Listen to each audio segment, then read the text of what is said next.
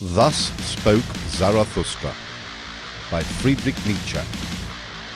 Prologue. When Zarathustra was 30 years old, he left his home and the lake of his home, and went into the mountains. There he enjoyed his spirit and his solitude, and for 10 years did not weary of it. But at last his heart changed, and rising one morning with the rosy dawn, he went before the sun, and spoke thus unto it: Thou great star, what would be thy happiness, if thou hadst not those for whom thou shinest? For 10 years hast thou climbed hither unto my cave. Thou wouldst have wearied of thy light and of the journey, had it not been for me, mine eagle and my serpent. But we awaited thee every morning, took from thee thine overflow, and blessed thee for it. Lo, I am weary of my wisdom, like the bee that hath gathered too much honey. I need hands outstretched to take it. I would fain bestow and distribute, until the wise have once more become joyous in their folly, and the poor happy in their riches. Therefore must I descend into the deep, as thou doest in the evening, when thou goest behind the sea, and givest light also to the nether world, thou exuberant star. Like thee must I go down, as men say, to whom I shall descend. Bless me then, thou tranquil eye, that canst behold even the greatest happiness without envy. Bless the cup that is about to overflow, that the water may flow golden out of it, and carry everywhere the reflection of thy bliss. Lo, this cup is again going to empty itself, and Zarathustra is again going to be a man. Thus began Zarathustra's down-going. Zarathustra went down the mountain alone, no one meeting him. When he entered the forest, however, there suddenly stood before him an old man, who had left his holy cot to seek roots. And thus spoke the old man to Zarathustra: No stranger to me is this wanderer. Many years ago passed he by. Zarathustra he was called, but he hath altered. Then thou carriest thine ashes into the mountains. Wilt thou now carry thy fire into the valleys? Fearest thou not the incendiary's doom? Yea, I recognize Zarathustra. Pure is his eye, and no loathing lurketh about his mouth. Goeth he not along like a dancer? Altered is Zarathustra. A child hath Zarathustra become. An awakened one is Zarathustra. What wilt thou do in the land of the sleepers? As in the sea hast thou lived in solitude, and it hath borne thee up. Alas, wilt thou now go ashore? Alas, wilt thou again drag thy body thyself? Zarathustra answered: I love mankind. Why, said the saint, did I go into the forest and the desert? Was it not because I loved men far too well? Now I love God. Men I do not love. Man is a thing too imperfect for me. Love to man would be fatal to me. Zarathustra answered, What spoke I of love? I am bringing gifts unto men. Give them nothing, said the saint. Take rather part of their load, and carry it along with them. That will be most agreeable unto them, if only it be agreeable unto thee. If, however, thou wilt give unto them, give them no more than an alms, and let them also beg for it. No, replied Zarathustra, I give no alms. I am not poor enough for that. The saint laughed at Zarathustra, and spoke thus, Then see to it that they accept thy treasures. They are distrustful of anchorites, and do not believe that we come with gifts. The fall of our footsteps ringeth too hollow through their streets. And just as at night, when they are in bed and hear a man abroad long before sunrise, so they ask themselves concerning us, Where goeth the thief? Go not to men, but stay in the forest. Go rather to the animals. Why not be like me, a bear amongst bears, a bird amongst birds? And what doeth the saint in the forest? asked Zarathustra. The saint answered, I make hymns and sing them, and in making hymns I laugh and weep and mumble. Thus do I praise God. With singing, weeping, laughing, and mumbling do I praise the God who is my God. And what dost thou bring us as a gift? When Zarathustra had heard these words, he bowed to the saint and said, What should I have to give thee? Let me rather hurry hence, lest I take aught away from thee. And thus they parted from one another, the old man and Zarathustra, laughing like schoolboys. When Zarathustra was alone, however, he said to his heart, Could it be possible? This old saint in the forest hath not yet heard of it, that God is dead.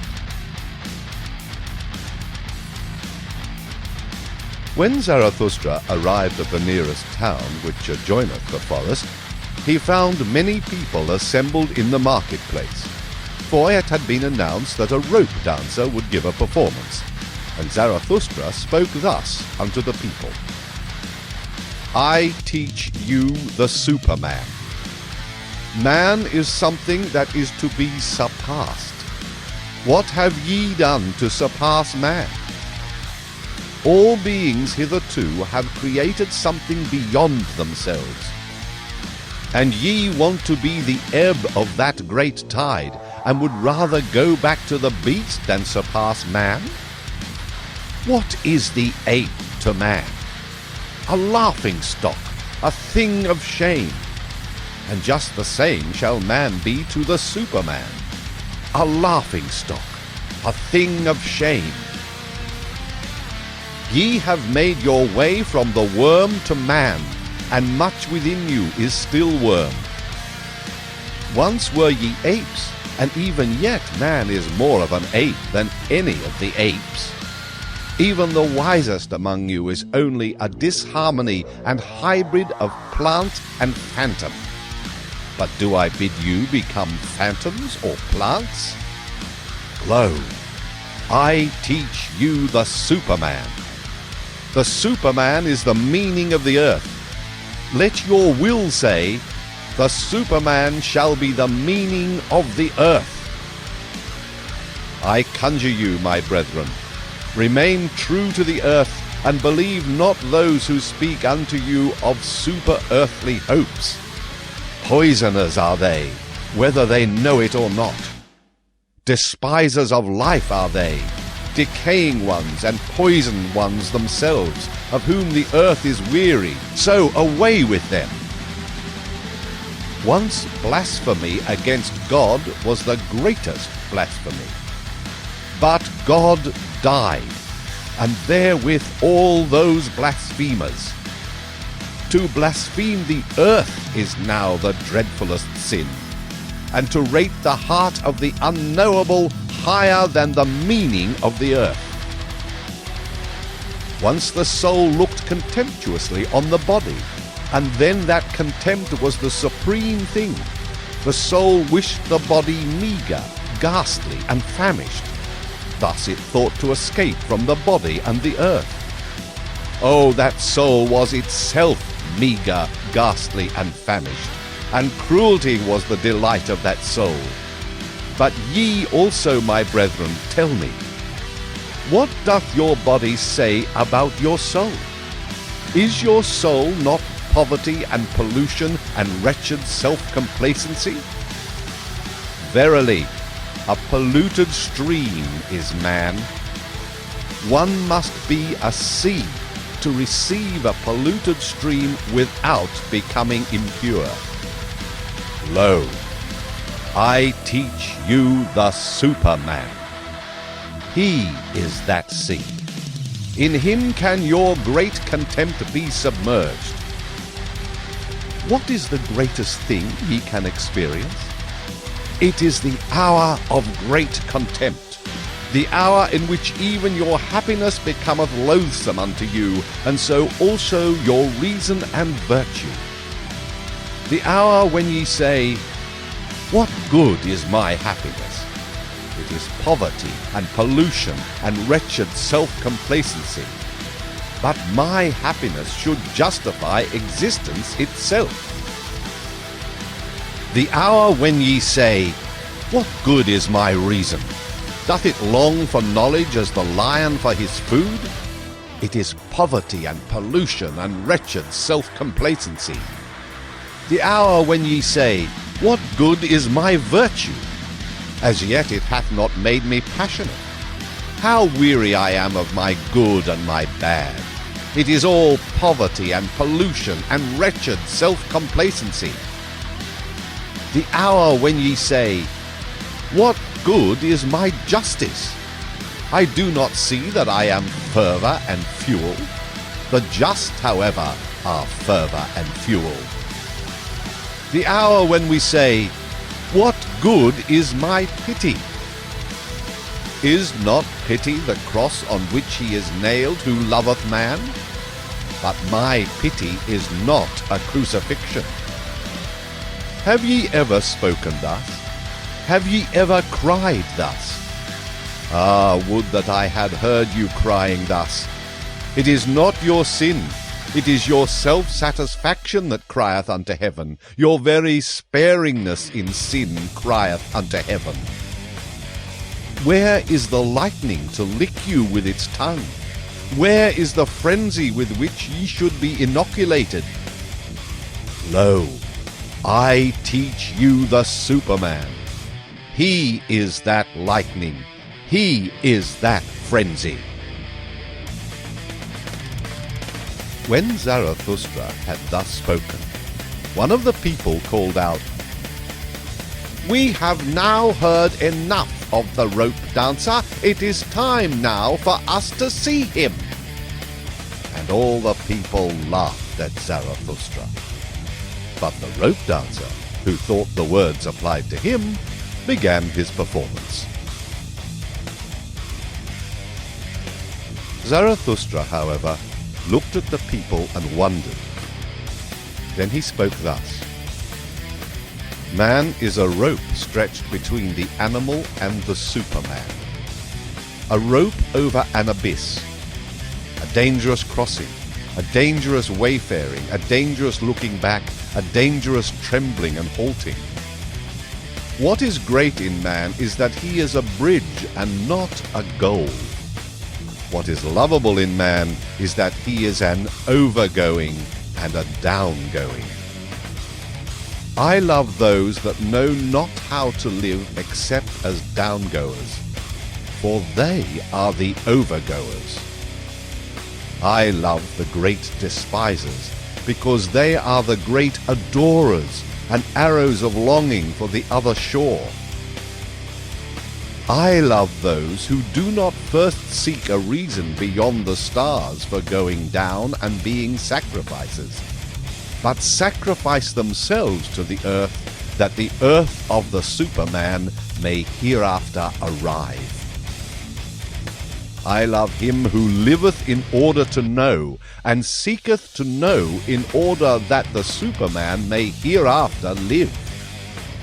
Thus seeketh he his own downgoing. I love him who laboureth and inventeth, that he may build the house for the Superman, and prepare for him earth, animal, and plant, for thus seeketh he his own downgoing. I love him who loveth his virtue, for virtue is the will to downgoing, and an arrow of longing. I love him who reserveth no share of spirit for himself, but wanteth to be wholly the spirit of his virtue. Thus walketh he as spirit over the bridge. I love him who maketh his virtue his inclination and destiny. Thus, for the sake of his virtue, he is willing to live on or live no more. I love him who desireth not too many virtues. One virtue is more of a virtue than two, because it is more of a knot for one's destiny to cling to. I love him whose soul is lavish, who wanteth no thanks and doth not give back. For he always bestoweth, and desireth not to keep for himself. I love him who is ashamed when the dice fall in his favour, and who then asketh, Am I a dishonest player? For he is willing to succumb. I love him who scattereth golden words in advance of his deeds, and always doeth more than he promiseth, for he seeketh his own downgoing. I love him who justifieth the future ones, and redeemeth the past ones, for he is willing to succumb through the present ones. I love him who chasteneth his God, because he loveth his God, for he must succumb through the wrath of his God. I love him whose soul is deep, even in the wounding, and may succumb through a small matter. Thus goeth he willingly over the bridge. I love him whose soul is so overfull that he forgetteth himself, and all things that are in him. Thus all things become his downgoing. I love him who is of a free spirit and a free heart. Thus in his head only the bowels of his heart. His heart, however, causeth his downgoing. I love all who are like heavy drops falling one by one out of the dark cloud that lowereth over man. They herald the coming of the lightning, and succumb as heralds. Lo, I am a herald of the lightning, and a heavy drop out of the cloud. The lightning, however, is the Superman. When Zarathustra had spoken these words, he again looked at the people and was silent. There they stand, said he to his heart. There they laugh. They understand me not. I am not the mouth for these ears. Must one first batter their ears, that they may learn to hear with their eyes? Must one clatter like kettle drums and penitential preachers? Or do they only believe the stammerer? They have something whereof they are proud. What do they call it, that which maketh them proud? Culture, they call it. It distinguisheth them from the goatherds. They dislike, therefore, to hear of contempt of themselves. So I will appeal to their pride. I will speak unto them of the most contemptible thing. That, however, is the last man. And thus spoke Zarathustra unto the people. It is time for man to fix his goal. It is time for man to plant the germ of his highest hope. Still is his soil rich enough for it, but that soil will one day be poor and exhausted, and no lofty tree will any longer be able to grow thereon. Alas, there cometh the time when man will no longer launch the arrow of his longing beyond man, and the string of his bow will have unlearned to whiz. I tell you, one must still have chaos in one, to give birth to a dancing star. I tell you, ye have still chaos in you. Alas, there cometh the time when man will no longer give birth to any star. Alas, there cometh the time of the most despicable man, who can no longer despise himself. Lo, I show you the last man. What is love? What is creation? What is longing? What is a star? So asketh the last man, and blinketh. The earth hath then become small, and on it there hoppeth the last man, who maketh everything small. His species is ineradicable, like that of the ground flea. The last man liveth longest. We have discovered happiness, say the last men, and blink thereby. They have left the regions where it is hard to live, for they need warmth. One still loveth one's neighbour, and rubbeth against him, for one needeth warmth. Turning ill and being distrustful, they consider sinful. They walk warily. He is a fool who still stumbleth over stones or men. A little poison now and then, that maketh pleasant dreams, and much poison at last for a pleasant death. One still worketh, for work is a pastime, but one is careful lest the pastime should hurt one. One no longer becometh poor or rich, both are too burdensome. Who still wanteth to rule? Who still wanteth to obey?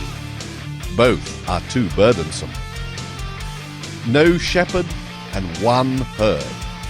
Every one wanteth the same. Every one is equal. He who hath other sentiments goeth voluntarily into the madhouse. Formerly all the world was insane, say the subtlest of them, and blink thereby. They are clever, and know all that hath happened. So there is no end to their raillery. People still fall out, but are soon reconciled.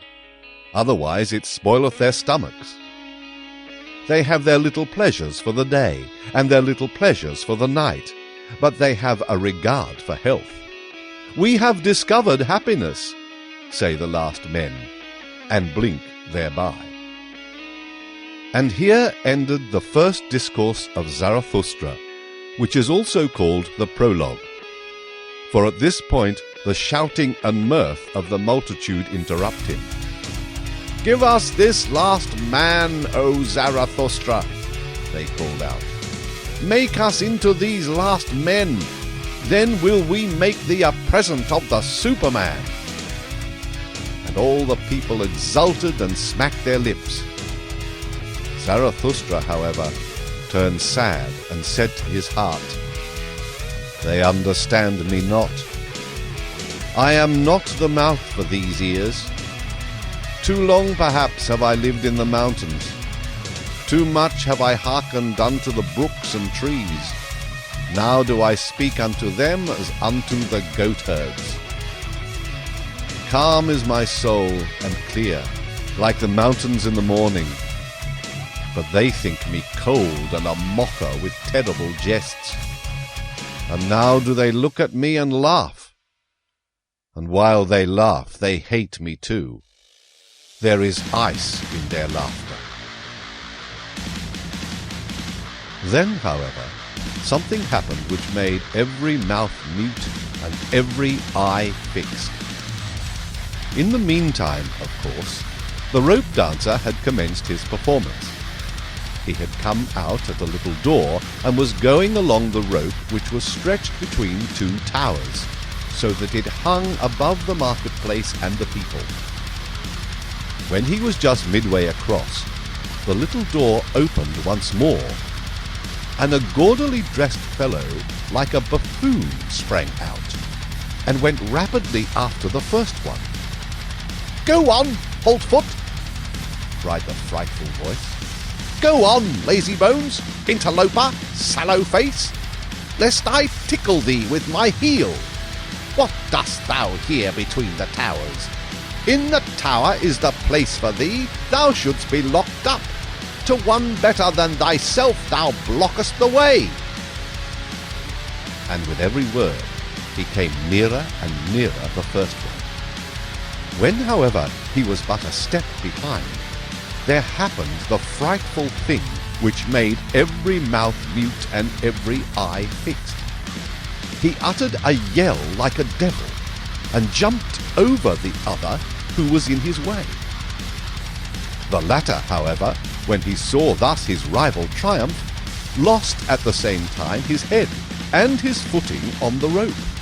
He threw his pole away and shot downward faster than it, like an eddy of arms and legs into the depth. The marketplace and the people were like the sea when the storm cometh on. They all flew apart and in disorder, especially where the body was about to fall. Zarathustra, however, remained standing, and just beside him fell the body, badly injured and disfigured, but not yet dead. After a while, consciousness returned to the shattered man, and he saw Zarathustra kneeling beside him. "What art thou doing there?" said he at last.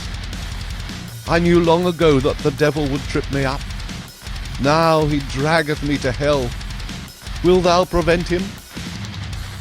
"On mine honour, my friend," answered Zarathustra, "there is nothing of all that whereof thou speakest. There is no devil and no hell. Thy soul will be dead even sooner than thy body. Fear, therefore, nothing any more." The man looked up distrustfully. "If thou speakest the truth," said he, "I lose nothing when I lose my life. I am not much more than an animal which hath been taught to dance by blows and scantly fare."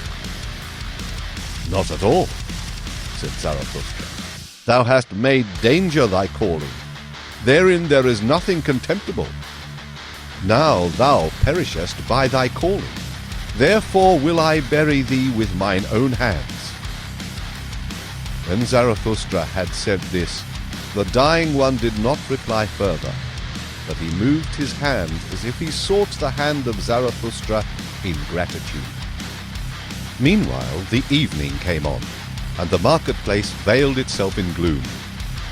Then the people dispersed, for even curiosity and terror become fatigued. Zarathustra, however, still sat beside the dead man on the ground, absorbed in thought, so he forgot the time. But at last it became night, and a cold wind blew upon the lonely one. Then arose Zarathustra and said to his heart, "Verily, a fine catch of fish hath Zarathustra made today. It is not a man he hath caught, but a corpse. Sombre is human life, and as yet without meaning. A buffoon may be faithful to it. I want to teach men the sense of their existence, which is the Superman, the lightning out of the dark cloud, man. But still am I far from them, and my sense speaketh not unto their sense. To men I am still something between a fool and a corpse. Gloomy is the night, gloomy are the ways of Zarathustra. Come, thou cold and stiff companion, I carry thee to the place where I shall bury thee with mine own hands." When Zarathustra had said this to his heart, he put the corpse upon his shoulders and set out on his way. Yet had he not gone 100 steps, when there stole a man up to him, and whispered in his ear, and lo, he that spoke was the buffoon from the tower. "Leave this town, O Zarathustra," said he. "There are too many here who hate thee. The good and just hate thee, and call thee their enemy and despiser. The believers in the orthodox belief hate thee, and call thee a danger to the multitude. It was thy good fortune to be laughed at, and verily thou spakest like a buffoon. It was thy good fortune to associate with the dead dog. By so humiliating thyself thou hast saved thy life today. Depart, however, from this town, or tomorrow I shall jump over thee, a living man over a dead one." And when he had said this, the buffoon vanished. Zarathustra, however, went on through the dark streets. At the gate of the town the grave-diggers met him. They shone their torch on his face, and recognizing Zarathustra, they sorely derided him. "Zarathustra is carrying away the dead dog. A fine thing that Zarathustra hath turned a grave-digger, for our hands are too cleanly for that roast. Will Zarathustra steal the bite from the devil? Well then, good luck to the repast. If only the devil is not a better thief than Zarathustra. He will steal them both. He will eat them both." And they laughed among themselves, and put their heads together. Zarathustra made no answer thereto, but went on his way. When he had gone on for 2 hours, past forests and swamps, he had heard too much of the hungry howling of the wolves, and he himself became hungry. So he halted at a lonely house in which a light was burning. "Hunger attacketh me," said Zarathustra, "like a robber.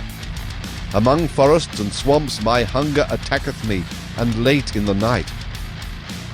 Strange humours hath my hunger.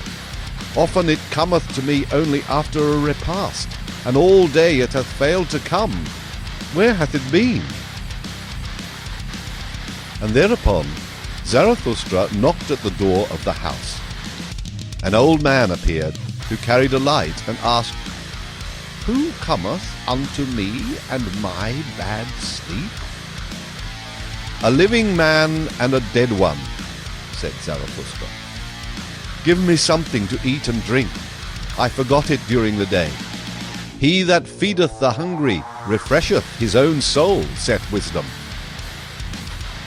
The old man withdrew, and came back immediately, and offered Zarathustra bread and wine. "A bad country for the hungry," said he. "That is why I live here. Animal and man come unto me, the anchorite. But bid thy companion eat and drink also. He is wearier than thou." Zarathustra answered, "My companion is dead. I shall hardly be able to persuade him to eat." "That doth not concern me," said the old man sullenly. "He that knocketh at my door must take what I offer him. Eat, and fare ye well." Thereafter Zarathustra again went on for 2 hours, trusting to the path and the light of the stars. For he was an experienced night walker, and liked to look into the face of all that slept. When the morning dawned, however, Zarathustra found himself in a thick forest, and no path was any longer visible. He then put the dead man in a hollow tree at his head, for he wanted to protect him from the wolves, and laid himself down on the ground and moss. And immediately he fell asleep, tired in body, but with a tranquil soul. Long slept Zarathustra, and not only the rosy dawn passed over his head, but also the morning. At last, however, his eyes opened, And amazedly he gazed into the forest and the stillness. Amazedly he gazed into himself. Then he arose quickly, like a seafarer who all at once seeth the land, and he shouted for joy, for he saw a new truth. And he spoke thus to his heart: A light hath dawned upon me. I need companions, living ones, not dead companions and corpses which I carry with me where I will, but I need living companions who will follow me because they want to follow themselves, and to the place where I will. A light hath dawned upon me. Not to the people is Zarathustra to speak, but to companions. Zarathustra shall not be the herd's herdsman and hound. To allure many from the herd, for that purpose have I come. The people and the herd must be angry with me. A robber shall Zarathustra be called by the herdsman. Herdsman, I say, but they call themselves the good and just. Herdsman, I say, but they call themselves the believers in the orthodox belief. Behold the good and just. Whom do they hate most? Him who breaketh up their tables of values, the breaker, the lawbreaker. He, however, is the creator. Companions the greater seeketh, not corpses, and not herds or believers either.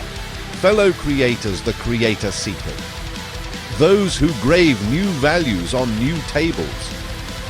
Companions the creator seeketh, and fellow reapers, for everything is ripe for the harvest with him. But he lacketh the 100 sickles, so he plucketh the ears of corn and is vexed. Companions the creator seeketh, and such as know how to whet their sickles. Destroyers will they be called, and despisers of good and evil, but they are the reapers and rejoicers. Fellow creators Zarathustra seeketh, fellow reapers and fellow rejoicers Zarathustra seeketh. What hath he to do with herds and herdsmen and corpses? And thou, my first companion, rest in peace. Well have I buried thee in thy hollow tree. Well have I hid thee from the wolves. But I part from thee. The time hath arrived. Twixt rosy dawn and rosy dawn there came unto me a new truth. I am not to be a herdsman. I am not to be a gravedigger. Not any more will I discourse unto the people, for the last time have I spoken unto the dead. With the creators, the reapers, and the rejoicers will I associate. The rainbow will I show them, and all the stairs to the Superman. To the lone dwellers will I sing my song, and to the twain dwellers, and unto him who hath still ears for the unheard will I make the heart heavy with my happiness. I make for my goal, I follow my course. Over the loitering and tardy will I leap. Thus let my ongoing be their downgoing. This had Zarathustra said to his heart, when the sun stood at noontide. Then he looked inquiringly aloft, for he heard above him the sharp call of a bird. And behold, an eagle swept through the air in wide circles, and on it hung a serpent, not like a prey, but like a friend, for it kept itself coiled round the eagle's neck. They are mine animals, said Zarathustra, and rejoiced in his heart. The proudest animal under the sun, and the wisest animal under the sun, they have come out to reconnoitre. They want to know whether Zarathustra still liveth. Verily, do I still live? More dangerous have I found it among men than among animals. In dangerous paths goeth Zarathustra. Let mine animals lead me. When Zarathustra had said this, he remembered the words of the saint in the forest. Then he sighed and spoke thus to his heart. Would that I were wiser. Would that I were wise from the very heart, like my serpent. But I am asking the impossible. Therefore do I ask my pride to go always with my wisdom. And if my wisdom should some day forsake me, alas, it loveth to fly away. May my pride then fly with my folly. Thus began Zarathustra's downgoing. First part. The three metamorphoses. Three metamorphoses of the spirit do I designate to you. How the spirit becometh a camel, the camel a lion, and the lion at last a child. Many heavy things are there for the spirit, the strong load-bearing spirit in which reverence dwelleth. For the heavy and the heaviest longeth its strength. What is heavy? So asketh the load-bearing spirit. Then kneeleth it down like the camel, and wanteth to be well laden. What is the heaviest thing, ye heroes? Asketh the load-bearing spirit, that I may take it upon me and rejoice in my strength. Is it not this? To humiliate oneself in order to mortify one's pride? To exhibit one's folly in order to mock at one's wisdom? Or is it this? To desert our cause when it celebrateth its triumph? To ascend high mountains to tempt the tempter? Or is it this? To feed on the acorns and grass of knowledge, and for the sake of truth to suffer hunger of soul? Or is it this? To be sick and dismiss comforters, and make friends of the deaf, who never hear thy requests? Or is it this? To go into foul water when it is the water of truth, and not disclaim cold frogs and hot toads? Or is it this? To love those who despise us, and give one's hand to the phantom when it is going to frighten us? All these heaviest things the load-bearing spirit taketh upon itself, and like the camel, which when laden hasteneth into the wilderness, so hasteneth the spirit into the wilderness. But in the loneliest wilderness happeneth the second metamorphosis. Here the spirit becometh a lion. Freedom will it capture, and lordship in its own wilderness. Its last lord it here seeketh. Hostile will it be to him, and to its last god, for victory will it struggle with the great dragon. What is the great dragon which the spirit is no longer inclined to call Lord and God? Thou shalt is the great dragon called. But the spirit of the lion saith, I will. Thou shalt lieth in its path, sparkling with a gold, a scale-covered beast. And on every scale glittereth golden, thou shalt. The values of 1,000 years glitter on those scales, and thus speaketh the mightiest of all dragons. All the values of things glitter on me. All values have already been created, and all created values do I represent. Verily, there shall be no I will any more. Thus speaketh the dragon. My brethren, wherefore is there need of the lion in the spirit? Why sufficeth not the beast of burden, which renounceth and is reverent? To create new values, that even the lion cannot yet accomplish. But to create itself freedom for new creating, that can the might of the lion do. To create itself freedom, and give a holy nay even unto duty. For that, my brethren, there is need of the lion. To assume the ride to new values, that is the most formidable assumption for a load-bearing and reverent spirit.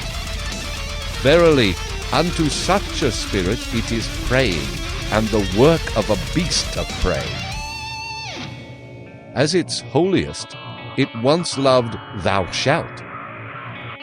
Now is it forced to find illusion and arbitrariness even in the holiest things, that it may capture freedom from its love. The lion is needed for this capture. But tell me, my brethren, what the child can do, which even the lion could not do. Why hath the preying lion still to become a child? Innocence is the child, and forgetfulness, a new beginning, a game, a self-rolling wheel, a first movement, a holy yea. Aye, for the game of creating, my brethren, there is needed a holy yea unto life. Its own will willeth now the Spirit. His own world winneth the world's outcast. 3 metamorphoses of the Spirit have I designated to you. How the Spirit became a camel, the camel a lion, and the lion at last a child. Thus spoke Zarathustra. And at that time he abode in the town which is called the Pied Cow.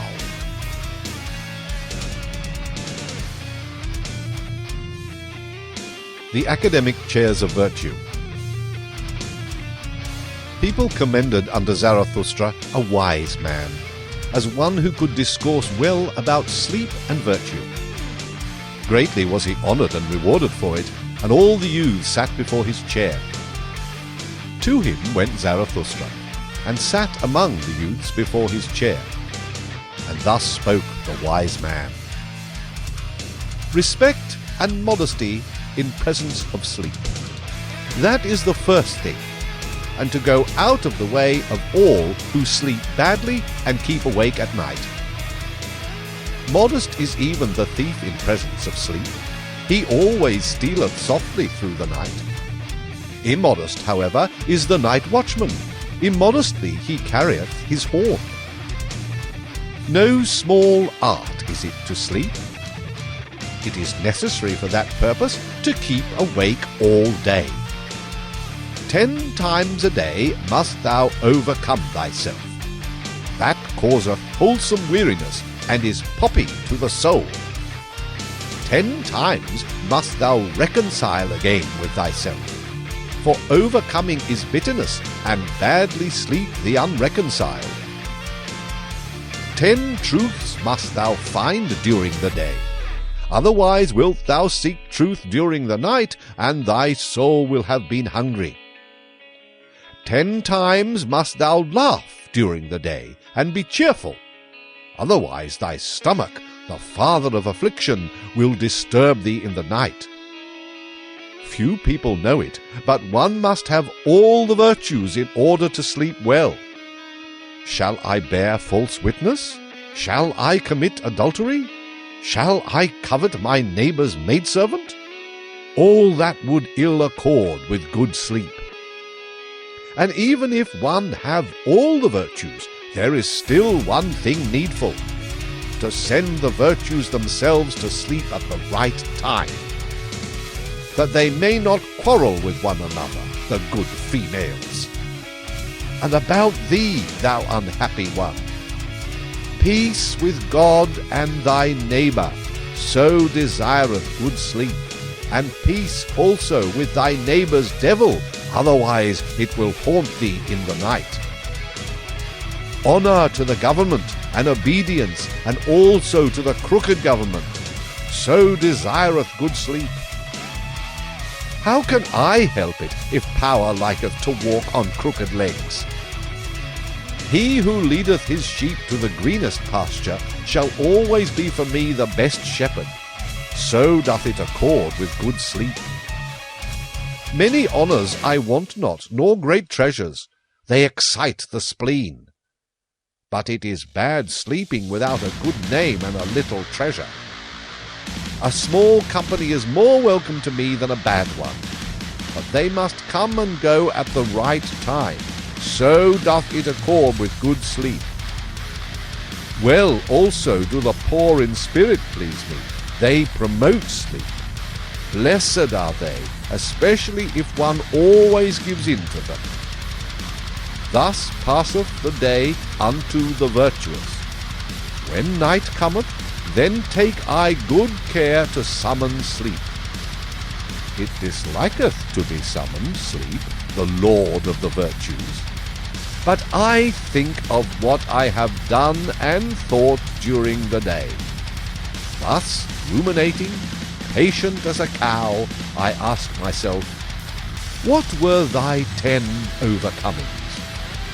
And what were the 10 reconciliations, and the 10 truths, and the 10 laughters with which my heart enjoyed itself? Thus pondering, and cradled by 40 thoughts, it overtaketh me all at once. Sleep, the unsummoned, the lord of the virtues. Sleep tappeth on mine eye, and it turneth heavy. Sleep toucheth my mouth, and it remaineth open. Verily on soft souls doth it come to me, the dearest of thieves, and stealeth from me my thoughts. Stupid do I then stand, like this academic chair. But not much longer do I then stand, I already laugh. When Zarathustra heard the wise man thus speak, he laughed in his heart, for thereby had a light dawned upon him, and thus spoke he to his heart. A fool seemeth this wise man with his 40 thoughts, but I believe he knoweth well how to sleep. Happily even is he who liveth near this wise man. Such sleep is contagious. Even through a thick wall it is contagious. A magic resideth even in his academic chair, and not in vain did the youth sit before the preacher of virtue. His wisdom is to keep awake in order to sleep well. And verily, if life had no sense, and had I to choose nonsense, this would be the desirablest nonsense for me also. Now know I well what people sought formerly above all else, when they sought teachers of virtue. Good sleep they sought for themselves, and poppy-head virtues to promote it. To all those belauded sages of the academic chairs, wisdom was sleep without dreams. They knew no higher significance of life. Even at present, to be sure, there are some like this preacher of virtue, and not always so honourable. But their time is past, and not much longer do they stand. There they already lie. Blessed are those drowsy ones, for they shall soon nod to sleep. Thus spoke Zarathustra. Backworldsman. Once on a time, Zarathustra also cast his fancy beyond man, like all backworldsmen. The work of a suffering and tortured god did the world then seem to me. The dream and diction of a god did the world then seem to me. Coloured vapours before the eyes of a divinely dissatisfied one. Good and evil, and joy and woe, and I and thou. Coloured vapours did they seem to me before creative eyes.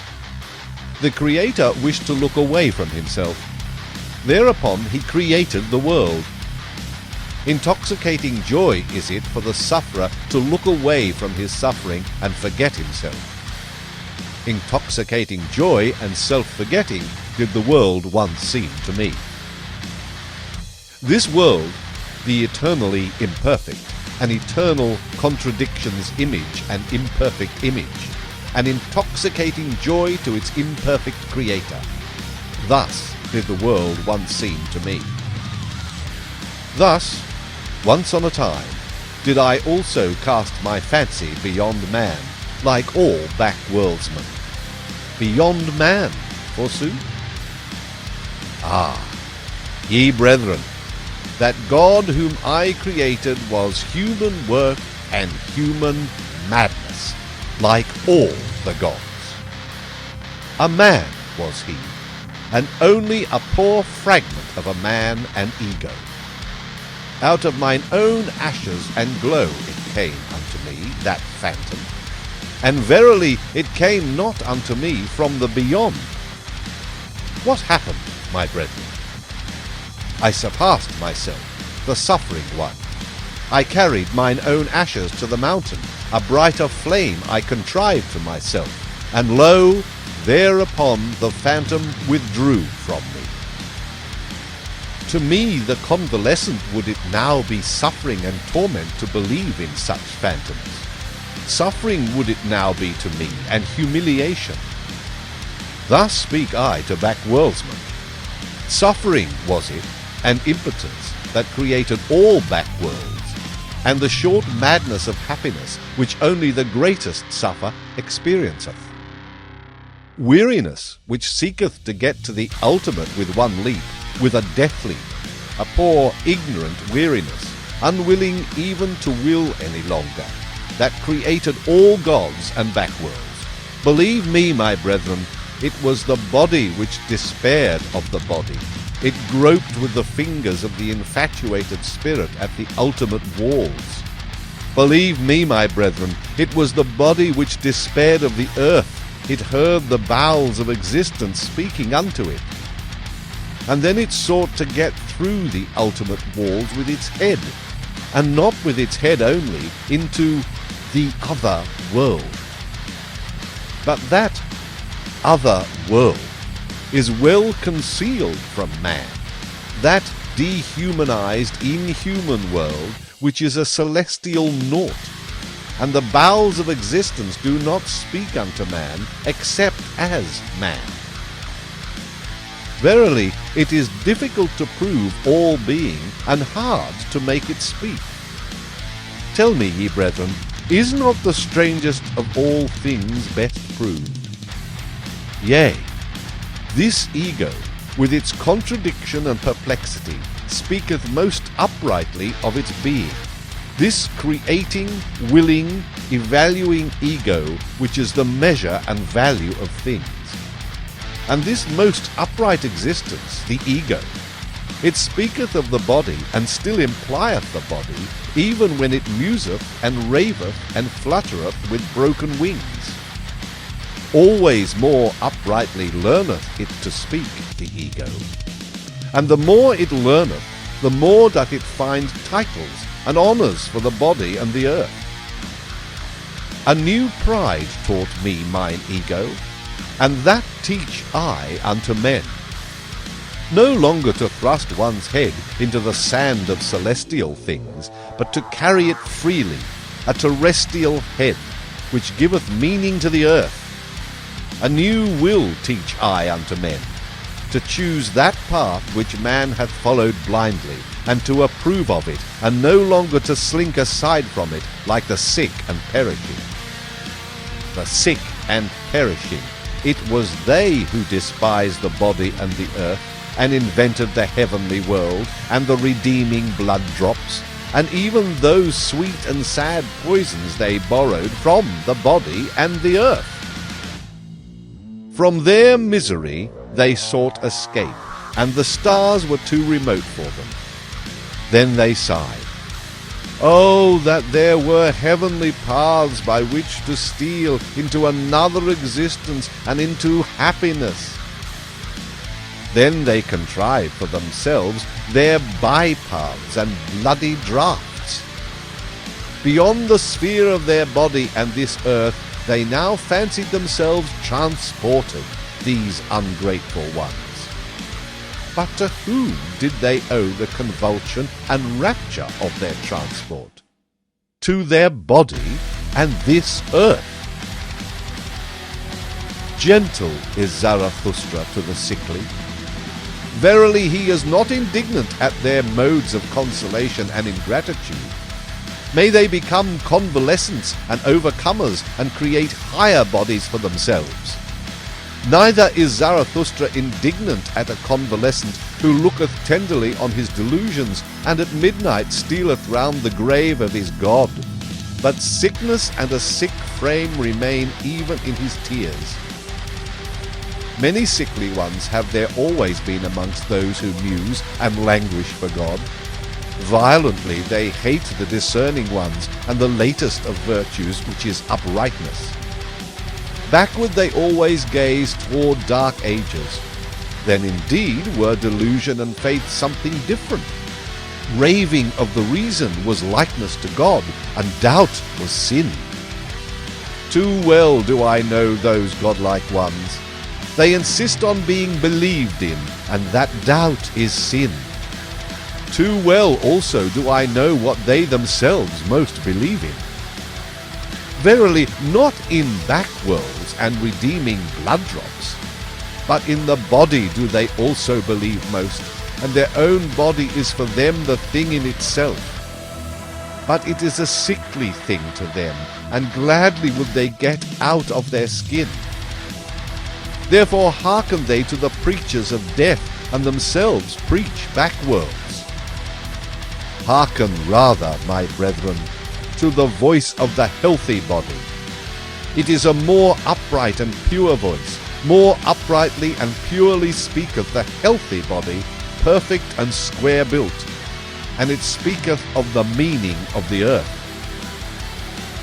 Thus spoke Zarathustra. The despisers of the body.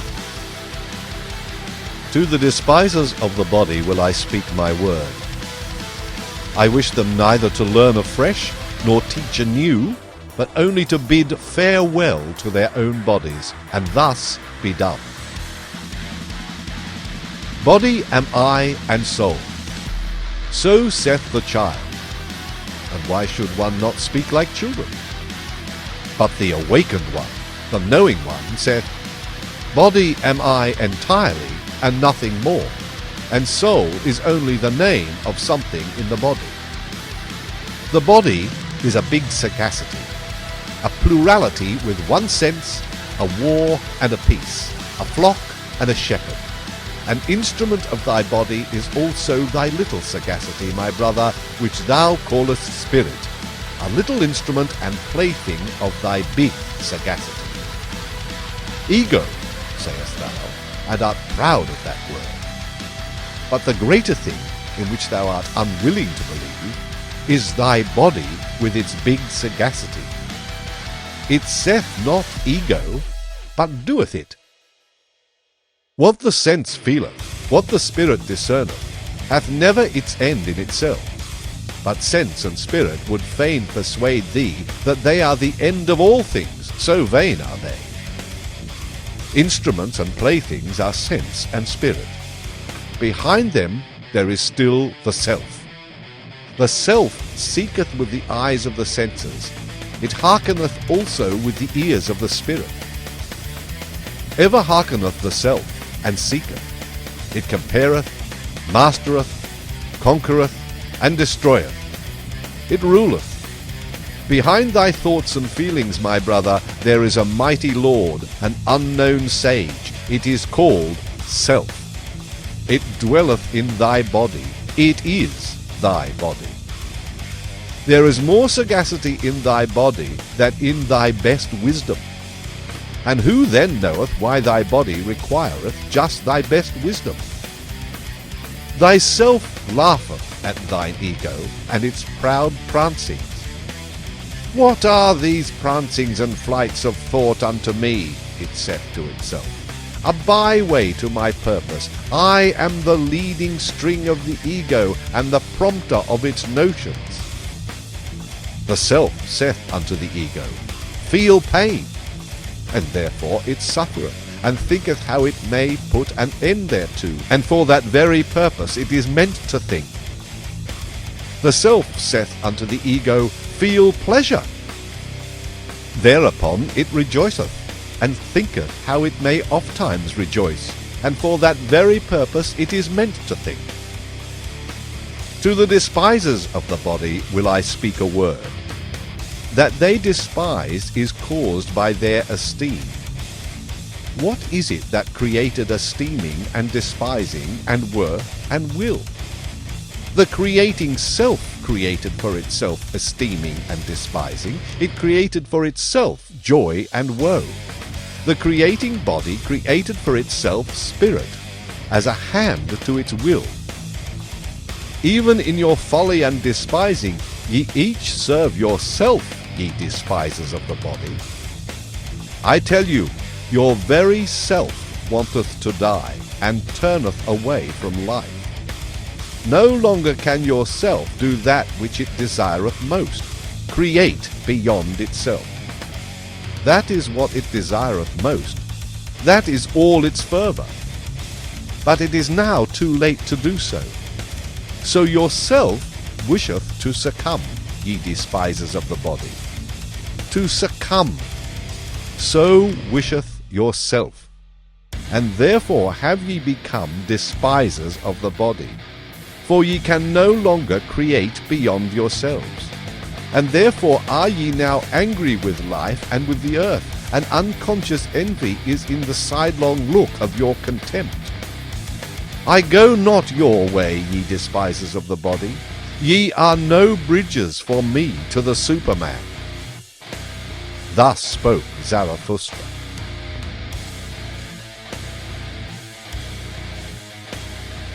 Joys and passions. My brother, when thou hast a virtue, and it is thine own virtue, thou hast it in common with no one. To be sure, thou wouldst call it by name and caress it, thou wouldst pull its ears and amuse thyself with it. And lo, then hast thou its name in common with the people, and hast become one of the people, and the herd with thy virtue.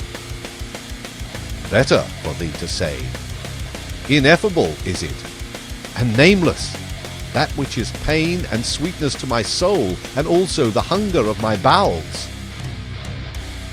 Let thy virtue be too high for the familiarity of names, and if thou must speak of it, be not ashamed to stammer about it. Thus speak and stammer. That is my good, that do I love. Thus doth it please me entirely. Thus only do I desire the good. Not as the law of a god do I desire it, not as a human law or a human need do I desire it. It is not to be a guidepost for me to super-earths and paradises. An earthly virtue is it which I love. Little prudence is therein, and the least everyday wisdom. But that bird built its nest beside me, therefore I love and cherish it. Now sitteth it beside me on its golden eggs. Thus shouldst thou stammer and praise thy virtue. Once hadst thou passions, and calledst them evil, but now hast thou only thy virtues.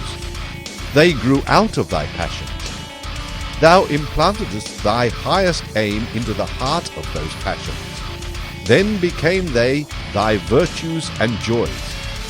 And though thou wert of the race of the hot-tempered, or of the voluptuous, or of the fanatical, or the vindictive, all thy passions in the end became virtues, and all thy devils angels. Once had thou wild dogs in thy cellar, but they changed at last into birds and charming songstresses. Out of thy poison brewedst thou balsam for thyself. Thy cow, affliction, milk'st thou. Now drinkest thou the sweet milk of her udder. And nothing evil groweth in thee any longer, unless it be the evil that groweth out of the conflict of thy virtues. My brother, if thou be fortunate, then wilt thou have one virtue and no more. Thus goest thou easier over the bridge. Illustrious is it to have many virtues, but a hard lot. And many a one hath gone into the wilderness and killed himself, because he was weary of being the battle and battlefield of virtues. My brother, are war and battle evil? Necessary, however, is the evil. Necessary are the envy and the distrust and the backbiting among the virtues. Lo, how each of thy virtues is covetous of the highest place. It wanteth thy whole spirit to be its herald. It wanteth thy whole power in wrath, hatred, and love. Jealous is every virtue of the others, and a dreadful thing is jealousy. Even virtues may succumb by jealousy. He whom the flame of jealousy encompasseth turneth at last like the scorpion, the poisoned sting against himself. Ah, my brother, hast thou never seen a virtue backbite and stab itself? Man is something that hath to be surpassed, and therefore shalt thou love thy virtues, for thou wilt succumb by them.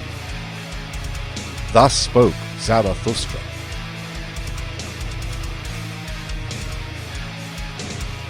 The Pale Criminal. Ye do not mean to slay, ye judges and sacrificers, until the animal hath bowed its head? Lo, the pale criminal hath bowed his head. Out of his eye speaketh the great contempt. Mine ego is something which is to be surpassed. Mine ego is to me the great contempt of man. So speaketh it out of that eye. When he judged himself, that was his supreme moment. Let not the exalted one relapse again into his lower state. There is no salvation for him who thus suffereth from himself, unless it be speedy death. Your slaying, ye judges, shall be pity, and not revenge, and in that ye slay, see to it that ye yourselves justify life. It is not enough that ye should reconcile with him whom ye slay. Let your sorrow be love to the Superman. Thus will ye justify your own survival. Enemy, shall ye say, but not villain. Invalid, shall ye say, but not wretch. Fool, shall ye say, but not sinner. And thou, red judge, if thou would say audibly all thou hast done in thought, then would everyone cry, Away with the nastiness and the virulent reptile!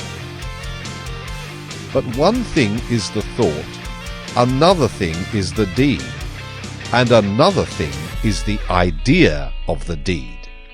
The wheel of causality doth not roll between them. An idea made this pale man pale. Adequate was he for his deed when he did it, but the idea of it he could not endure when it was done. Evermore did he now see himself as the doer of one deed.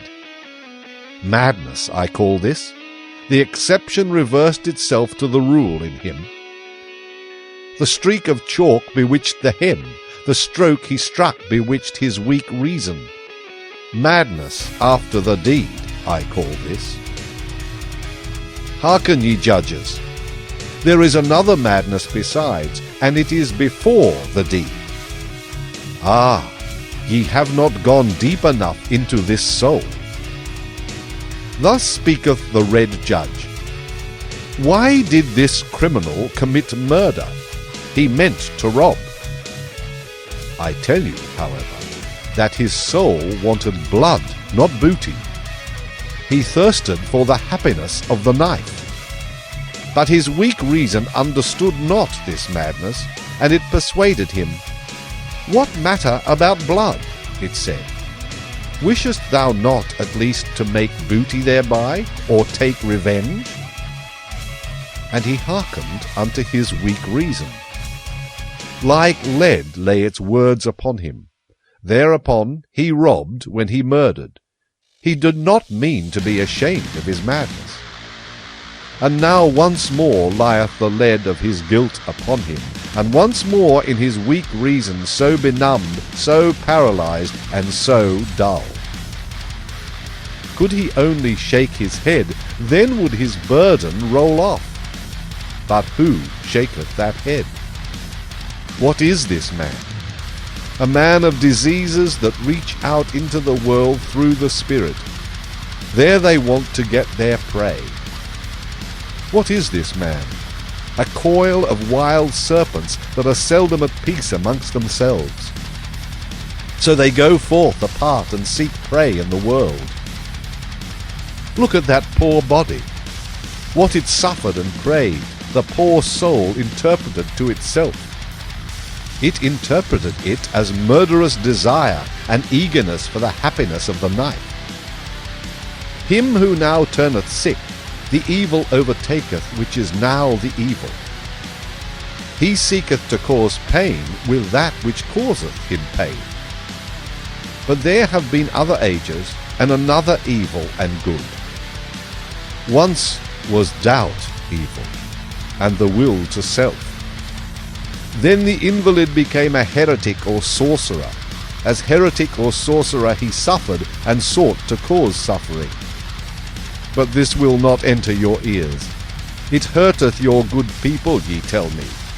But what doth it matter to me about your good people? Many things in your good people cause me disgust, and verily not their evil. I would that they had a madness by which they succumbed, like this pale criminal. Verily, I would that their madness were called truth, or fidelity, or justice. But they have their virtue in order to live long and in wretched self-complacency. I am railing against the torrent. Whoever is able to grasp me may grasp me. Your crutch, however, I am not. Thus spake Zarathustra. Reading and writing. Of all that is written, I love only what a person hath written with his blood. Write with blood, and thou wilt find that blood is spirit. It is no easy task to understand unfamiliar blood. I hate the reading idlers. He who knoweth the reader doeth nothing more for the reader. Another century of readers, and spirit itself will stink. Everyone being allowed to learn to read ruineth in the long run not only writing but also thinking. Once spirit was God, then it became man, and now it even becometh populace. He that writeth in blood and proverbs doth not want to be read, but learnt by heart. In the mountains the shortest way is from peak to peak, but for that route thou must have long legs. Proverbs should be peaks, and those spoken to should be big and tall. The atmosphere rare and pure, danger near, and the spirit full of a joyful wickedness. Thus are things well matched. I want to have goblins about me, for I am courageous. The courage which scareth away ghosts createth for itself goblins. It wanteth to laugh. I no longer feel in common with you. The very cloud which I see beneath me, the blackness and heaviness at which I laugh, that is your thundercloud. Ye look aloft when ye long for exaltation, but I look downward because I am exalted. Who among you can at the same time laugh and be exalted? He who climbeth on the highest mountains laugheth at all tragic plays and tragic realities. Courageous, unconcerned, scornful, coercive, so wisdom wisheth us. She is a woman, and ever loveth only a warrior. Ye tell me, life is hard to bear. But for what purpose should ye have your pride in the morning and your resignation in the evening? Life is hard to bear, but do not affect to be so delicate. We are all of us fine sumpter asses and she-asses. What have we in common with the rosebud, which trembleth because a drop of dew hath formed upon it? It is true we love life, not because we are wont to live, but because we are wont to love. There is always some madness in love. But there is always also some method in madness. And to me also, who appreciate life, the butterflies and soap bubbles and whatever is like them amongst us, seem most to enjoy happiness. To see these light, foolish, pretty, lively little sprites flit about, that moveth Zarathustra to tears and songs.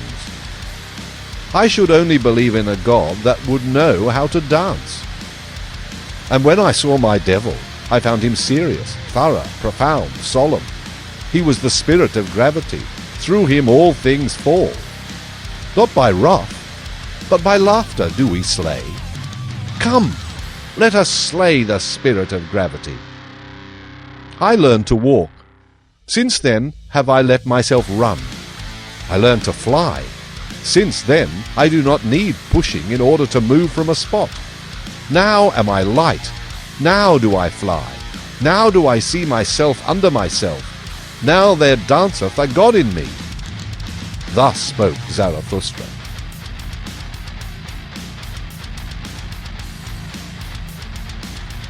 The Tree on the Hill.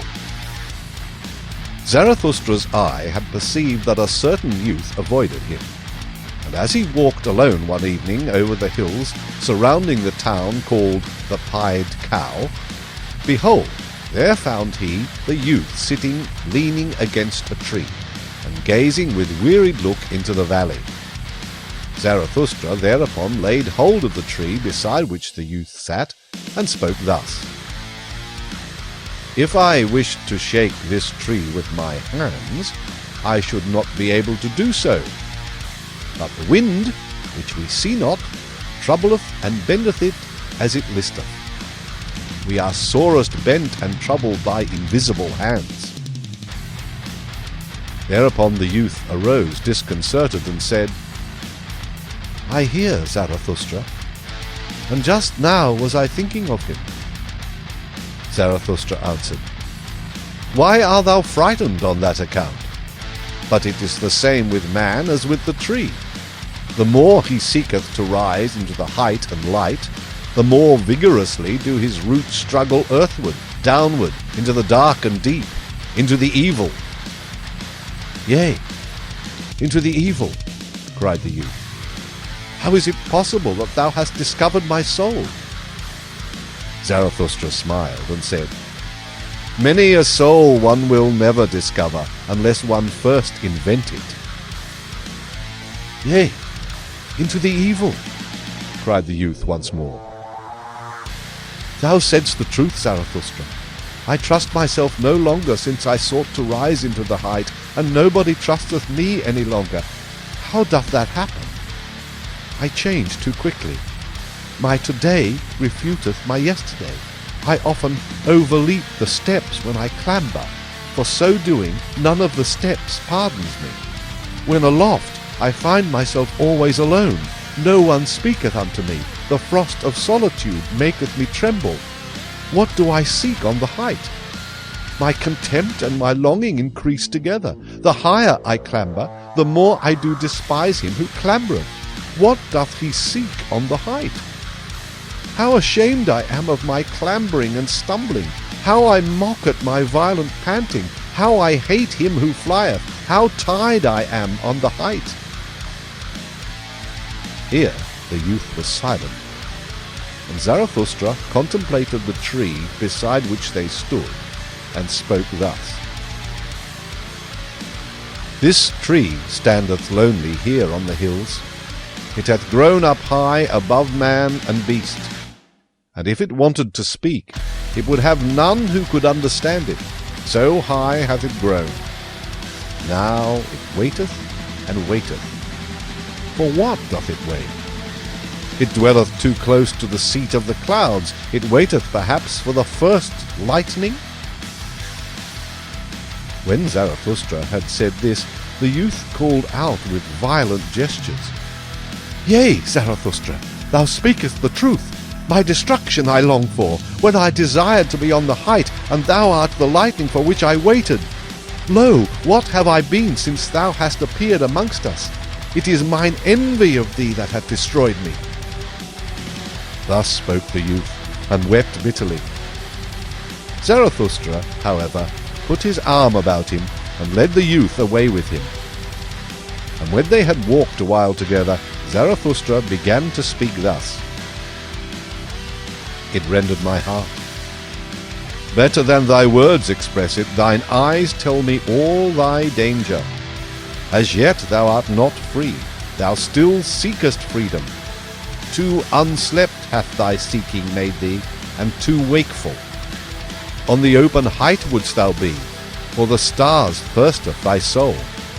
But thy bad impulses also thirst for freedom. Thy wild dogs want liberty. They bark for joy in their cellar when thy spirit endeavoureth to open all prison doors. Still art thou a prisoner, it seemeth to me, who deviseth liberty for himself. Ah, sharp becometh the soul of such prisoners, but also deceitful and wicked. To purify himself is still necessary for the freedom of the spirit. Much of the prison and the mole still remaineth in him. Pure hath his eye still to become. Yea, I know thy danger, but by my love and hope I conjure thee. Cast not thy love and hope away.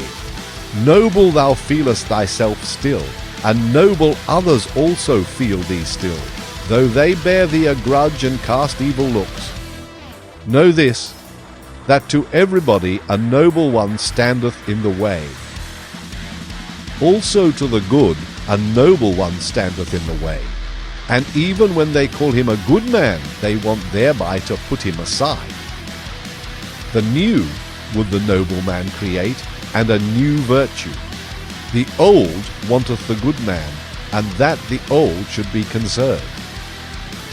But it is not the danger of the noble man to turn a good man, but lest he should become a blusterer, a scoffer, or a destroyer. Ah, I have known noble ones who lost their highest hope, and then they disparaged all high hopes. Then lived they shamelessly in temporary pleasures, and beyond the day had hardly an aim. Spirit is also voluptuousness, said they. Then broke the wings of their spirit, and now it creepeth about, and defileth where it gnaweth. Once they thought of becoming heroes, but sensualists are they now. A trouble and a terror is the hero to them. But by my love and hope I conjure thee, cast not away the hero in thy soul, maintain wholly thy highest hope. Thus spoke Zarathustra. The preachers of death. There are preachers of death, and the earth is full of those to whom desistance from life must be preached. Full is the earth of the superfluous, marred is life by the many too many. May they be decoyed out of this life by the life eternal. The yellow ones, so are called the preachers of death, or the black ones. But I will show them unto you in other colours besides. There are the terrible ones who carry about in themselves the beasts of prey, and have no choice except lusts or self-laceration, and even their lusts are self-laceration. They have not yet become men, those terrible ones. May they preach desistance from life and pass away themselves. There are the spiritually consumptive ones. Hardly are they born when they begin to die, and long for doctrines of lassitude and renunciation. They would fain be dead, and we should approve of their wish. Let us beware of awakening those dead ones, and of damaging those living coffins. They meet an invalid, or an old man, or a corpse, and immediately they say, "Life is refuted." But they only are refuted, and their eye, which seeth only one aspect of existence. Shrouded in thick melancholy, and eager for the little casualties that bring death, thus do they wait and clench their teeth. Or else they grasp at sweetmeats, and mock at their childishness thereby. They cling to their straw of life, and mock at their still clinging to it. Their wisdom speaketh thus: A fool he who remaineth alive. But so far are we fools, and that is the foolishest thing in life. Life is only suffering, so say others, and lie not. Then see to it that ye cease. See to it that the life ceaseth which is only suffering. And let this be the teaching of your virtue. Thou shalt slay thyself. Thou shalt steal away from thyself. Lust is sin, so say some who preach death. Let us go apart and beget no children. Giving birth is troublesome, say others. Why still give birth? One beareth only the unfortunate. And they also are preachers of death. Pity is necessary, so saith a third party. Take what I have, take what I am, so much less doth life bind me. Were they consistently pitiful, then would they make their neighbours sick of life. To be wicked, that would be their true goodness. But they want to be rid of life. What care they if they bind others still faster with their chains and gifts? And ye also, to whom life is rough labour and disquiet, are ye not very tired of life? Are ye not very ripe for the sermon of death? All ye to whom rough labour is dear, and the rapid new and strange, ye put up with yourselves badly. Your diligence is flight, and the will to self-forgetfulness. If ye believed more in life, then would ye devote yourselves less to the momentary. But for the waiting ye have not enough of capacity in you, nor even for idling. Everywhere resoundeth the voices of those who preach death, and the earth is full of those to whom death hath to be preached, or life eternal. It is all the same to me, if only they pass away quickly. Thus spoke Zarathustra. War and Warriors. By our best enemies we do not want to be spared, nor by those either whom we love from the very heart. So let me tell you the truth. My brethren in war, I love you from the very heart. I am and was ever your counterpart, and I am also your best enemy. So let me tell you the truth. I know the hatred and envy of your hearts. Ye are not great enough not to know of hatred and envy. Then be great enough not to be ashamed of them. And if ye cannot be saints of knowledge, then, I pray you, be at least its warriors. They are the companions and forerunners of such saintship. I see many soldiers.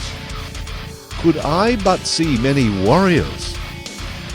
Uniform, one calleth what they wear. May it not be uniform what they therewith hide. Yet shall be those whose eyes ever seek for an enemy, for your enemy. And with some of you there is hatred at first sight. Your enemy shall ye seek, your war shall ye wage, and for the sake of your thoughts. And if your thoughts succumb, your uprightness shall still shout triumph thereby. Ye shall love peace as a means to new wars, and the short peace more than the long. You I advise not to work, but to fight.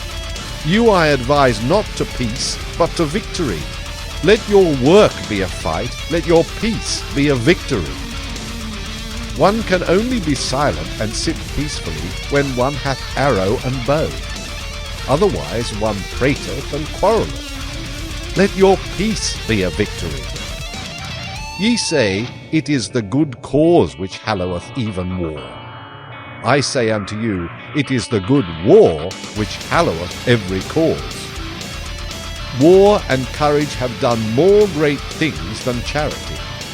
Not your sympathy, but your bravery hath hitherto saved the victims. What is good, ye ask?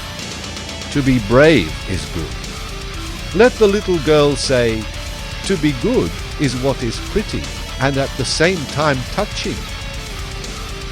They call you heartless, but your heart is true, and I love the bashfulness of your goodwill. Ye are ashamed of your flow, and others are ashamed of their ebb. Ye are ugly? Well then, my brethren, take the sublime about you, the mantle of the ugly. And when your soul becometh great, then doth it become haughty, and in your sublimity there is wickedness. I know you. In wickedness the haughty man and the weakling meet, but they misunderstand one another. I know you. Ye shall only have enemies to be hated, but not enemies to be despised. Ye must be proud of your enemies. Then the successes of your enemies are also your successes. Resistance. That is the distinction of the slave. Let your distinction be obedience. Let your commanding itself be obeying. To the good warrior soundeth, thou shalt, pleasanter than I will.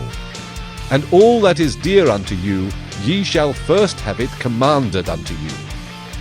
Let your love to life be love to your highest hope, and let your highest hope be the highest thought of life. Your highest thought, however, ye shall have it commanded unto you by me, and it is this: man is something that is to be surpassed. So live your life of obedience and of war. What matter about long life? What warrior wisheth to be spared? I spare you not. I love you from my very heart, my brethren in war. Thus spoke Zarathustra. The new idol. Somewhere there are still peoples and herds, but not with us, my brethren. Here there are states. A state? What is that? Well, open now your ears unto me, for now will I say unto you my word concerning the death of peoples. A state is called the coldest of all cold monsters. Coldly lieth it also, and this lie creepeth from its mouth. I, the state, am the people. It is a lie. Creators were they who created peoples, and hung a faith and a love over them. Thus they served life. Destroyers are they who lay snares for many, and call it the state. They hang a sword and 100 cravings over them. Where there is still a people, there the state is not understood, but hated as the evil eye, and as sin against laws and customs. This sign I give unto you. Every people speaketh its language of good and evil. This its neighbour understandeth not. Its language hath it devised for itself in laws and customs. But the state lieth in all languages of good and evil, and whatever it saith, it lieth, and whatever it hath stolen. False is everything in it. With stolen teeth it biteth, the biting one. False are even its bowels. Confusion of language of good and evil. This sign I give unto you as the sign of the state. Verily the will to death indicateth this sign. Verily it beckoneth unto the preachers of death. Many, too many, are born. For the superfluous ones was the state devised. See just how it enticeth them to it, the many too many, how it swalloweth and cheweth and re-cheweth them. On earth there is nothing greater than I. It is I who am the regulating finger of God. Thus roareth the monster, and not only the long-eared and short-sighted fall upon their knees. Ah, even in your ears, ye great souls, it whispereth its gloomy lies, and it findeth out the rich hearts which willingly lavish themselves. Yea, it findeth you out too, ye conquerors of the old good. Weary ye became of the conflict, and now your weariness serveth the new idol. Heroes and honourable ones it would fain set up around it, the new idol. Gladly it basketh in the sunshine of good consciences, the cold monster. Everything will it give you, if ye worship it, the new idol.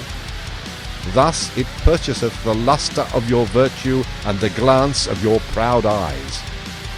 It seeketh to allure by means of you the many too many. Yea, a hellish artifice hath here been devised, a death horse jingling with the trappings of divine honours. Yea, a dying for many hath here been devised, which glorieth at itself as life. Verily, a hearty service unto all preachers of death. The state, I call it, where all are poison drinkers, the good and the bad. The state where all lose themselves, the good and the bad. The state where the slow suicide of all is called life. Just see these superfluous ones. They steal the works of the inventors and the treasures of the wise. Culture they call their theft, and everything becometh sickness and trouble unto them. Just see these superfluous ones. Sick are they always. They vomit their bile and call it a newspaper. They devour one another and cannot even digest themselves. Just see these superfluous ones. Wealth they acquire and become poorer thereby. Power they seek, for, and above all, the lever of power, much money, these impotent ones. See them clamber, these nimble apes. They clamber over one another, and thus scuffle into the mud and the abyss. Towards the throne they all strive. It is their madness, as if happiness sat on the throne. Oft-time sitteth filth on the throne, and oft-time also the throne on filth. Madmen they all seem to me, and clambering apes, and too eager. Badly smelleth their idol to me, the cold monster. Badly they all smell to me, these idolaters. My brethren, will ye suffocate in the fumes of their maws and appetites? Better break the windows and jump into the open air. Do go out of the way of the bad odour. Withdraw from the idolatry of the superfluous. Do go out of the way of the bad odour. Withdraw from the steam of these human sacrifices. Open still remaineth the earth for great souls. Empty are still many sites for lone ones and twain ones, around which floateth the odour of tranquil seas. Open still remaineth a free life for great souls. Verily, he who possesseth little is so much the less possessed. Blessed be moderate poverty. There where the state ceaseth, there only commenceth the man who is not superfluous. There commenceth the song of the necessary ones, the single and irreplaceable melody. There where the state ceaseth. Pray look thither, my brethren. Do ye not see it, the rainbow and the bridges of the Superman? Thus spoke Zarathustra. The flies in the marketplace. Flee, my friend, into thy solitude. I see thee deafened with the noise of the great men, and stung all over with the stings of the little ones. Admirably do forest and rock know how to be silent with thee. Resemble again the tree which thou lovest, the broad-branched one. Silently and attentively it o'erhangeth the sea. Where solitude endeth, there beginneth the marketplace, and where the marketplace beginneth, there beginneth also the noise of the great actors, and the buzzing of the poison flies. In the world even the best things are worthless without those who represent them. Those representers the people call great men. Little do the people understand what is great, that is to say, the creating agency. But they have a taste for all representers and actors of great things. Around the devisers of new values revolveth the world. Invisibly it revolveth, but around the actors revolve the people and the glory. Such is the course of things. Spirit hath the actor, but little conscience of the spirit.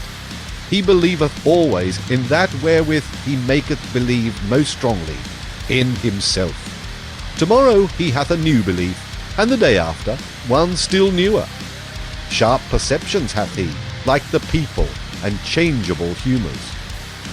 To upset, that meaneth with him to prove. To drive mad, that meaneth with him to convince. And blood is counted by him as the best of all arguments.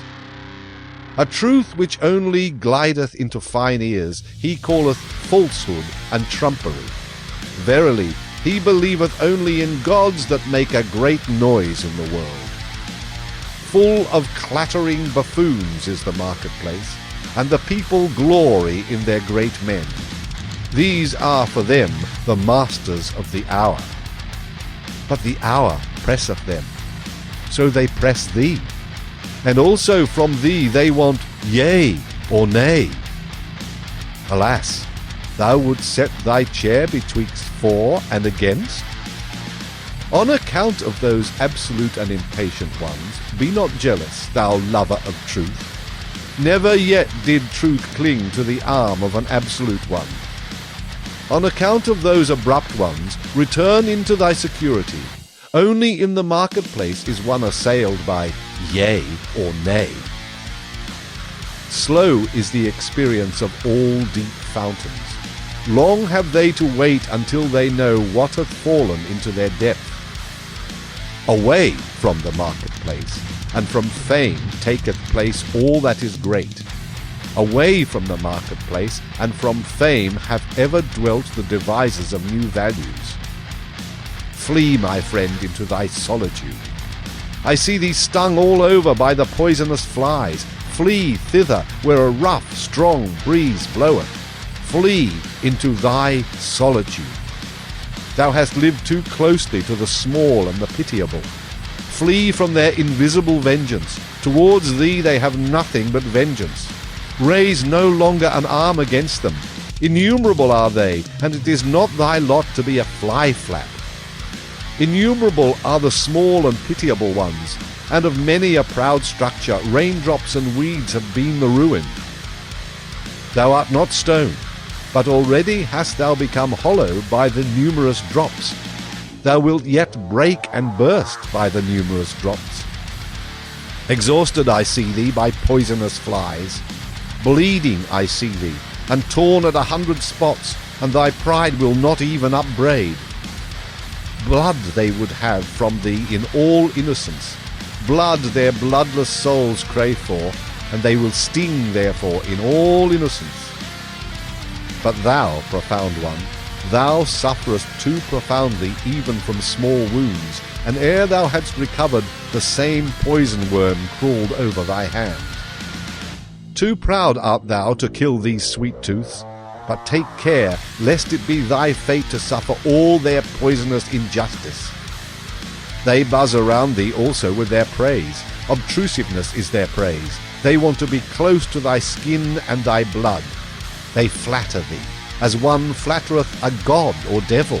They whimper before thee, as before a god or devil. What doth it come to?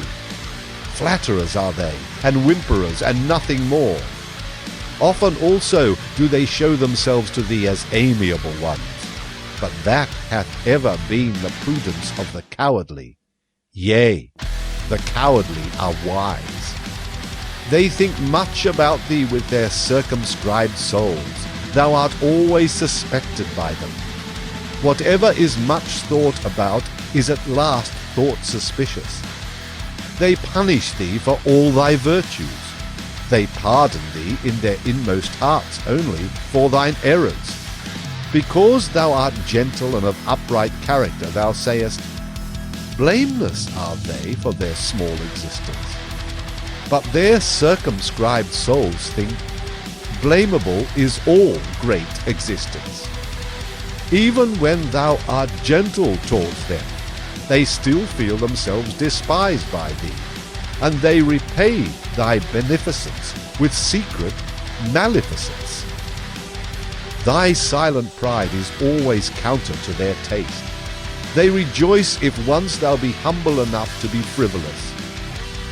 What we recognize in a man, we also irritate in him. Therefore be on your guard against the small ones. In thy presence they feel themselves small, and their baseness gleameth and gloweth against thee in invisible vengeance. Sawest thou not how often they became dumb when thou approached them, and how their energy left them like the smoke of an extinguishing fire?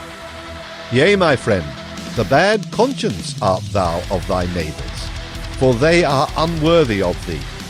Therefore they hate thee, and would fain suck thy blood. Thy neighbours will always be poisonous flies.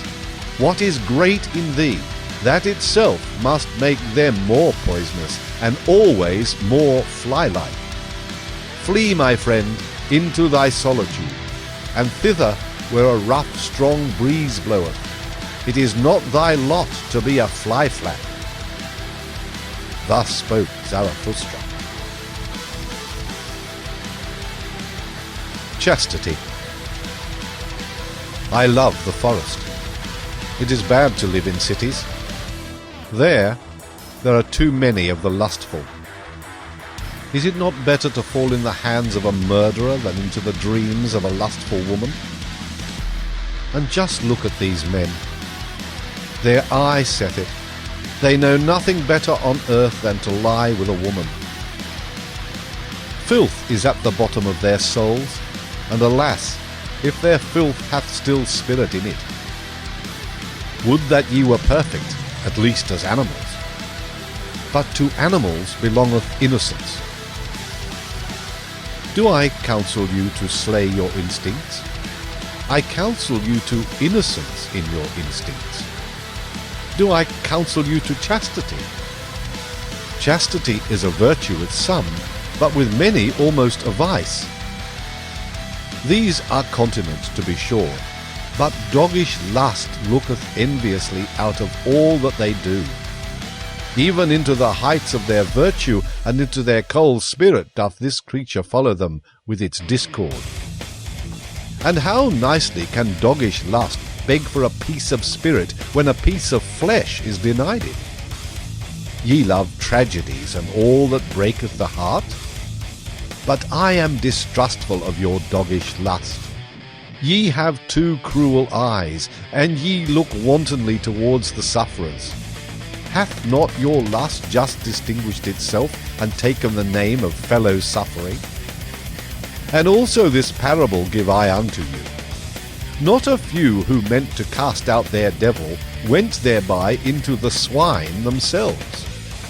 To whom chastity is difficult, it is to be dissuaded, lest it become the road to hell, to filth and the lust of soul. Do I speak of filthy things? That is not the worst thing for me to do. Not when the truth is filthy, but when it is shallow, doth the discerning one go unwillingly into its waters. Verily, there are chaste ones from their very nature. They are gentler of heart, and laugh better and oftener than you. They laugh also at chastity, and ask, What is chastity? Is chastity not folly? But the folly came unto us, and not we unto it. We offered that guest harbour and heart. Now it dwelleth with us. Let it stay as long as it will. Thus spoke Zarathustra. The Friend. One is always too many about me, thinketh the anchorite. Always once one, that maketh two in the long run. I and me are always too earnestly in conversation. How could it be endured if there were not a friend? The friend of the anchorite is always the third one. The third one is the cork which preventeth the conversation of the two sinking into the depth. Ah, there are too many depths for all anchorites. Therefore do they long so much for a friend and for his elevation. Our faith in others betrayeth wherein we would fain have faith in ourselves. Our longing for a friend is our betrayer. And often with our love we want merely to overlap envy. And often when we attack and make ourselves enemies, to conceal that we are vulnerable. Be at least mine enemy. Thus speaketh the true reverence, which doth not venture to solicit friendship. If one would have a friend, then must one also be willing to wage war for him, and in order to wage war, one must be capable of being an enemy. One ought still to honour the enemy in one's friend. Canst thou go nigh unto thy friend, and not go over to him? In one's friend one shall have one's best enemy. Thou shalt be closest unto him with thy heart, when thou withstandest him. Thou wouldst wear no raiment before thy friend? It is in honour of thy friend that thou showest thyself to him as thou art. But he wisheth thee to the devil on that account. He who maketh no secret of himself shocketh. So much reason have ye to fear nakedness. Ay, if ye were gods, ye could then be ashamed of clothing. Thou canst not adorn thyself fine enough for thy friend, for thou shalt be unto him an arrow and a longing for the Superman. Sawest thou ever thy friend asleep, to know how he looketh? What is usually the countenance of thy friend? It is thine own countenance, in a coarse and imperfect mirror. Sawest thou ever thy friend asleep? Wert thou not dismayed at thy friend looking so? O my friend, man is something that hath to be surpassed. In divining and keeping silence shall the friend be a master. Not everything must thou wish to see. Thy dream shall disclose unto thee what thy friend doeth when awake. Let thy pity be a divining, to know first if thy friend wanteth pity. Perhaps he loveth in thee the unmoved eye and the look of eternity. Let thy pity for thy friend be hid under a hard shell. Thou shalt bite out a tooth upon it. Thus will it have delicacy and sweetness. Art thou pure air and solitude and bread and medicine to thy friend? Many a one cannot loosen his own fetters, but is nevertheless his friend's emancipator. Art thou a slave? Then thou canst not be a friend. Art thou a tyrant? Then thou canst not have friends. Far too long hath there been a slave and a tyrant concealed in woman. On that account woman is not yet capable of friendship. She knoweth only love. In woman's love there is injustice and blindness to all she doth not love. And even in woman's conscious love there is still always surprise and lightning and night along with the light. As yet woman is not capable of friendship. Women are still cats and birds, or at the best, cows. As yet woman is not capable of friendship. But tell me, ye men, who of you is capable of friendship? Oh, your poverty, ye men, and your sordidness of soul! As much as ye give to your friend will I give even to my foe, and will not have become more poorer thereby. There is comradeship. May there be friendship. Thus spoke Zarathustra. The 1,001 Goals. Many lands saw Zarathustra, and many peoples. Thus he discovered the good and bad of many peoples. No greater power did Zarathustra find on earth than good and bad. No people could live without first valuing. If a people will maintain itself, however, it must not value as its neighbour valueth. Much that passed for good with one people was regarded with scorn and contempt by another. Thus I found it. Much found I here called bad, which was there decked with purple honours. Never did the one neighbour understand the other. Ever did his soul marvel at his neighbour's delusion and wickedness. A table of excellencies hangeth over every people. Lo, it is the table of their triumphs. Lo, it is the voice of their will to power. It is laudable what they think hard. What is indispensable and hard they call good, and what relieveth in the direst distress, the unique and hardest of all, they extol as holy. Whatever maketh them rule and conquer and shine, to the dismay and envy of their neighbours, they regard as the high and foremost thing, the test and the meaning of all else. Verily, my brother, if thou knewest but a people's need, its land, its sky, and its neighbour, then wouldst thou divine the law of its surmountings, and why it climbeth up that ladder to its hope. Always shalt thou be the foremost and prominent above others. No one shall thy jealous soul love except a friend. That made the soul of a Greek thrill. Thereby went he his way to greatness. To speak truth and be skilful with bow and arrow. So seemed it alike pleasing and hard to the people from whom cometh my name, the name which is alike pleasing and hard to me. To honour father and mother, and from the root of the soul to do their will. This table of surmounting hung another people over them, and became powerful and permanent thereby. To have fidelity, and for the sake of fidelity to risk honour and blood, even in evil and dangerous courses. Teaching itself so, another people mastered itself, and thus mastering itself became pregnant and heavy with great hopes. Verily, men have given unto themselves all their good and bad. Verily, they took it not, they found it not, it came not unto them as a voice from heaven. Values did man only assign to things in order to maintain himself. He created only the significance of things, a human significance.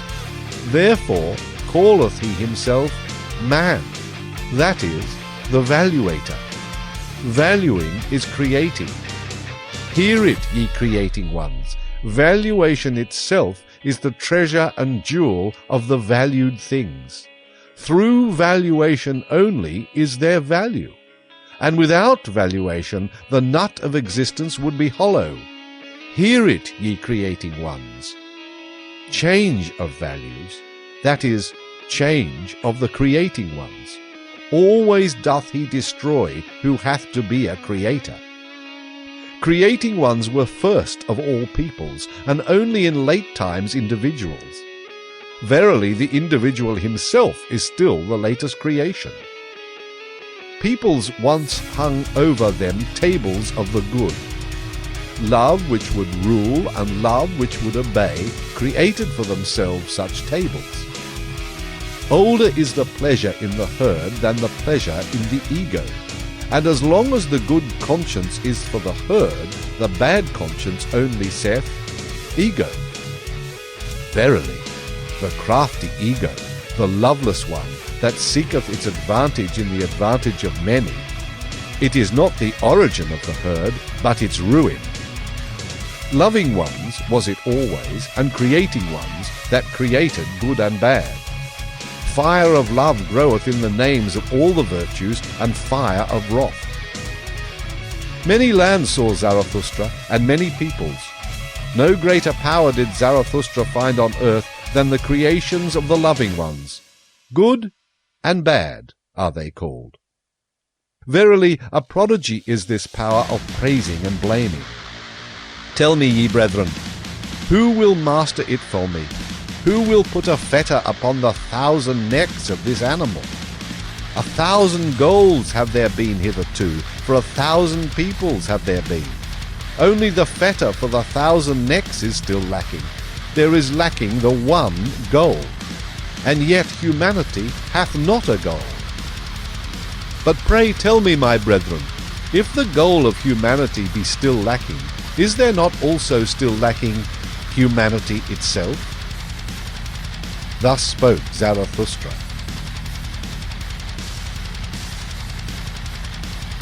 Neighbour love.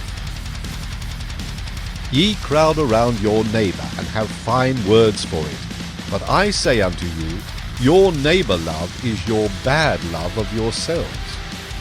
Ye flee unto your neighbour from yourselves, and would fain make a virtue thereof. But I fathom your unselfishness. The thou is older than the I. The thou hath been consecrated, but not yet the I.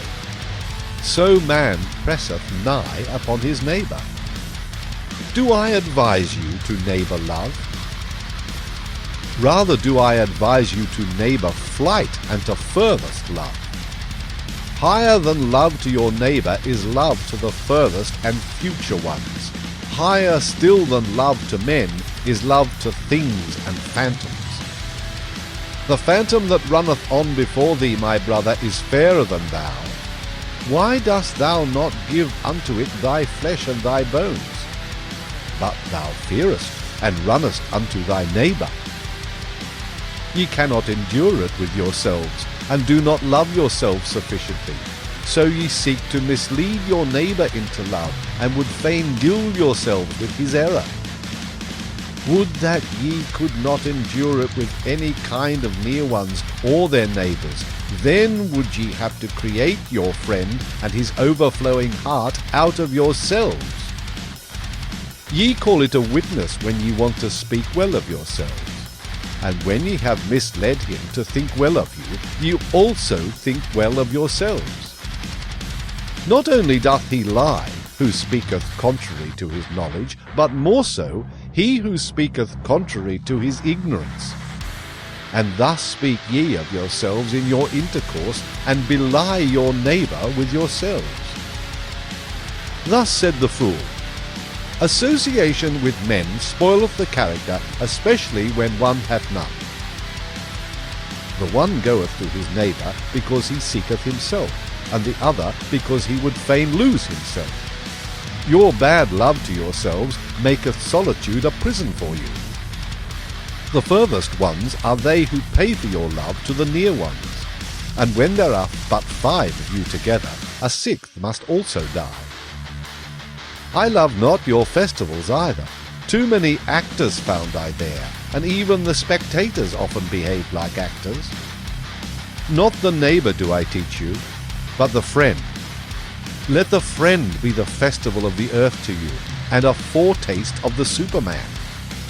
I teach you the friend and his overflowing heart, but one must know how to be a sponge if one would be loved by overflowing hearts.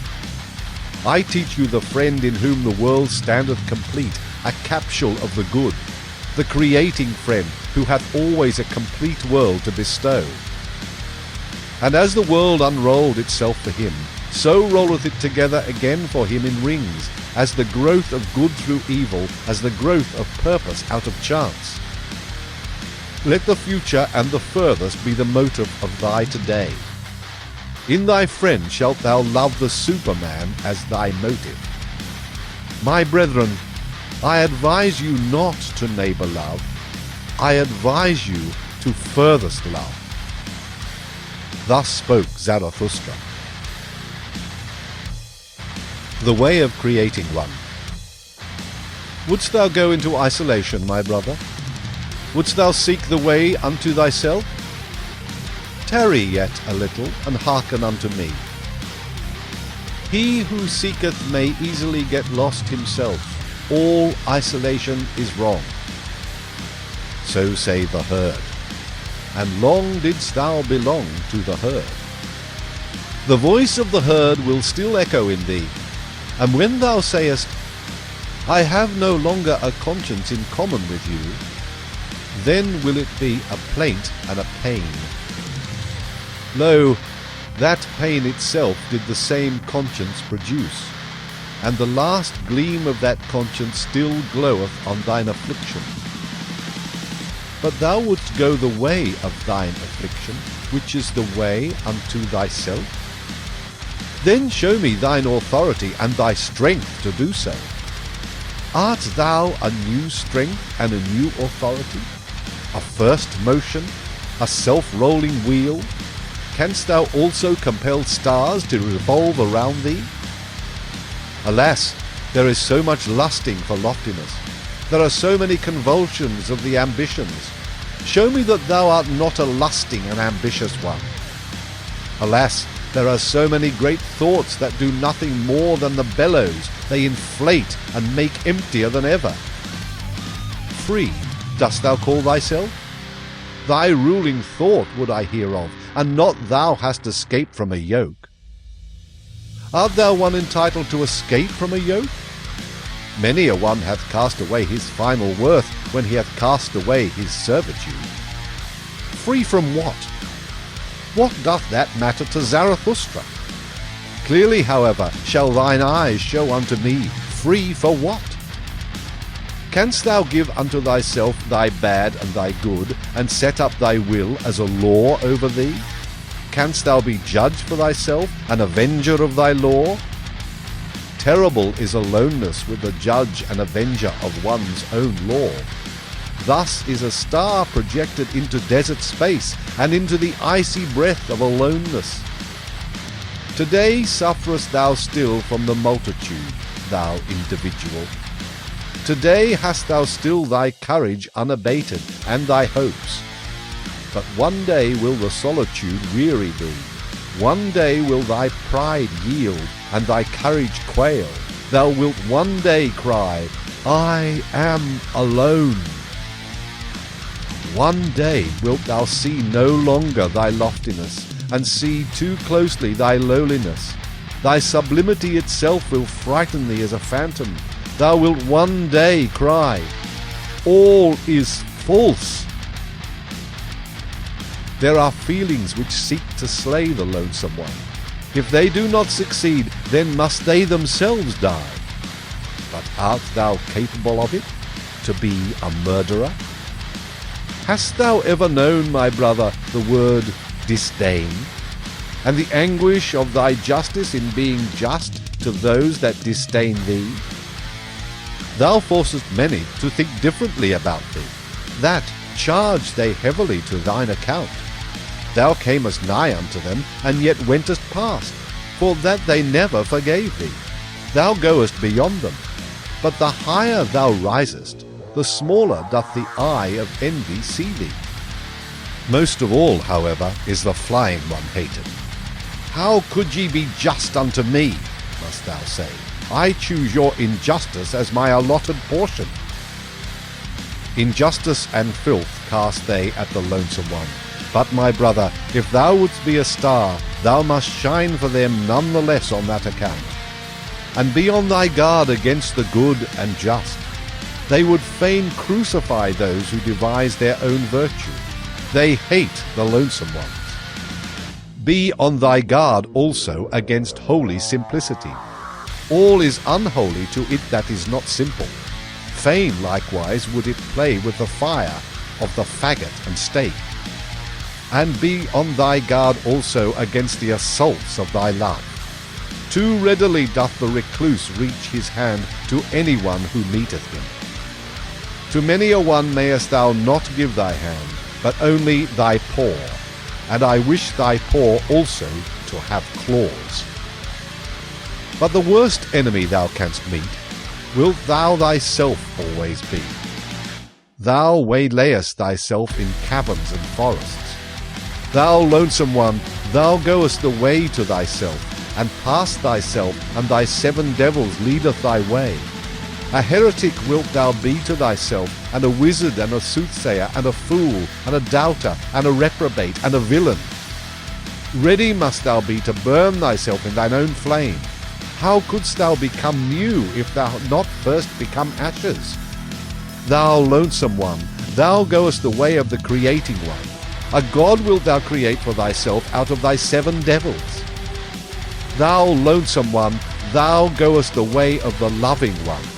Thou lovest thyself, and on that account despisest thou thyself, as only the loving ones despise. To create desireth the loving one, because he despiseth. What knoweth he of love, who hath not been obliged to despise just what he loved? With thy love, go into thine isolation, my brother, and with thy creating. And late only will justice limp after thee. with my tears, go into thine isolation, my brother. I love him who seeketh to create beyond himself, and thus succumbeth. Thus spoke Zarathustra. Old and young women. Why stealest thou along so furtively in the twilight, Zarathustra? And what hidest thou so carefully under thy mantle? Is it a treasure that hath been given thee? Or a child that hath been born thee? Or goest thou thyself on a thief's errand, thou friend of the evil? Verily, my brother, said Zarathustra, it is a treasure that hath been given to me. It is a little truth which I carry. But it is naughty, like a young child, and if I hold not its mouth, it screameth too loudly. As I went on my way alone today, at the hour when the sun declineth, there met me an old woman, and she spoke thus unto my soul. Much hath Zarathustra spoken also to us women, but never spoke he unto us concerning woman. And I answered her, Concerning woman, one should only talk unto men. Talk also unto me of woman, said she. I am old enough to forget it presently. And I obliged the old woman, and spoke thus to her. Everything in woman is a riddle, and everything in woman hath one solution. It is called pregnancy. Man is for woman a means. The purpose is always the child. But what is woman for man? Two different things wanteth the true man, danger and diversion. Therefore wanteth he woman as the most dangerous plaything. Man shall be trained for war, and woman for the recreation of the warrior. All else is folly. Two sweet fruits, these the warrior liketh not. Therefore liketh he woman. Bitter is even the sweetest woman. Better than man doth woman understand children, but man is more childish than woman. In the true man there is a child hidden. It wanteth to play. Up then, ye women, and discover the child in man. A plaything let woman be, pure and fine like the precious stone, illumined with the virtues of a world not yet come. Let the beam of a star shine in your love. Let your hope say, May I bear the Superman. In your love let there be valour. With your love shall ye assail him who inspireth you with fear. In your love be your honour. Little doth woman understand otherwise about honour. But let this be your honour, always to love more than ye are loved, and never be the second. Let man fear woman when she loveth, then maketh she every sacrifice, and everything else she regardeth as worthless. Let man fear woman when she hateth, for man in his innermost soul is merely evil. Woman, however, is mean. Whom hateth woman most? Thus spoke the iron to the lodestone. I hate thee most, because thou attractest, but art too weak to draw unto thee. The happiness of man is, I will. The happiness of woman is, he will. Lo, lo, now hath the world become perfect. Thus thinketh every woman when she obeyeth with all her love. Obey must the woman, and find a depth for her surface. Surface is woman's soul, a mobile, stormy film on shallow water. Man's soul, however, is deep. Its current gusheth in subterranean caverns. Woman surmiseth its force. Woman surmiseth its force, but comprehendeth it not. Then answered me the old woman, Many fine things hath Zarathustra said, especially for those who are young enough for them. Strange! Zarathustra knoweth little about woman, and yet he is right about them. Doth this happen because with women nothing is impossible? And now accept a little truth by way of thanks. I am old enough for it. Swaddle it up and hold its mouth, otherwise it will scream too loudly, the little truth. Give me, woman, thy little truth, said I, and thus spoke to the old woman. Thou goest to women? Do not forget thy whip. Thus spoke Zarathustra. The Bite of the Adder. One day had Zarathustra fallen asleep under a fig tree, owing to the heat, with his arm over his face. And there came an adder and bit him in the neck, so that Zarathustra screamed with pain. When he had taken his arm from his face, he looked at the serpent, and then did it recognize the eyes of Zarathustra, wriggled awkwardly, and tried to get away. Not at all, said Zarathustra. As yet thou hast not received my thanks. Thou hast awakened me in time. My journey is yet long. Thy journey is short, said the adder sadly.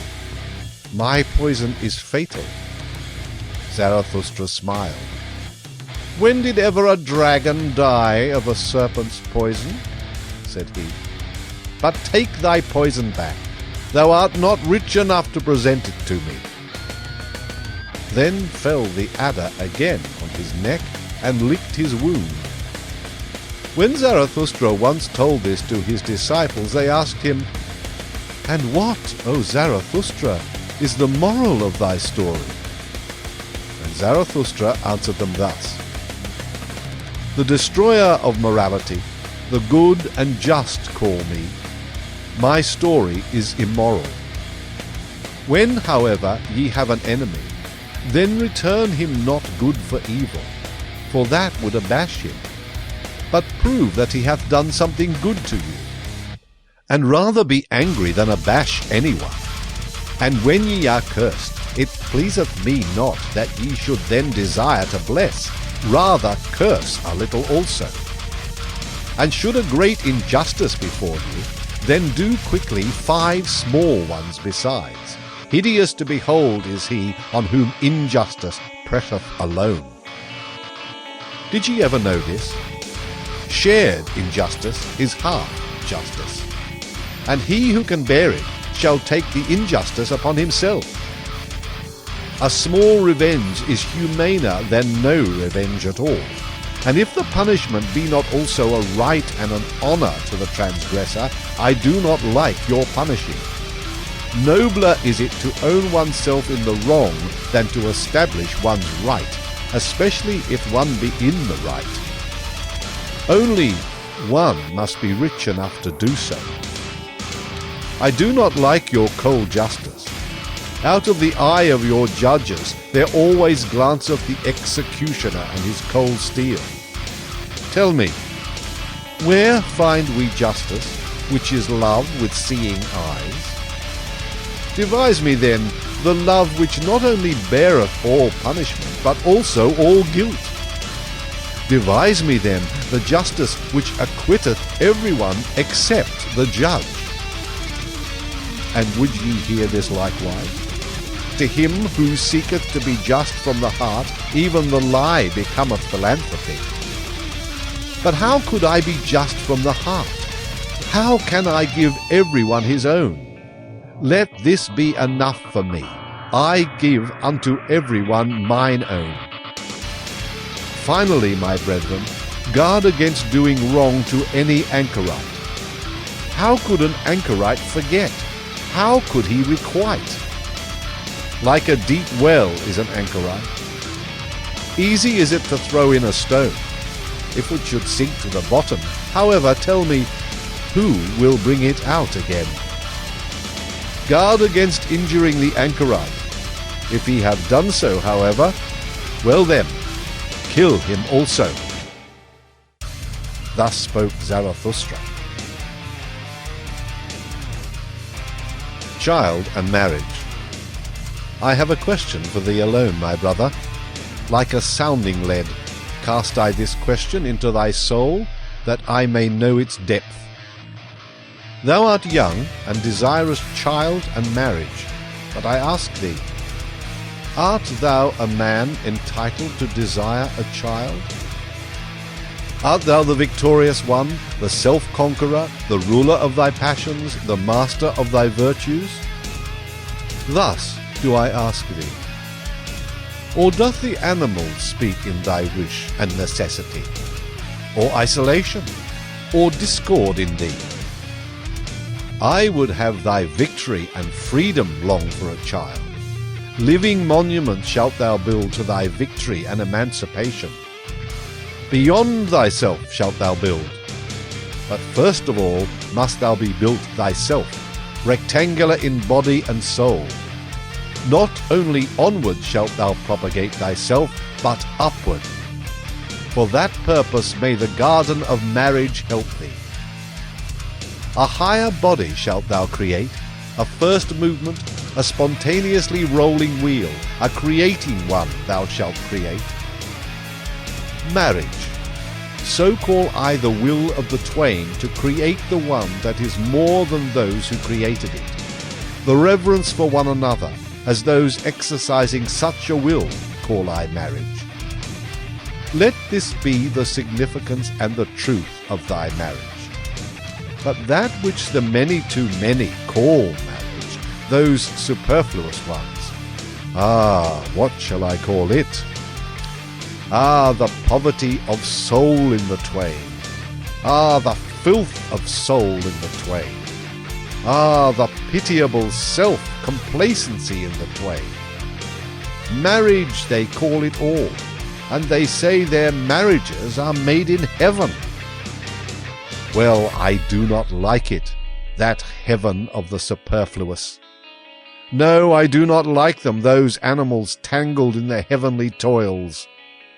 Far from me also be the God who limpeth thither to bless what he hath not matched. Laugh not at such marriages. What child hath not had reason to weep over its parents? Worthy did this man seem, and ripe for the meaning of the earth, but when I saw his wife, the earth seemed to me a home for madcaps. Yea, I would that the earth shook with convulsions when a saint and a goose mate with one another.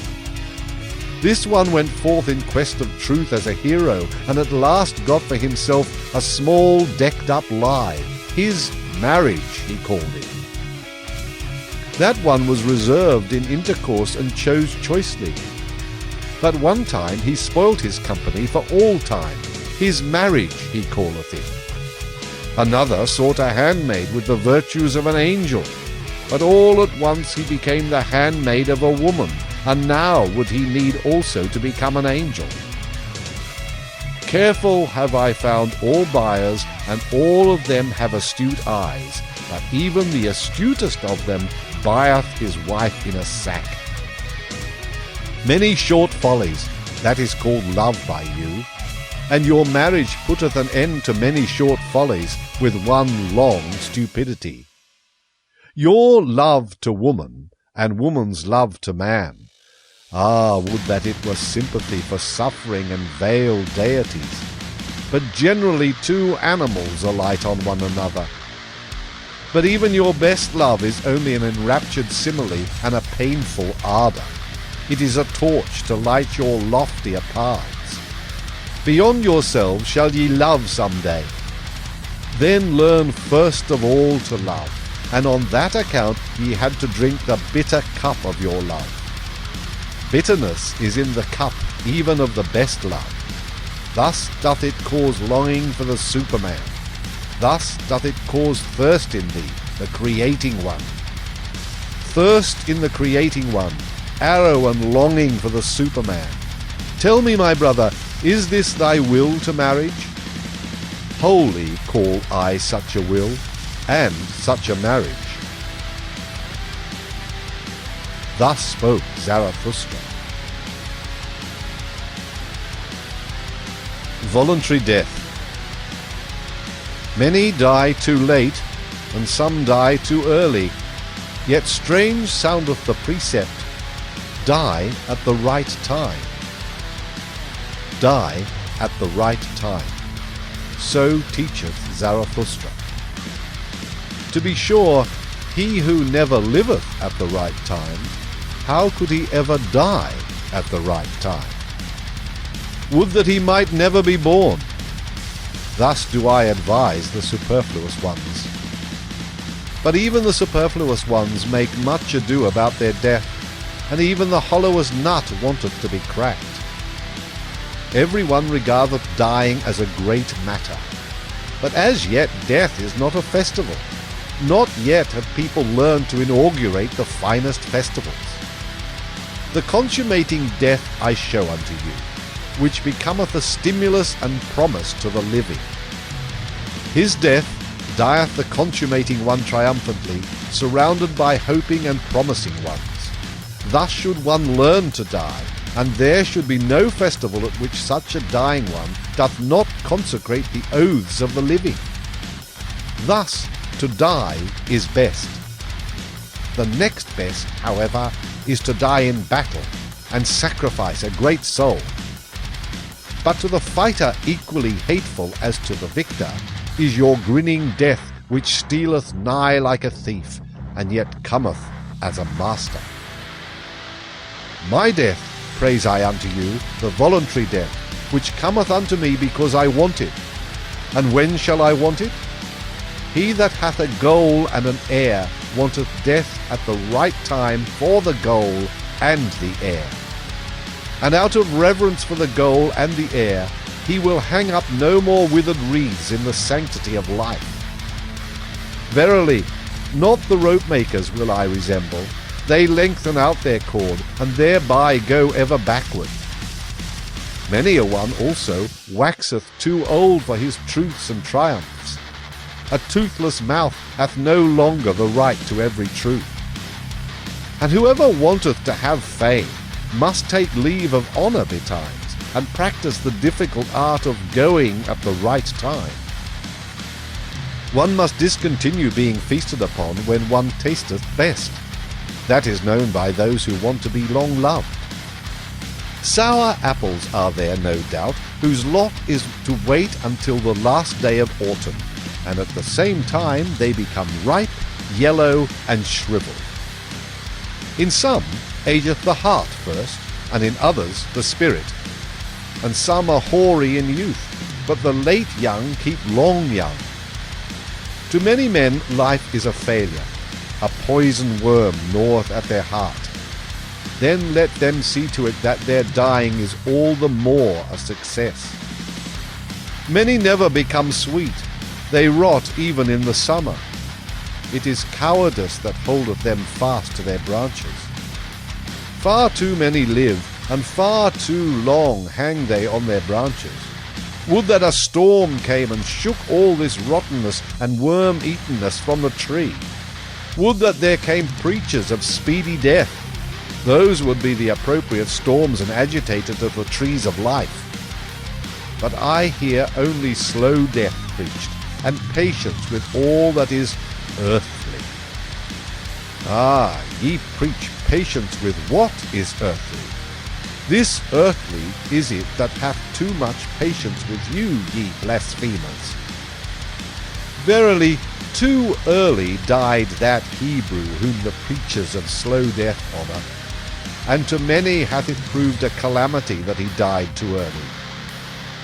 As yet had he known only tears, and the melancholy of the Hebrews, together with the hatred of the good and just, the Hebrew Jesus. Then was he seized with the longing for death. Had he but remained in the wilderness, and far from the good and just, then perhaps would he have learned to live, and love the earth, and laughter also. Believe it, my brethren, he died too early. He himself would have disavowed his doctrine had he attained to my age. Noble enough was he to disavow. But he was still immature. Immaturely loveth the youth, and immaturely also hateth he man and earth. Confined and awkward are still his soul and the wings of his spirit. But in man there is more of the child than in the youth, and less of melancholy. Better understandeth he about life and death. Free for death and free in death. A holy naysayer, when there is no longer time for yea. Thus understandeth he about death and life. That your dying may not be a reproach to man on the earth, my friends, that do I solicit from the honey of your soul. In your dying shall your spirit and your virtue still shine like an evening afterglow around the earth. Otherwise your dying hath been unsatisfactory. Thus will I die myself, that ye friends may love the earth more for my sake. And earth will I again become, to have rest in her that bore me. Verily, a goal had Zarathustra. He threw his ball. Now be ye friends the heirs of my goal. To you throw I the golden ball. Best of all do I see you, my friends, throw the golden ball. And so tarry I still a little while on the earth. Pardon me for it. Thus spoke Zarathustra. Bestowing virtue. When Zarathustra had taken leave of the town to which his heart was attached, the name of which is the Pied Cow, there followed him many people who called themselves his disciples and kept him company. Thus came they to a crossroads. Then Zarathustra told them that he now wanted to go alone, for he was fond of going alone. His disciples, however, presented him at his departure with a staff, on the golden handle of which a serpent twined around the sun. Zarathustra rejoiced on account of the staff, and supported himself thereon. Then spoke he thus to his disciples. Tell me, pray, how came gold to the highest value? Because it is uncommon, and unprofiting, and beaming, and soft in lustre. It always bestoweth itself. Only as an image of the highest virtue came gold to the highest value. Gold-like beameth the glance of the bestower. Gold lustre maketh peace between moon and sun. Uncommon is the highest virtue, and unprofiting, beaming is it, and soft of lustre. A bestowing virtue is the highest virtue. Verily I divine you well, my disciples. Ye strive like me for the bestowing virtue. What should ye have in common with cats and wolves? It is your thirst to become sacrifices and gifts yourselves, and therefore have ye the thirst to accumulate all riches in your soul. Insatiably striveth your soul for treasures and jewels, because your virtue is insatiable in desiring to bestow. Ye constrain all things to flow towards you and into you, so that they shall flow back again out of your fountain as the gifts of your love. Verily, an appropriator of all values must such bestowing love become. But healthily and wholly call I this selfishness. Another selfishness is there, an all too poor and hungry kind, which would always steal, the selfishness of the sick, the sickly selfishness. With the eye of the thief it looketh upon all that is lustrous. With the craving of hunger it measureth him who hath abundance, and even doth it prowl round the tables of bestowers. Sickness speaketh in such craving, an invisible degeneration. Of a sickly body speaketh the larcenous craving of his selfishness. Tell me, my brother, what do we think bad and worst of all? Is it not degeneration? And we always suspect degeneration when the bestowing soul is lacking. Upward goeth our course from genera to the supergenera. But a horror to us is the degenerating sense which saith, all for myself. Upward soareth our sense. Thus is it a simile of our body, a simile of an elevation. Such similes of elevations are the names of the virtues. Thus goeth the body through history, a becomer and fighter. And the spirit, what is it to the body? Its fights and victories herald, its companion and echo. Similes are all names of good and evil. They do not speak out, they only hint. A fool who seeketh knowledge from them. Give heed, my brethren, to every hour when your spirit would speak in similes. There is the origin of your virtue. Elevated is then your body and raised up, with its delight enraptureth it the spirit, so that it becometh creator and valuer and lover and everything's benefactor. When your heart overfloweth broad and full like the river, a blessing and a danger to the lowlanders, there is the origin of your virtue. When ye are exalted above praise and blame, and your will would command all things as a loving one's will, there is the origin of your virtue. When ye despise pleasant things and the effeminate couch, and cannot couch far enough from the effeminate, there is the origin of your virtue.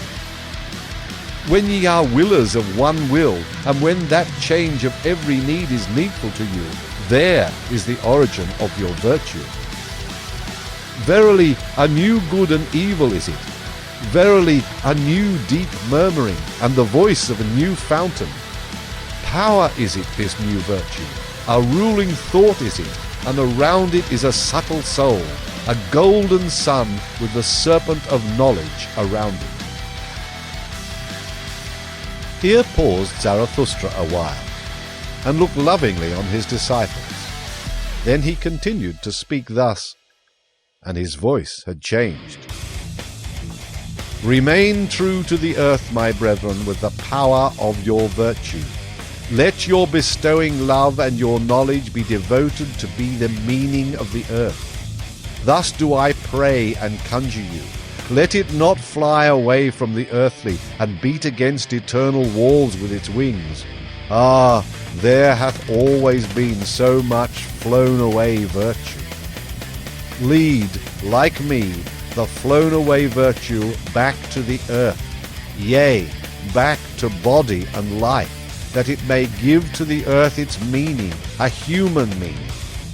100 times hitherto hath spirit as well as virtue flown away and blundered. Alas, in our body dwelleth still all this delusion and blundering. Body and will hath it there become. 100 times hitherto hath spirit as well as virtue attempted and erred. Yea, an attempt hath man been.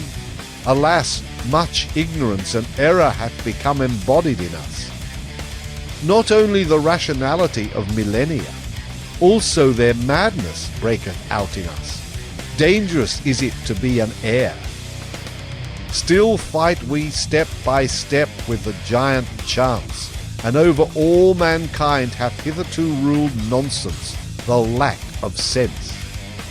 Let your spirit and your virtue be devoted to the sense of the earth, my brethren. Let the value of everything be determined anew by you. Therefore shall ye be fighters. Therefore shall ye be creators. Intelligently doth the body purify itself. Attempting with intelligence, it exalteth itself. To the discerners all impulses sanctify themselves. To the exalted the soul becometh joyful. Physician, heal thyself. Then wilt thou also heal thy patient. Let it be his best cure to see with his eyes him who maketh himself whole. 1,000 paths are there which have never yet been trodden. 1,000 salubrities and hidden islands of life. Unexhausted and undiscovered is still man and man's world. Awake and hearken, ye lonesome ones. From the future come winds with stealthy pinions, and to fine ears good tidings are proclaimed. Ye lonesome ones of today, ye seceding ones, ye shall one day be a people. Out of you who have chosen yourselves shall a chosen people arise, and out of it the Superman. Verily, a place of healing shall the earth become, and already is a new odour diffused around it, a salvation-bringing odour, and a new hope. When Zarathustra had spoken these words, he paused, like one who had not said his last word, and long till he balanced the staff doubtfully in his hand. At last he spoke, and his voice had changed. I now go alone, my disciples. Ye also now go away, and alone. So will I have it. Verily I advise you, depart from me, and guard yourselves against Zarathustra. And better still, be ashamed of him. Perhaps he hath deceived you. The man of knowledge must be able not only to love his enemies, but also to hate his friends. One requiteth a teacher badly if one remain merely a scholar. And why will ye not pluck at my wreath? Ye venerate me. But what if your veneration should some day collapse? Take heed lest a statue crush you. Ye say ye believe in Zarathustra? But of what account is Zarathustra? Ye are my believers, but of what account are all believers? Ye had not yet sought yourselves, then did ye find me. So do all believers. Therefore all belief is of so little account. Now do I bid you lose me and find yourselves. And only when ye have all denied me will I return unto you. Verily, with other eyes, my brethren, shall I then seek my lost ones. With another love shall I then love you. And once again shall ye have become friends unto me, and children of one hope. And then will I be with you for the third time, to celebrate the great noontide with you. And it is the great noontide, when man is in the middle of his course between animal and Superman, and celebrateth his advance to the evening as his highest hope, for it is the advance to a new morning. At such time will the down-goer bless himself, that he should be an overgoer, and the sun of his knowledge will be at noontide. Dead are all the gods, now do we desire the Superman to live. Let this be our final will at the great noontide. Thus spoke Zarathustra. Second part. And only when ye have all denied me will I return unto you. Verily with other eyes, my brethren, shall I then seek my lost ones. With another love shall I then love you. Zarathustra 1, the bestowing virtue. The child with the mirror. After this, Zarathustra returned again into the mountains, to the solitude of his cave, and withdrew himself from men, waiting like a sower who hath scattered his seed. His soul, however, became impatient and full of longing for those whom he loved, because he had still much to give them. For this is hardest of all, to close the open hand out of love, and keep modest as a giver. Thus passed with the lonesome one months and years. His wisdom meanwhile increased, and caused him pain by its abundance. One morning, however, he awoke ere the rosy dawn, and having meditated long on his couch, at last spoke thus to his heart. Why did I startle in my dream so that I awoke? Did not a child come to me carrying a mirror? O Zarathustra, said the child unto me, look at thyself in the mirror. But when I looked into the mirror, I shrieked, and my heart throbbed, For not myself did I see therein, but a devil's grimace and derision. Verily, all too well do I understand the dream's portent and monition. My doctrine is in danger. Tares want to be called wheat. Mine enemies have grown powerful and have disfigured the likeness of my doctrine, so that my dearest ones have to blush for the gifts that I give them. Lost are my friends. The hour hath come for me to seek my lost ones. With these words Zarathustra started up, not however like a person in anguish seeking relief, but rather like a seer and a singer whom the Spirit inspireth. With amazement did his eagle and serpent gaze upon him, for a coming bliss overspread his countenance like the rosy dawn. What hath happened unto me, mine animals? Said Zarathustra. Am I not transformed? Hath not bliss come unto me like a whirlwind? Foolish is my happiness, and foolish things will it seek. It is still too young, so have patience with it. Wounded am I by my happiness. All sufferers shall be physicians unto me. To my friends can I again go down, and also to mine enemies. Zarathustra can again speak and bestow, and show his best love to his loved ones.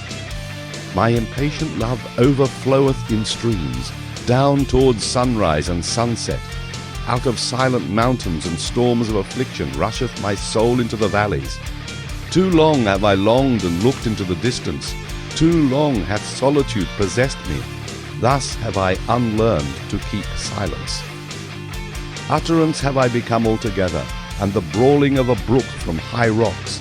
Downward into the valleys will I hurl my speech, and let the stream of my love sweep into unfrequented channels. How should a stream not finally find its way to the sea? Forsooth, there is a lake in me, sequestered and self-sufficing, but the stream of my love beareth this along with it, down to the sea. New paths do I tread, a new speech cometh unto me. Tired have I become, like all creators of old tongues. No longer will my spirit walk on worn-out souls. Too slowly runneth all speaking for me.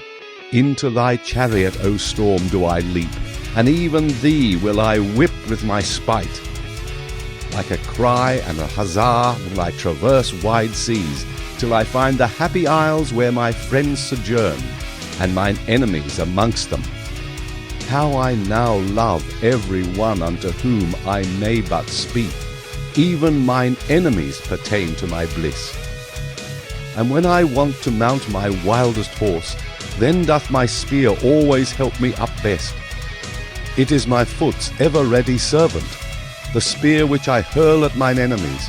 How grateful am I to mine enemies that I may at last hurl it! Too great hath been the tension of my cloud. Twixt laughters of lightnings will I cast hail showers into the depths. Violently will my breast then heave. Violently will it blow its storm over the mountains. Thus cometh its assuagement.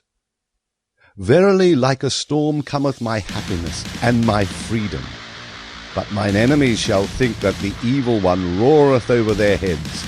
Yea, ye also, my friends, will be alarmed by my wild wisdom, and perhaps ye will flee therefrom, along with mine enemies.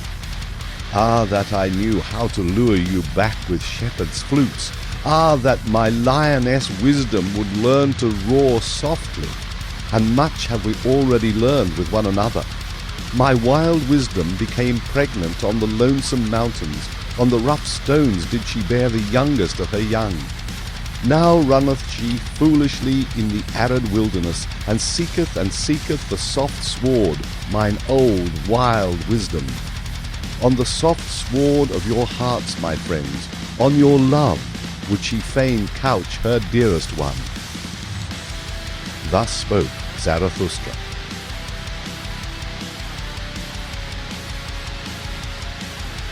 In the Happy Isles.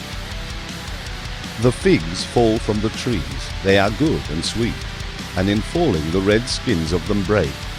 A north wind am I to ripe figs.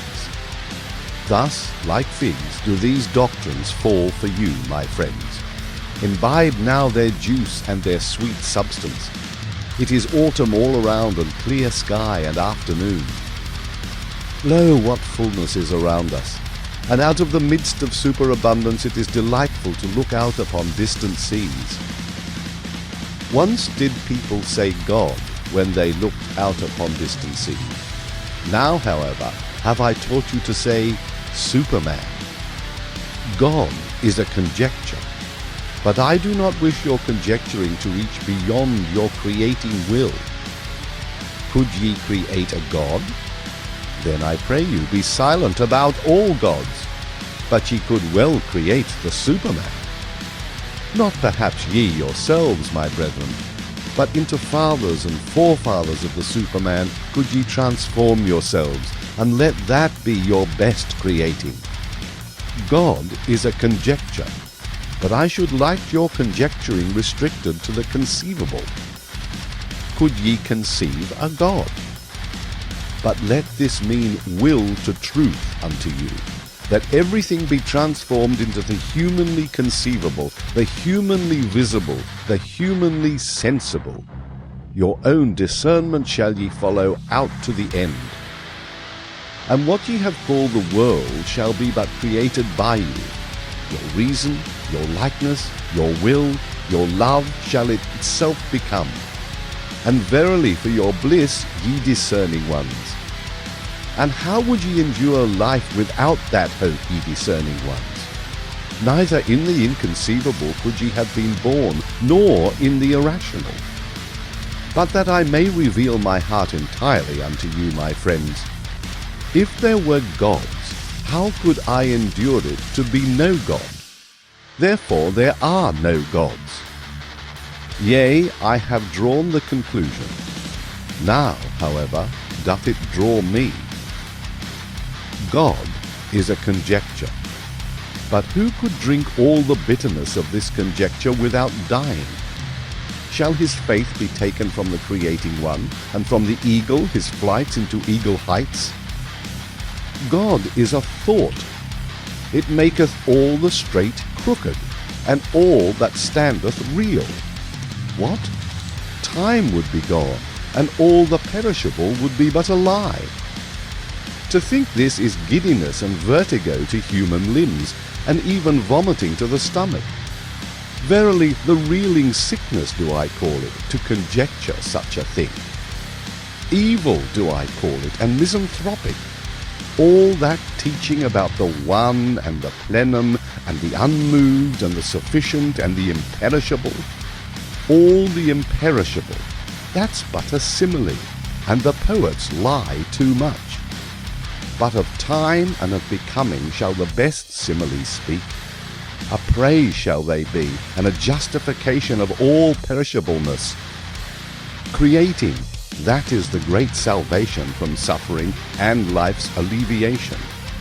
But for the Creator to appear, suffering itself is needed, and much transformation.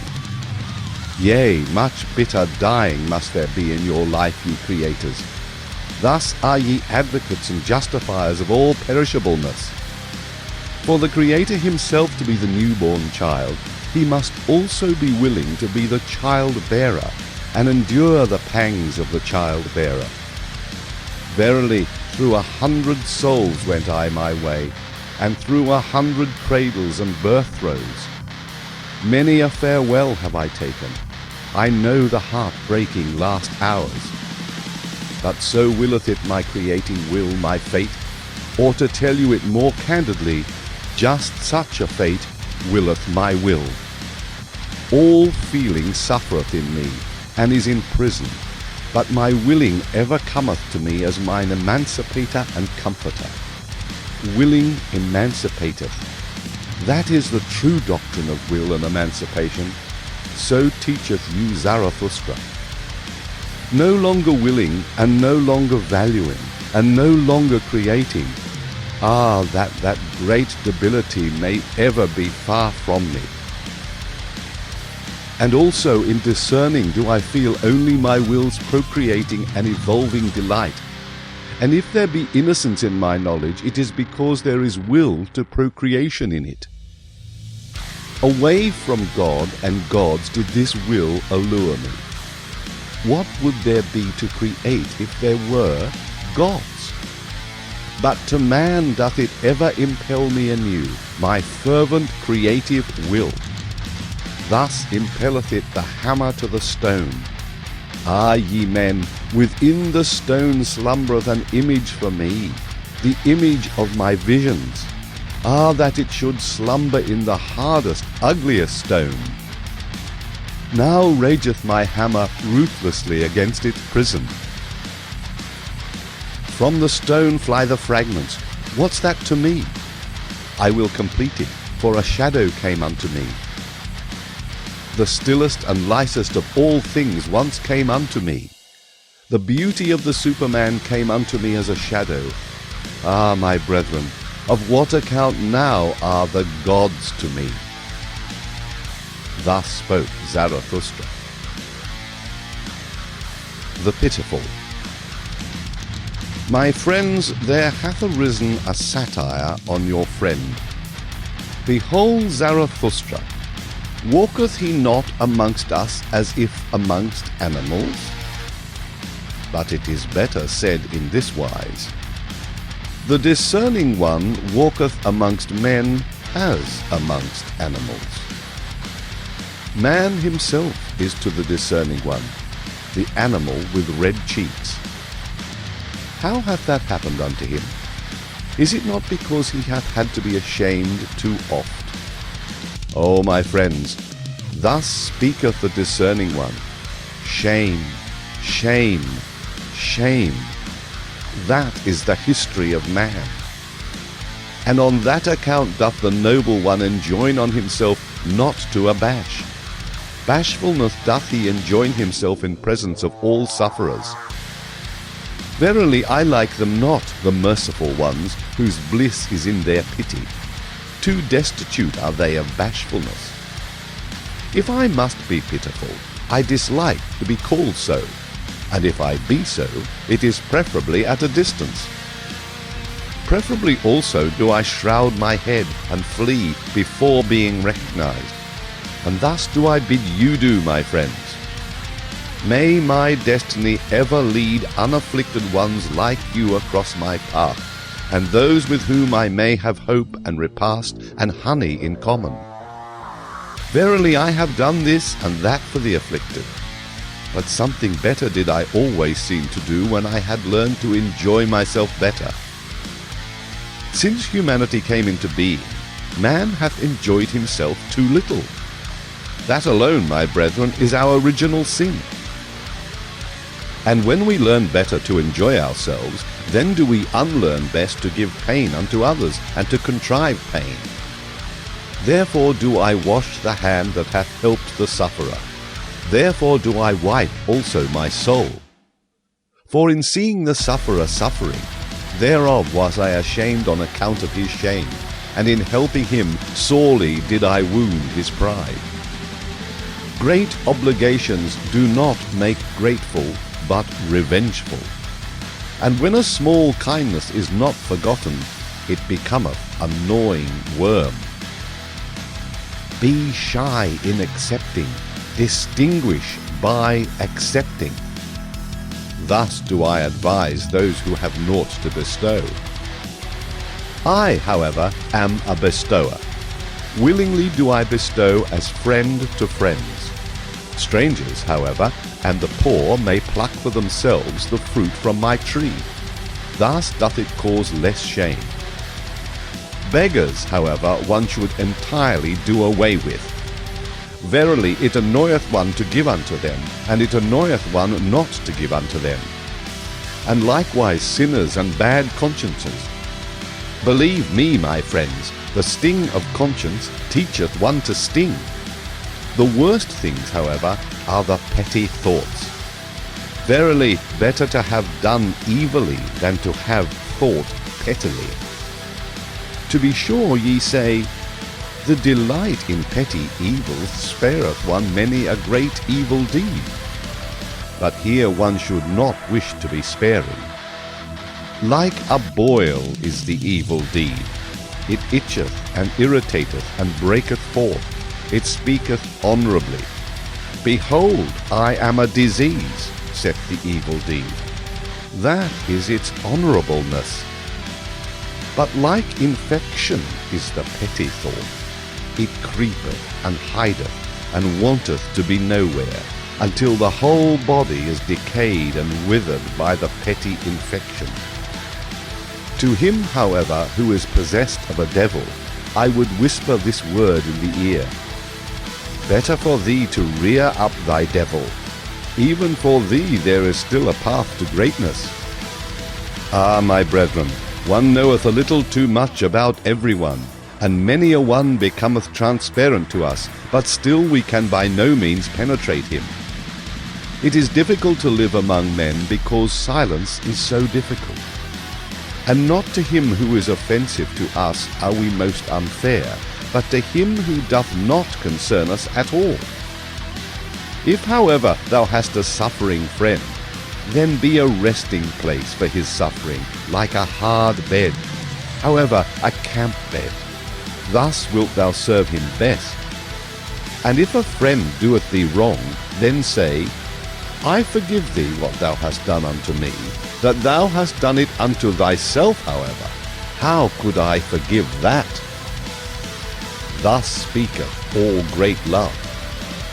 It surpasseth even forgiveness and pity. One should hold fast one's heart, for when one letteth it go, how quickly doth one's head run away. Ah, where in the world have there been greater follies than with the pitiful? And what in the world hath caused more suffering than the follies of the pitiful? Woe unto all loving ones who have not an elevation which is above their pity. Thus spoke the devil unto me, once on a time. Even God hath his hell, it is his love for man. And lately did I hear him say these words, God is dead, of his pity for man hath God died. So be ye warned against pity. From thence there yet cometh unto men a heavy cloud. Verily I understand weather signs. But attend also to this word. All great love is above all its pity, for it seeketh to create what is love. Myself do I offer unto my love, and my neighbour as myself. Such is the language of all creators. All creators, however, are hard. Thus spoke Zarathustra. The priests.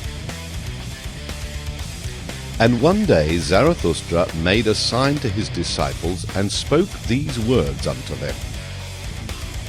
Here are priests, but although they are mine enemies, pass them quietly and with sleeping swords. Even among them there are heroes. Many of them have suffered too much, so they want to make others suffer. Bad enemies are they. Nothing is more revengeful than their meekness. And readily doth he soil himself who toucheth them. But my blood is related to theirs, and I want withal to see my blood honoured in theirs. And when they had passed, a pain attacked Zarathustra. But not long had he struggled with the pain, when he began to speak thus. It moveth my heart for those priests. They also go against my taste, but that is the smallest matter unto me, since I am among men. But I suffer and have suffered with them.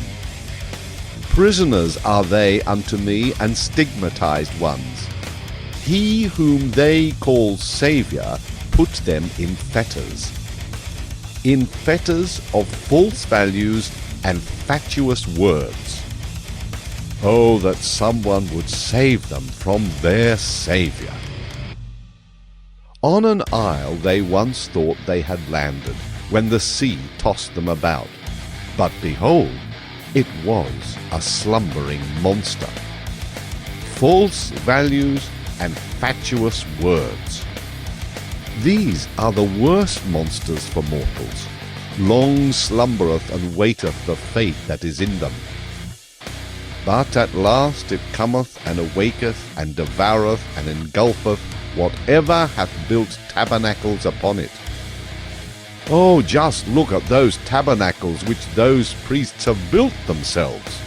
Churches they call their sweet-smelling caves.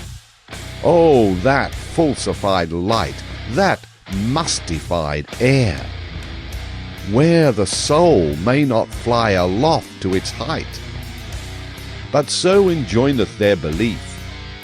On your knees up the stair, ye sinners. Verily, rather would I see a shameless one than the distorted eyes of their shame and devotion. Who created for themselves such caves and penitent stairs? Was it not those who sought to conceal themselves and were ashamed under the clear sky? And only when the clear sky looketh again through ruined roofs, and down upon grass and red poppies on ruined walls, will I again turn my heart to the seats of this God. They called God that which opposed and afflicted them, and verily there was much hero spirit in their worship. And they knew not how to love their God otherwise than by nailing men to the cross. As corpses they thought to live. In black draped they their corpses. Even in their talk do I still feel the evil flavour of charnel houses. And he who liveth nigh unto them liveth nigh unto black pools, wherein the toad singeth his song with sweet gravity. Better songs would they have to sing for me to believe in their Saviour. More like saved ones would his disciples have to appear unto me. Naked would I like to see them, for beauty alone should preach penitence. But whom would that disguised affliction convince? Verily their Saviours themselves came not from freedom and freedom's seventh heaven. Verily they themselves never trod the carpets of knowledge. Of defects did the spirit of those Saviours consist, but into every defect had they put their illusion, their stopgap, which they called God. In their pity was their spirit drowned, and when they swelled and o'erswelled with pity, there always floated to the surface a great folly. Eagerly and with shouts drove they their flock over the footbridge, as if there were but one footbridge to the future. Verily those shepherds also were still of the flock. Small spirits and spacious souls have those shepherds. But, my brethren, what small domains have even the most spacious souls hitherto been? Characters of blood did they write on the way they went, but their folly taught that truth is proved by blood. But blood is the very worst witness to truth. Blood tainteth the purest teaching, and turneth it into delusion and hatred of heart. And when a person goeth through fire for his teaching, what doth that prove? It is more, verily, when out of one's own burning cometh one's own teaching. Sultry heart and cold head, where these meet, there ariseth the blusterer, the Saviour. Greater ones verily have there been, and higher born ones than those whom people call saviours, those rapturous blusterers. And by still greater ones than any of the saviours must ye be saved, my brethren, if ye would find the way to freedom. Never yet hath there been a Superman. Naked have I seen both of them, the greatest man and the smallest man. All too similar are they still to each other. Verily, even the greatest found I all too human. Thus spoke Zarathustra. The virtuous. With thunder and heavenly fireworks must one speak to indolent and somnolent senses. But beauty's voice speaketh gently. it appealeth only to the most awakened souls. Gently vibrated and laughed unto me today my buckler. It was beauty's holy laughing and thrilling. At you, ye virtuous ones, laughed my beauty today, and thus came its voice unto me. They want to be paid besides. Ye want to be paid besides, ye virtuous ones? Ye want reward for virtue, and heaven for earth, and eternity for your today? And now ye upbraid me for teaching that there is no reward giver, nor paymaster? And verily, I do not even teach that virtue is its own reward. Ah, this is my sorrow. Into the basis of things have reward and punishment been insinuated, and now even into the basis of your souls, ye virtuous ones. But like the snout of the boar shall my word grub up the basis of your souls. A plowshare will I be called by you. All the secrets of your heart shall be brought to light, and when ye lie in the sun, grubbed up and broken, then will also your falsehood be separated from your truth. For this is your truth: ye are too pure for the filth of the words. Vengeance, punishment, recompense, retribution. Ye love your virtue as a mother loveth her child. But when did one hear of a mother wanting to be paid for her love? It is your dearest self, your virtue. The ring's thirst is in you. To reach itself again struggleth every ring, and turneth itself. And like the star that goeth out, so is every work of your virtue. Even is its light on its way and travelling, and when will it cease to be on its way? Thus is the light of your virtue still on its way, even when its work is done. Be it forgotten and dead, still its ray of light liveth and travelleth. That your virtue is yourself, and not an outward thing, a skin or a cloak, that is the truth from the basis of your souls, ye virtuous ones. But sure enough, there are those to whom virtue meaneth writhing under the lash, and ye have hearkened too much unto their crying. And others are there who call virtue the slothfulness of their vices, and when once their hatred and jealousy relax the limbs, their justice becometh lively and rubbeth its sleepy eyes. And others are there who are drawn downwards, their devils draw them. But the more they sink, the more ardently gloweth their eye, and the longing for their God. Ah, their crying also hath reached your ears, ye virtuous ones. What am I not, that this is God to me, and virtue? And others are there who go along heavily and creakingly, like carts taking stones downhill. They talk much of dignity and virtue. Their drag they call virtue. And others are there who are like 8-day clocks when wound up. They tick and want people to call ticking virtue. Verily, in those have I mine amusement. Wherever I find such clocks, I shall wind them up with my mockery, and they shall even whir thereby. And others are proud of their modicum of righteousness, and for the sake of it do violence to all things, so that the world is drowned in their unrighteousness. Ah, how ineptly cometh the word virtue out of their mouth. And when they say, I am just, it always soundeth like, I am just revenged. With their virtues they want to scratch out the eyes of their enemies, and they elevate themselves only that they may lower others. And again there are those who sit in their swamp, and speak thus from among the bulrushes.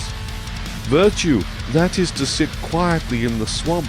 We bite no one, and go out of the way of him who would bite, and in all matters we have the opinion that is given us. And again, there are those who love attitudes and think that virtue is a sort of attitude. Their knees continually adore, and their hands are eulogies of virtue, but their heart knoweth naught thereof. And again there are those who regard it as virtue to say, virtue is necessary. But after all, they believe only that policemen are necessary. And many a one who cannot see men's loftiness call it virtue to see their baseness far too well. Thus calleth he his evil eye virtue. And some want to be edified and raised up and call it virtue, and others want to be cast down and likewise call it virtue. And thus do almost all think that they participate in virtue, and at least everyone claimeth to be an authority on good and evil. But Zarathustra came not to say unto all those liars and fools, what do ye know of virtue? What could ye know of virtue? But that ye, my friends, might become weary of the old words which ye have learned from the fools and liars, that ye might become weary of the words reward, retribution, punishment, righteous, vengeance. That ye might become weary of saying that an action is good is because it is unselfish. Ah, my friends, that your very self be in your action, as the mother is in the child, let that be your formula of virtue. Verily, I have taken from you 100 formulae, and your virtue's favourite playthings, and now ye upbraid me as children upbraid. They played by the sea. Then came there a wave, and swept their playthings into the deep, and now they do cry. But the same wave shall bring them new playthings, and spread before them new speckled shells. Thus will they be comforted, and like them shall ye also, my friends, have your comforting, and new speckled shells. Thus spoke Zarathustra. The rabble. Life is a well of delight. But where the rabble also drink, there all fountains are poisoned. To everything cleanly am I well disposed, but I hate to see the grinning mouths and the thirst of the unclean. They cast their eye down into the fountain, and now glanceth up to me their odious smile out of the fountain. The holy water have they poisoned with their lustfulness, and when they call their filthy dreams delight, then poisoned they also the words. Indignant becometh the flame when they put their damp hearts to the fire. The spirit itself bubbleth and smoketh when the rabble approach the fire. Mawkish and over-mellow becometh the fruit in their hands. Unsteady and withered at the top doth their look make the fruit tree. And many a one who hath turned away from life hath only turned away from the rabble. He hated to share with them fountain, flame, and fruit. And many a one who hath gone into the wilderness and suffered thirst with beasts of prey disliked only to sit at the cistern with filthy camel drivers. And many a one who hath come along as a destroyer and as a hailstorm to all cornfields wanted merely to put his foot into the jaws of the rabble and thus stop their throat. And it is not the mouthful which hath most choked me. To know that life itself requireth enmity and death and torture crosses. But I asked once, and suffocated almost with my question, what? Is the rabble also necessary for life? Are poison fountains necessary, and stinking fires, and filthy dreams, and maggots in the bread of life? Not my hatred, but my loathing, gnawed hungrily at my life. Ah, ofttimes became I weary of spirit when I found even the rabble spiritual. And on the rulers turned I my back, when I saw what they now call ruling.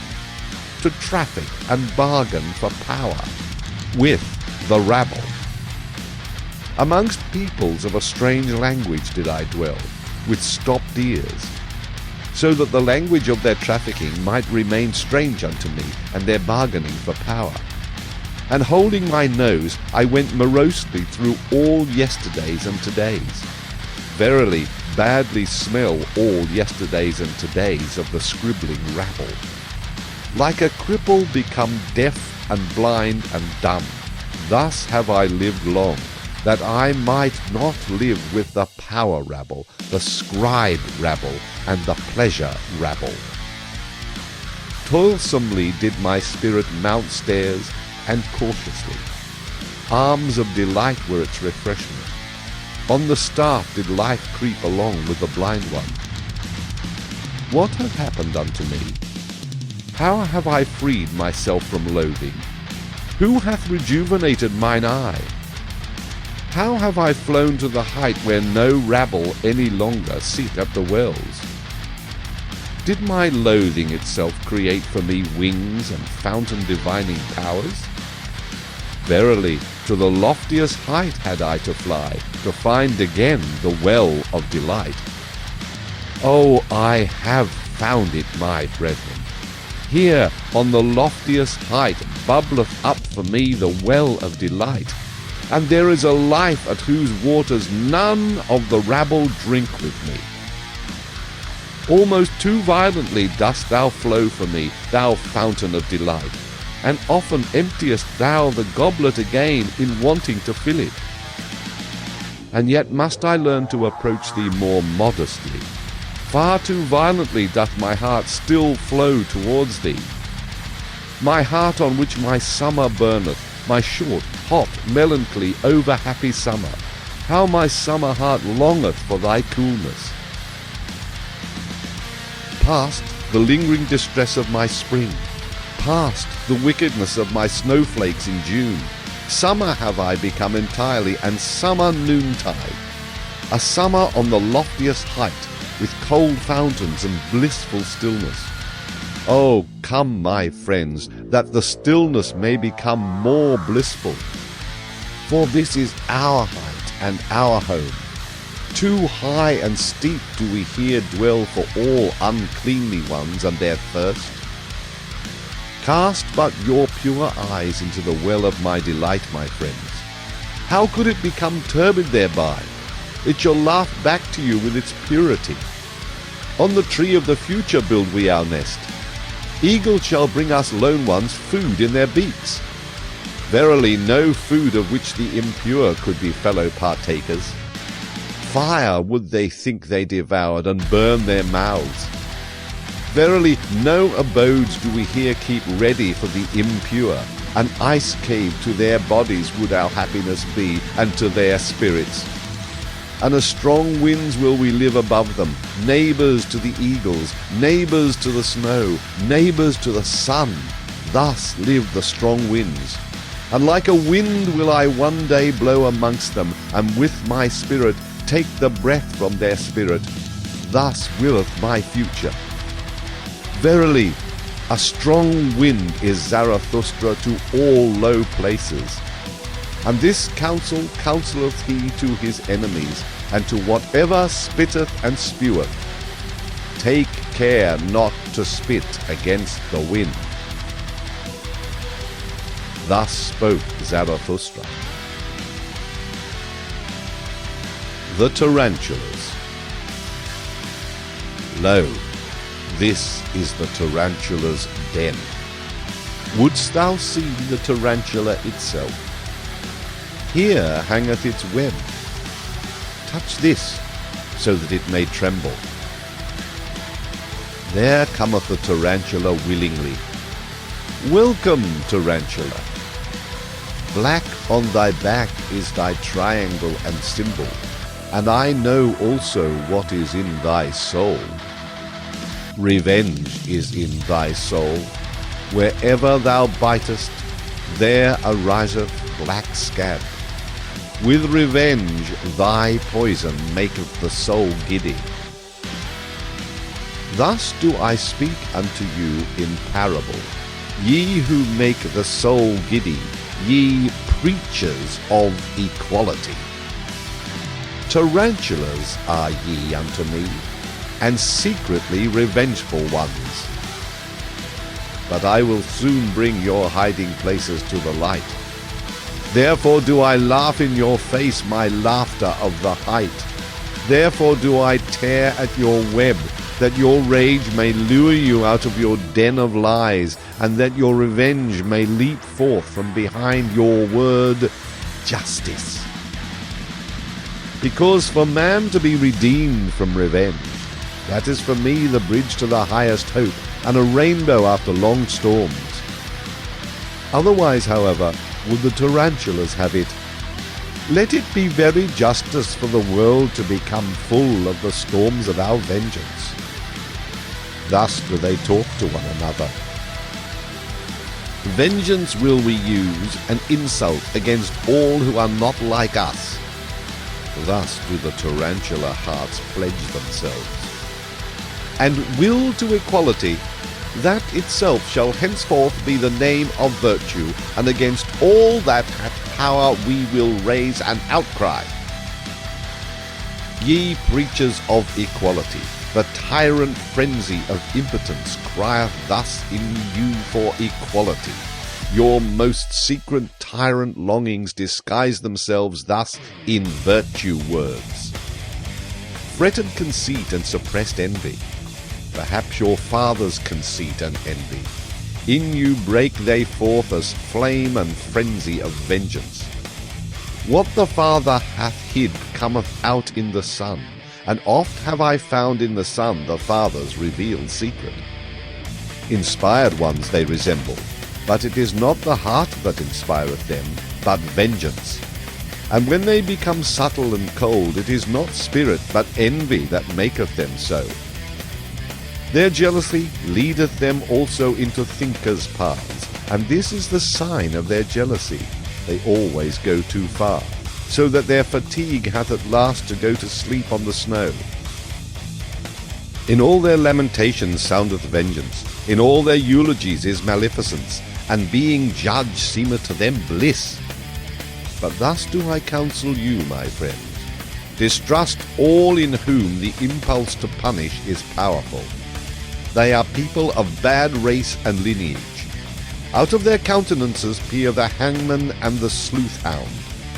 Distrust all those who talk much of their justice. Verily in their souls not only honey is lacking, and when they call themselves the good and just, forget not that for them to be Pharisees nothing is lacking but power. My friends, I will not be mixed up and confounded with others. There are those who preach my doctrine of life, and are at the same time preachers of equality and tarantulas.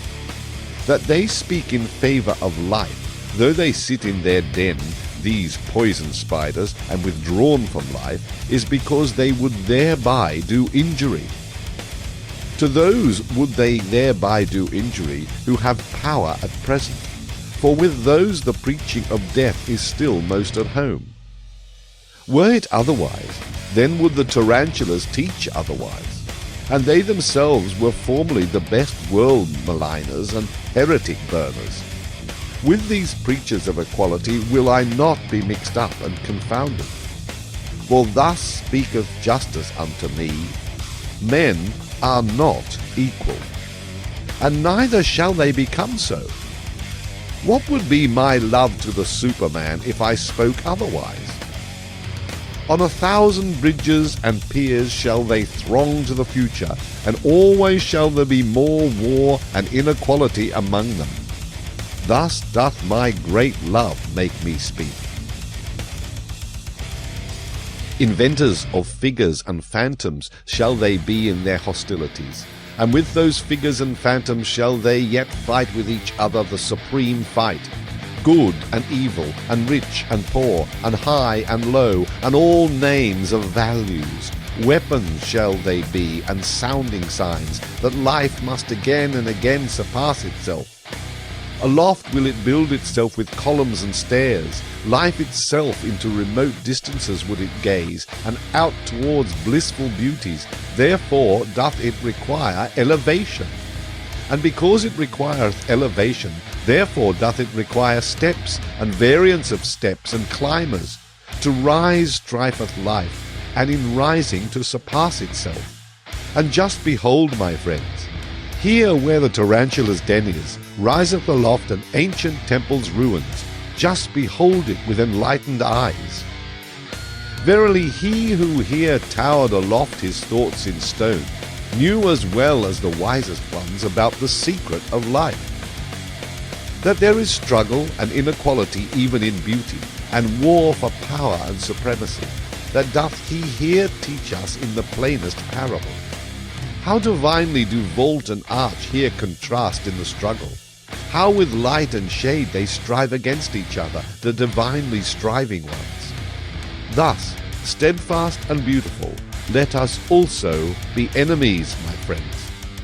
Divinely we will strive against one another. Alas, there hath a tarantula bit me myself, mine own enemy. Divinely steadfast and beautiful, it hath bit me on the finger. Punishment must there be, and justice. So thinketh it. Not gratuitously shall he here sing songs in honour of enmity. Yea, it hath revenged itself. And alas, now will it make my soul also dizzy with revenge. That I may not turn dizzy, however, bind me fast, my friends, to this pillar. Rather will I be a pillar saint than a whirl of vengeance. Verily, no cyclone or whirlwind is Zarathustra. And if he be a dancer, he is not at all a tarantula dancer. Thus spoke Zarathustra. The famous wise ones. The people have ye served, and the people's superstition, not the truth, all ye famous wise ones. And just on that account did they pay you reverence. And on that account also did they tolerate your unbelief, because it was a pleasantry and a bypath for the people. Thus doth the master give free scope to his slaves, and even enjoyeth their presumptuousness. But he who is hated by the people, as the wolf by the dogs, is the free spirit, the enemy of fetters, the non-adorer, the dweller in the woods. To hunt him out of his lair, that was always called sense of right by the people. On him do they still hound their sharpest-toothed dogs. For there the truth is, where the people are. Woe, woe to the seeking ones. Thus hath it echoed through all time. Your people would ye justify in their reverence. That called ye will to truth, ye famous wise ones. And your heart hath always said to itself, From the people have I come, from thence came to me also the voice of God. Stiff-necked and artful, like the ass have ye always been, as the advocates of the people. And many a powerful one who wanted to run well with the people hath harnessed in front of his horses a donkey, a famous wise man.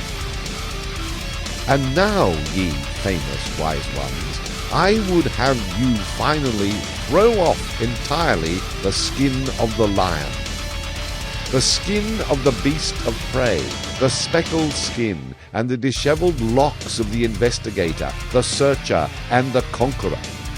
Ah, for me to learn to believe in your conscientiousness, ye would first have to break your venerating will.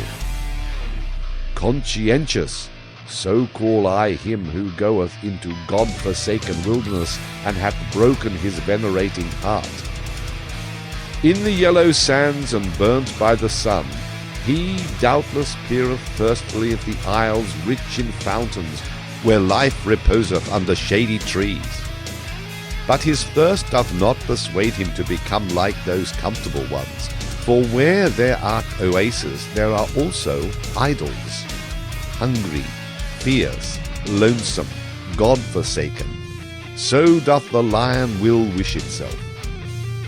Free from the happiness of slaves, redeemed from deities and adorations, fearless and fear, inspiring, grand and lonesome, so is the will of the conscientious.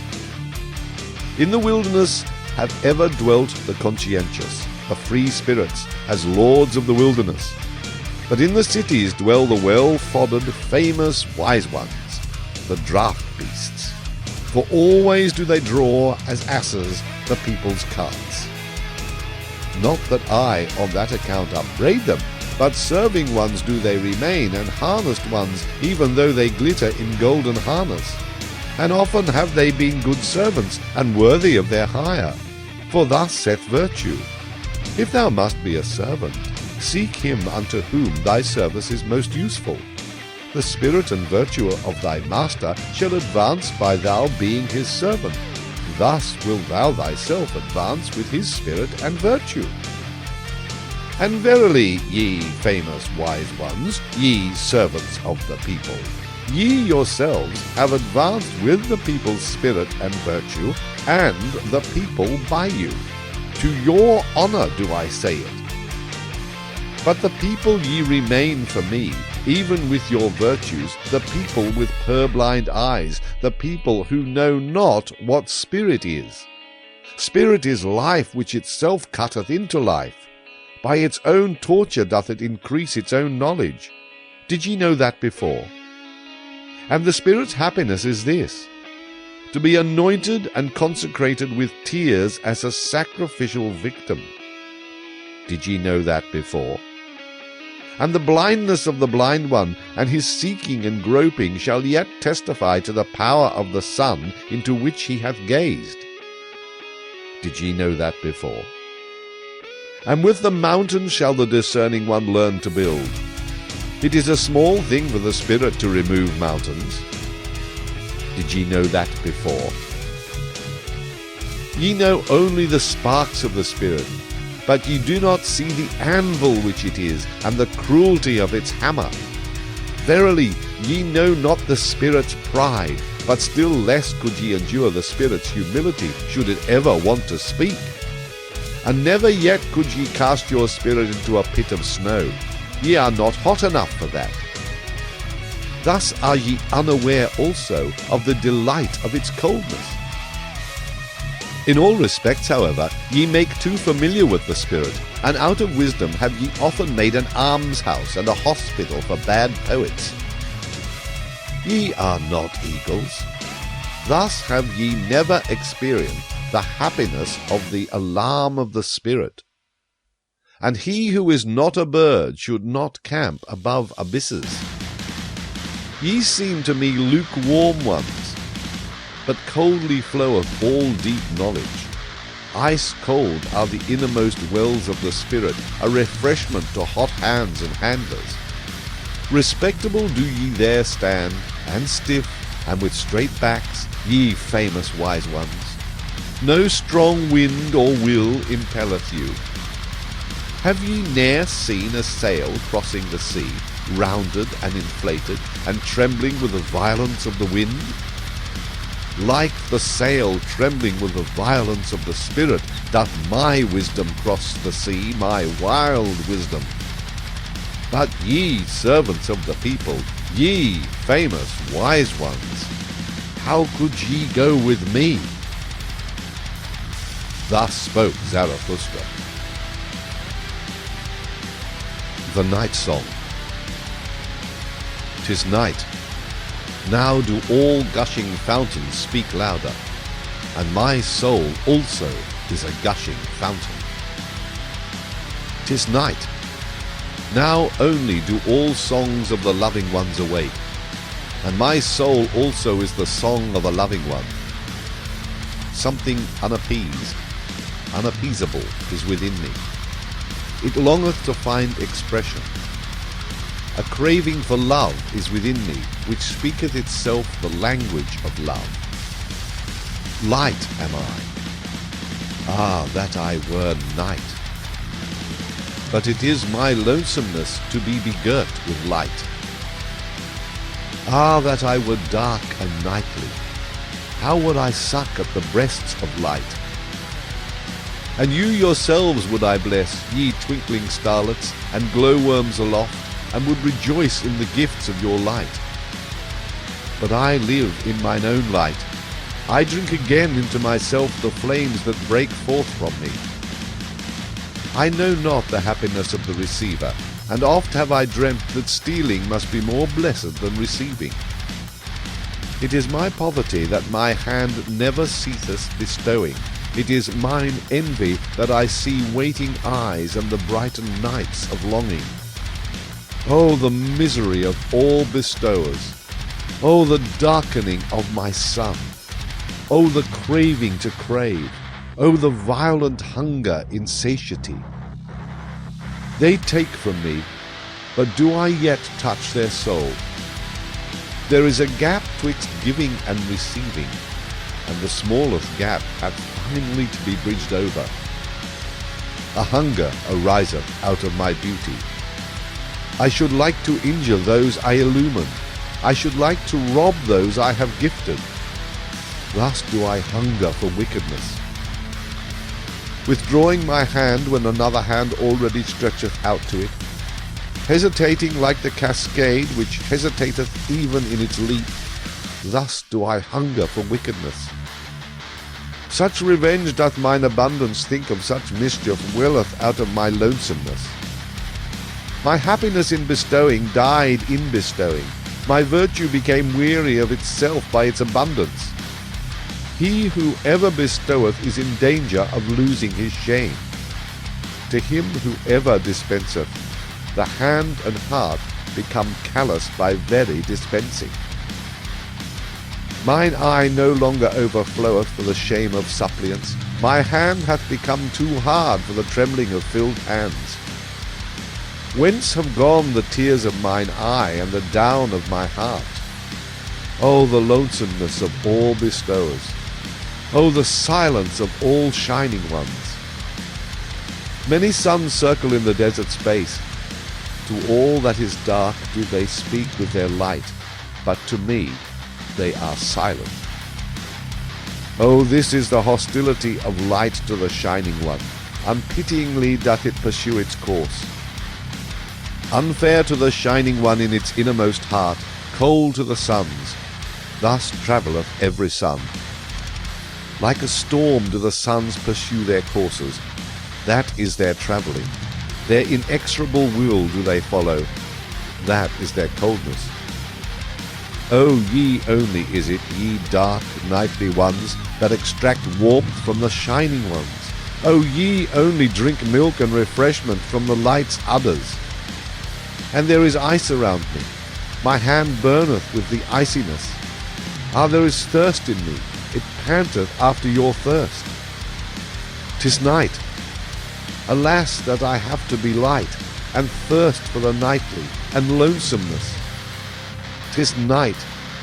Now doth my longing break forth in me as a fountain. For speech do I long. 'Tis night. Now do all gushing fountains speak louder, and my soul also is a gushing fountain. 'Tis night. Now do all songs of loving ones awake, and my soul also is the song of a loving one.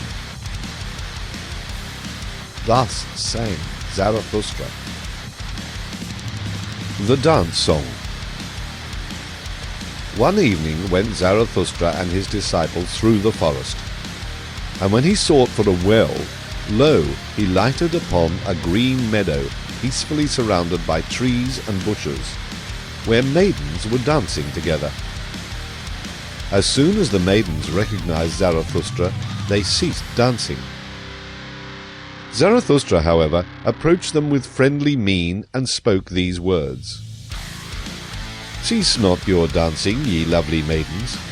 No game spoiler hath come to you with evil eye, no enemy of maidens. God's advocate am I with the devil. He, however, is the spirit of gravity. How could I, ye light-footed ones, be hostile to divine dancers, or to maidens' feet with fine ankles? To be sure, I am a forest, and a night of dark trees. But he who is not afraid of my darkness will find banks full of roses under my cypresses. And even the little god may he find, who is dearest to maidens. Beside the well lieth he quietly, with closed eyes. Verily in broad daylight did he fall asleep, the sluggard. Had he perhaps chased butterflies too much? Upbraid me not, ye beautiful dancers, when I chasten the little god somewhat. He will cry, certainly, and weep, but he is laughable even when weeping. And with tears in his eyes shall he ask you for the dance, and I myself will sing a song to his dance. A dance song and satire on the spirit of gravity, my supremest, powerfulest devil, who is said to be Lord of the world. And this is the song that Zarathustra sang when Cupid and the maidens danced together. Of late did I gaze into thine eye, O life, and into the unfathomable did I there seem to sink. But thou pulledst me out with a golden angle. Derisively didst thou laugh when I called thee unfathomable. Such is the language of all fish, saidst thou. What they do not fathom is unfathomable. For changeable am I only, and wild, and altogether a woman, and no virtuous one. Though I be called by you men the profound one, or the faithful one, the eternal one, the mysterious one.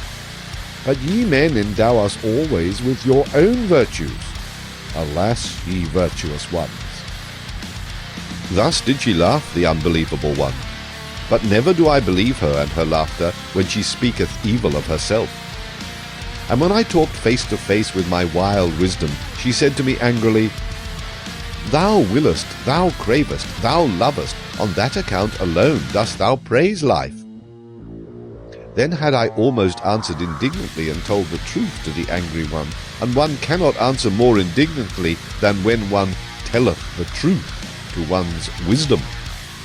For thus do things stand with us three.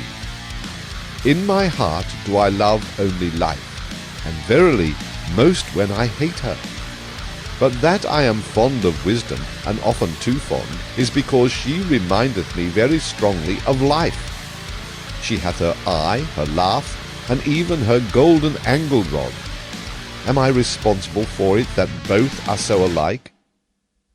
And when once life asked me, Who is she then, this wisdom?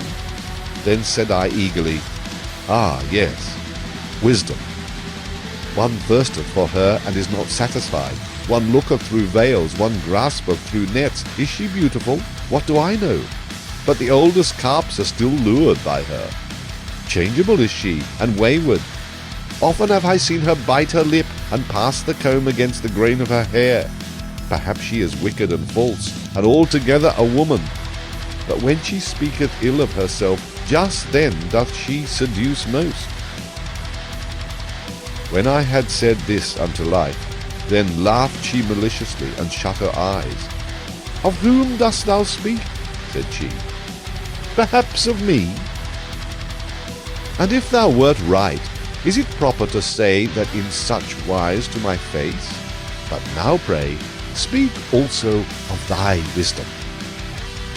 Ah, and now hast thou again opened thine eyes, O beloved life, and into the unfathomable have I again seemed to sink. Thus sang Zarathustra. But when the dance was over and the maidens had departed, he became sad.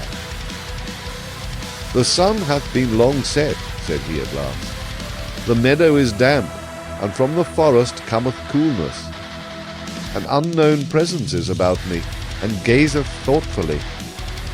What? Thou livest still, Zarathustra? Why? Wherefore? Whereby? Whither? Where? How? Is it not folly still to live?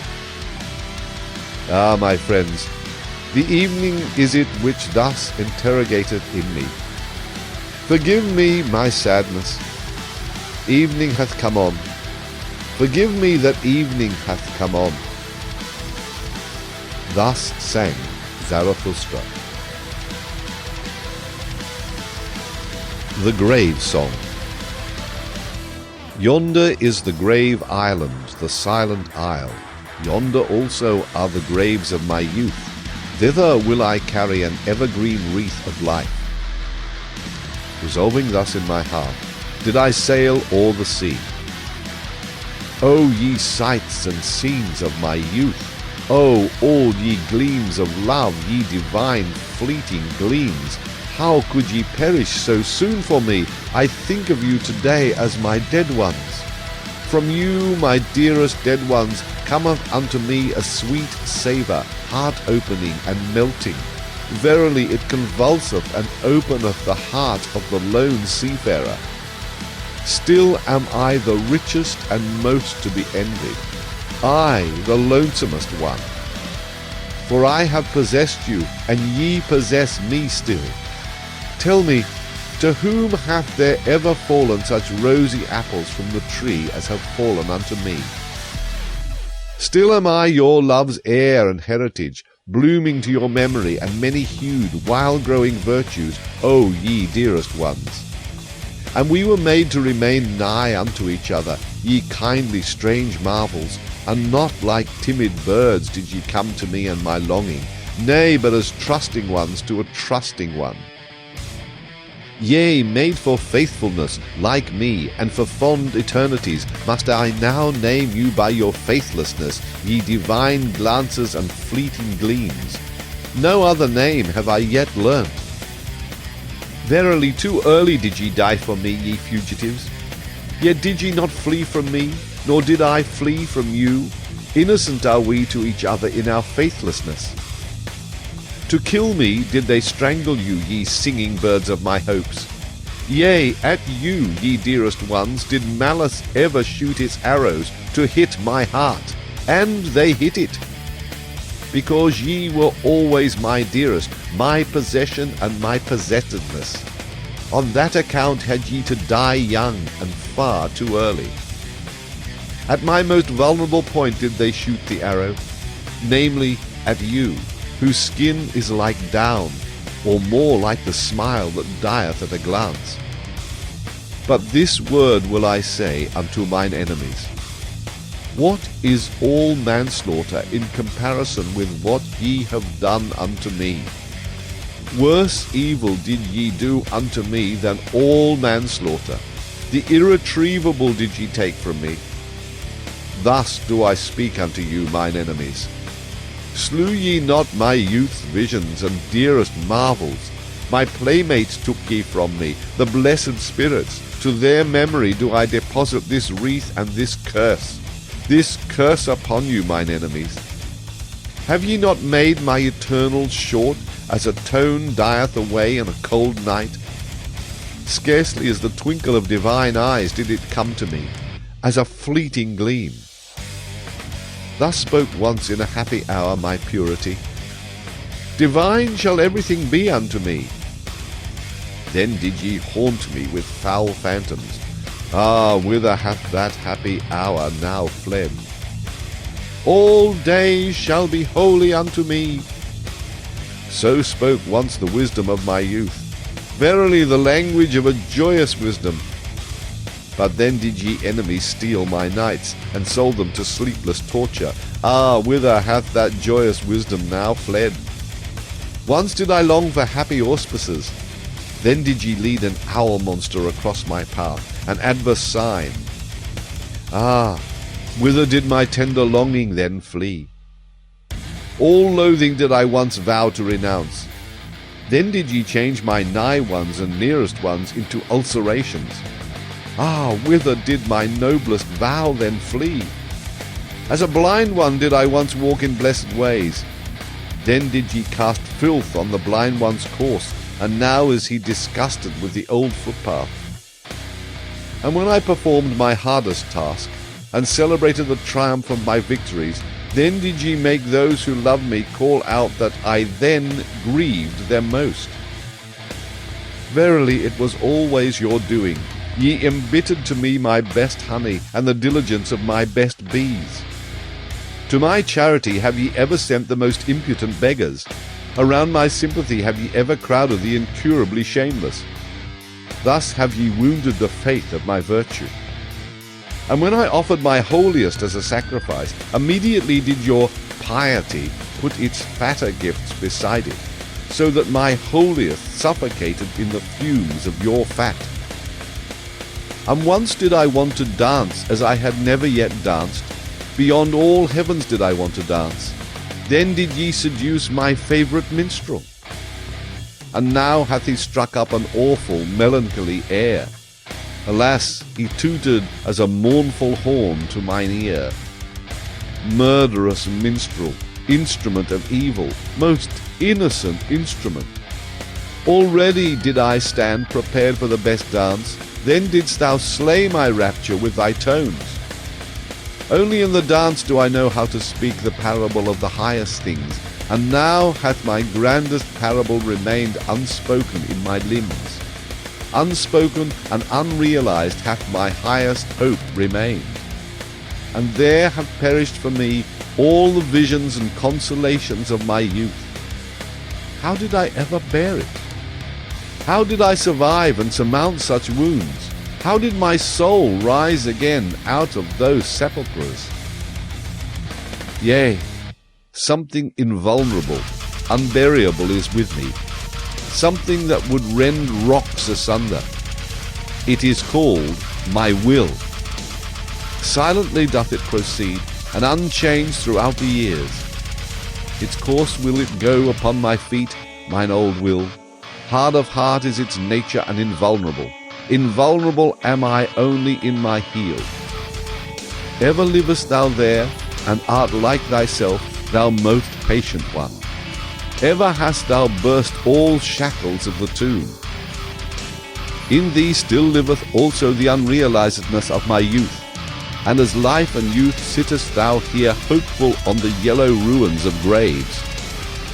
Yea, thou art still for me the demolisher of all graves. Hail to thee, my will, and only where there are graves are there resurrections. Thus sang Zarathustra. Self-surpassing. Will to truth, do ye call it, ye wisest ones, that which impelleth you and maketh you ardent? Will for the thinkableness of all being, thus do I call your will. All being would ye make thinkable, for ye doubt with good reason whether it be already thinkable. But it shall accommodate and bend itself to you. So willeth your will. Smooth shall it become and subject to the spirit as its mirror and reflection. That is your entire will, ye wisest ones, as a will to power. And even when ye speak of good and evil and of estimates of value, ye would still create a world before which ye can bow the knee. Such is your ultimate hope and ecstasy. The ignorant, to be sure, the people, they are like a river on which a boat floateth along. And in the boat sit the estimates of value, solemn and disguised. Your will and your valuations have ye put on the river of becoming. It betrayeth unto me an old will to power, what is believed by the people as good and evil. It was ye, ye wisest ones, who put such guests in this boat, and gave them pomp and proud names, ye and your ruling will. Onward the river now carrieth your boat. It must carry it. A small matter if the rough wave foameth and angrily resisteth its keel. It is not the river that is your danger and the end of your good and evil, ye wisest one, but that will itself, the will to power, the unexhausted, procreating life will. But that ye may understand my gospel of good and evil, for that purpose will I tell you my gospel of life. and of the nature of all living things. The living thing did I follow. I walked in the broadest and narrowest paths to learn its nature. With 100-faced mirror did I catch its glance when its mouth was shut, so that its eye might speak unto me. And its eye spoke unto me. But wherever I found living things, there heard I also the language of obedience. All living things are obeying things. And this heard I secondly. Whatever cannot obey itself is commanded. Such is the nature of living things. This, however, is the third thing which I heard, namely, that commanding is more difficult than obeying, and not only because the commander beareth the burden of all obeyers, and because this burden readily crusheth him. An attempt and a risk seem all commanding unto me, and whenever it commandeth, the living thing risketh itself thereby. Yea, even when it commandeth itself, then also must it atone for its commanding. Of its own law must it become the judge and avenger and victim. How doth this happen? So did I ask myself, what persuadeth the living thing to obey and command, and even be obedient in commanding? Hearken now unto my word, ye wisest ones. Test it seriously whether I have crept into the heart of life itself and into the roots of its heart. Wherever I found a living thing, there found I will to power, and even in the will of the servant found I the will to be master. That to the stronger the weaker shall serve. Thereto persuadeth he his will who would be master over a still weaker one. That delight alone he is unwilling to forgo. And as the lesser surroundeth himself to the greater, that he may have delight and power over the least of all, so doth even the greatest surrender himself, and staketh life for the sake of power. It is the surrender of the greatest to run risk and danger, and play dice for death. And where there is sacrifice and service and love glances, there also is the will to be master. By byways doth the weaker then slink into the fortress, and into the heart of the mightier one, and there stealeth power. And this secret spoke life herself unto me. Behold, said she, I am that which must ever surpass itself. To be sure, ye call it will to procreation, or impulse towards a goal, towards the higher, remoter, more manifold, but all that is one and the same secret. Rather would I succumb than disown this one thing. And verily, where there is succumbing and leaf falling, lo, there doth life sacrifice itself for power. That I have to be struggle and becoming and purpose and cross-purpose, he who divineth my will divineth well also on what crooked paths it hath to tread. Whatever I create, and however much I love it, soon must I be adverse to it and to my love. So willeth my will. And even thou, discerning one, art only a path and footstep of my will. Verily, my will to power walketh even on the feet of thy will to truth. He certainly did not hit the truth who shot at it the formula, will to existence. That will doth not exist. For what is not cannot will. That, however, which is in existence, how could it still strive for existence? Only where there is life is there also will. Not, however, will to life, but, so teach I thee, will to power. Much is reckoned higher than life itself by the living one, that out of the very reckoning speaketh the will to power. Thus did life once teach me, and thereby, ye wisest ones, do I solve you the riddle of your hearts. Verily I say unto you, good and evil which would be everlasting, it doth not exist. Of its own accord must it ever surpass itself anew. With your values and formulae of good and evil, ye exercise power, ye valuing ones. And that is your secret love, and the sparkling, trembling, and overflowing of your souls.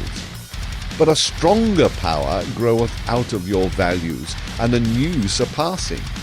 By it breaketh egg and eggshell. And he who hath to be a creator in good and evil, verily he hath first to be a destroyer, and break values in pieces. Thus doth the greatest evil pertain to the greatest good. That, however, is the creating good. Let us speak thereof, ye wisest ones, even though it be bad. To be silent is worse. All suppressed truths become poisonous. And let everything break up which can break up by our truths. Many a house is still to be built. Thus spoke Zarathustra. The Sublime Ones. Calm is the bottom of my sea. Who would guess that it hideth droll monsters? Unmoved is my depth, but it sparkleth with swimming enigmas and laughters. A sublime one saw I today, a solemn one, a penitent of the spirit. Oh, how my soul laughed at his ugliness. With upraised breast, and like those who draw in their breath, thus did he stand, the sublime one, and in silence, o'erhung with ugly truths, the spoil of his hunting, and rich in torn raiment.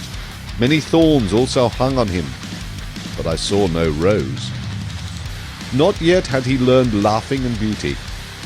Gloomy did this hunter return from the forest of knowledge.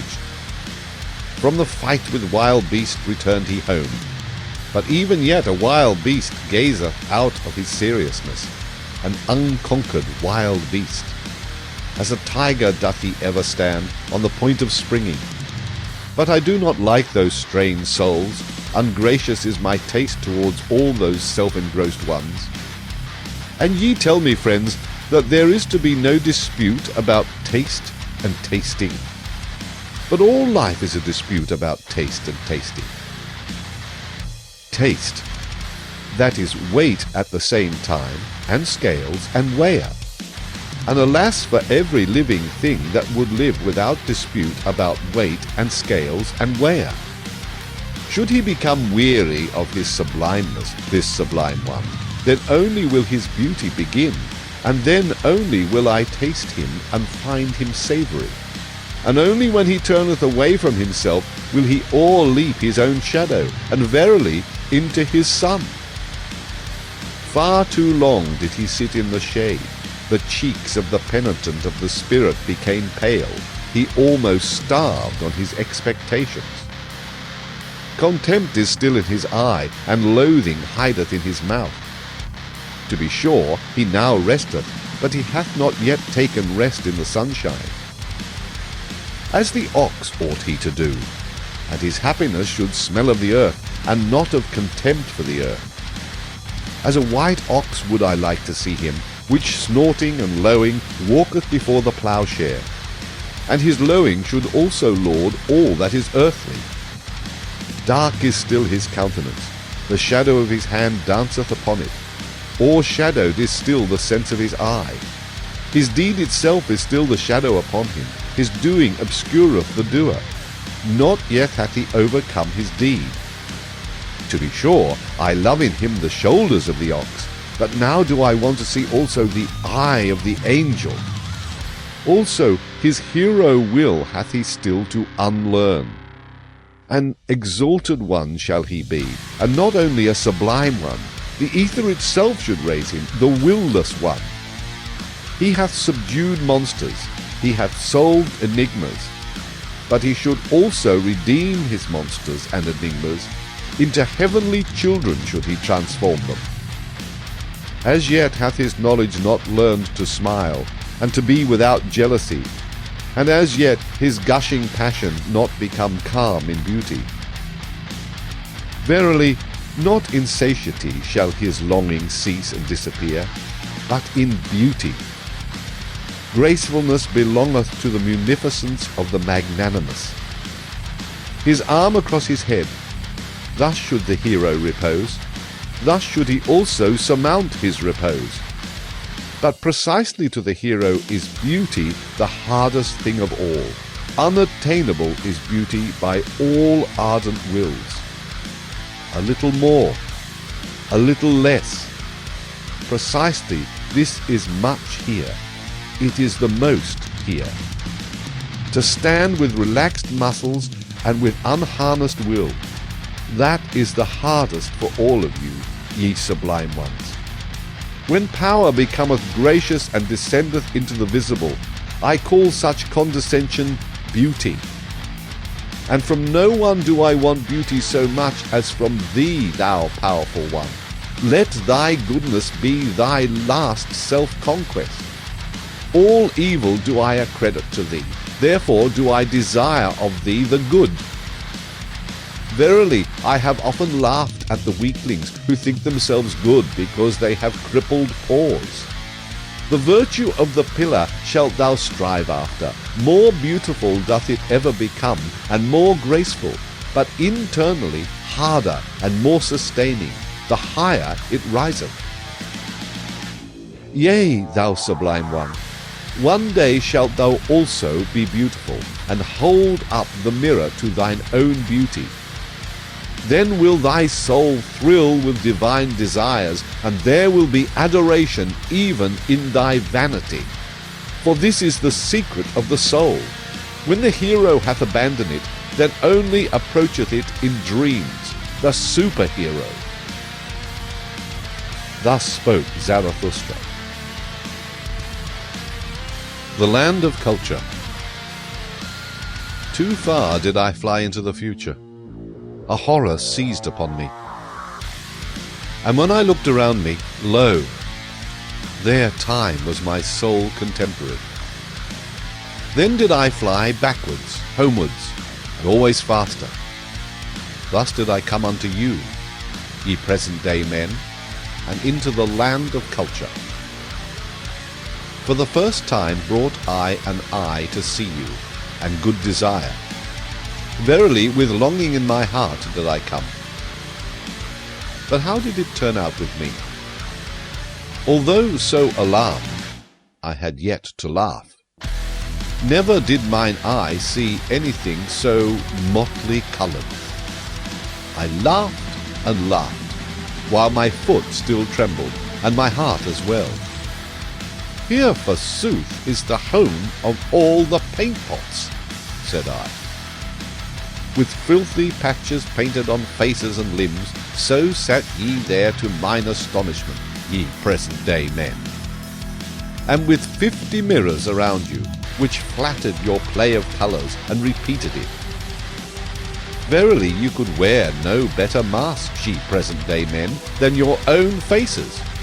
Who could recognize you?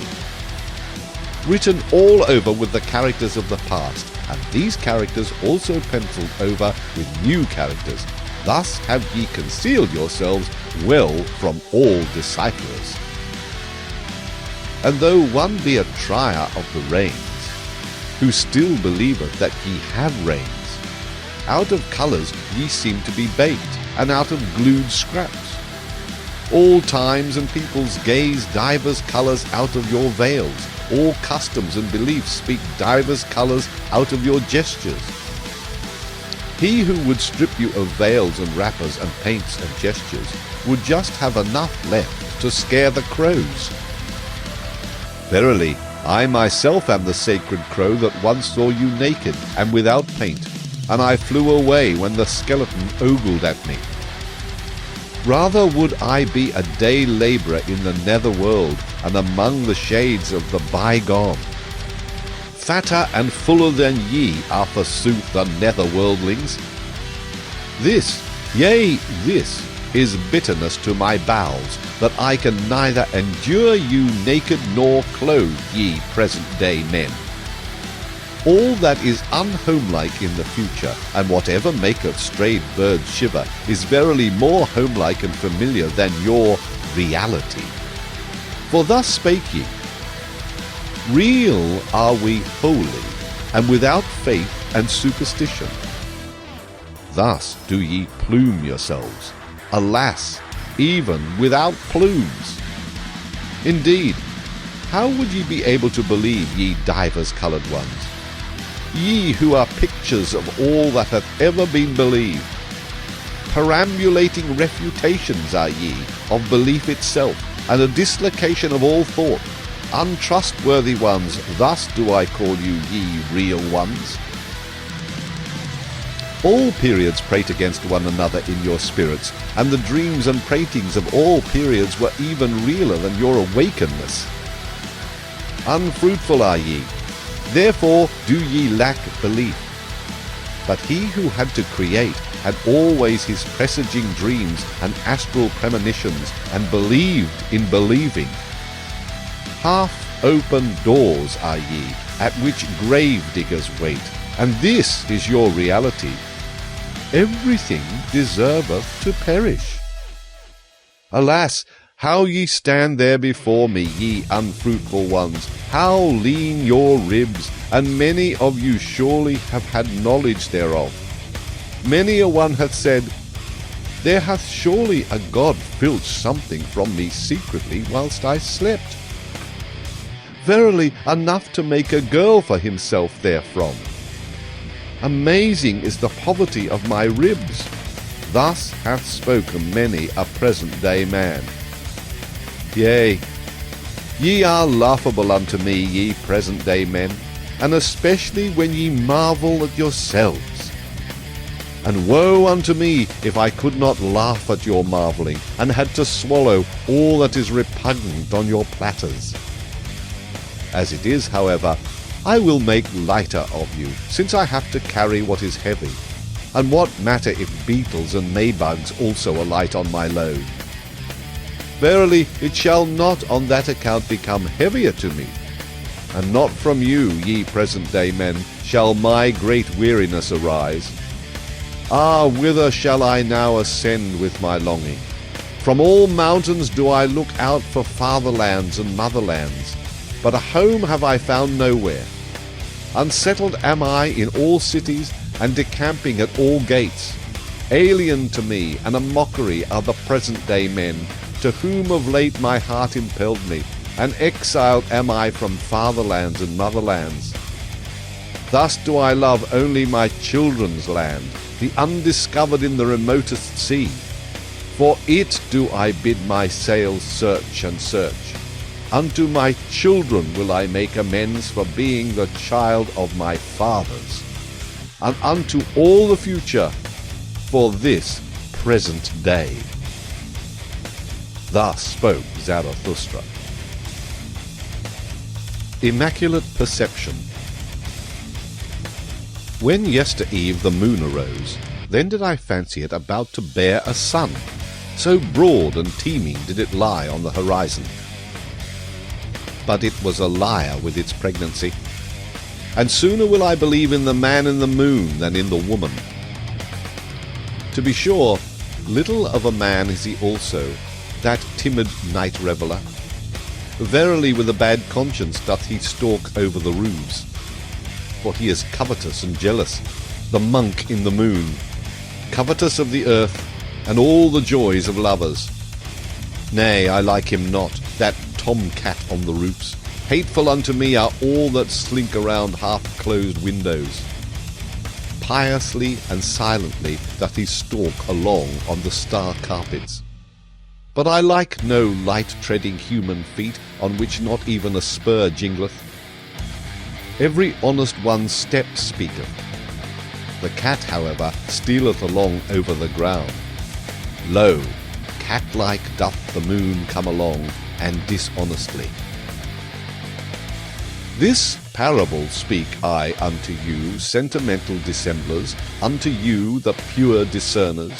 You do I call covetous ones. Also ye love the earth and the earthly. I have divined you well. But shame is in your love, and a bad conscience. Ye are like the moon. To despise the earthly hath your spirit been persuaded, but not your bowels. These, however, are the strongest in you.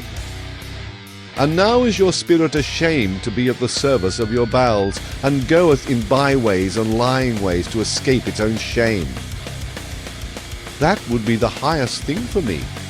So saith your lying spirit unto itself, to gaze upon life without desire, and not like the dog with hanging out tongue, to be happy in gazing, with dead will, free from the grip and greed of selfishness, cold and ashy grey all over, but with intoxicated moon eyes. That would be the dearest thing to me.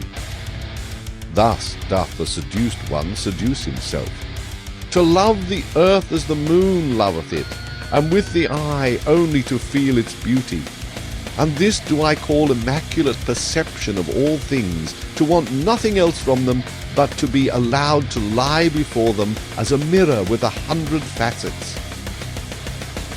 O ye sentimental dissemblers, ye covetous ones, ye lack innocence in your desire, and now do ye defame desiring on that account. Verily not as creators, as procreators, or as jubilators do ye love the earth. Where is innocence? Where there is will to procreation. And he who seeketh to create beyond himself hath for me the purest will. Where is beauty? Where I must will with my whole will, where I must love and perish, that an image may not remain merely an image. Loving and perishing. These have rhymed from eternity. Will to love. That is to be ready also for death. Thus do I speak unto you cowards. But now doth your emasculated ogling profess to be contemplation. And that which can be examined with cowardly eyes is to be christened beautiful. O ye violators of noble names! But it shall be your curse, ye immaculate ones, ye pure discerners, that ye shall never bring forth, even though ye lie broad and teeming on the horizon. Verily, ye fill your mouth with noble words, and we are to believe that your heart overfloweth, ye cozeners. But my words are poor, contemptible, stammering words. Gladly do I pick up what falleth from the table at your repasts. Yet still can I say therewith the truth, to dissemblers. Yea, my fish bones, shells, and prickly leaves shall tickle the noses of dissemblers. Bad air is always about you and your repasts. Your lascivious thoughts, your lies, and secrets are indeed in the air. Dare only to believe in yourselves and in your inward parts. He who doth not believe in himself always lieth. A God's mask have ye hung in front of you, ye pure ones. Into a God's mask hath your execrable toiling snake crawled. Verily ye deceive, ye contemplative ones. Even Zarathustra was once the dupe of your godlike exterior. He did not divine the serpent's coil with which it was stuffed.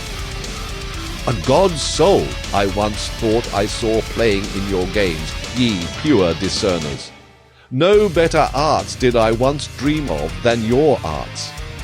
Serpent's filth and evil odour the distant concealed from me, and that a lizard's craft prowled thereabouts lasciviously. But I came nigh unto you. Then came to me the day, and now cometh it to you. At an end is the moon's love affair. See there, surprised and pale doth it stand, before the rosy dawn. For already she cometh, the glowing one, her love to the earth cometh. Innocence and creative desire is all solar love. See there, how she cometh impatiently over the sea. Do ye not feel the thirst and the hot breath of her love? At the sea would she suck, and drink its depths to her height. Now riseth the desire of the sea with its 1,000 breasts. Kissed and sucked would it be by the thirst of the sun. Vapour would it become, and height, and path of light, and light itself. Verily, like the sun do I love life, and all deep seas. And this meaneth to me knowledge. All that is deep shall ascend to my height. Thus spoke Zarathustra. Scholars. When I lay asleep, then did a sheep eat at the ivy wreath on my head.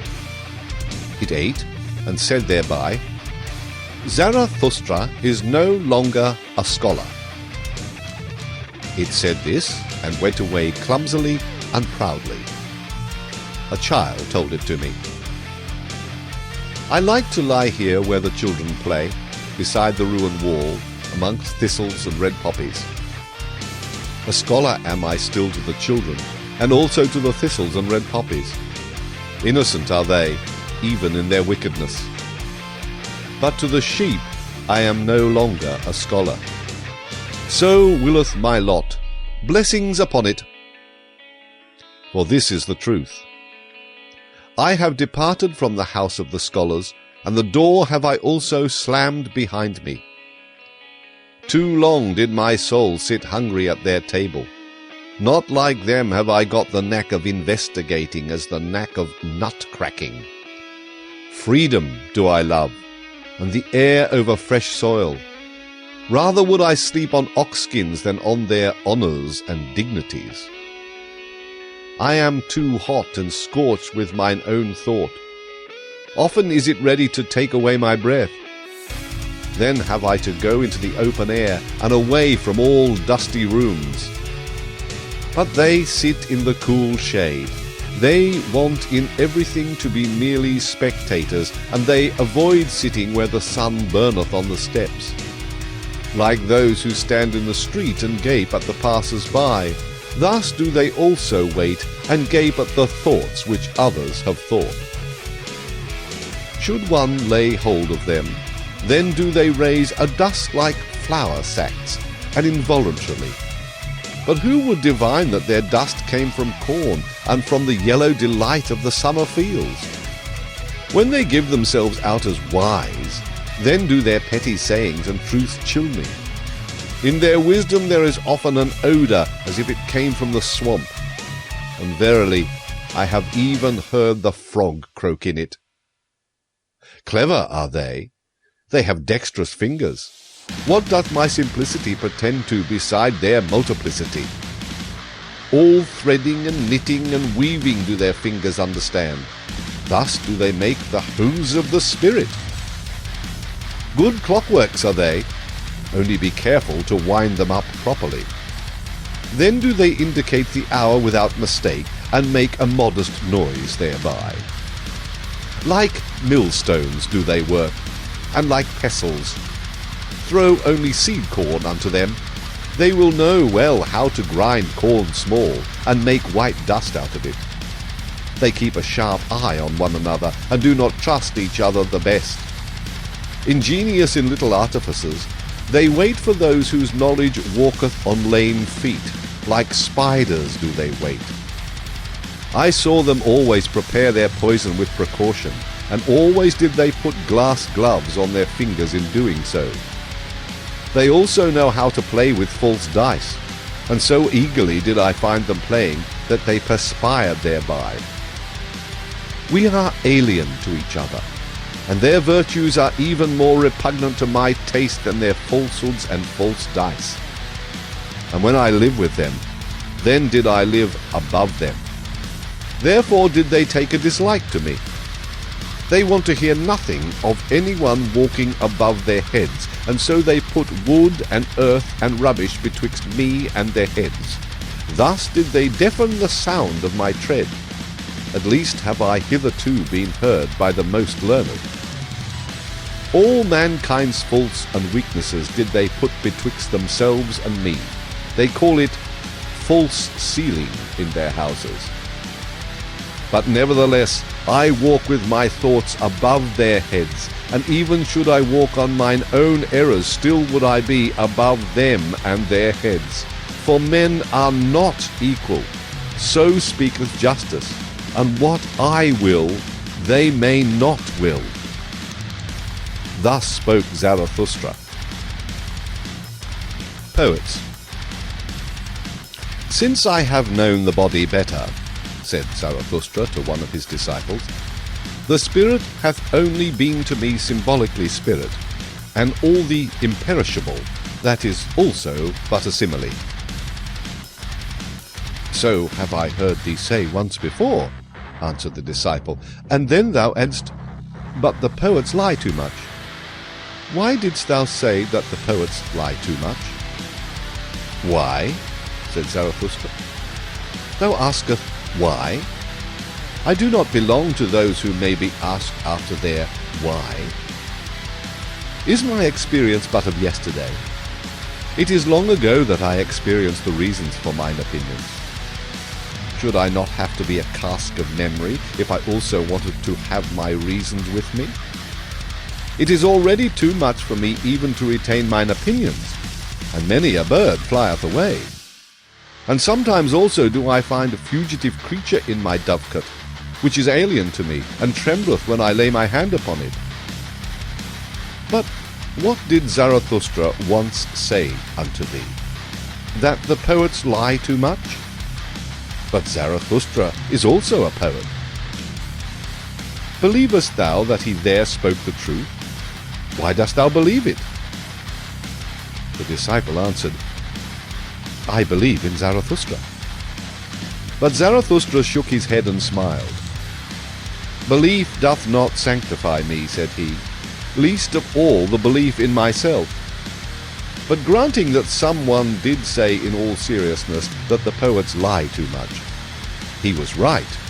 We do lie too much. We also know too little and are bad learners, so we are obliged to lie. And which of us poets hath not adulterated his wine? Many a poisonous hotchpotch hath evolved in our cellars, many an indescribable thing hath there been done. And because we know little, therefore we are pleased from the heart with the poor in spirit, especially when they are young women. And even of those things are we desirous, which old women tell one another in the evening. This do we call the eternally feminine in us. And as if there were a special secret access to knowledge, which choketh up for those who learn anything, so do we believe in the people and in their wisdom. This, however, do all poets believe, that whoever pricketh up his ears when lying in the grass or on lonely slopes, learneth something of the things that are betwixt heaven and earth. And if there come unto them tender emotions, then do the poets always think that nature herself is in love with them, and that she stealeth to their ear to whisper secrets into it, and amorous flatteries. Of this do they plume and pride themselves before all mortals. Ah, there are so many things betwixt heaven and earth of which only the poets have dreamed, and especially above the heavens. For all gods are poet symbolizations, poet sophistications. Verily, ever are we drawn aloft, that is, to the realm of the clouds. On these do we set our gaudy puppets, and then call them gods and supermen. Are not they light enough for those chairs, all these gods and supermen? Ah, how I am weary of all the inadequate that is insisted on as actual. Ah, how I am weary of the poets. When Zarathustra so spoke, his disciple resented it, but was silent. And Zarathustra also was silent, and his eye directed itself inwardly, as if it gazed into the far distance. At last he sighed and drew breath. I am of today and heretofore, said he thereupon. But something is in me that is of the morrow, and the day following, and the hereafter. I became weary of the poets, of the old and of the new. superficial are they all unto me, and shallow seas. They did not think sufficiently into the depth, therefore their feeling did not reach to the bottom. Some sensation of voluptuousness and some sensation of tedium, these have as yet been their best contemplation.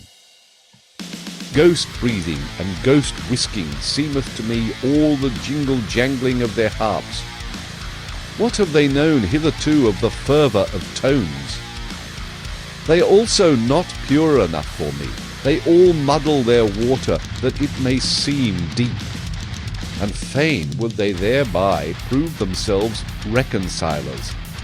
But mediaries and mixers are they unto me, and half, and impure.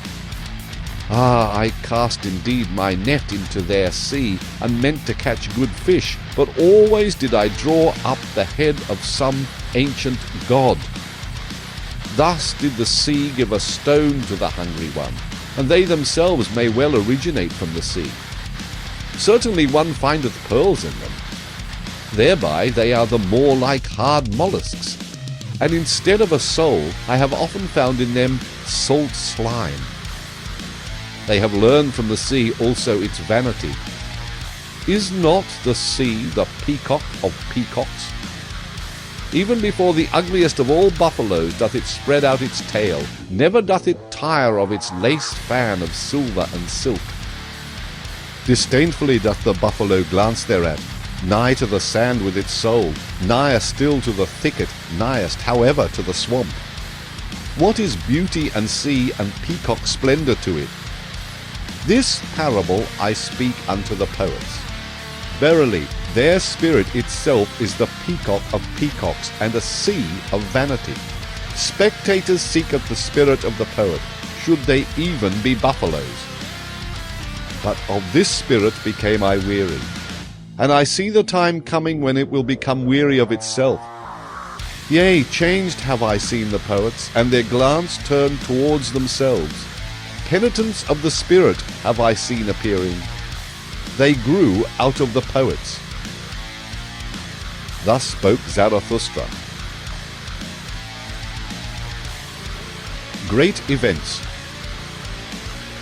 There is an isle in the sea, not far from the happy isles of Zarathustra, on which a volcano ever smoketh, of which isle the people, and especially the old women amongst them, say that it is placed as a rock before the gate of the nether world, but that through the volcano itself the narrow way leadeth downwards, which conducteth to this gate. Now about the time that Zarathustra sojourned on the Happy Isles, it happened that a ship anchored at the isle on which standeth the smoking mountain, and the crew went ashore to shoot rabbits.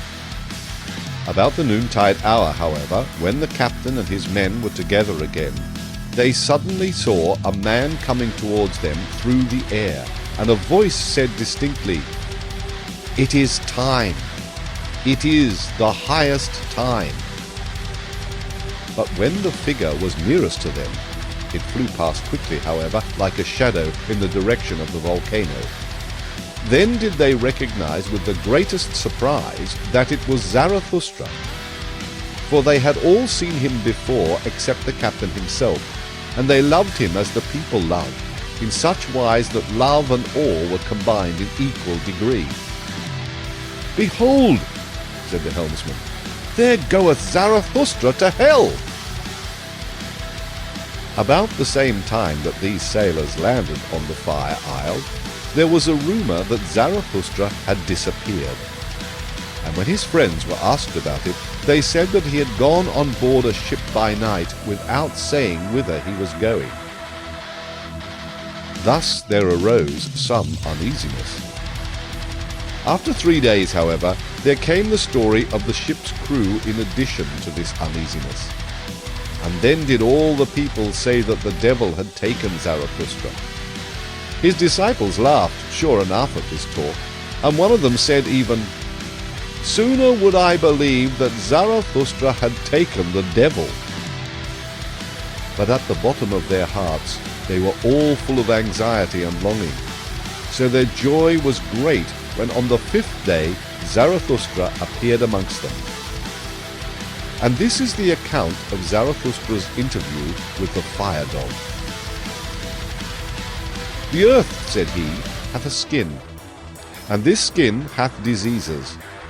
One of these diseases, for example, is called man. And another of these diseases is called the fire dog.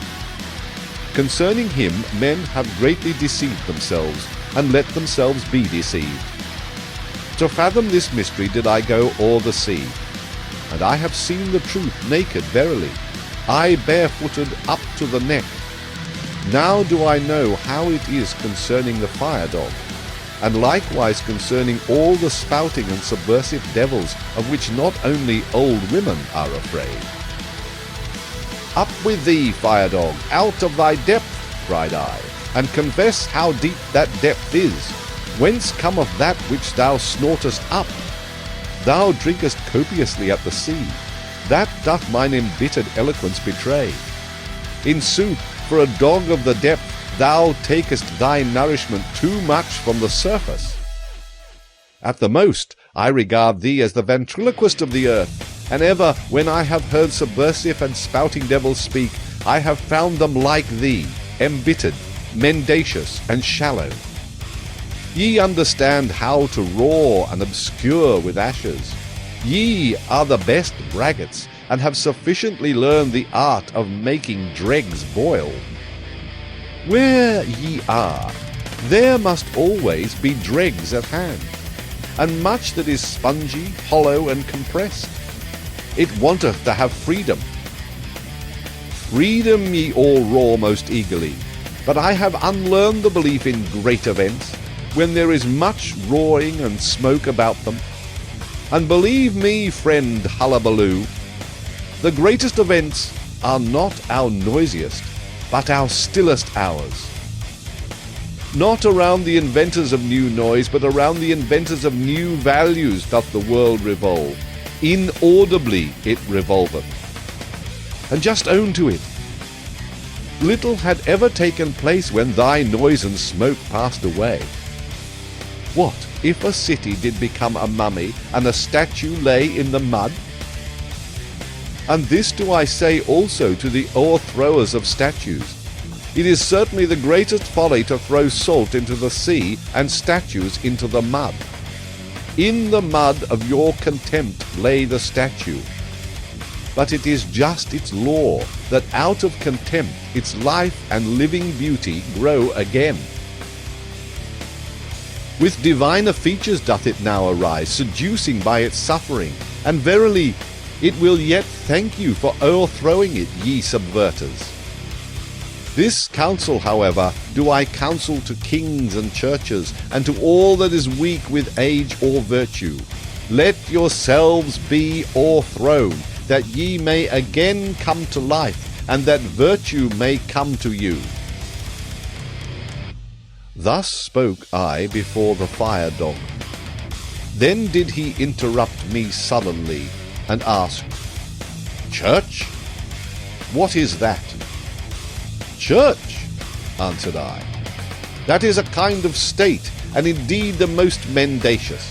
But remain quiet, thou dissembling dog. Thou surely knowest thine own species best. Like thyself, the state is a dissembling dog. Like thee doth it like to speak with smoke and roaring, to make believe, like thee, that it speaketh out of the heart of things. For it seeketh by all means to be the most important creature on earth, the state, and people think it so.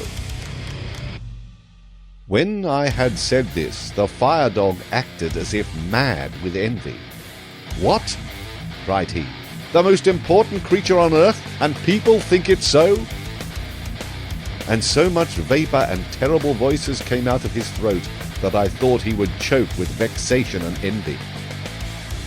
At last he became calmer, and his panting subsided. As soon, however, as he was quiet, I said laughingly, Thou art angry, fire dog, so I am in the right about thee. And that I may also maintain the right, hear the story of another fire dog. He speaketh actually out of the heart of the earth. Gold doth his breath exhale, and golden rain, so doth his heart desire. What are ashes and smoke and hot dregs to him? Laughter flitteth from him like a variegated cloud. Adverse is he to thy gargling and spewing and grips in the bowels. The gold, however, and the laughter, these doth he take out of the heart of the earth, for that thou may knowest it, the heart of the earth is of gold. When the fire dog heard this, he could no longer endure to listen to me. Abashed did he draw in his tail, said bow wow in a cowed voice, and crept down into his cave. Thus told Zarathustra. His disciples, however, hardly listened to him. So great was their eagerness to tell him about the sailors, the rabbits, and the flying man. "What am I to think of it?" said Zarathustra. "Am I indeed a ghost? But it may have been my shadow. Ye have surely heard something of the wanderer and his shadow? One thing, however, is certain. I must keep a tighter hold of it. Otherwise it will spoil my reputation." And once more Zarathustra shook his head and wondered. "What am I to think of it?" said he once more. "Why did the ghost cry, 'It is time, it is the highest time'? For what is it then, the highest time?" Thus spoke Zarathustra. The Soothsayer. And I saw a great sadness come over mankind. The best turned weary of their works. A doctrine appeared, a faith ran beside it. All is empty, all is alike, all hath been.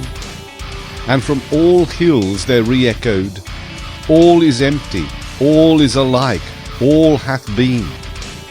To be sure we have harvested, but why have all our fruits become rotten and brown? What was it fell last night from the evil moon? In vain was all our labour, poison hath our wine become, the evil eye hath singed yellow our fields and hearts. Arid have we all become, and fire falling upon us, then do we turn dust like ashes. Yea, the fire itself hath we made aweary. All our fountains have dried up, even the sea hath receded. All the ground trieth to gape, but the depth will not swallow. Alas, where is there still a sea in which one could be drowned? So soundeth our plaint across shallow swamps. Verily, even for dying have we become too weary. Now do we keep awake and live on in sepulchres. Thus did Zarathustra hear a soothsayer speak, and the foreboding touched his heart and transformed him. Sorrowfully did he go about and wearily, and he became like unto those of whom the soothsayer had spoken. Verily, said he unto his disciples, a little while, and there cometh the long twilight. Alas, how shall I preserve my light through it, that it may not smother in this sorrowfulness? To remoter worlds shall it be a light, and also to remotest nights. Thus did Zarathustra go about grieved in his heart, and for 3 days he did not take any meat or drink. He had no rest, and lost his speech. At last it came to pass that he fell into a deep sleep. His disciples, however, sat around him in long night watches, and waited anxiously to see if he would awake and speak again, and recover from his affliction. And this is the discourse that Zarathustra spoke when he awoke. His voice, however, came unto his disciples as from afar. Hear, I pray you, the dream that I dreamed, my friends, and help me to divine its meaning. A riddle is it still unto me, this dream. The meaning is hidden in it and encaged, and doth not yet fly above it on free pinions. All life had I renounced, so I dreamed. Night watchman and grave guardian had I become, aloft in the lone mountain fortress of death. There did I guard his coffins, full stood the musty vaults of those trophies of victory. Out of glass coffins did vanquished life gaze upon me. The odour of dust-covered eternities did I breathe. Sultry and dust-covered lay my soul, and who could have aired his soul there? Brightness of midnight was ever around me, lonesomeness cowered beside her, and as a third death rattle stillness, the worst of my female friends. Keys did I carry, the rustiest of all keys, and I knew how to open with them the most creaking of all gates. Like a bitterly angry croaking ran the sound through the long corridors when the leaves of the gate opened. Ungraciously did this bird cry, unwillingly was it awakened. But more frightful even, and more heart-strangling was it, when it became silent and still all around, and I alone sat in that malignant silence. Thus did time pass with me, and slip by, if time there still was. What do I know thereof? But at last there happened that which awoke me. Thrice did their peal peals at the gate like thunders, thrice did the vaults resound and howl again. Then did I go to the gate. Alpa, cried I, who carrieth his ashes unto the mountain? Alpa, Alpa, who carrieth his ashes unto the mountain? And I pressed the key and pulled at the gate and exerted myself, but not a finger's breadth was it yet open. Then did a roaring wind tear the folds apart, whistling, whizzing, and piercing, it threw unto me a black coffin. And in the roaring and whistling and whizzing, the coffin burst open and spouted out 1,000 peals of laughter, and 1,000 caricatures of children, angels, owls, fools, and child-sized butterflies laughed and mocked and roared at me. Fearfully was I terrified thereby. It prostrated me, and I cried with horror as I ne'er cried before. But mine own crying awoke me, and I came to myself. Thus did Zarathustra relate his dream, and then was silent, for as yet he knew not the interpretation thereof.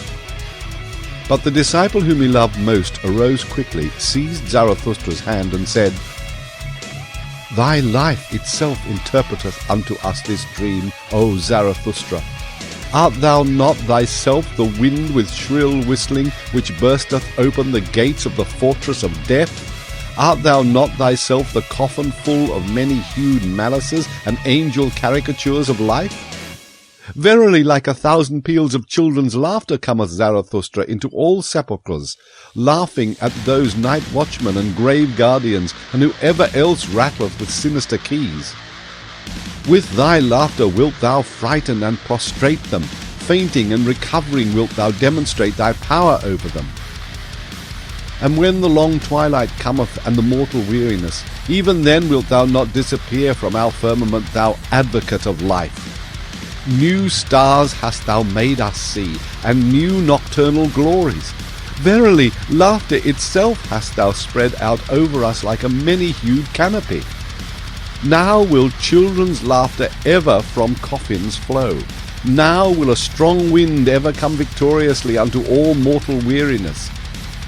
Of this thou art thyself the pledge and the prophet. Verily they themselves didst thou dream, thine enemies. That was thy sorest dream.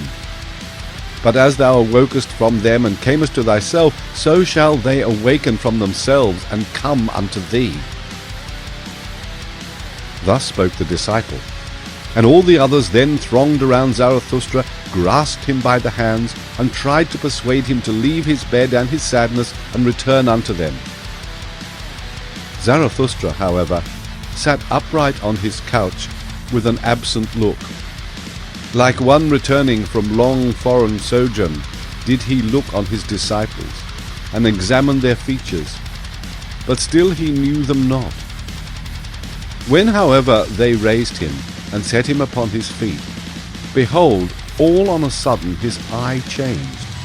He understood everything that had happened, stroked his beard, and said with a strong voice, Well, this hath just its time. But see to it, my disciples, that we have a good repast, and without delay. Thus do I mean to make amends for bad dreams. The soothsayer, however, shall eat and drink at my side, and verily I will yet show him a sea in which he can drown himself. Thus spoke Zarathustra. Then did he gaze long into the face of the disciple who had been the dream interpreter, and shook his head. Redemption. When Zarathustra went one day over the great bridge, then did the cripples and beggars surround him, and a hunchback spoke thus unto him. Behold, Zarathustra, even the people learn from thee, and acquire faith in thy teaching. But for them to believe fully in thee, one thing is still needful. Thou must first of all convince us cripples. Here hast thou now a fine selection, and verily an opportunity with more than one forelock. The blind canst thou heal, and make the lame run. And from him who hath too much behind, couldst thou well also take away a little. That, I think, would be the right method to make the cripples believe in Zarathustra. Zarathustra, however, answered thus unto him who so spoke. When one taketh his hump from the hunchback, then doth one take from him his spirit. So do the people teach. And when one giveth the blind man eyes, then doth he see too many bad things on the earth, so that he curseth him who healed him. He, however, who maketh the lame man run, inflicteth upon him the greatest injury. For hardly can he run when his vices run away with him. So do the people teach concerning cripples. And why should not Zarathustra also learn from the people, when the people learn from Zarathustra? It is, however, the smallest thing unto me, since I have been amongst men, to see one person lacking an eye, another an ear, and a third a leg, and that others have lost the tongue, or the nose, or the head. I see and have seen worse things, and divers things so hideous, that I should neither like to speak of all matters, nor even keep silent about some of them. Namely, men who lack everything, except that they have too much of one thing. Men who are nothing more than a big eye, or a big mouth, or a big belly, or something else big. Reversed cripples, I call such men. And when I came out of my solitude, and for the first time passed over this bridge, then I could not trust mine eyes, but looked again and again, and said at last, That is an ear as big as a man. I looked still more attentively, and actually there did move under the ear something that was pitiably small and poor and slim. And in truth, this immense ear was perched on a small, thin stalk. The stalk, however, was a man. A person putting a glass to his eyes could even recognize further a small, envious countenance, and also that a bloated soule dangled at the stalk. The people told me, however, that the big ear was not only a man, but a great man, a genius. But I never believed in the people when they spoke of great men, and I hold to my belief that it was a reversed cripple who had too little of everything and too much of one thing. When Zarathustra had spoken thus unto the hunchback, and unto those of whom the hunchback was the mouthpiece and advocate, then did he turn to his disciples in profound dejection, and said, Verily, my friends, I walk amongst men as amongst the fragments and limbs of human beings. This is the terrible thing to mine eye, that I find man broken up and scattered about as on a battle and butcher ground. And when mine eye fleeth from the present to the bygone, it findeth ever the same, fragments and limbs and fearful chances, but no men. The present and the bygone upon earth, my friends, that is my most unbearable trouble, and I should not know how to live if I were not a seer of what is to come. A seer, a purposer, a creator, a future itself, and a bridge to the future. And alas, also as it were a cripple on this bridge. All that is Zarathustra. And ye also ask yourselves often, who is Zarathustra to us? What shall he be called by us? And like me, did ye give yourselves questions for answers? Is he a promiser, or a fulfiller, a conqueror, or an inheritor, a harvest, or a ploughshare, a physician, or a healed one? Is he a poet, or a genuine one, an emancipator, or a subjugator, a good one, or an evil one? I walk amongst men as the fragments of the future, that future which I contemplate. And it is all my poetization and aspiration to compose and collect into unity what is fragment and riddle and fearful chance. And how could I endure to be a man if man were not also the composer and riddle reader and redeemer of chance? To redeem what is past, and to transform every "it was" into "thus would I have it," that only do I call redemption. Will, so is the emancipator and joy-bringer called. Thus have I taught you, my friends. But now learn this likewise: the will itself is still a prisoner. Willing emancipateth. But what is that called which still putteth the emancipator in chains? It was. Thus is the will's teeth-gnashing and lonesomest tribulation called. Impotent towards what hath been done, it is a malicious spectator of all that is past. Not backward can the will, that it cannot break time and time's desire, that is the will's lonesomest tribulation. Willing emancipateth. What doth willing itself devise in order to get free from its tribulation and mock at its prison? Ah, a fool becometh every prisoner.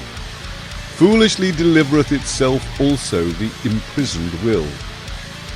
That time doth not run backward, that is its animosity. That which was, so is the stone which it cannot roll called.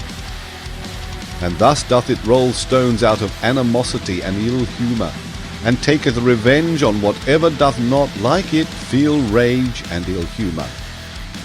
Thus did the will, the emancipator, become a torturer. And all that is capable of suffering it taketh revenge, because it cannot go backward.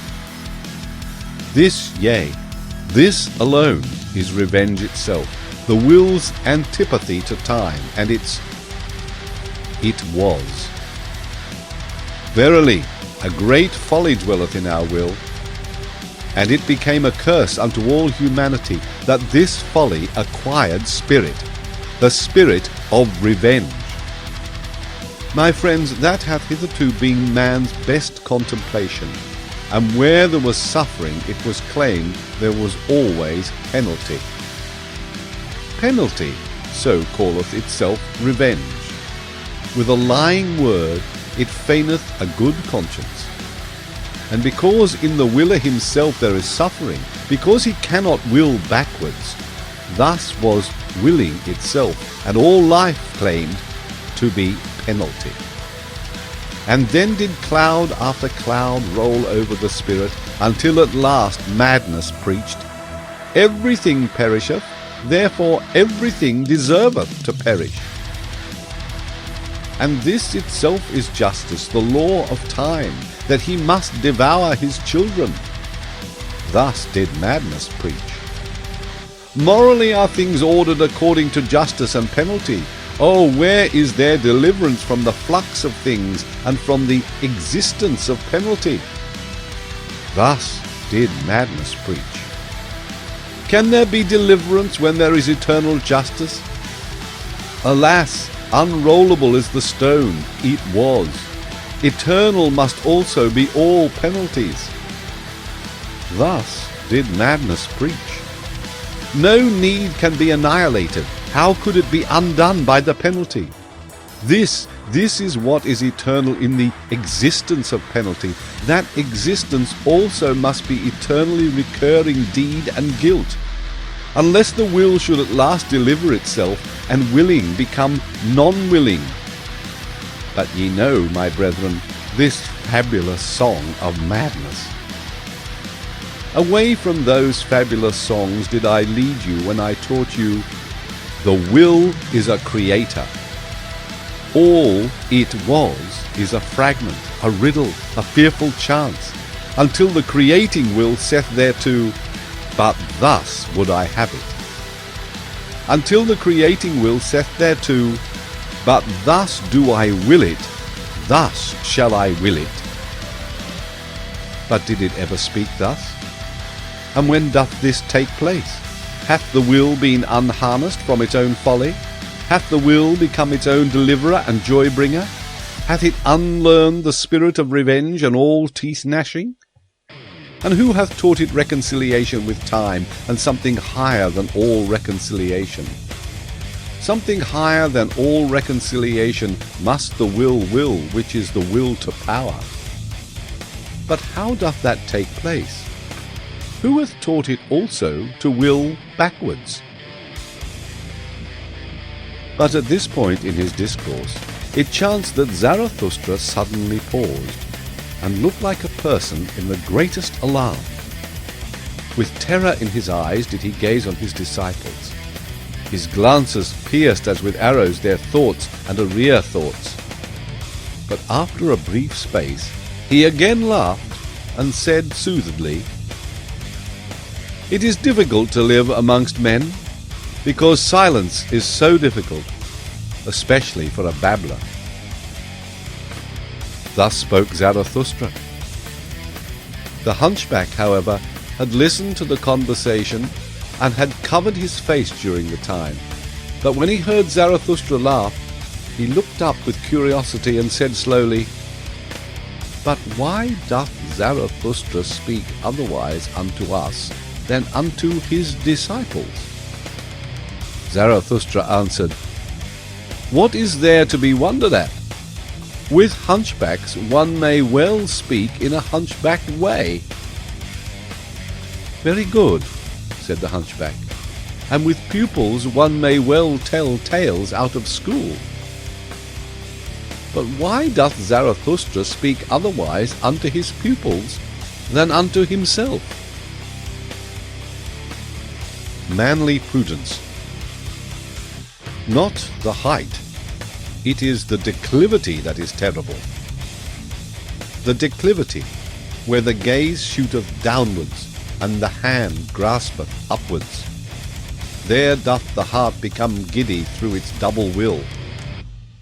Ah, friends, do ye divine also my heart's double will?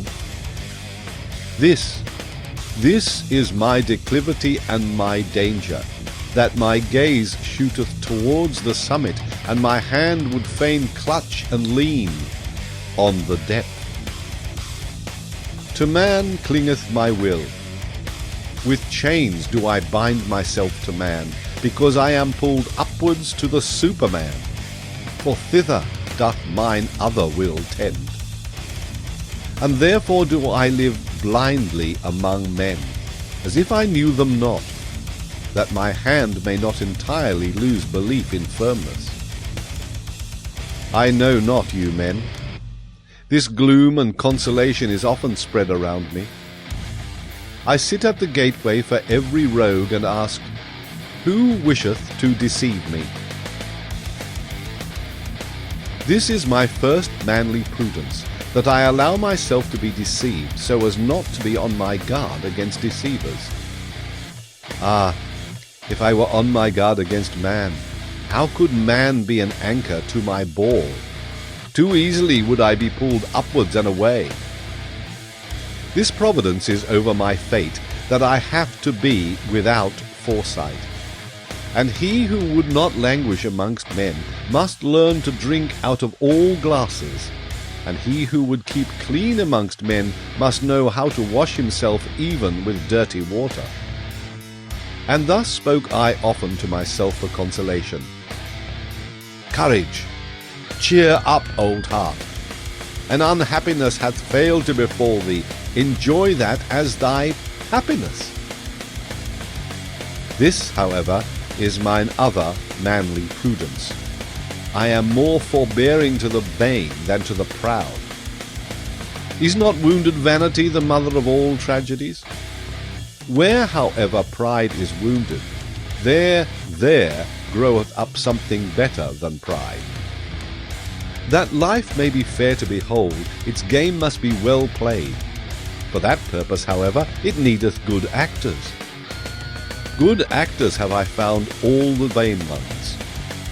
They play and wish people to be fond of beholding them. All their spirit is in this wish. They represent themselves. They invent themselves. In their neighbourhood I like to look upon life. It cureth of melancholy. Therefore am I forbearing to the vain, because they are the physicians of my melancholy, and keep me attached to man as to a drama. And further, who conceiveth the full depth of the modesty of the vain man? I am favourable to him, and sympathetic on account of his modesty. From you would he learn his belief in himself. He feedeth upon your glances, he eateth praise out of your hands. Your lies doth he even believe when you lie favourably about him, for in its depth sigheth his heart, What am I? And if that be the true virtue which is unconscious of itself, well, the vain man is unconscious of his modesty. This is, however, my third manly prudence. I am not put out of conceit with the wicked by your timorousness. I am happy to see the marvels the warm sun hatcheth, tigers and palms and rattlesnakes. Also amongst men there is a beautiful brood of the warm sun, and much that is marvellous in the wicked. In truth, as your wisest did not seem to me so very wise, so found I also human wickedness below the fame of it. And oft did I ask with a shake of the head, Why still rattle, ye rattlesnakes? Verily, there is still a future even for evil, and the warmest south is still undiscovered by man. How many things are now called the worst wickedness, which are only 12 feet broad and 3 months long? Some day, however, will greater dragons come into the world. For that the Superman may not lack his dragon, the super dragon that is worthy of him, there must still much warm sun glow on moist virgin forests. Out of your wild cats must tigers have evolved, and out of your poison toads crocodiles. For the good hunter shall have a good hunt. And verily, ye good and just, in you there is much to be laughed at, and especially your fear of what hath hitherto been called the devil. So alien are ye in your souls to what is great, that to you the Superman would be frightful in his goodness. And ye wise and knowing ones, ye would flee from the solar glow of the wisdom in which the Superman joyfully batheth his nakedness. Ye highest men who have come within my ken, this is my doubt of you and my secret laughter. I suspect ye would call my Superman a devil. Ah, I became tired of those highest and best ones. From their height did I long to be up, out and away to the Superman. A horror came over me when I saw those best ones naked.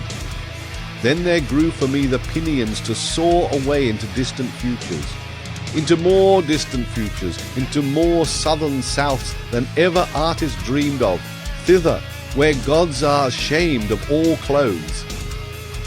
But disguised do I want to see you, ye neighbours and fellow men, and well attired and vain and estimable, as the good and just. And disguised will I myself sit amongst you, that I may mistake you and myself. For that is my last manly prudence. Thus spoke Zarathustra.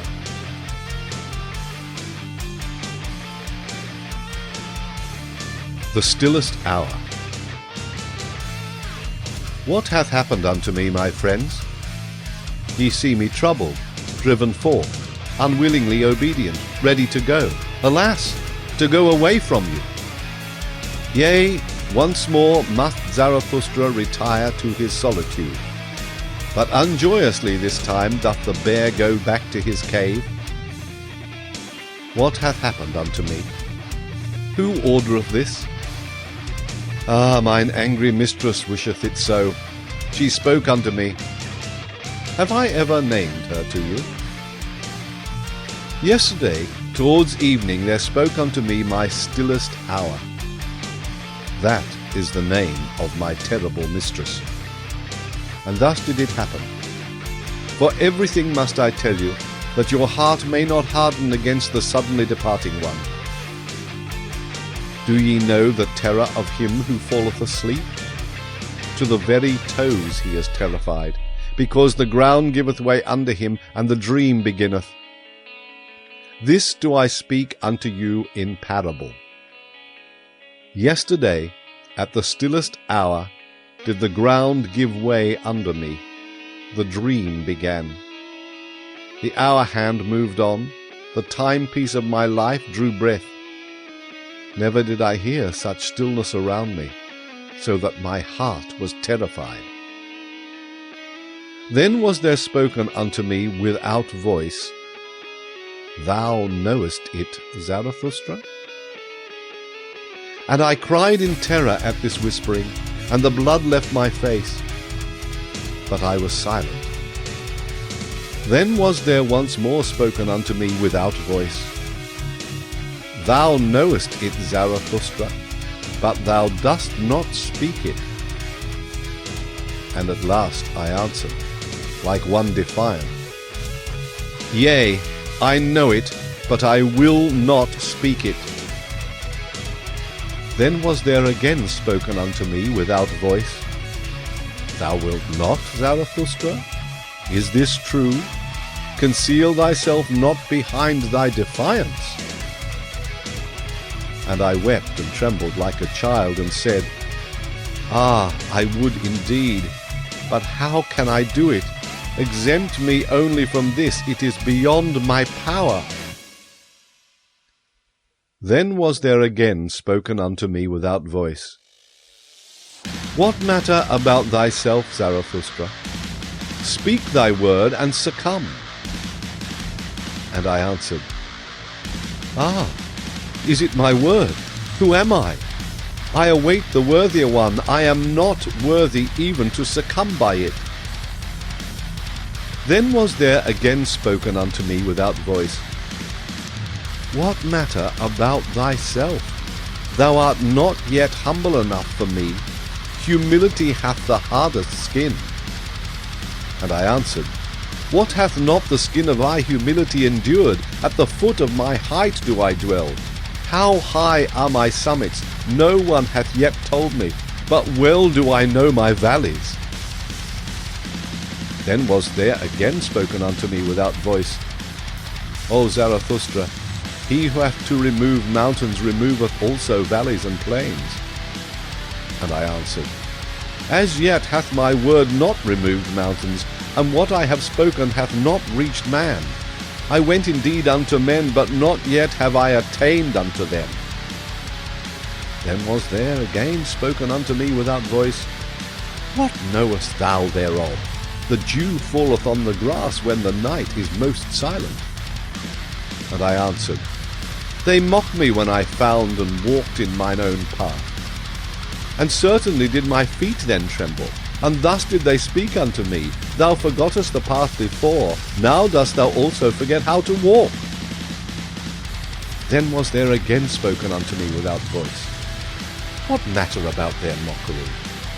Thou art one who hast unlearned to obey, now shalt thou command.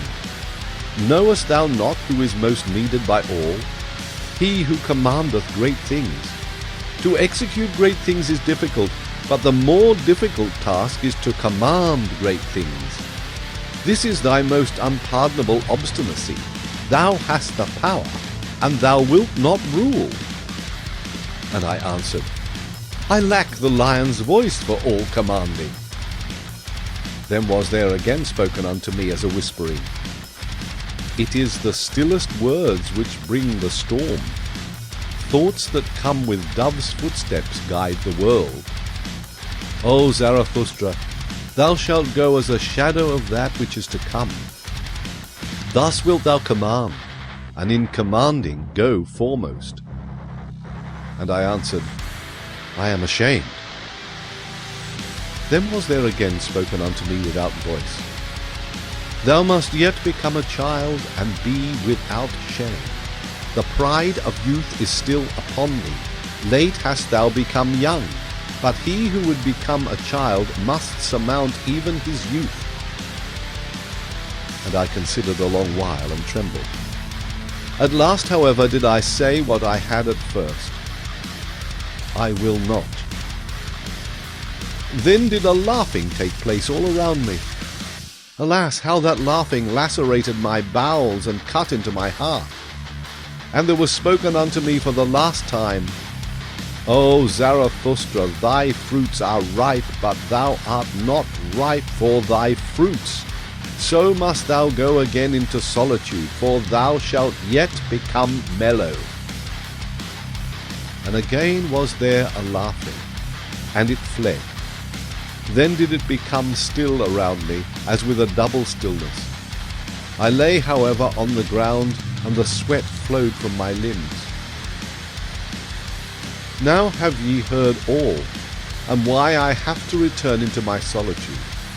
Nothing have I kept hidden from you, my friends. But even this have ye heard from me, who is still the most reserved of men, and will be so. Ah, my friends, I should have something more to say unto you. I should have something more to give unto you. Why do I not give it? Am I then a niggard?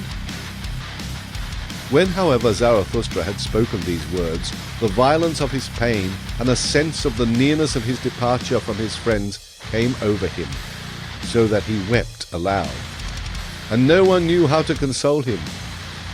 In the night, however, he went away alone and left his friends.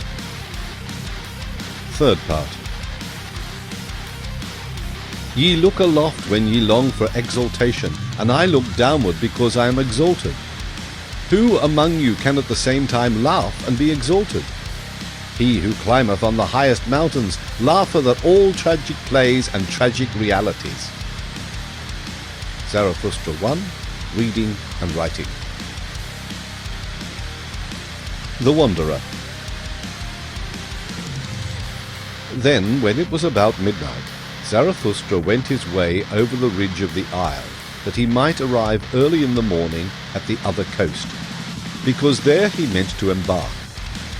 For there was a good roadstead there, in which foreign ships also liked to anchor. Those ships took many people with them, who wished to cross over from the Happy Isles. So when Zarathustra thus ascended the mountain, he thought on the way of his many solitary wanderings from youth onwards, and how many mountains and ridges and summits he had already climbed. I am a wanderer and a mountain climber, said he to his heart. I love not the plains, and it seemeth I cannot long sit still. And whatever may still overtake me as fate and experience, a wandering will be therein, and a mountain climbing. In the end, one experienceth only oneself. The time is now past when accidents could befall me, and what could now fall to my lot which would not already be mine own? It returneth only, it cometh home to me at last, mine own self, and such of it as hath been long abroad and scattered among things and accidents. And one thing more do I know, I stand now before my last summit, and before that which hath been longest reserved for me. Ah, my hardest path must I ascend. Ah, I have begun my lonesomest wandering. He, however, who is of my nature doth not avoid such an hour, the hour that saith unto him, Now only dost thou go the way to thy greatness. Summit and abyss, these are now comprised together. Thou goest the way to thy greatness, Now hath it become thy last refuge, what was hitherto thy last danger. Thou goest the way to thy greatness. It must now be thy best courage that there is no longer any path behind thee. Thou goest the way to thy greatness. Here shall no one steal after thee. Thy foot itself hath effaced the path behind thee, and over it standeth written, Impossibility. And if all ladders henceforth fail thee, then must thou learn to mount upon thine own head. How couldst thou mount upward otherwise? Upon thine own head, and beyond thine own heart. Now must the gentlest in thee become the hardest. He who hath always much indulged himself sickeneth at last by his much indulgence. Praises on what maketh hardy. I do not praise the land where butter and honey flow. To learn to look away from oneself is necessary in order to see many things. This hardiness is needed by every mountain climber. He, however, who is obtrusive with his eyes as a discerner, how can he ever see more of anything than its foreground? But thou, O Zarathustra, wouldst view the ground of everything and its background. Thus must thou mount even above thyself, upwards, until thou hast even thy stars under thee. Yea, to look down upon myself, and even upon my stars, that only would I call my summit that hath remained for me as my last summit. Thus spoke Zarathustra to himself while ascending, comforting his heart with harsh maxims, for he was sore at heart as he had never been before. And when he had reached the top of the mountain ridge, behold, there lay the other sea spread out before him. And he stood still and was long silent. The night, however, was cold at this height, and clear and starry. I recognize my destiny, said he at last, sadly. Well, I am ready. Now hath my last lonesomeness begun. Ah, this sombre, sad sea below me. Ah, this sombre nocturnal vexation. Ah, fate and sea. To you must I now go down. Before my highest mountain do I stand, and before my longest wandering. Therefore must I first go deeper down than I ever ascended. Deeper down into pain than I ever ascended, even into its darkest flood. So willeth my fate. Well, I am ready. Whence come the highest mountains? So did I once ask. Then did I learn that they come out of the sea, that testimony is inscribed on their stones and on the walls of their summits. Out of the deepest must the highest come to its height. Thus spoke Zarathustra on the ridge of the mountain where it was cold. When, however, he came into the vicinity of the sea, and at last stood alone amongst the cliffs, then had he become weary on his way, and eagerer than ever before. Everything as yet sleepeth, said he, even the sea sleepeth. Drowsily and strangely doth its eye gaze upon me, but it breatheth warmly, I feel it. And I feel also that it dreameth. It tosseth about dreamily on hard pillows. Hark! Hark! How it groaneth with evil recollections, or evil expectations. Ah, I am sad along with thee, thou dusky monster, and angry with myself even for thy sake. Ah, that my hand hath not strength enough. Gladly indeed would I free thee from evil dreams. And while Zarathustra thus spoke, he laughed at himself with melancholy and bitterness. What, Zarathustra, said he, wilt thou even sing consolation to the sea? Ah, thou amiable fool Zarathustra, thou too blindly confiding one, but thus hast thou ever been. Ever hast thou approached confidently all that is terrible. Every monster wouldst thou caress, a whiff of warm breath, a little soft tuft on its paw, and immediately wert thou ready to love and lure it. Love is the danger of the lonesomest one, love to anything, if it only live. Laughable verily is my folly, and my modesty in love. Thus spoke Zarathustra, and laughed thereby a second time. Then, however, he thought of his abandoned friends, and as if he had done them a wrong with his thoughts, he upbraided himself because of his thoughts. And forthwith it came to pass that the laugher wept. With anger and longing wept Zarathustra bitterly. The Vision and the Enigma. When it got abroad among the sailors that Zarathustra was on board the ship, for a man who came from the Happy Isles had gone on board along with him, there was great curiosity and expectation. But Zarathustra kept silent for 2 days, and was cold and deaf with sadness, so that he neither answered looks nor questions. On the evening of the second day, however, he again opened his ears, though he still kept silent. For there were many curious and dangerous things to be heard on board the ship, which came from afar, and was to go still further. Zarathustra, however, was fond of all those who make distant voyages, and disliked to live without danger.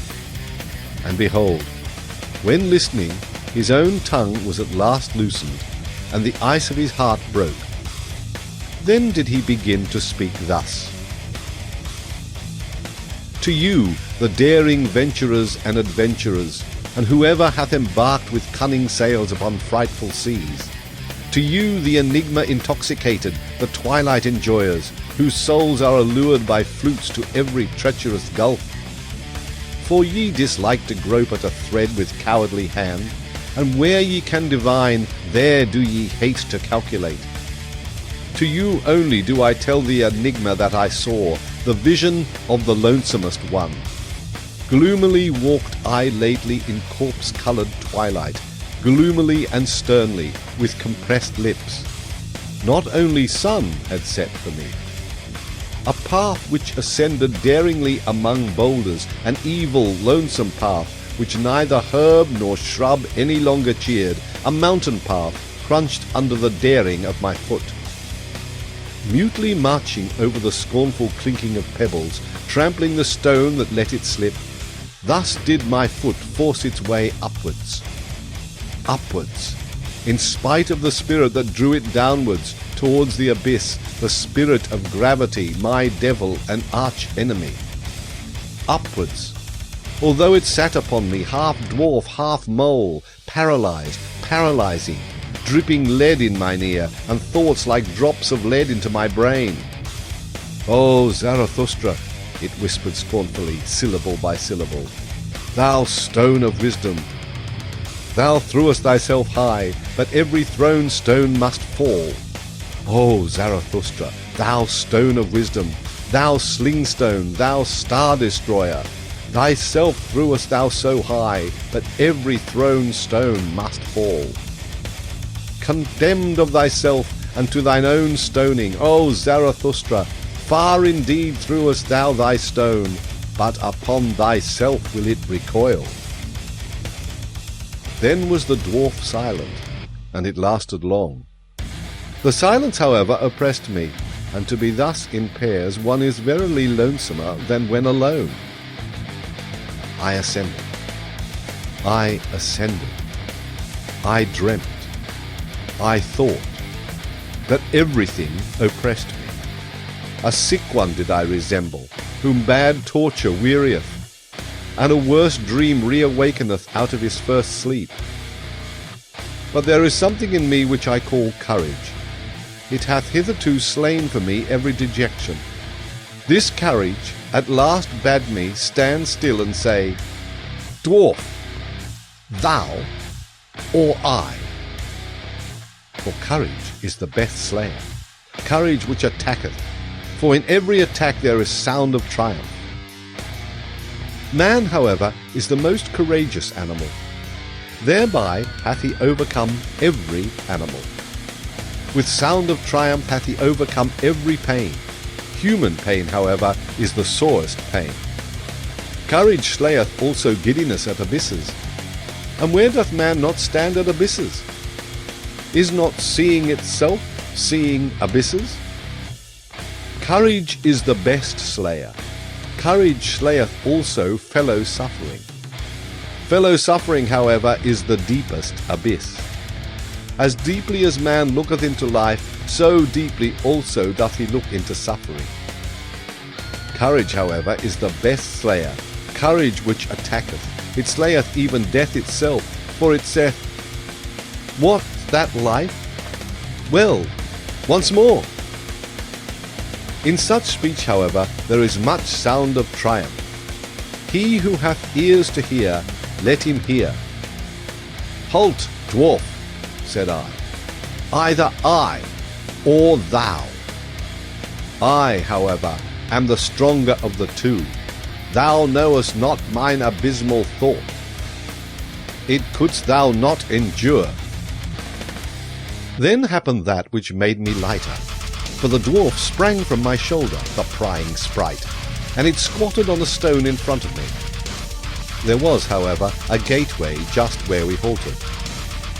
"Look at this gateway, dwarf," I continued. "It hath two faces. Two roads come together here.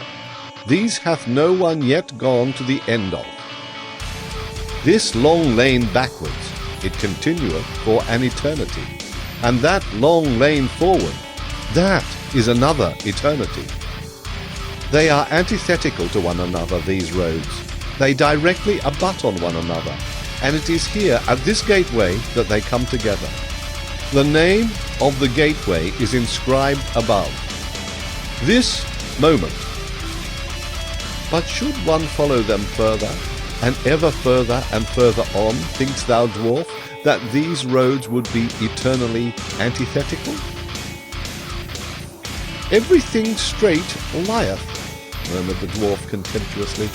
"All truth is crooked, time itself is a circle."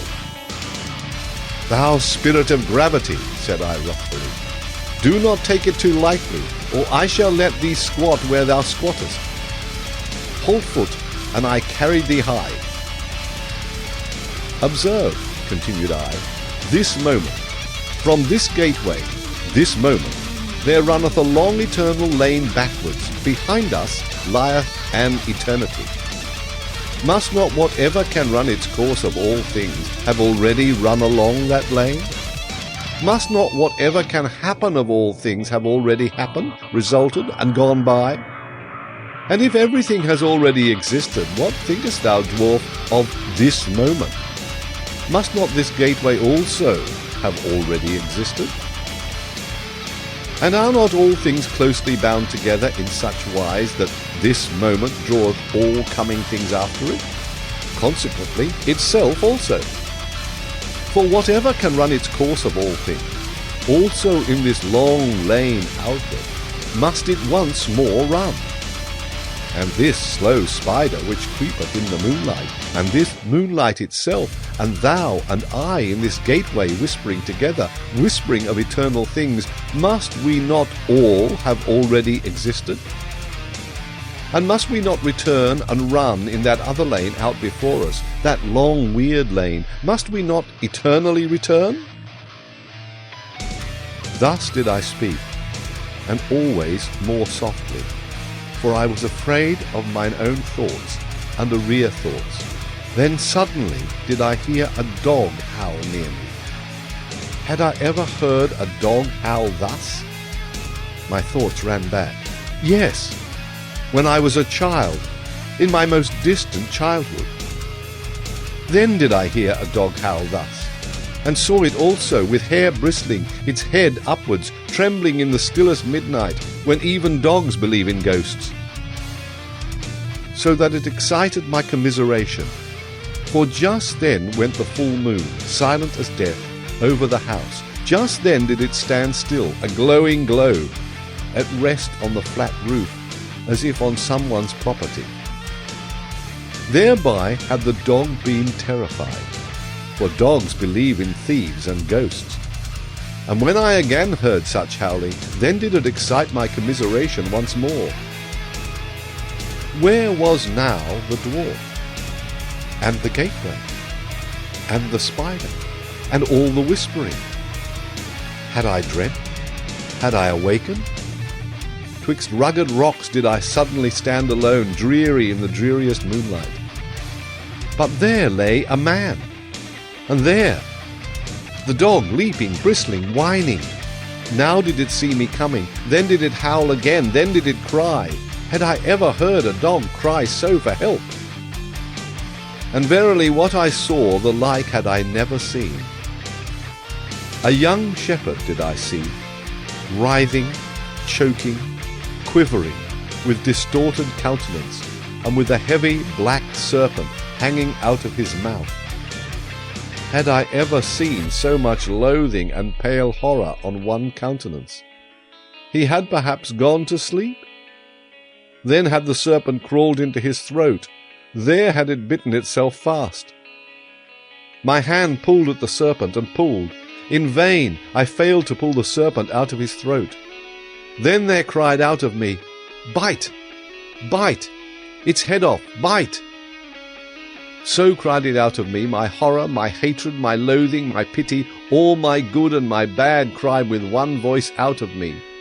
Ye daring ones around me, ye venturers and adventurers, and whoever of you have embarked with cunning sails on unexplored seas, ye enigma enjoyers, solve unto me the enigma that I then beheld.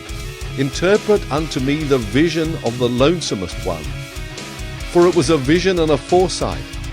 What did I then behold in parable? And who is it that must come some day?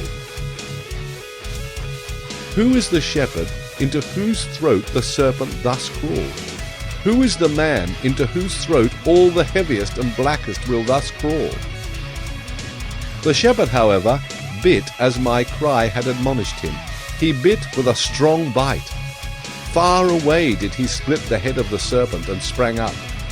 No longer shepherd, no longer man, a transfigured being, a light-surrounded being that laughed. Never on earth laughed a man as he laughed. Oh, my brethren, I heard a laughter which was no human laughter, and now gnaweth athirst at me a longing that is never allayed. My longing for that laughter gnaweth at me. Oh, how can I still endure to live, and how could I endure to die at present? Thus spoke Zarathustra. Involuntary bliss. With such enigmas and bitterness in his heart did Zarathustra sail all the sea. When, however, he was 4 day journeys from the Happy Isles and from his friends, then had he surmounted all his pain. Triumphantly and with firm foot did he again accept his fate. And then talked Zarathustra in this wise to his exulting conscience. Alone am I again, and like to be so, alone with the pure heaven and the open sea, and again is the afternoon around me. On an afternoon did I find my friends for the first time. On an afternoon also did I find them a second time, at the hour when all light becometh stiller. For whatever happiness is still on its way twixt heaven and earth, now seeketh for lodging a luminous soul. With happiness hath all light now become stiller. O afternoon of my life! Once did my happiness also descend to the valley that it might seek a lodging. Then did it find those open, hospitable souls. O afternoon of my life! What did I not surrender that I might have one thing, this living plantation of my thoughts, and this dawn of my highest hope? Companions did the creating one once seek, and children of his hope. And lo, it turned out that he could not find them except he himself should first create them. Thus am I in the midst of my work, to my children going, and from them returning. For the sake of his children must Zarathustra perfect himself. For in one's heart one loveth only one's child and one's work, and where there is great love to oneself, then it's the sign of pregnancy. So have I found it. Still are my children verdant in their first spring, standing nigh one another, and shaken in common by the winds, the trees of my garden and of my best soil. And verily, where such trees stand beside one another, there are happy isles. But one day will I take them up, and put each by itself alone, that it may learn lonesomeness and defiance and prudence. Gnarled and crooked and with flexible hardness shall it then stand by the sea, a living lighthouse of unconquerable life. Yonder, where the storms rush down into the sea, and the snout of the mountain drinketh water, shall each of a time have his day and night watches, for his testing and recognition. Recognized and tested shall each be, to see if he be of my type and lineage, if he be master of a long will, silent even when he speaketh, and giving in such wise that he taketh in giving, so that he may one day become my companion, a fellow creator and fellow enjoyer with Zarathustra. Such a one as writeth my will on my tables, for the fuller perfection of all things. And for his sake and for those like him must I perfect myself. Therefore do I now avoid my happiness, and present myself to every misfortune, for my final testing and recognition. And verily it were time that I went away, and the wanderer's shadow and the longest tedium and the stillest hour have all said unto me, it is the highest time. The word blew to me through the keyhole and said, Come! The door sprang subtly open unto me and said, Go! But I lay enchained to my love for my children. Desire spread this snare for me, the desire for love, that I should become the prey of my children and lose myself in them. Desiring, that is now for me to have lost myself. I possess you, my children. In this possessing shall everything be assurance and nothing more. But brooding lay the son of my love upon me in his own juice-stewed Zarathustra. Then did shadows and doubts fly past me. For frost and winter I now longed. Oh, that frost and winter would again make me crack and crunch, sighed I. Then arose icy mist out of me. My past burst its tomb, many pains buried alike woke up. Fully slept had they merely, concealed corpse clothes. So called everything unto me in signs, it is time. But I heard not, until at last mine abyss moved, and my thought bit me. Ah, abysmal thought, which art my thought, when shall I find strength to hear thee burrowing and no longer tremble? To my very throat throbbeth my heart, when I hear them burrowing.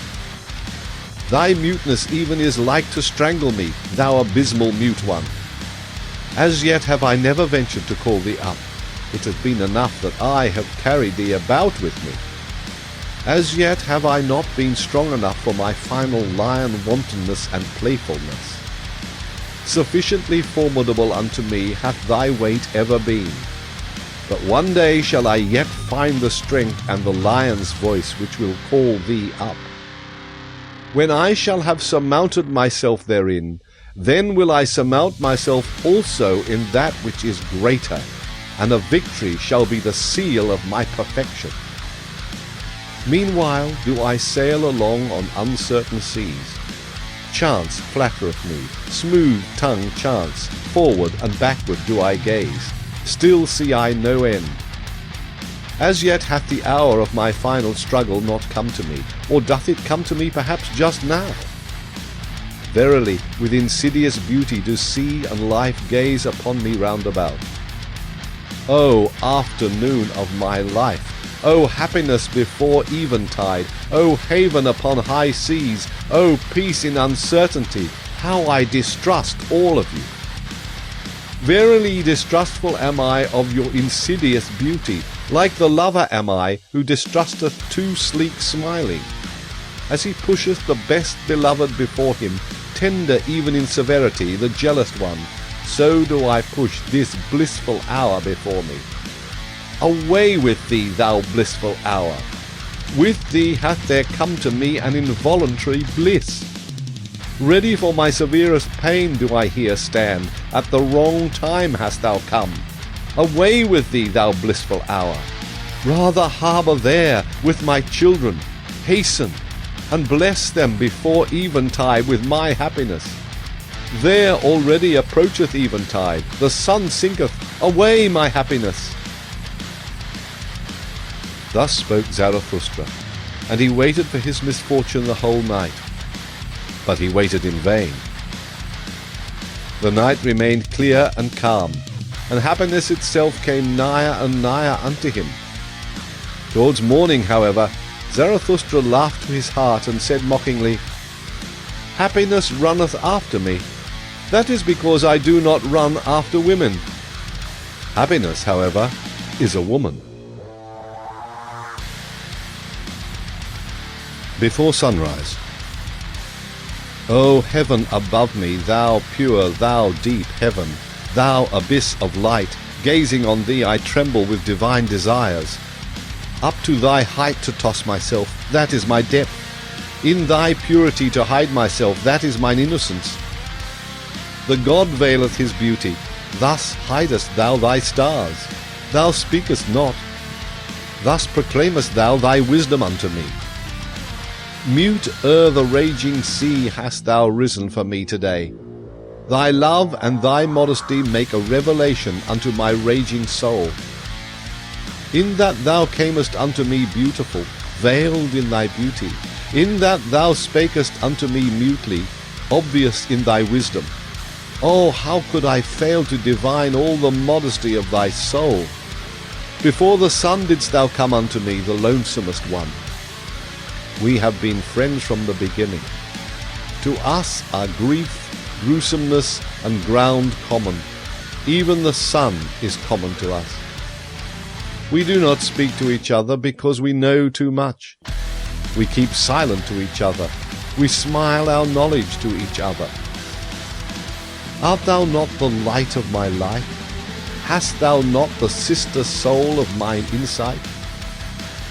Together did we learn everything. Together did we learn to ascend beyond ourselves to ourselves, and to smile uncloudedly. Uncloudedly to smile down out of luminous eyes and out of miles of distance, when under us constraint and purpose and guilt stream like rain. And wandered I alone, for what did my soul hunger by night and in labyrinthine paths? And climbed I mountains, whom did I ever seek, if not thee, upon mountains? And all my wandering and mountain climbing, a necessity was it merely, and a makeshift of the unhandy one. To fly only wanteth my entire will, to fly into thee. And what have I hated more than passing clouds, and whatever tainteth thee?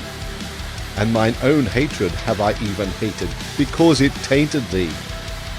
The passing clouds I detest, those stealthy cats of prey. They take from thee and me what is common to us, the vast, unbounded, yea and amen saying. These mediators and mixers we detest, the passing clouds. Those half and half ones that have neither learned to bless nor to curse from the heart. Rather will I sit in a tub under a closed heaven, rather will I sit in the abyss without heaven, than see thee, thou luminous heaven, tainted with passing clouds. And oft have I longed to pin them fast with the jagged gold wires of lightning, that I might, like the thunder, beat the drum upon their kettle bellies. An angry drummer, because they rob me of thy yea and amen. Thou heaven above me, thou pure, thou luminous heaven, thou abyss of light, because they rob thee of my yea and amen. For rather will I have noise and thunders and tempest blasts than this discreet, doubting cat repose. And also amongst men do I hate most of all the soft treaders and half ones, and the doubting, hesitating, passing clouds. And He who cannot bless shall learn to curse. This clear teaching dropped unto me from the clear heaven. This star standeth in my heaven even in dark nights. I, however, am a blesser and a yea-sayer, if thou be but around me, thou pure, thou luminous heaven, thou abyss of light.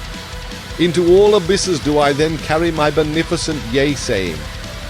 A blesser have I become and a yea-sayer, and therefore strove I long and was a striver, that I might one day get my hands free for blessing. This, however, is my blessing: to stand above everything as its own heaven, its round roof, its azure bell and eternal security, and blessed is he who thus blesseth. For all things are baptized at the font of eternity, and beyond good and evil. Good and evil themselves, however, are but fugitive shadows and damp afflictions and passing clouds. Verily, it is a blessing and not a blasphemy which I teach, that above all things there standeth the heaven of chance, the heaven of innocence, the heaven of hazard, the heaven of wantonness. Of hazard. That is the oldest nobility in the world. That gave I back to all things. I emancipated them from bondage under purpose. This freedom and celestial serenity did I put like an azure bell above all things, when I taught over them and through them no eternal will willeth. This wantonness and folly did I put in place of that will, when I taught that in everything there is one thing impossible: rationality. A little reason, to be sure, a germ of wisdom scattered from star to star. This leaven is mixed in all things. For the sake of folly, wisdom is mixed in all things.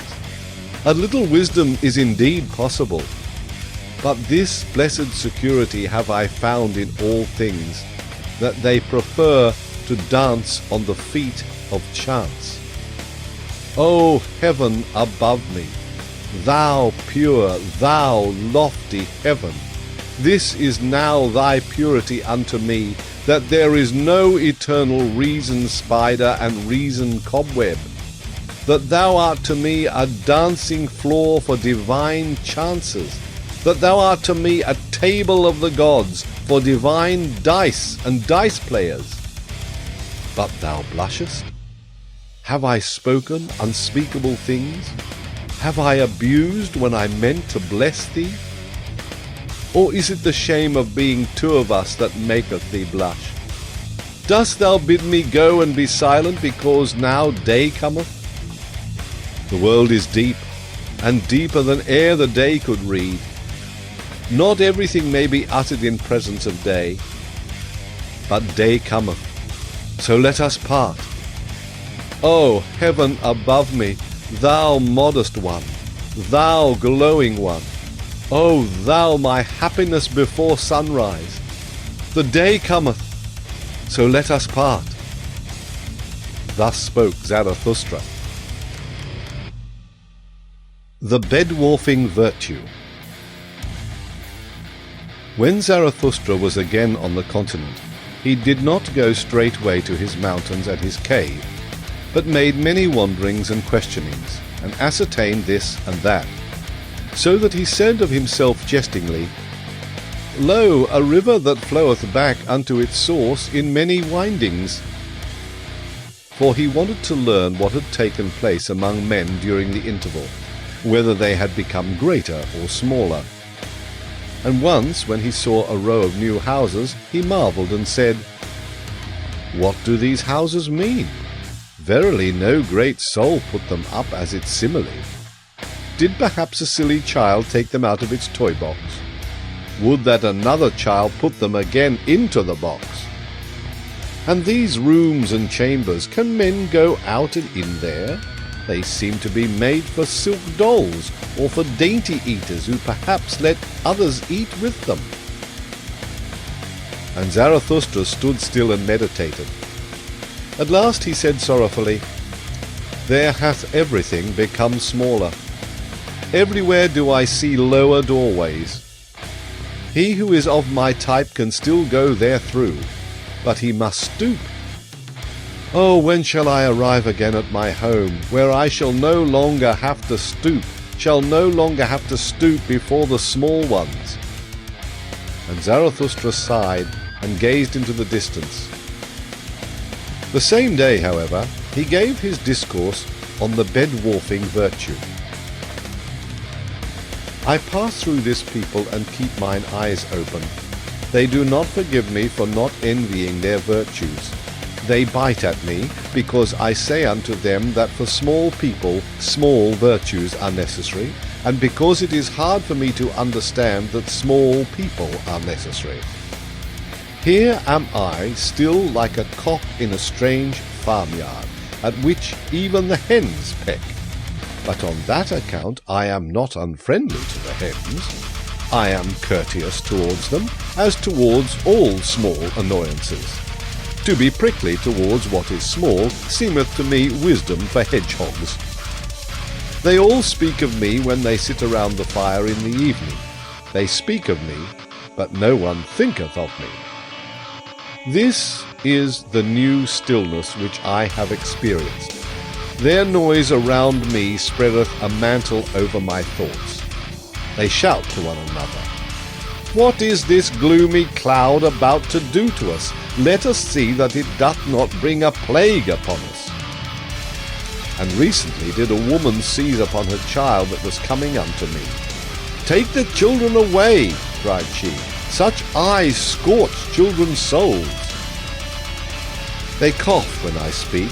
They think coughing an objection to strong winds. They divine nothing of the boisterousness of my happiness. "We have not yet time for Zarathustra," so they object.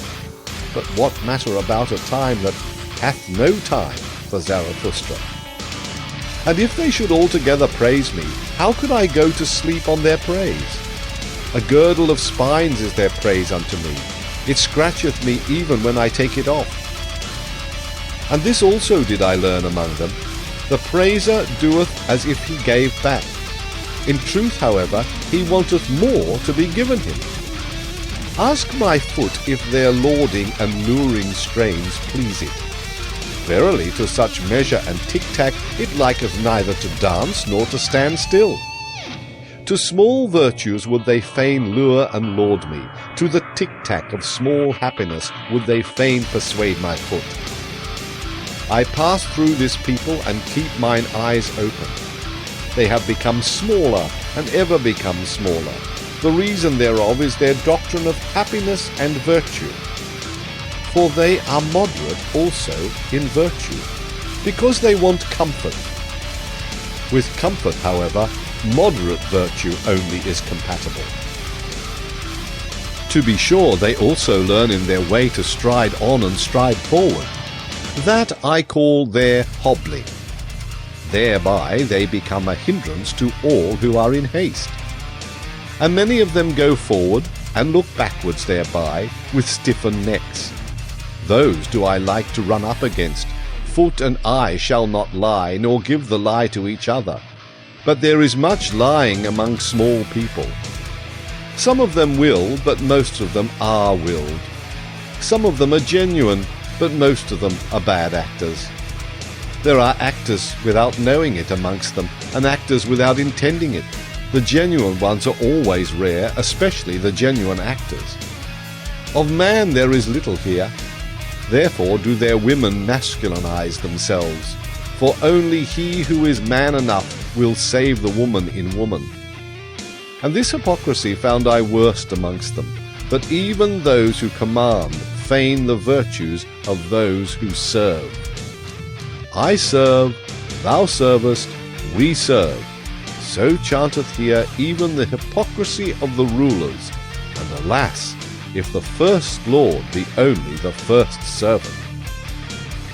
Ah, even upon their hypocrisy did mine eyes' curiosity alight, and well did I divine all their fly happiness, and their buzzing around sunny window panes.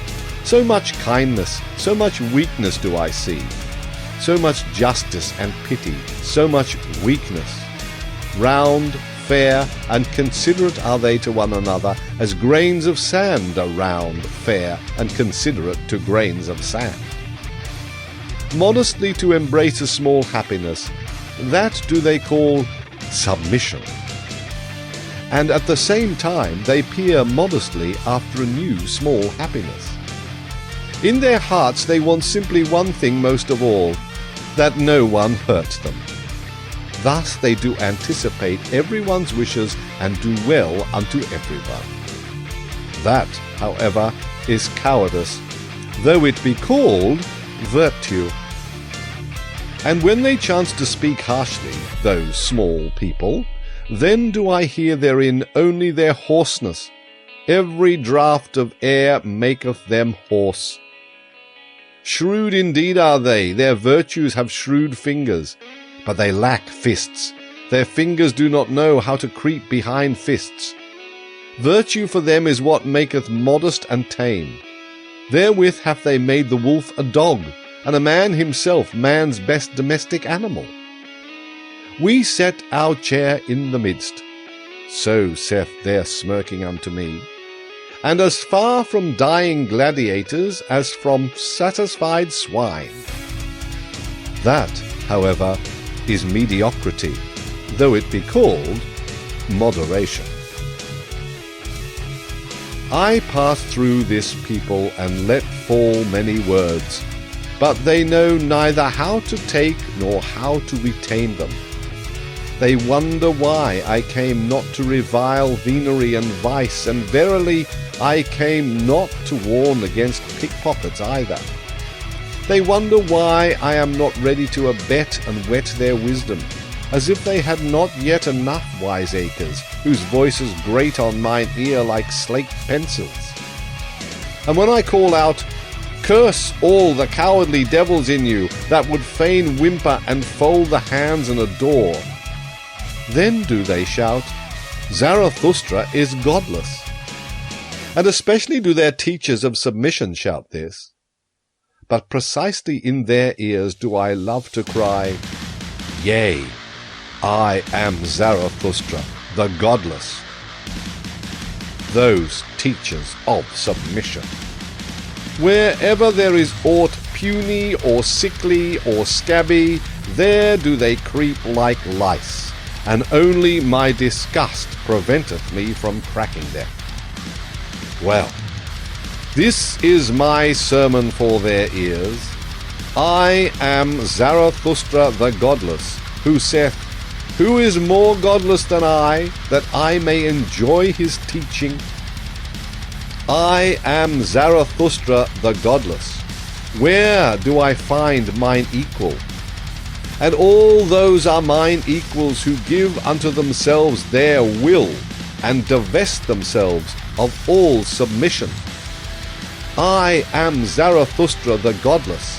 I cook every chance in my pot, and only when it hath been cooked do I welcome it as my food. And verily many a chance came imperiously unto me, but still more imperiously did my will speak unto it.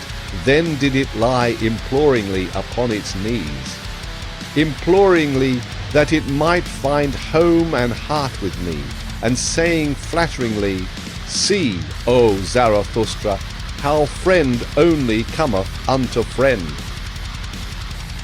But why talk I, when no one hath mine ears? And so will I shout it out unto all the winds.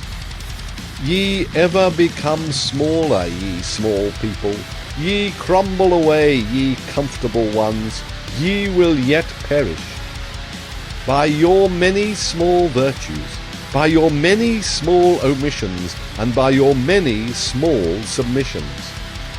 Too tender, too yielding, so is your soil. But for a tree to become great, it seeketh to twine hard roots around hard rocks. Also what ye omit weaveth at the web of all the human future. Even your naught is a cobweb, and a spider that liveth on the blood of the future. And when ye take, then is it like stealing, ye small virtuous ones. But even among knaves honour saith that, One shall only steal when one cannot rob. It giveth itself. That is also a doctrine of submission. But I say unto you, ye comfortable ones, that it taketh to itself, and will ever take more and more from you. Ah, that ye would renounce all half-willing, and would decide for idleness as ye decide for action. Ah, that ye understood my word. Do ever what ye will, but first be such as can will.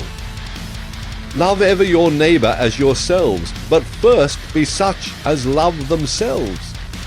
Such as love with great love, such as love with great contempt. Thus speaketh Zarathustra the godless. But why talk I, when no one hath mine ears? It is still an hour too early for me here. Mine own forerunner am I among this people, mine own cockcrow in dark lanes. But their hour cometh, and there cometh also mine. Hourly do they become smaller, poorer, unfruitfuller. Poor herds, poor earth. And soon shall they stand before me like dry grass and prairie, and verily wearily of themselves, and panting for fire more than for water. O blessed hour of the lightning, O mystery before noontide, running fires will I one day make of them, and heralds with flaming tongues. Herald shall they one day with flaming tongues. It cometh, it is nigh, the great noontide. Thus spoke Zarathustra. On the Olive Mount. Winter, a bad guest, sitteth with me at home. Blue are my hands with his friendly handshaking. I honour him, that bad guest, but gladly leave him alone. Gladly do I run away from him, and when one runneth well, then one escapeth him. With warm feet and warm thoughts do I run where the wind is calm, to the sunny corner of mine olive mount. There do I laugh at my stern guest, and am still fond of him, because he cleareth my house of flies, and quieteth many little noises. For he suffereth it not if a gnat wanteth to buzz, or even two of them. Also the lanes maketh he lonesome, so that the moonlight is afraid there at night. A hard guest is he. But I honour him, and do not worship, like the tenderlings, the pot-bellied fire idol. Better even a little teeth-chattering than idle adoration. So willeth my nature. And especially have I a grudge against all ardent, steamy fire idols. Him whom I love better in winter than in summer. Better do I now mock at mine enemies, and more heartily when winter sitteth in my house. Heartily, verily, even when I creep into bed, there still laugheth and wantoneth my hidden happiness. Even my deceptive dream laugheth. I, a creeper? Never in my life did I creep before the powerful, and if ever I lied, then did I lie out of love. Therefore am I glad even in my winter bed. A poor bed warmeth me more than a rich one, for I am jealous of my poverty, and in winter she is most faithful unto me. With a wickedness do I begin every day. I mock at the winter with a cold bath. On that account grumbleth my stern housemate. Also do I like to tickle him with a wax taper, that he may finally let the heavens emerge from any ashy grey twilight. For especially wicked am I in the morning, at the early hour when the pail rattleth at the well, and horses neigh warmly in grey lanes. Impatiently do I then wait, that the clear sky may finally dawn for me, the snow-bearded winter sky, the hoary one, the whitehead, the winter sky, the silent winter sky, which often stifleth even the sun. Did I perhaps learn from it the long, clear silence? Or did it learn it from me? Or hath each of us devised it himself? Of all good things the origin is 1,000-fold.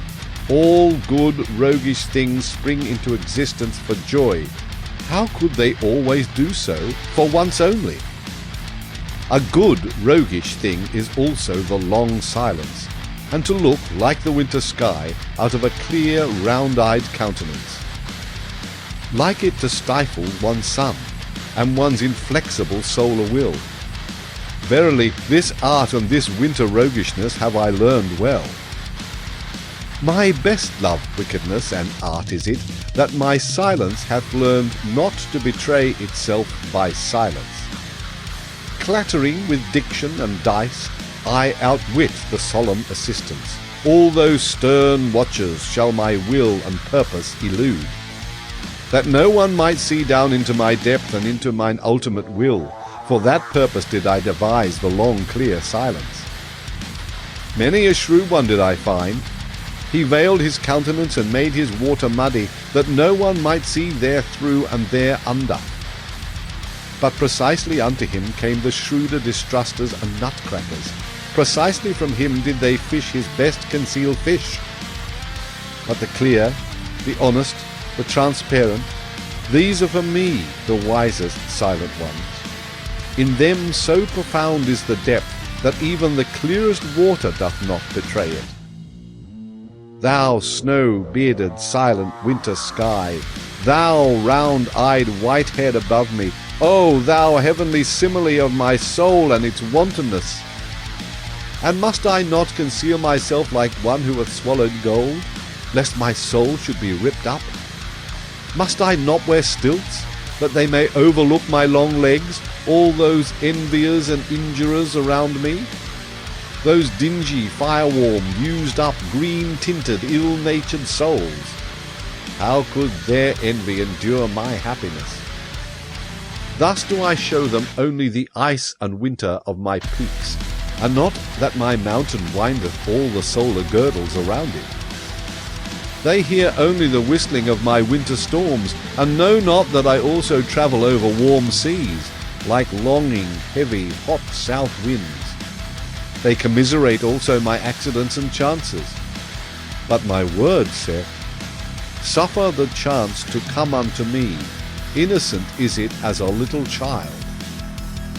How could they endure my happiness if I did not put around it accidents and winter privations, and bearskin caps and enmantling snowflakes? If I did not myself commiserate their pity, the pity of those enviers and injurers? If I did not myself sigh before men and chatter with cold, and patiently let myself be swathed in their pity? This is the wise waggish will and good will of my soul, that it concealeth not its winters and glacial storms. It concealeth not its chilblains either. To one man, lonesomeness is the flight of the sick one. To another, it is the flight from the sick ones. Let them hear me chattering and sighing with winter cold, all those poor squinting knaves around me. With such sighing and chattering do I flee from their heated rooms. Let them sympathize with me and sigh with me on account of my chilblains. At the ice of knowledge will he yet freeze to death? So they mourn. Meanwhile do I run with warm feet hither and thither on mine olive mount. In the sunny corner of mine olive mount do I sing, and mock at all pity. Thus sang Zarathustra.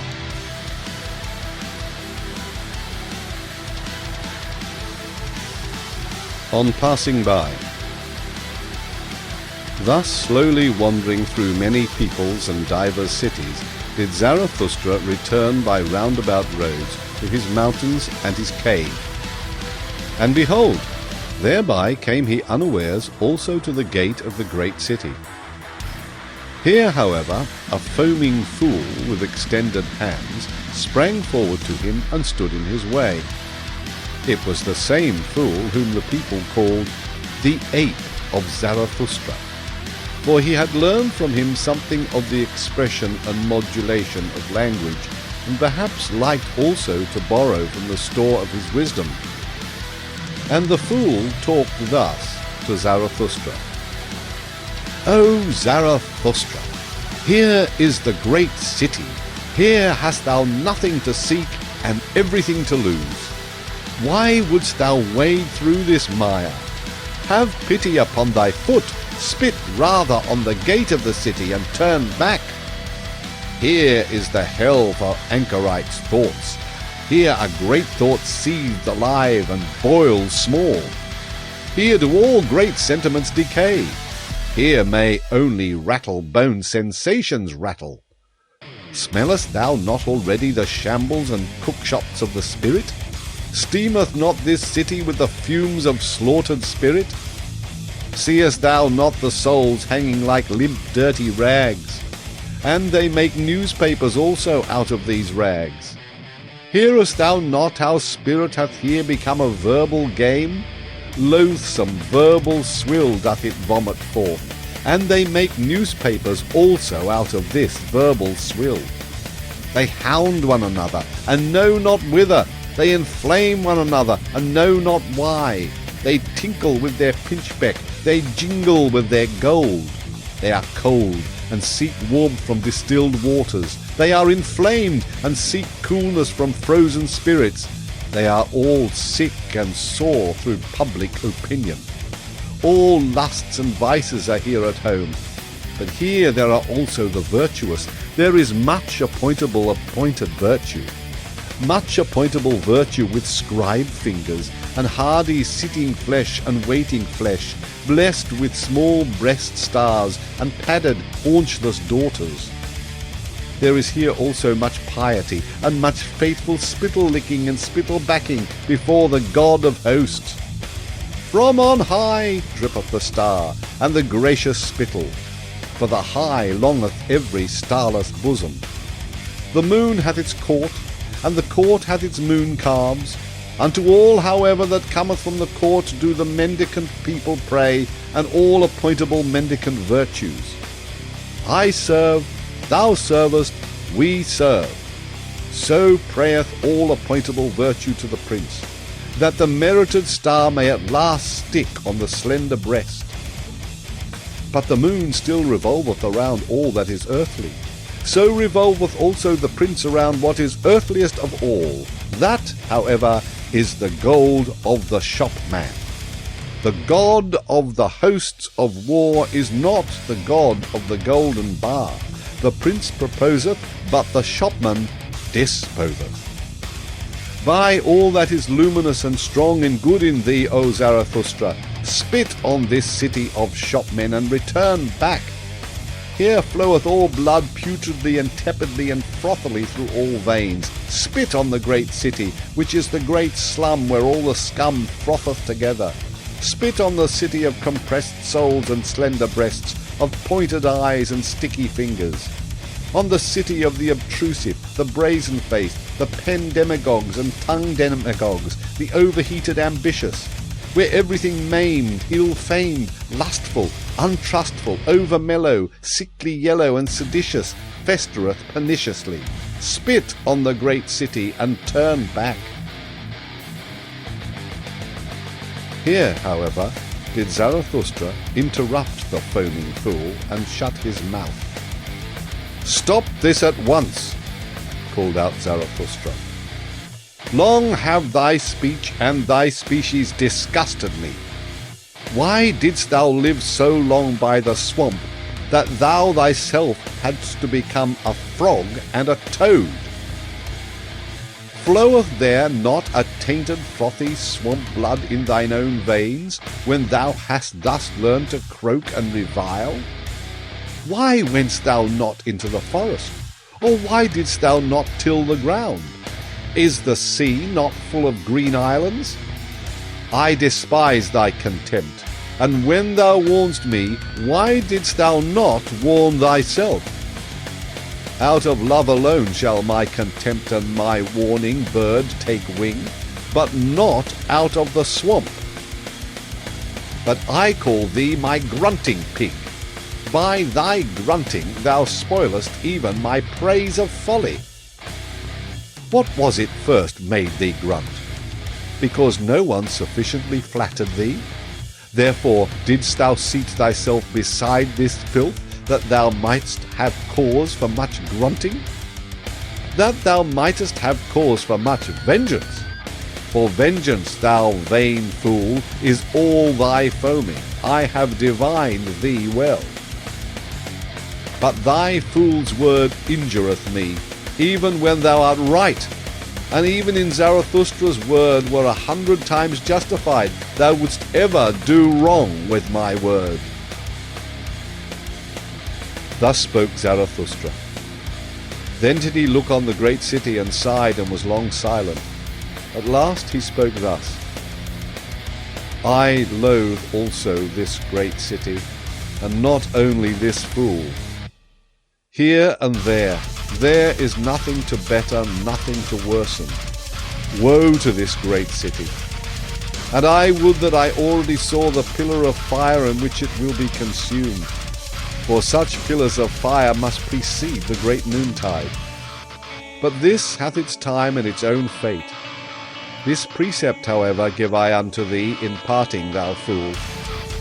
Where one can no longer love, there should one pass by. Thus spoke Zarathustra, and passed by the fool and the great city. The Apostates. Ah, Leith, everything already withered and grey, which but lately stood green and many-hued on this meadow. And how much honey of hope did I carry hence into my beehives? Those young hearts have already all become old, and not old even, only weary, ordinary, comfortable. They declare it, we have again become pious. Of late did I see them run forth at early morn with valorous steps, but the feet of their knowledge became weary, and now do they malign even their morning valour. Verily, many of them once lifted their legs like the dancer, to them winked the laughter of my wisdom. Then did they bethink themselves. Just now have I seen them bent down to creep to the cross. Around light and liberty did they once flutter like gnats and young poets, a little older, a little colder, and already are they mystifiers and mumblers and mollycoddlers. Did perhaps their hearts despond because lonesomeness had swallowed me like a whale? Did their ear perhaps hearken yearningly long for me in vain, and for my trumpet notes and herald calls? Ah, ever are there but few of those whose hearts have persistent courage and exuberance, and in such remaineth also the spirit patient. The rest, however, are cowardly. The rest. These are always the great majority, the commonplace, the superfluous, the far too many. Those all are cowardly. Him who is of my type will also the experiences of my type meet on the way, so that his first companions must be corpses and buffoons. His second companions, however, they will call themselves his believers, will be a living host with much love, much folly, much unbearded veneration. To those believers shall he who is of my type among men not bind his heart. In those springtimes and many-hued meadows shall he not believe, who knoweth the fitly faint-hearted human species. Could they do otherwise, then would they also will otherwise. The half and half spoil every whole. That leaves become withered. What is there to lament about that? Let them go and fall away, O Zarathustra, and do not lament.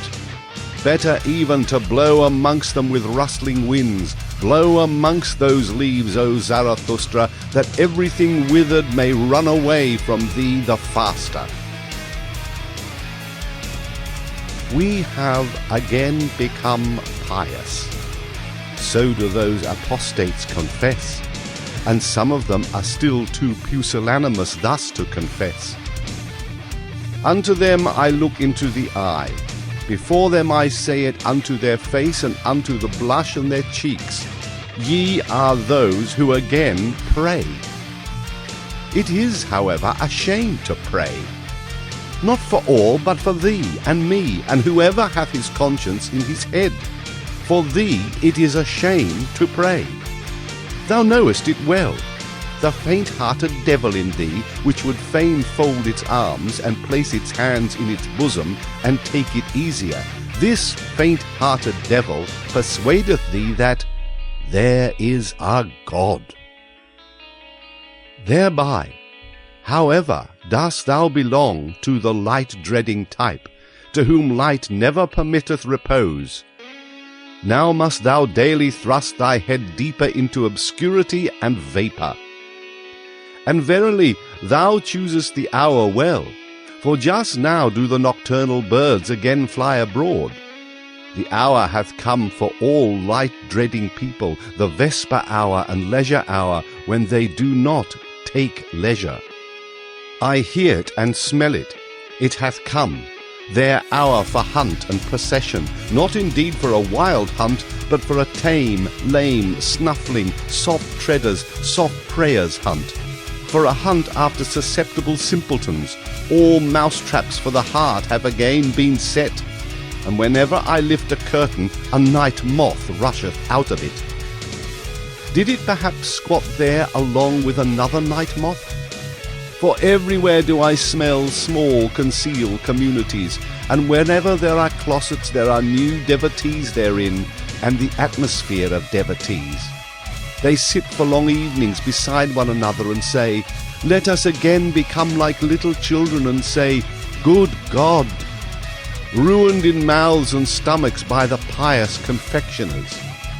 Or they look for long evenings at a crafty lurking cross spider, that preacheth prudence to the spiders themselves, and teacheth that under crosses it is good for cobweb spinning.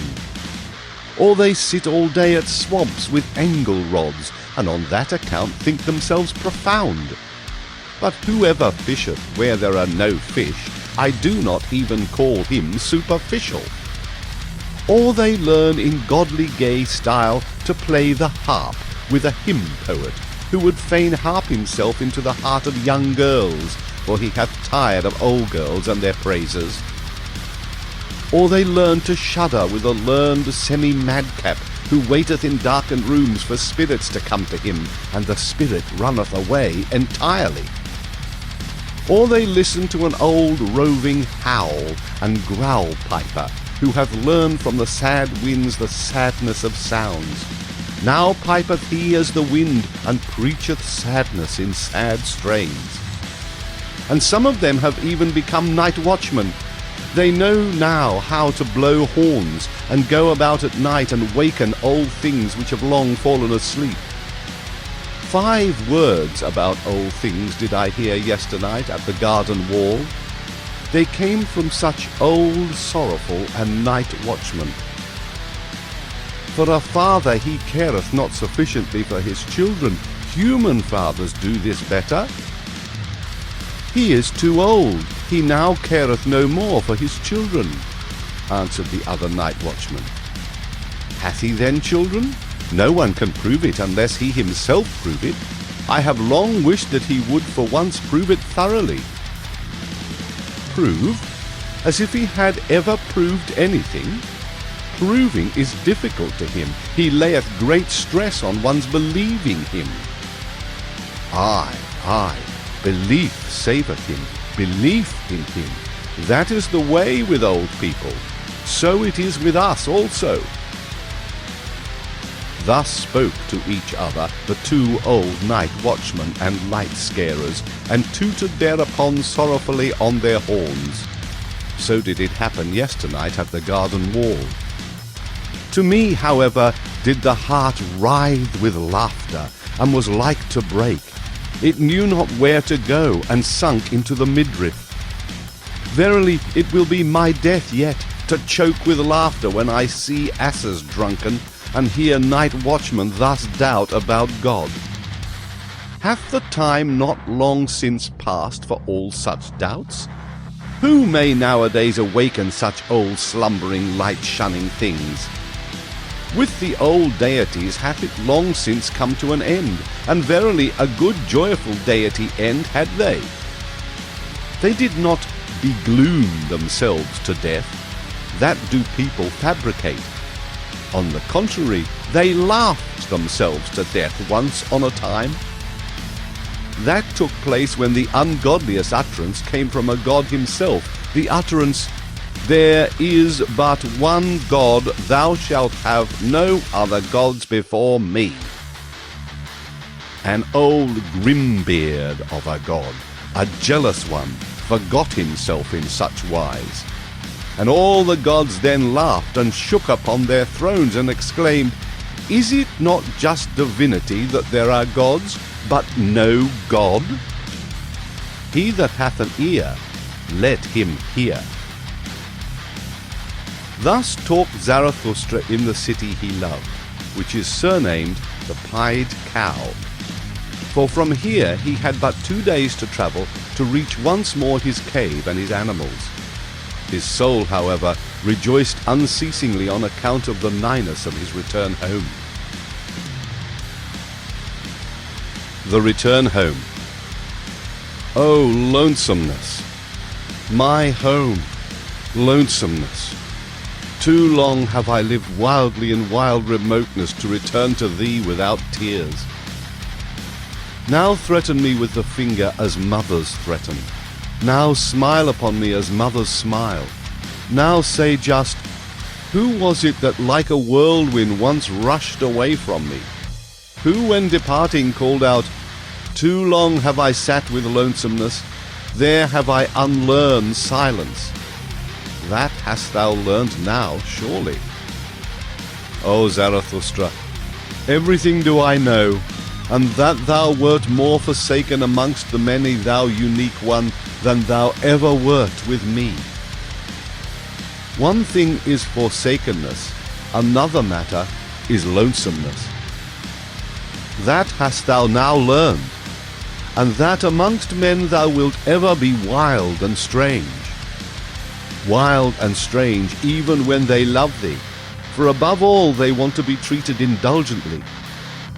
Here, however, art thou at home and housed with thyself.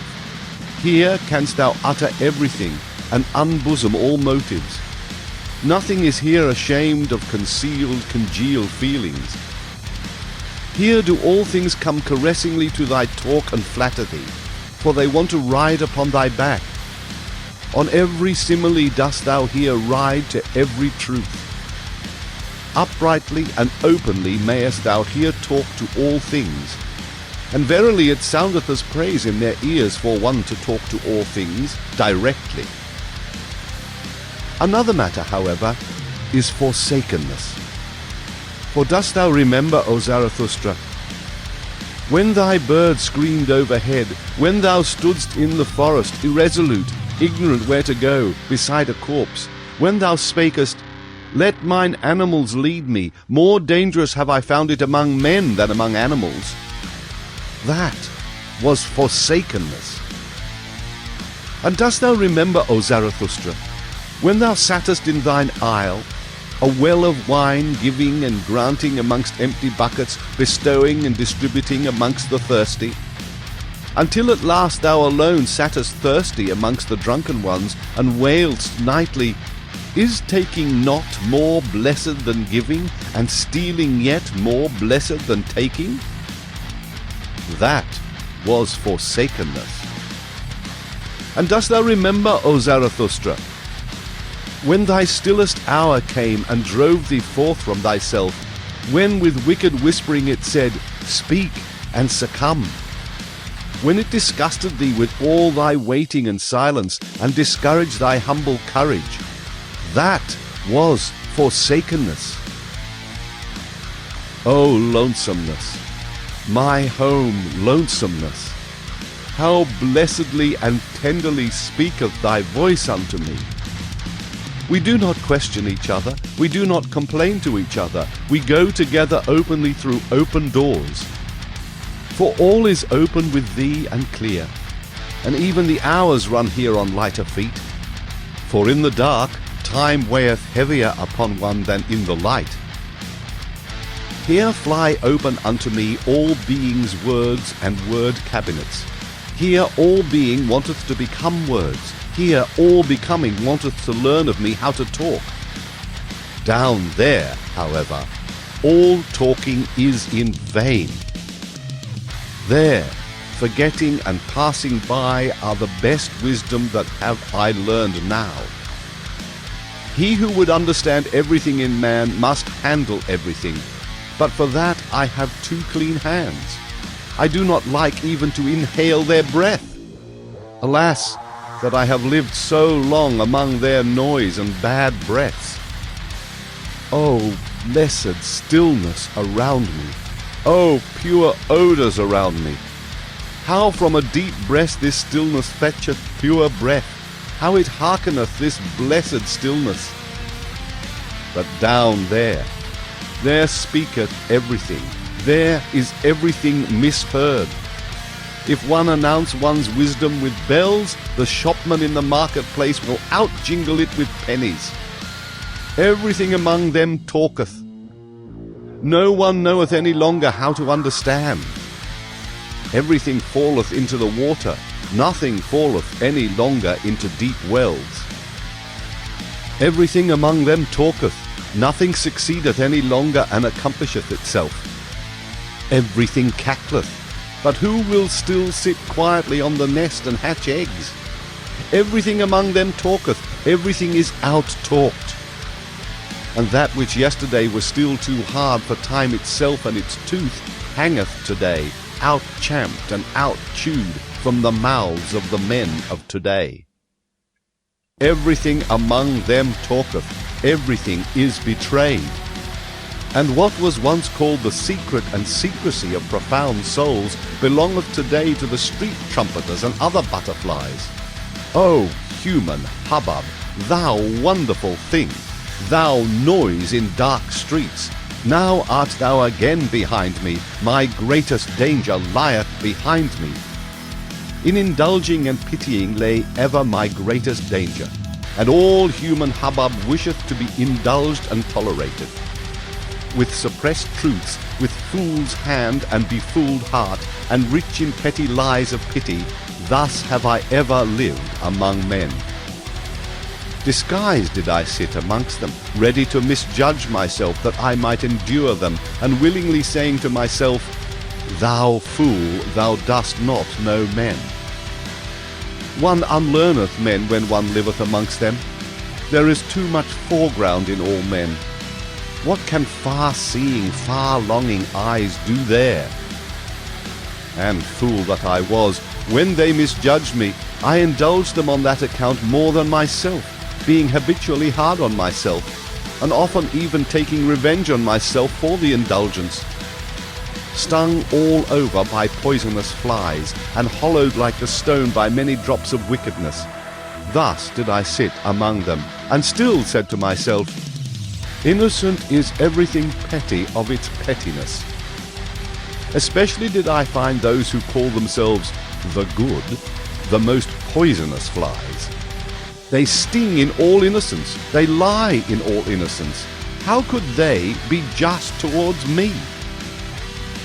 He who liveth amongst the good, pity teacheth him to lie. Pity maketh stifling air for all free souls. For the stupidity of the good is unfathomable.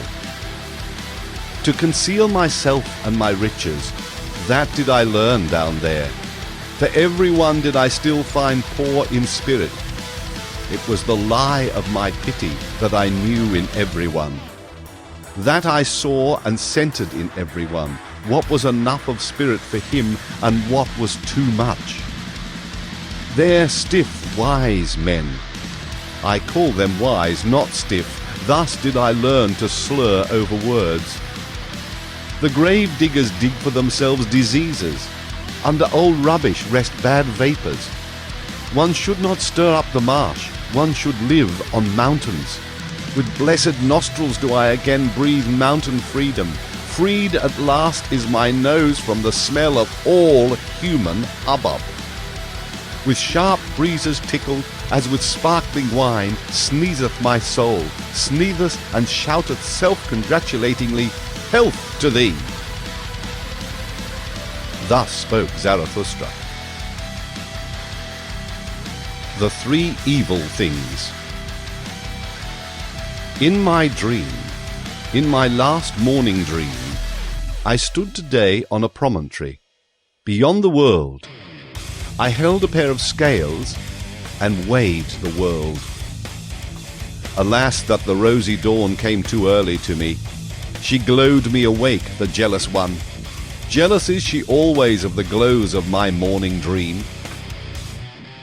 Measurable by him who hath time, weighable by a good weigher, attainable by strong pinions, divinable by divine nutcrackers, thus did my dream find the world.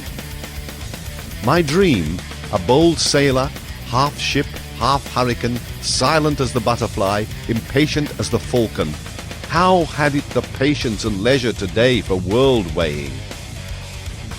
Did my wisdom perhaps speak secretly to it, my laughing, wide-awake day-wisdom, which mocketh at all infinite worlds?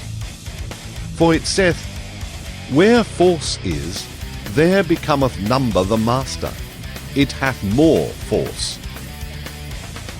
How confidently did my dream contemplate this finite world, not new-fangledly, not old-fangledly, not timidly, not entreatingly. As if a big round apple presented itself to my hand, a ripe golden apple with a coolly soft velvety skin. Thus did the world present itself unto me.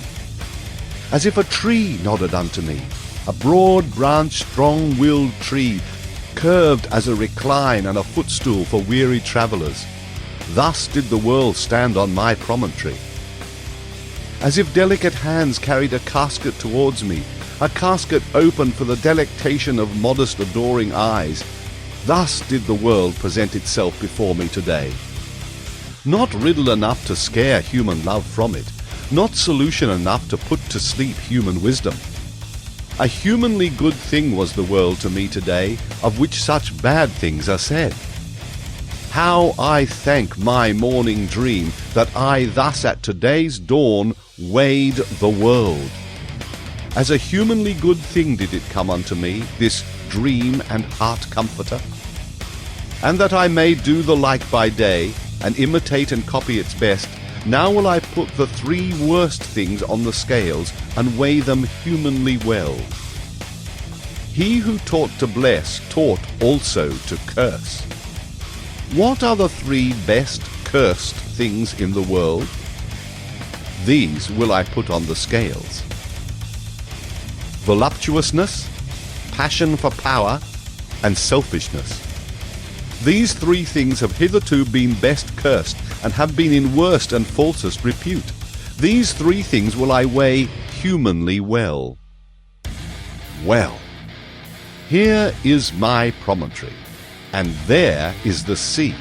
It rolleth hither unto me, shaggily and fawningly, the old, faithful, 100-headed dog monster that I love.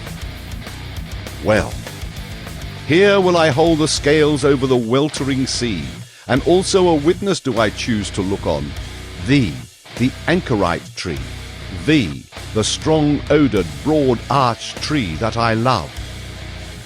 On what bridge goeth the now to the hereafter? By what constraint doth the high stoop to the low? And what enjoineth even the higher still to grow upwards? Now stand the scales poised and at rest. 3 heavy questions have I thrown in, 3 heavy answers carrieth the other scale. Voluptuousness. Unto all hair-shirted despisers of the body, a sting and a stake, and cursed as the world by all backworldsmen. For it mocketh and befooleth all erring, misinferring teachers. Voluptuousness. To the rabble, the slow fire at which it is burnt, to all wormy wood, to all stinking rags, the prepared heat and stew furnace. Voluptuousness. To free hearts, a thing innocent and free, the garden happiness of the earth, all the future's thanks overflow to the present. Voluptuousness. Only to the withered a sweet poison. To the lion-willed, however, the great cordial and the reverently saved wine of wines. Voluptuousness. The great symbolic happiness of a higher happiness and highest hope. For to many is marriage promised, and more than marriage, to many that are more unknown to each other than man and woman, and who hath fully understood how unknown to each other are man and woman. Voluptuousness. But I will have hedges around my thoughts, and even around my words, lest swine and libertine should break into my gardens.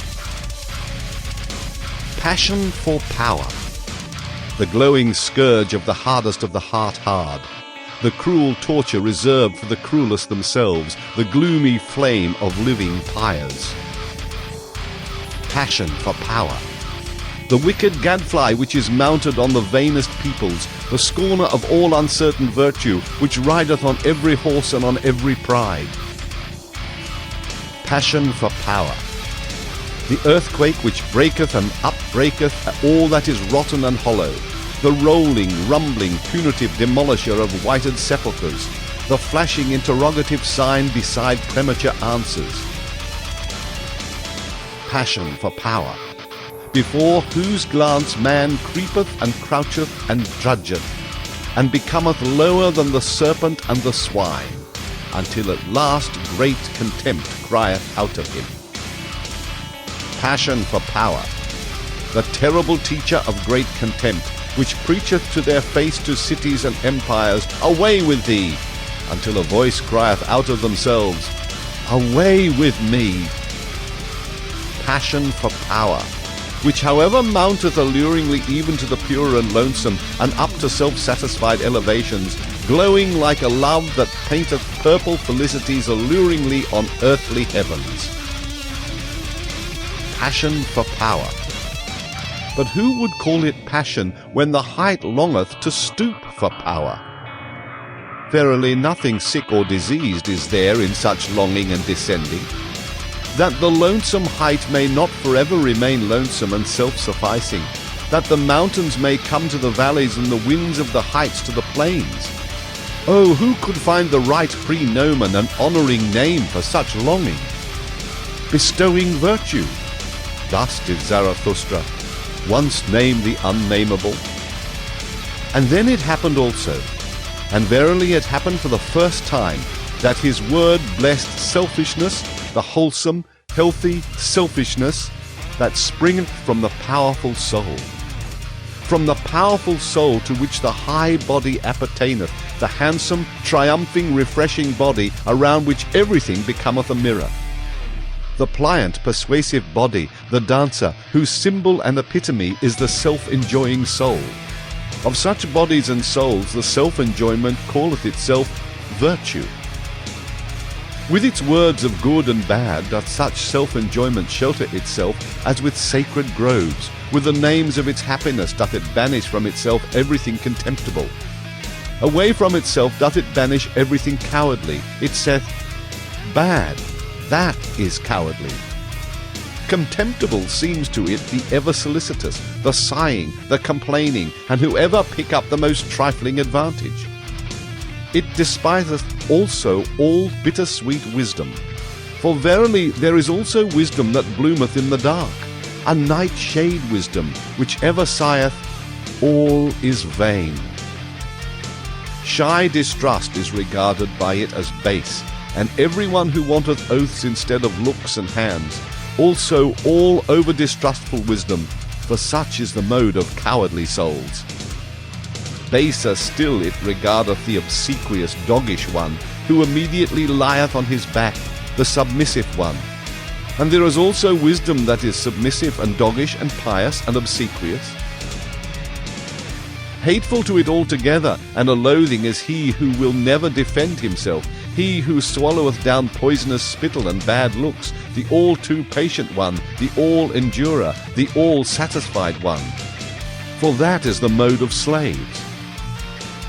Whether they be servile before gods and divine spurnings, or before men and stupid human opinions, at all kinds of slaves doth it spit, this blessed selfishness. Bad. Thus doth it call all that is spirit-broken and sordidly servile, constrained, blinking eyes, depressed hearts, and the false submissive style which kisseth the broad cowardly lips. And spurious wisdom, so doth it call all the wit that slaves and hoary-headed and weary ones affect, and especially all the cunning, spurious-witted, curious-witted foolishness of priests. The spurious wise, however, all the priests, the world-weary, and those whose souls are of feminine and servile nature, oh, how hath their game all along abused selfishness! And precisely that was to be virtue, and was to be called virtue, to abuse selfishness. And selfless. So did they wish themselves with good reason, all those world-weary cowards and cross-spiders. But to all those cometh now the day, the change, the sword of judgment, the great noontide. Then shall many things be revealed. And he who proclaimeth the ego wholesome and holy, and selfishness blessed, verily he, the prognosticator, speaketh also what he knoweth. Behold, it cometh, it is night, the great noontide. Thus spoke Zarathustra. The spirit of gravity. My mouthpiece is of the people.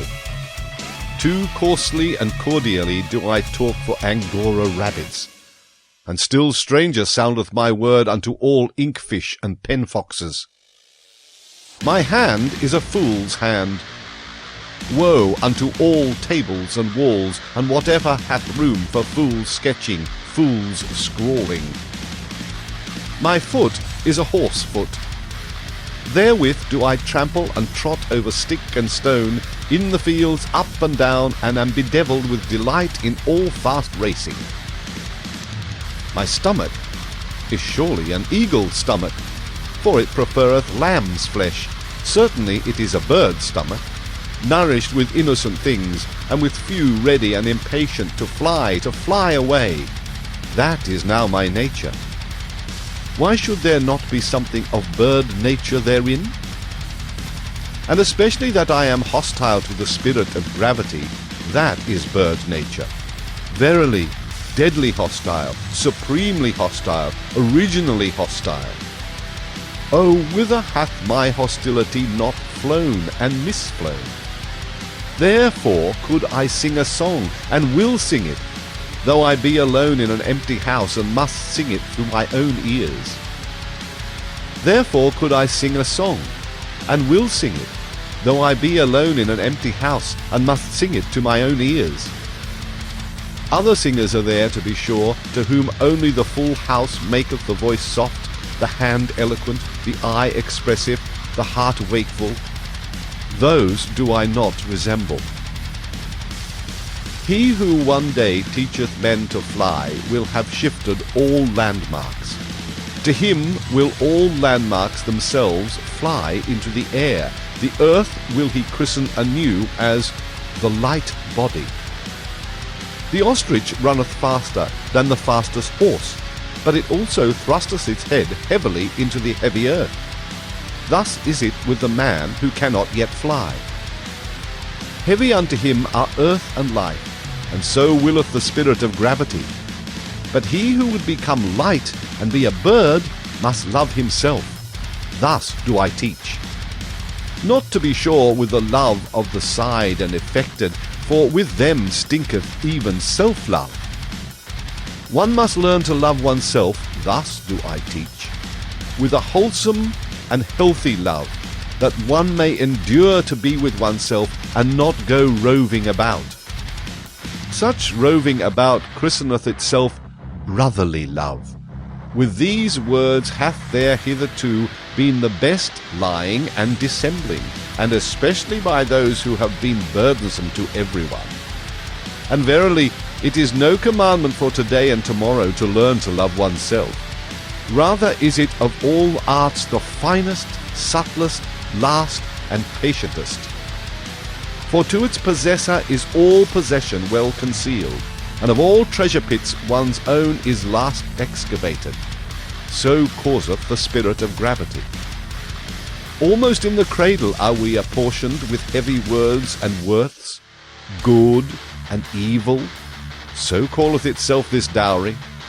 For the sake of it we are forgiven for living. And therefore suffereth one little children to come unto one, to forbid them betimes to love themselves, so causeth the spirit of gravity. And we bear loyally what is apportioned to us, on hard shoulders, over rugged mountains. And when we sweat, then do people say to us, Yea, life is hard to bear. But man himself only is hard to bear. The reason thereof is that he carrieth too much extraneous things on his shoulders. Like the camel kneeleth he down, and letteth himself be well laden. Especially the strong load-bearing man, in whom reverence resideth. Too many extraneous heavy words and worths loaded he upon himself. Then seemeth life to him a desert. And verily, many a thing also that is our own is hard to bear, and many internal things in man are like the oyster, repulsive and slippery and hard to grasp. So that an elegant shell, with elegant adornment, must plead for them. But this art also must one learn, to have a shell and a fine appearance and sagacious blindness. Again it deceiveth about many things in man, that many a shell is poor and pitiable, and too much of a shell. Much concealed goodness and power is never dreamt of. The choicest dainties find no tasters. Women know that, the choicest of them. A little fatter, a little leaner. Oh, how much fate is in so little! Man is difficult to discover, and unto himself most difficult of all. Often lieth the spirit concerning the soul. So causeth the spirit of gravity. He, however, hath discovered himself who saith, This is my good and evil. Therewith hath he silenced the mole and the dwarf, who say, Good for all, evil for all. Verily, neither do I like those who call everything good, and this world the best of all. Those do I call the all-satisfied. All-satisfiedness, which knoweth how to taste everything, that is not the best taste. I honour the refractory, fastidious tongues and stomachs, which have learned to say I, and yea, and nay. To chew and digest everything, however, that is the genuine swine nature. Ever to say ye are, that hath only the ass learned, and those like it. Deep yellow and hot red, so wanteth my taste, it mixeth blood with all colours. He, however, who whitewasheth his house, betrayeth unto me a whitewashed soul. With mummies some fall in love, others with phantoms, both alike hostile to all flesh and blood. Oh, how repugnant are both to my taste! For I love blood. And there will I not reside and abide where every one spitteth and speweth. That is now my taste. Rather would I live amongst thieves and perjurers. Nobody carrieth gold in his mouth. Still more repugnant unto me, however, are all lick-spittles, and the most repugnant animal of man that I found did I christen Parasite. It would not love, and would yet live by love. Unhappy do I call all those who have only one choice, either to become evil beasts or evil beast tamers. Amongst such would I not build my tabernacle. Unhappy do I also call those who have ever to wait. They are repugnant to my taste. All the toll-gatherers and traders and kings and other land-keepers and shopkeepers. Verily I learned waiting also, and thoroughly so, but only waiting for myself. And above all did I learn standing and walking and running and leaping and climbing and dancing. This, however, is my teaching. He who wisheth one day to fly must first learn standing and walking and running and climbing and dancing. One doth not fly into flying. With rope ladders learned I to reach many a window. With nimble legs did I climb high masts. To sit on high masts of perception seemed to me no small bliss. To flicker like small flames on high masts, a small light certainly, but a great comfort to cast-away sailors and shipwrecked ones. By divers ways and wendings did I arrive at my truth. Not by one ladder did I mount to the height where mine eye roveth into my remoteness. And unwillingly only did I ask my way. That was always counter to my taste. Rather did I question and test the ways themselves. A testing and a questioning hath been all my travelling. And verily, one must also learn to answer such questioning. That, however, is my taste. Neither a good nor a bad taste, but my taste, of which I have no longer either shame or secrecy. This is now my way, where is yours? Thus did I answer those who ask me the way. For the way, it doth not exist. Thus spoke Zarathustra. Old and new tables. Here do I sit and wait, old broken tables around me, and also new half-written tables. When cometh mine hour? The hour of my descent, of my downgoing, for once more will I go unto men. For that hour do I now wait.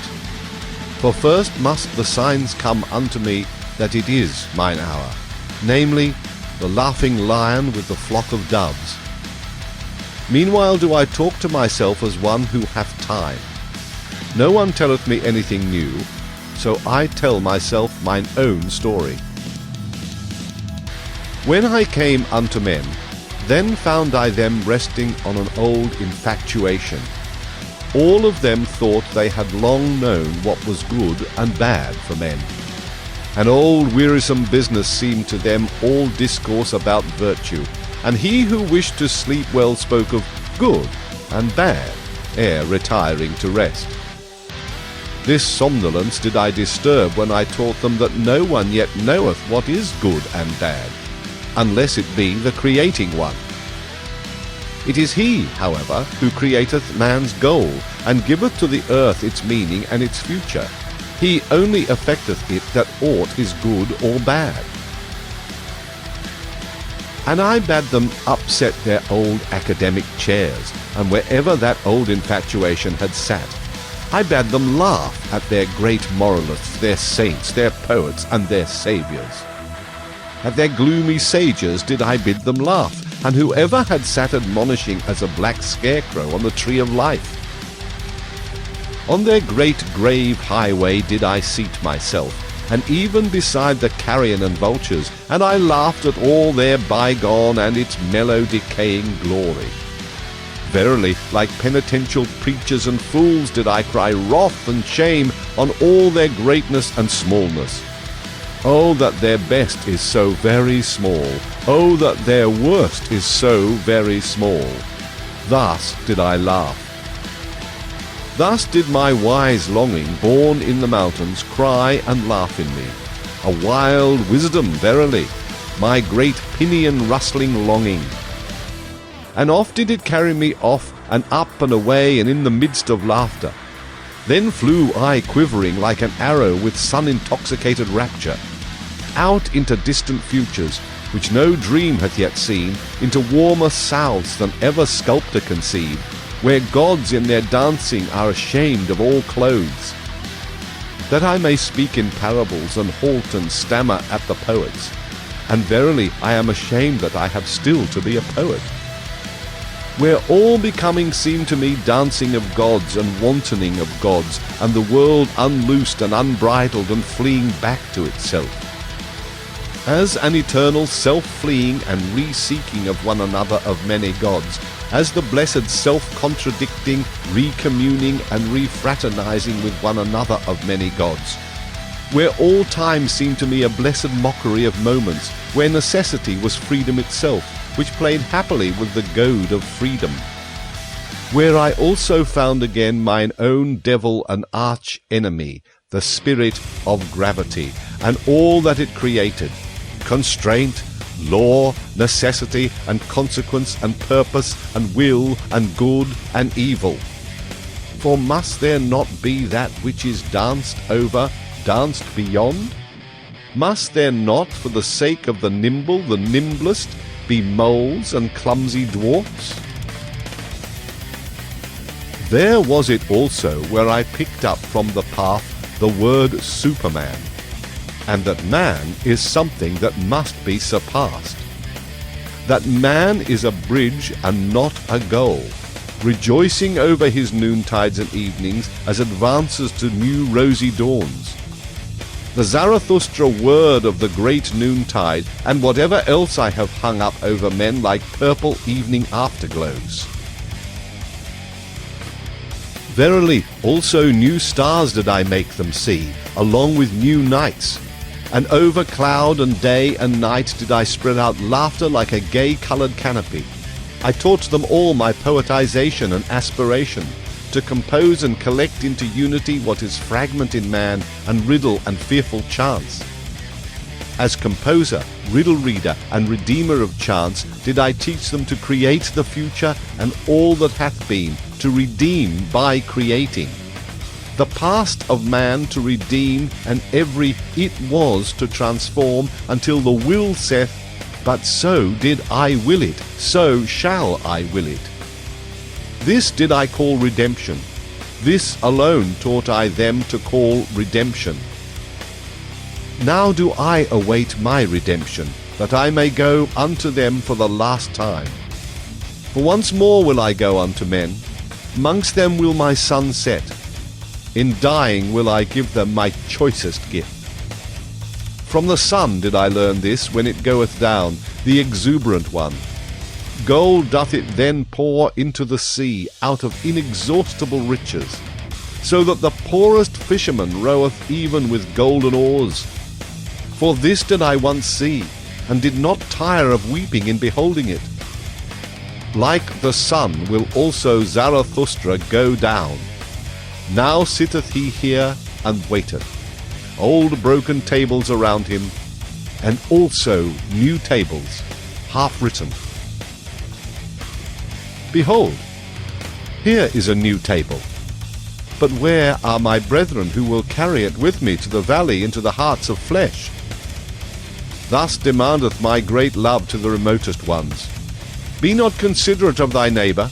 Man is something that must be surpassed. There are many divers ways and modes of surpassing. See thou thereto. But only a buffoon thinketh man can also be overleapt.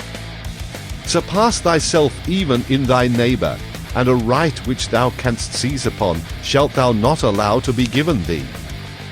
What thou doest can no one do to thee again. Lo, there is no requital. He who cannot command himself shall obey, and many a one can command himself, but still sorely lacketh self-obedience. Thus wisheth the type of noble souls. They desire to have nothing gratuitously, least of all life. He who is of the populace wisheth to live gratuitously. We others, however, to whom life hath given itself, we are ever considering what we can best give in return. And verily, it is a noble dictum which saith, what life promiseth us, that promise will we keep, to life. One should not wish to enjoy where one doth not contribute to the enjoyment, and one should not wish to enjoy. For enjoyment and innocence are the most bashful things, neither like to be sought for. One should have them, but one should rather seek for guilt and pain. O my brethren, he who is a firstling is ever sacrificed. Now, however, are we firstlings. We all bleed on secret sacrificial altars. We all burn and broil in honor of ancient idols. Our best is still young. This exciteth whole palates. Our flesh is tender. Our skin is only lambskin. How could we not excite old idol priests? In ourselves dwelleth he still, the old idol priest, who broileth our best for his banquet. Ah, my brethren, how could firstlings fail to be sacrifices? But so wisheth our type, and I love those who do not wish to preserve themselves. The downgoing ones do I love with mine entire love, for they go beyond. To be true, that can few be, and he who can will not. Least of all, however, can the good be true. Oh, those good ones! Good men never speak the truth. For the spirit, thus to be good, is a malady. They yield, those good ones, they submit themselves. Their heart repeateth, their soul obeyeth. He, however, who obeyeth, doth not listen to himself. All that is called evil by the good must come together in order that one truth may be born. O my brethren, are ye also evil enough for this truth? The daring venture, the prolonged distrust, the cruel nay, the tedium, the cutting into the quick, how seldom do these come together? Out of such seed, however, is truth produced. Beside the bad conscience hath hitherto grown all knowledge. Break up, ye discerning ones, the old tables. When the water hath planks, when gangways and railings o'erspan the stream, verily he is not believed who then saith, all is in flux. But even the simpletons contradict him. What? Say the simpletons? All in flux? Planks and railings are still over the stream. Over the stream all is stable, all the values of things, the bridges and bearings, all good and evil, these are all stable. Cometh, however, the hard winter, the stream tamer, then learn even the wittiest distrust, and verily not only the simpletons then say, should not everything stand still? Fundamentally standeth everything still. That is an appropriate winter doctrine. Good cheer for an unproductive period, a great comfort for winter sleepers and fireside loungers. Fundamentally standeth everything still. But contrary thereto, preacheth the thawing wind. The thawing wind, a bullock, which is no ploughing bullock, a furious bullock, a destroyer, which with angry horns breaketh the ice. The ice, however, breaketh gangways. O my brethren, is not everything at present in flux? Have not all railings and gangways fallen into the water? Who would still hold on to good and evil? Woe to us, hail to us, the thawing wind bloweth. Thus preach my brethren through all the streets. There is an old illusion. It is called good and evil. Around soothsayers and astrologers hath hitherto revolved the orbit of this illusion. Once did one believe in soothsayers and astrologers, and therefore did one believe, everything is fate, thou shalt, for thou must. Then again did one distrust all soothsayers and astrologers, and therefore did one believe, everything is freedom, thou canst, for thou willest. O my brethren, concerning the stars and the future there hath hitherto been only illusion, and not knowledge, and therefore concerning good and evil there hath hitherto been only illusion, and not knowledge. Thou shalt not rob, thou shalt not slay. Such precepts were once called holy. Before them did one bow the knee and the head and take off one's shoes. But I ask you, where have there ever been better robbers and slayers in the world than such holy precepts? Is there not even in all life robbing and slaying? And for such precepts to be called holy, was not truth itself thereby slain?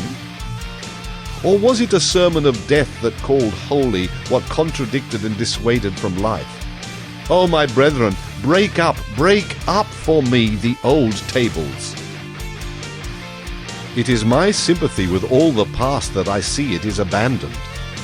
Abandoned to the favour, the spirit, and the madness of every generation that cometh, and reinterpreteth all that hath been as its bridge. A great potentate might arise, an artful prodigy, who with approval and disapproval could strain and constrain all the past, until it became for him a bridge, a harbinger, a herald, and a cock-crowing. This, however, is the other danger, and mine other sympathy. He who is of the populace, his thoughts go back to his grandfather. With his grandfather, however, doth time cease. Thus is all the past abandoned. For it might some day happen for the populace to become master, and drown all time in shallow waters. Therefore, O my brethren, a new nobility is needed, which shall be the adversary of all populace and potentate rule, and shall inscribe anew the word noble on new tables. For many noble ones are needed, and many kinds of noble ones for a new nobility. Or, as I once said in parable, that is just divinity, that there are gods, but no God. O my brethren, I consecrate you and point you to a new nobility. Ye shall become procreators and cultivators and sowers of the future. Verily not to a nobility which ye could purchase like traders with traders' gold, for little worth is all that hath its price. Let it not be your honour henceforth whence you come, but whither ye go. Your will and your feet which seek to surpass you, let these be your new honour. Verily not that ye have served a prince, of what account are princes now? Nor that ye have become a bulwark to that which standeth, that it may stand more firmly. Not that your family have become courtly at courts, and that ye have learned gay-coloured, like the flamingo, to stand long hours in shallow pools. For ability to stand is a merit in courtiers, and all courtiers believe that unto blessedness after death pertaineth permission to sit. Nor even that a spirit called holy led your forefathers into promised lands, which I do not praise. For where the worst of all trees grew, the cross, in that land there is nothing to praise. And verily, wherever this Holy Spirit led its knights, always in such campaigns did goats and geese and rye-heads and guy-heads run foremost. O my brethren, not backward shall your nobility gaze, but outward. Exile shall ye be from all fatherlands and forefatherlands. Your children's land shall ye love. Let this love be your new nobility, the undiscovered in the remotest seas. For it do I bid your sails search and search. Unto your children shall ye make amends for being the children of your fathers. All the past shall ye thus redeem. This new table do I place over you. Why should one live? All is vain. To live, that is to thresh straw. To live, that is to burn oneself and yet not get warm. Such ancient babbling still passeth for wisdom, because it is old, however, and smelleth mustily, therefore is it the more honoured. Even mould ennobleth. Children might thus speak. They shun the fire because it hath burnt them. There is much childishness in the old books of wisdom. And he who ever thresheth straw, why should he be allowed to rail at threshing? Such a fool one would have to muzzle. Such persons sit down to the table and bring nothing with them, not even good hunger, and then do they rail, all is vain. But to eat and drink well, my brethren, is verily no vain art. Break up for me the tables of the never joyous ones. To the clean are all things clean. Thus say the people. I, however, say unto you, to the swine all things become swinish. Therefore preach the visionaries and bowed heads, whose hearts are also bowed down. The world itself is a filthy monster. For these are all unclean spirits, especially those, however, who have no peace or rest, unless they see the world from the backside, the back-worldsman. To those do I say it to the face, although it sound unpleasantly. The world resembleth man, in that it hath a backside. So much is true. There is in the world much filth. So much is true. But the world itself is not therefore a filthy monster. There is wisdom in the fact that much in the world smelleth badly. Loathing itself createth wings, and fountain divining powers. In the best there is still something to loathe, and the best is still something that must be surpassed. O my brethren, there is much wisdom in the fact that much filth is in the world. Such sayings did I hear pious back-worldsmen speak to their consciences, and verily without wickedness or guile, although there is nothing more guileful in the world or more wicked. Let the world be as it is, raise not a finger against it. Let whoever will choke and stab and skin and scrape the people, raise not a finger against it, thereby will they learn to renounce the world. And thine own reason, this shalt thou thyself stifle and choke, for it is a reason of this world. Thereby wilt thou learn thyself to renounce the world. Shatter, shatter, O my brethren, those old tables of the pious. Tatter the maxims of the world maligners. He who learneth much unlearneth all violent cravings. Thus do people now whisper to one another in all the dark lanes. Wisdom wearieth, nothing is worthwhile, thou shalt not crave. This new table found I hanging even in the public markets. Break up for me, O my brethren, break up also that new table. The weary of the world put it up, and the preachers of death and the jailer, for lo, it is also a sermon for slavery. Because they learn badly and not the best, and everything too early and everything too fast, because they ate badly, from thence hath resulted their ruined stomach. For a ruined stomach is their spirit, it persuadeth to death. For verily, my brethren, the spirit is a stomach. Life is a well of delight, but to him in whom the ruined stomach speaketh, the father of affliction, all fountains are poisoned. To discern, that is delight to the lion-willed. But he who hath become weary is himself merely willed. With him play all the ways. And such is always the nature of weak men. They lose themselves on their way, and at last asketh their weariness, why did we ever go on the way? All is indifferent. To them soundeth it pleasant to have preached in their ears, nothing is worthwhile, ye shall not will. That, however, is a sermon for slavery. O my brethren, a fresh blustering wind cometh Zarathustra unto all way-weary ones. Many noses will he yet make sneeze. Even through walls bloweth my free breath, and into prisons and imprisoned spirits. Willing emancipateth, for willing is creating, so do I teach, and only for creating shall ye learn. And also the learning shall ye learn only from me, the learning well. He who hath ears, let him hear. There standeth the boat, thither goeth it over, perhaps into vast nothingness. But who willeth to enter into this perhaps? None of you want to enter into the death boat. How should ye then be world-weary ones?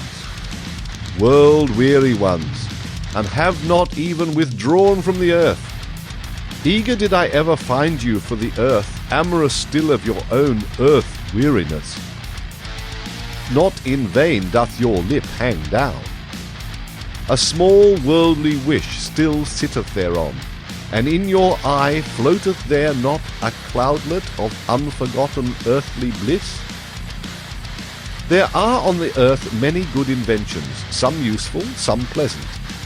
For their sake is the earth to be loved. And many such good inventions are there, that they are like woman's breasts, useful at the same time and pleasant. Ye world-weary ones, however, ye earth-idlers, you shall one beat with stripes shall one again make you sprightly limbs. For if ye be not invalids or decrepit creatures, of whom the earth is weary, then are ye sly sloths, or dainty, sneaking pleasure cats. And if ye will not again run gaily, then shall ye pass away.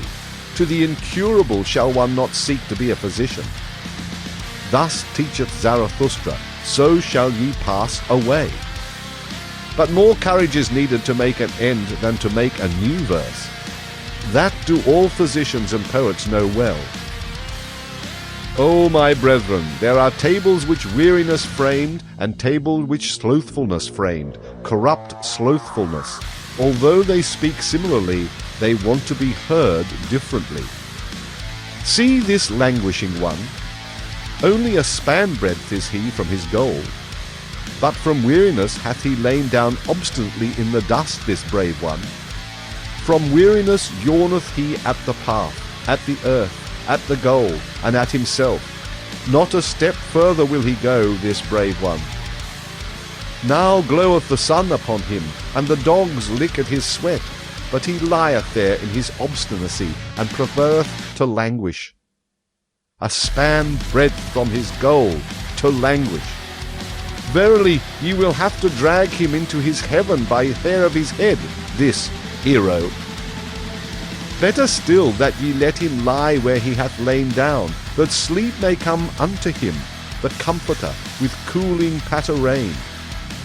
Let him lie, until of his own accord he awakeneth, until of his own accord he repudiateth all weariness, and what weariness hath taught through him.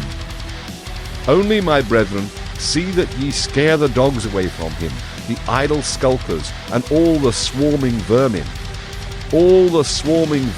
of the cultured that feast on the sweat of every hero. I form circles around me and holy boundaries. Ever fewer ascend with me ever higher mountains.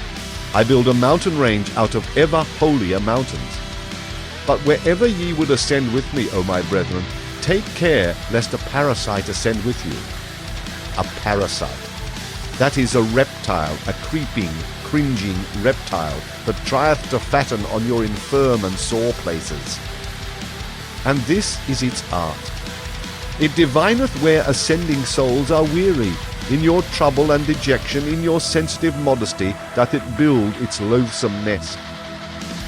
Where the strong are weak, where the noble are all too gentle, there buildeth it its loathsome nest. The parasite liveth where the great have small sore places. What is the highest of all species of being, and what is the lowest? The parasite is the lowest species. He, however, who is of the higher species, feedeth most parasites. For the soul which hath the longest ladder, and can go deepest down, how could there fail to be most parasites upon it? The most comprehensive soul, which can run and stray and rove furthest in itself. The most necessary soul, which out of joy flingeth itself into chance. The soul in being, which plungeth into becoming. The possessing soul, which seeketh to attain desire and longing.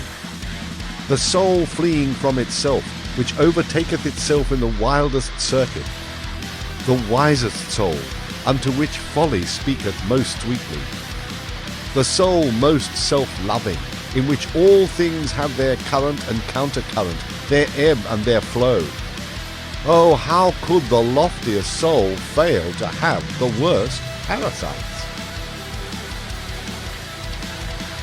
O my brethren, am I then cruel? But I say, what falleth, that shall one also push. Everything of today, it falleth, it decayeth. Who would preserve it? But I wish also to push it. Know ye the delight which rolleth stones into precipitous depths? Those men of today, see just how they roll into my depths. A prelude am I to better players, O my brethren, an example. Do according to mine example, and him who ye do not teach to fly, teach, I pray you, to fail faster. I love the brave, but it is not enough to be a swordsman. One must also know whereupon to use swordsmanship. And often is it greater bravery to keep quiet and pass by, that thereby one may reserve oneself for a worthier foe. Ye shall only have foes to be hated, but not foes to be despised. Ye must be proud of your foes. Thus have I already taught. For the worthier foe, O my brethren, shall ye reserve yourselves. Therefore must ye pass by many a one, especially many of the rabble, who din your ears with noise about people and peoples. Keep your eye clear of their for and against. There is there much right, much wrong. He who looketh on becometh wroth. Therein viewing, therein hewing, they are the same thing. Therefore depart into the forests, and lay your sword to sleep. Go your ways, and let the people and peoples go theirs. Gloomy ways, verily, on which not a single hope glinteth any more. Let there the trader rule, where all that still glittereth is trader's gold. It is the time of kings no longer. That which now calleth itself the people is unworthy of kings. See how these people themselves now do just like the traders. They pick up the smallest advantage out of all kinds of rubbish. They lay lures for one another. They lure things out of one another. That they call good neighbourliness. That they call good neighbourliness. Oh, blessed remote period when a people said to itself, I will be master over peoples. For my brethren, the best shall rule, the best also willeth to rule, and where the teaching is different, there the best is lacking. If they had bread for nothing, alas, for what would they cry? Their maintainment, that is their true entertainment, and they shall have it hard. Beasts of prey are they, in their working. There is even plundering in their earning. There is even overreaching. Therefore shall they have it hard. Better beasts of prey shall they thus become, subtler, cleverer, more manlike. For man is the best beast of prey. All the animals hath man already robbed of their virtues. That is why of all animals it hath been hardest for man.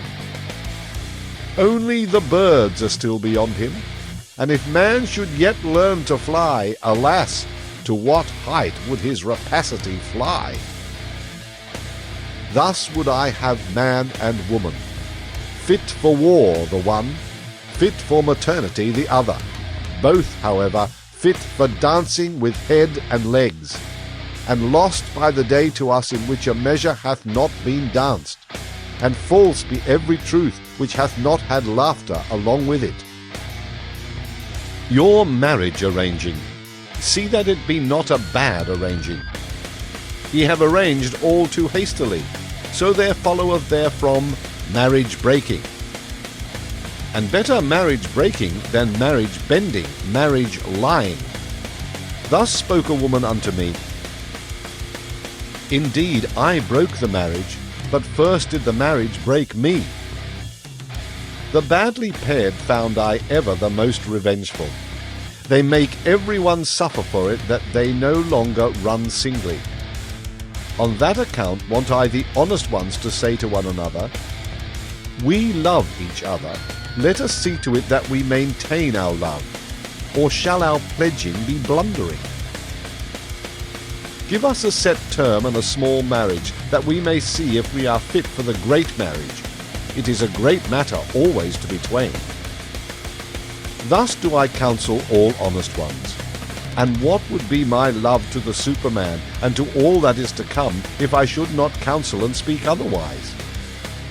Not only to propagate yourselves onward, but upward thereto, O my brethren, may the garden of marriage help you. He who hath grown wise concerning old origins, lo, he will at last seek after the fountains of the future and new origins. O my brethren, not long will it be until new peoples shall arise and new fountains shall rush down into new depths. For the earthquake, it choketh up many wells, it causeth much languishing, but it bringeth also to light inner powers and secrets. The earthquake discloseth new fountains. In the earthquake of old peoples, new fountains burst forth. And whoever calleth out, Lo, here is a well for many thirsty ones, one heart for many longing ones, one will for many instruments. Around him collecteth a people, that is to say, many attempting ones. Who can command? Who must obey? That is their attempted. Ah, with what long seeking and solving and failing and learning and re-attempting. Human society, it is an attempt, so I teach, a long seeking. It seeketh, however, the ruler. An attempt, my brethren, and no contract. Destroy, I pray you, destroy that word of the soft-hearted and half and half. O my brethren, with whom lieth the greatest danger to the whole human future? Is it not with the good and just? As those who say and feel in their hearts, we already know what is good and just, we possess it also. Woe to those who will seek further. We already know what is good and just, we possess it also. Woe to those who will seek thereafter. And whatever harm the wicked may do, the harm of the good is the harmfulest harm. And whatever harm the world malingerers may do, the harm of the good is the harmfulest harm. O my brethren, into the hearts of the good and just looked someone once on a time who said, They are the Pharisees. But people did not understand him. The good and just themselves were not free to understand him. Their spirit was imprisoned in their good conscience. The stupidity of the good is unfathomably wise. It is the truth, however, that the good must be Pharisees. They have no choice. The good must crucify him who deviseth his own virtue. That is the truth. The second one, however, who discovered their country, the country, heart and soil of the good and just, it was he who asked, Whom do they hate most? The Creator hate they most. Him who breaketh the tables and old values, the breaker, him they call the lawbreaker. For the good, they cannot create. They are always the beginning of the end. They crucify him who writeth new values on new tables. They sacrifice unto themselves the future. They crucify the whole human future. The good, they have always been the beginning of the end. O my brethren, have ye also understood this word, and what I once said of the last man? With whom lieth the greatest danger to the whole human future? Is it not with the good and just? Break up, I pray you, the good and just. O my brethren, have ye understood also this word? Ye flee from me, ye are frightened, ye tremble at this word? O my brethren, when I enjoined you to break up the good and the tables of the good, then only did I embark man on his high seas. And now only cometh unto him the great terror, the great outlook, the great sickness, the great nausea, the great seasickness. False shores, and false securities did the good teach you. In the lies of the good were ye born and bred. Everything hath been radically contorted and distorted by the good. But he who discovered the country of man, discovered also the country of man's future. Now shall ye be sailors for me, brave, patient. Keep yourselves up betimes, my brethren, learn to keep yourselves up. The sea stormeth, many seek to raise themselves again by you. The sea stormeth, all is in the sea. Well, cheer up, ye old seaman hearts, what of fatherland? Thither striveth our helm where our children's land is. Thitherwards, stormier than the sea, stormeth our great longing. Why so hard? Said to the diamond one day the charcoal. Are we then not near relatives? Why so soft? O my brethren, thus do I ask you, are ye then not my brethren? Why so soft, so submissive and yielding? Why is there so much negation and abnegation in your hearts? Why is there so little fate in your looks? And if ye will not be fates and inexorable ones, how can ye one day conquer with me? And if your hardness will not glance and cut and chip to pieces, how can ye one day create with me? For the creators are hard. And blessedness must it seem to you to press your hand upon millenniums as upon wax. Blessedness to write upon the will of millenniums as upon brass, harder than brass, nobler than brass. Entirely hard is only the noblest. This new table, O my brethren, put I up over you. Become hard. O thou, my will, thou change of every need, my needfulness, preserve me from all small victories. Thou fatedness of my soul, which I call fate, thou in me, over me, preserve and spare me for one great fate. And thy last greatness, my will, spare it for thy last, that thou mayest be inexorable in thy victory. Ah, who hath not succumbed to his victory? Ah, whose eye hath not bedimmed in this intoxicated twilight? Ah, whose foot hath not faltered and forgotten in victory how to stand? That I may one day be ready and ripe in the great noontide, ready and ripe like the glowing one, the lightning-bearing cloud, and the swelling milk udder, ready for myself and for my most hidden will. A bow eager for its arrow, an arrow eager for its star. A star ready and ripe in its noontide, glowing, pierced, blessed by annihilating sun arrows. A sun itself, and an inexorable sun-will, ready for annihilation in victory. O will, thou change of every need, my needfulness, spare me for one great victory. Thus spoke Zarathustra. The Convalescent.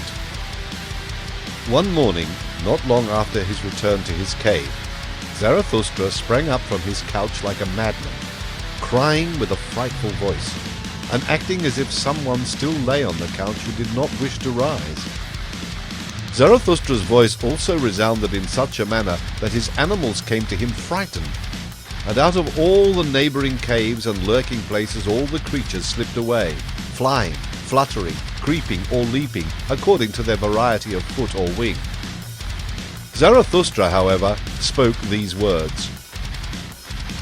Up, abysmal thought, out of my depth. I am thy cock and morning dawn, thou overslept reptile. Up, up, my voice shall soon crow thee awake. Unbind the fetters of thine ears, listen, for I wish to hear thee. Up, up, there is thunder enough to make the very graves listen. and rub the sleep and all the dimness and blindness out of thine eyes. Hear me also with thine eyes. My voice is a medicine even for those born blind. And once thou art awake, then shalt thou ever remain awake.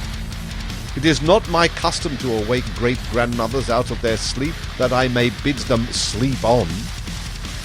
Thou stirrest, stretchest thyself, wheezest? Up, up! Not wheeze shalt thou, but speak unto me. Zarathustra calleth thee, Zarathustra the godless. I, Zarathustra, the advocate of living, the advocate of suffering, the advocate of the circuit, thee do I call my most abysmal thought. Joy to me! Thou comest, I hear thee, mine abyss speaketh. My lowest depth have I turned over into the light. Joy to me, come hither, give me thy hand. Ha! Let me. Ha ha! Disgust! Disgust! Disgust! Alas to me!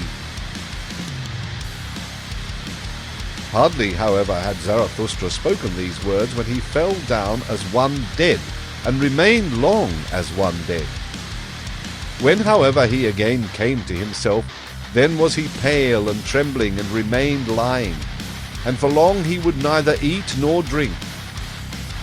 This condition continued for 7 days. His animals, however, did not leave him day or night, except that the eagle flew forth to fetch food. And what it fetched and foraged, it laid on Zarathustra's couch, so that Zarathustra at last lay among yellow and red berries, grapes, rosy apples, sweet-smelling herbage, and pine cones. At his feet, however, 2 lambs were stretched, which the eagle had with difficulty carried off from their shepherds. At last, after 7 days, Zarathustra raised himself upon his couch, took a rosy apple in his hand, smelt it, and found it smell pleasant. Then did his animals think the time had come to speak unto him. O Zarathustra, said they, now hast thou lain thus for 7 days with heavy eyes. Wilt thou not set thyself again upon thy feet? Step out of thy cave. The world waiteth for thee as a garden.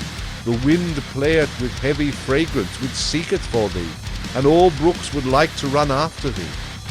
All things long for thee, since thou hast remained alone for 7 days. Step forth out of thy cave. All things want to be thy physicians. Did perhaps a new knowledge come to thee, a bitter, grievous knowledge? Like leavened dough layest thou, thy soul arose and swelled beyond all its bounds. O mine animals, answered Zarathustra, talk on thus and let me listen. It refresheth me so to hear your talk. Where there is talk, there is the world as a garden unto me. How charming it is that there are words and tones. Are not words and tones rainbows and seeming bridges twixt the eternally separated? To each soul belongeth another world. To each soul is every other soul a back world. Among the most alike doth semblance deceive most delightfully, for the smallest gap is most difficult to bridge over. For me, how could there be an outside of me? There is no outside. But this we forget on hearing tones. How delightful it is that we forget. Have not names and tones been given unto things that man may refresh himself with them? It is a beautiful folly, speaking.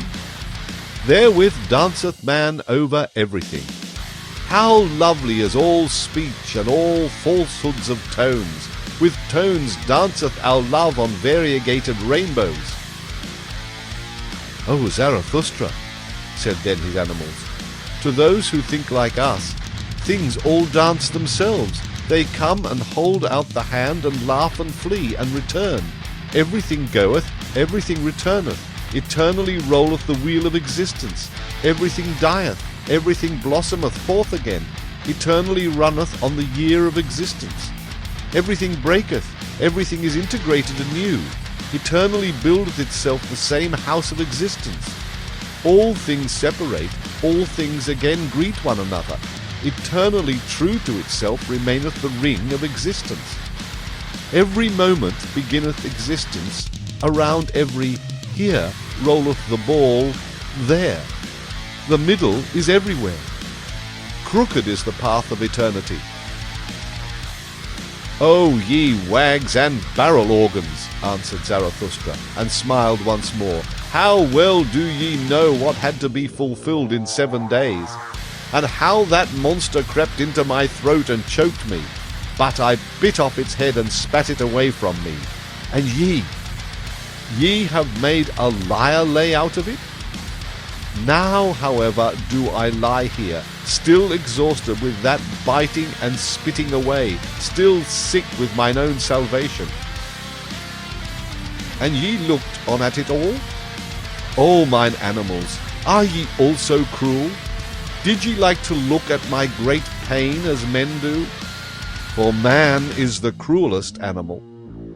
At tragedies, bullfights, and crucifixions hath he hitherto been happiest on earth. And when he invented his hell, behold, that was his heaven on earth. When the great man crieth, immediately runneth the little man thither, and his tongue hangeth out of his mouth for very lusting. He, however, calleth it his pity. The little man, especially the poet, how passionately doth he accuse life in words! Hearken to him, but do not fail to hear the delight which is in all accusation. Such accusers of life, them life overcometh with a glance of the eye. Thou lovest me, saith the insolent one. Wait a little, as yet have I no time for thee. Towards himself man is the cruelest animal. And in all who call themselves sinners and bearers of the cross and penitents, do not overlook the voluptuousness in their plaints and accusations. And I myself do. I thereby want to be man's accuser. Ah, mine animals, this only have I learned hitherto, that for man his baddest is necessary for his best. That all that is baddest is the best power, and the hardest stone for the highest creator, and that man must become better and badder. Not to this torture stake was I tied, that I know man is bad, but I cried as no one hath yet cried. Ah, that his baddest is so very small. Ah, that his best is so very small. The great disgust at man, it strangled me and had crept into my throat, and what the soothsayer had presaged, all is alike, nothing is worthwhile, knowledge strangleth. A long twilight limped on before me, a fatally weary, fatally intoxicated sadness which spoke with yawning mouth. Eternally he returneth, the man of whom thou art weary, the small man. So yawned my sadness, and dragged its foot, and could not go to sleep. A cavern became the human earth to me, its breast caved in.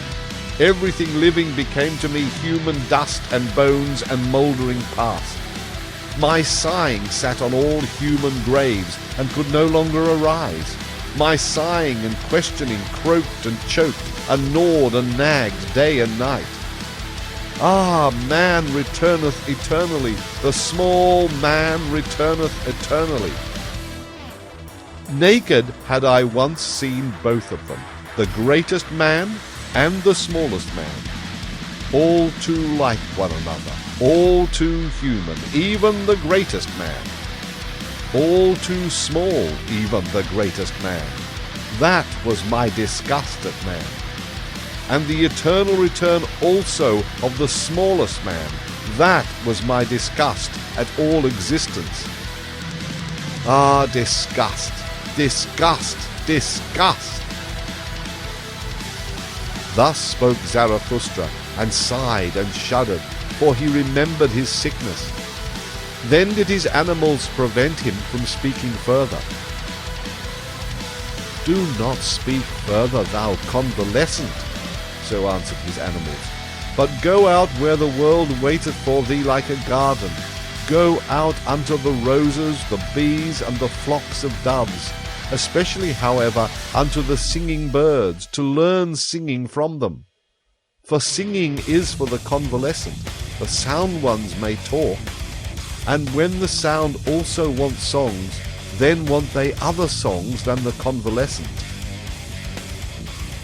O ye wags and barrel organs, do be silent, answered Zarathustra, and smiled at his animals.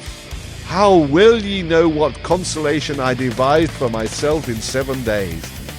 That I have to sing once more, that consolation did I devise for myself, and this convalescence. Would ye also make another lyre lay thereof? Do not talk further, answered his animals once more. Rather, thou convalescent, prepare for thyself first a lyre, a new lyre. For behold, O Zarathustra, for thy new lays there are needed new lyres. Sing and bubble over, O Zarathustra, heal thy soul with new lays, that thou mayest bear thy great fate, which hath not yet been anyone's fate. For thine animals know it well, O Zarathustra, who thou art and must become.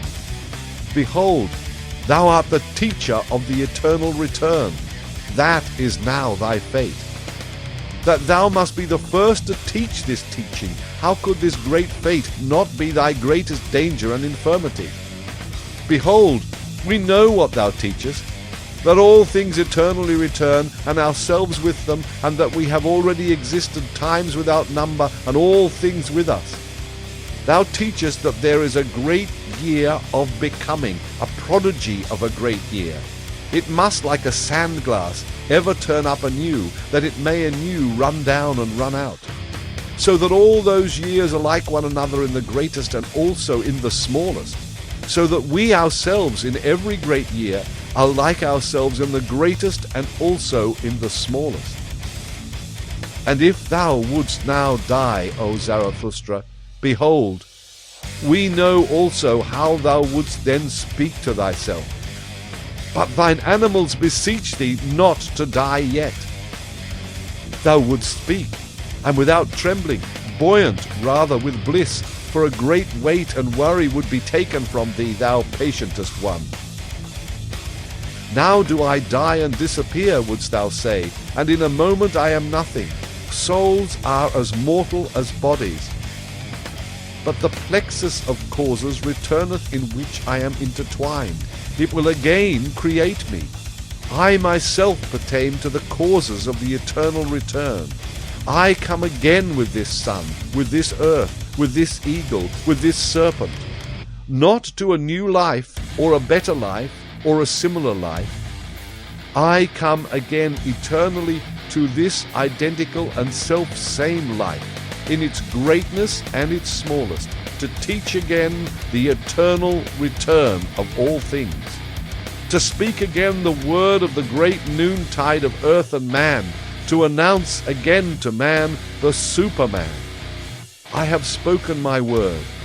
I break down by my word. So willeth mine eternal fate. As announcer do I succumb. The hour hath now come for the down-goer to bless himself. Thus endeth Zarathustra's down-going. When the animals had spoken these words, they were silent and waited, so that Zarathustra might say something to them. But Zarathustra did not hear that they were silent. On the contrary, he lay quietly with closed eyes like a person sleeping, although he did not sleep, for he communed just then with his soul. The serpent, however, and the eagle, when they found him silent in such wise, respected the great stillness around him, and prudently retired. The Great Longing. O my soul, I have taught thee to say today as once on a time, and formerly, and to dance thy measure over every here and there and yonder. O my soul, I delivered thee from all by places. I brushed down from thee dust and spiders and twilight.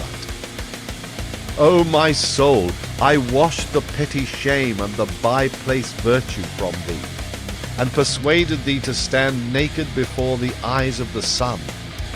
With the storm that is called Spirit did I blow over thy surging sea. All clouds did I blow away from it. I strangled even the strangler called Sin. O my soul, I gave thee the right to say nay like the storm, and to say yea as the open heaven saith yea. Calm as the light remainest thou, and now walkest through denying storms.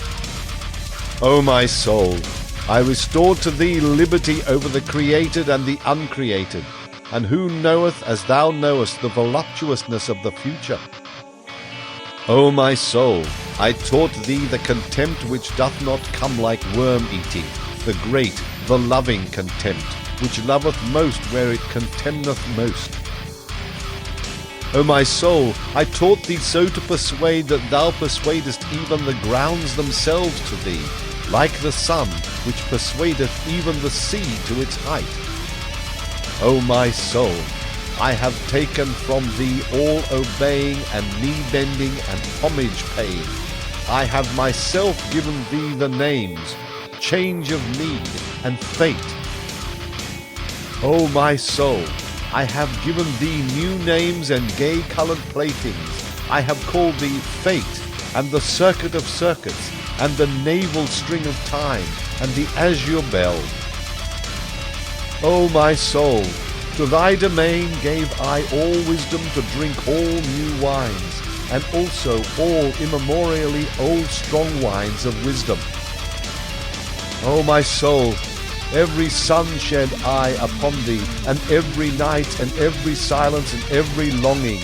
Then grewest thou up for me as a vine. O my soul, exuberant and heavy dost thou now stand forth, a vine with swelling udders and full clusters of brown golden grapes. Filled and weighted by thy happiness, waiting from superabundance, and yet ashamed of thy waiting. O my soul, there is nowhere a soul which could be more loving and more comprehensive and more extensive. Where could future and past be closer together than with thee? O my soul, I have given thee everything, and all my hands have become empty by thee.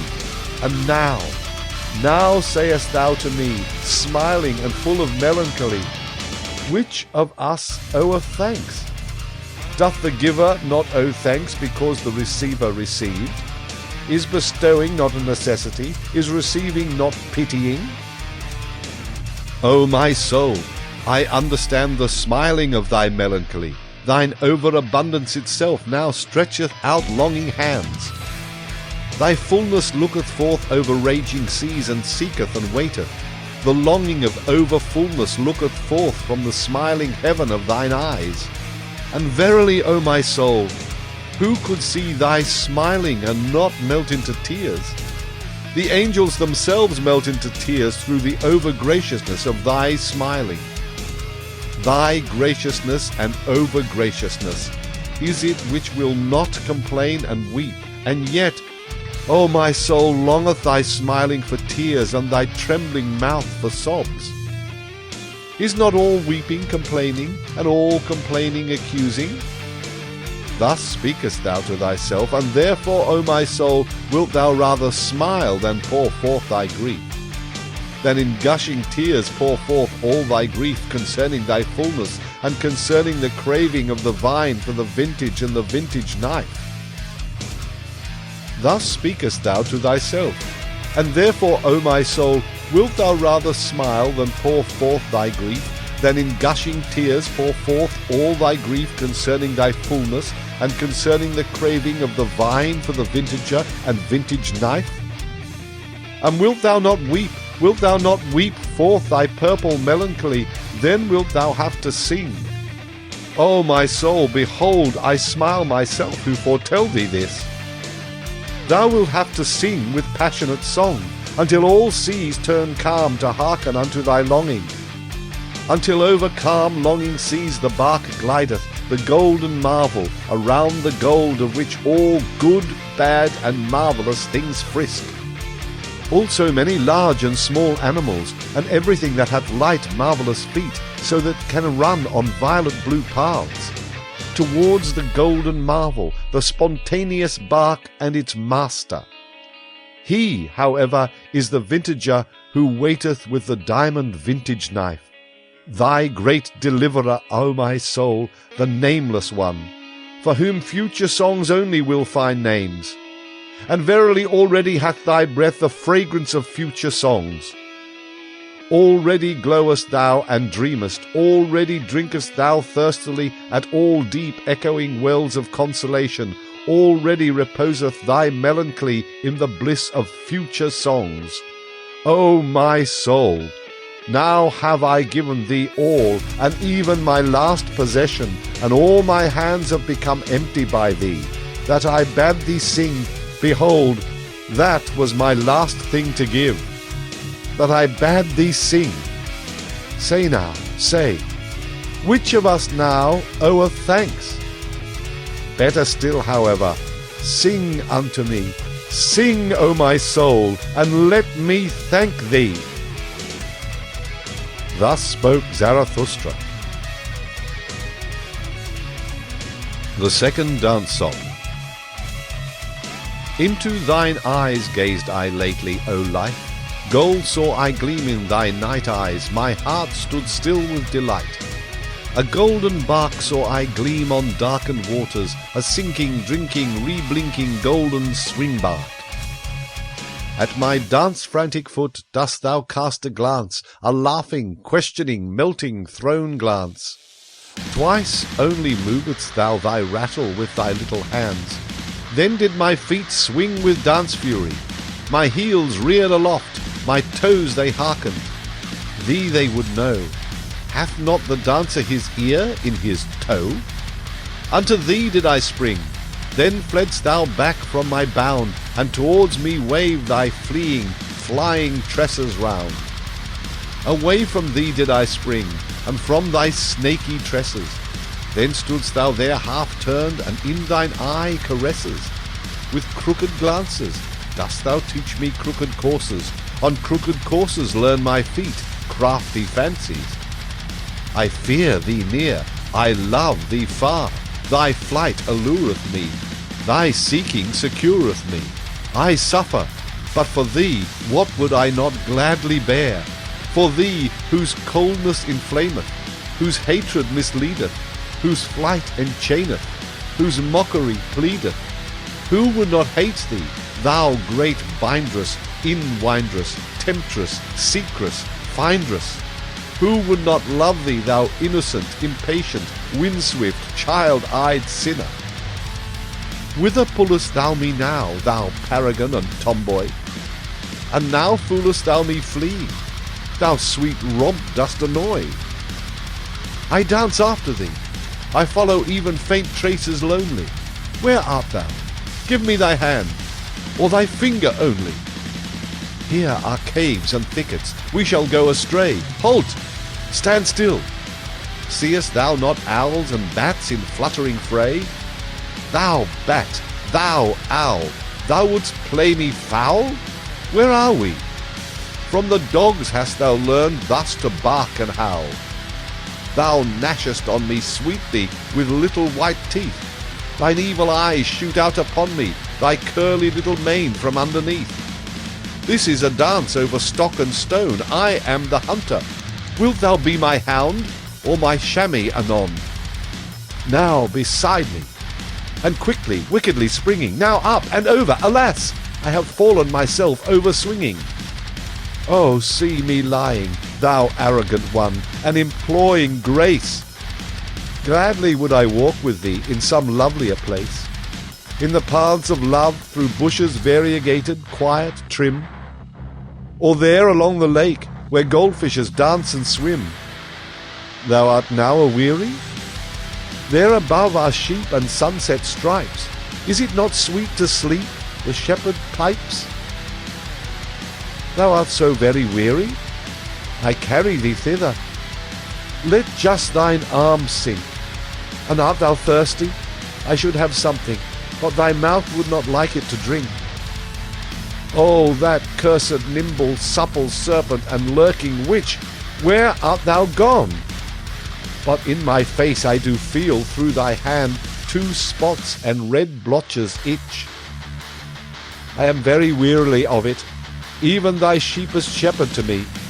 Thou witch, if I have hitherto sung unto thee, now shalt thou cry unto me.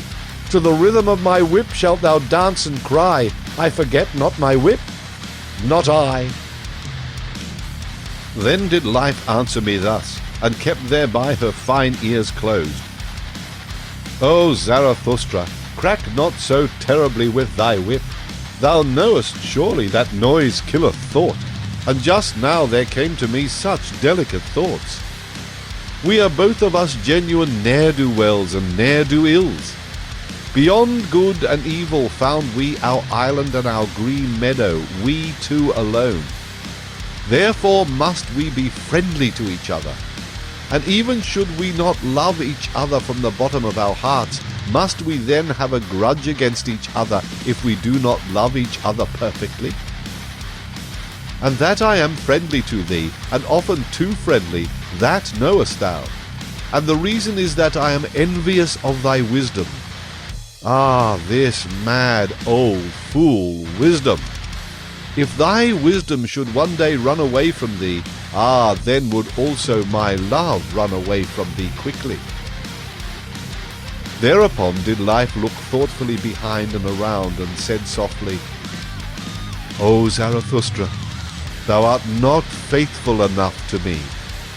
Thou lovest me not nearly so much as thou sayest. I know thou thinkest of soon leaving me. There is an old, heavy booming clock. It boometh by night up to thy cave. When thou hearest this clock strike the hours at midnight, then thinkest thou between 1 and 12 thereon. Thou thinkest thereon, O Zarathustra, I know it, of soon leaving me. Yea, answered I hesitatingly, but thou knowest it also. And I said something into his ear in amongst her confused yellow foolish tresses. Thou knowest that, O Zarathustra? That knoweth no one. And we gazed at each other, and looked at the green meadow o'er which the cool evening was just passing, and we wept together. Then, however, was life dearer unto me than all my wisdom had ever been. Thus spoke Zarathustra. 1. O man, take heed. 2. What saith deep midnight's voice indeed? 3. I slept my sleep. 4. From deepest dream I've woke and plead. 5. The world is deep. 6. And deeper than the day could read. 7. Deep is its woe. 8. Joy deeper still than grief can be. 9. Woe saith, hence, go. 10. But joys all want eternity. 11. Want deep, profound eternity. 12. The 7 seals, or the yea and amen lay. If I be a diviner and full of the divining spirit, which wandereth on high mountain ridges, twixt 2 seas, wandereth twixt the past and the future as a heavy cloud, hostile to sultry plains, and to all that is weary and can neither die nor live, ready for lightning in its dark bosom, and for the redeeming flash of light charged with lightnings, which say, yea, which laugh, yea, ready for divining flashes of lightning. Blessed, however, is he who is thus charged, and verily long must he hang like a heavy tempest on the mountain, who shall one day kindle the light of the future. Oh, how could I not be ardent for eternity and for the marriage ring of rings, the ring of the return? Never yet have I found the woman by whom I should like to have children, unless it be this woman whom I love, for I love thee, O eternity. For I love thee, O eternity. If ever my wrath hath burst graves, shifted landmarks, or rolled old shattered tables into precipitous depths, if ever my scorn hath scattered mouldered words to the winds, and if I have come like a besom to cross spiders, and as a cleansing wind to old charnel houses, if ever I have sat rejoicing where old gobs lie buried, world-blessing, world-loving, beside the monuments of old world malingerers, for even churches and God's graves do I love, if only heaven looketh through their ruined roofs with pure eyes. Gladly do I sit like grass and red poppies on ruined churches. Oh, how could I not be ardent for eternity and for the marriage ring of rings, the ring of the return? Never yet have I found the woman by whom I should like to have children, unless it be this woman whom I love. For I love thee, O eternity. For I love thee, O eternity. If ever a breath hath come to me of the creative breath, and of the heavenly necessity which compelleth even chances to dance star dances, if ever I have laughed with the laughter of the creative lightning, to which the long thunder of the deed followeth grumblingly but obediently, if ever I have played dice with the gods at the divine table of the earth, so that the earth quaked and ruptured and snorted forth fire streams. For a divine table is the earth, and trembling with new active dictums and dice casts of the gods. Oh, how could I not be ardent for eternity, and for the marriage ring of rings, the ring of the return? Never yet have I found the woman by whom I should like to have children, unless it be this woman whom I love.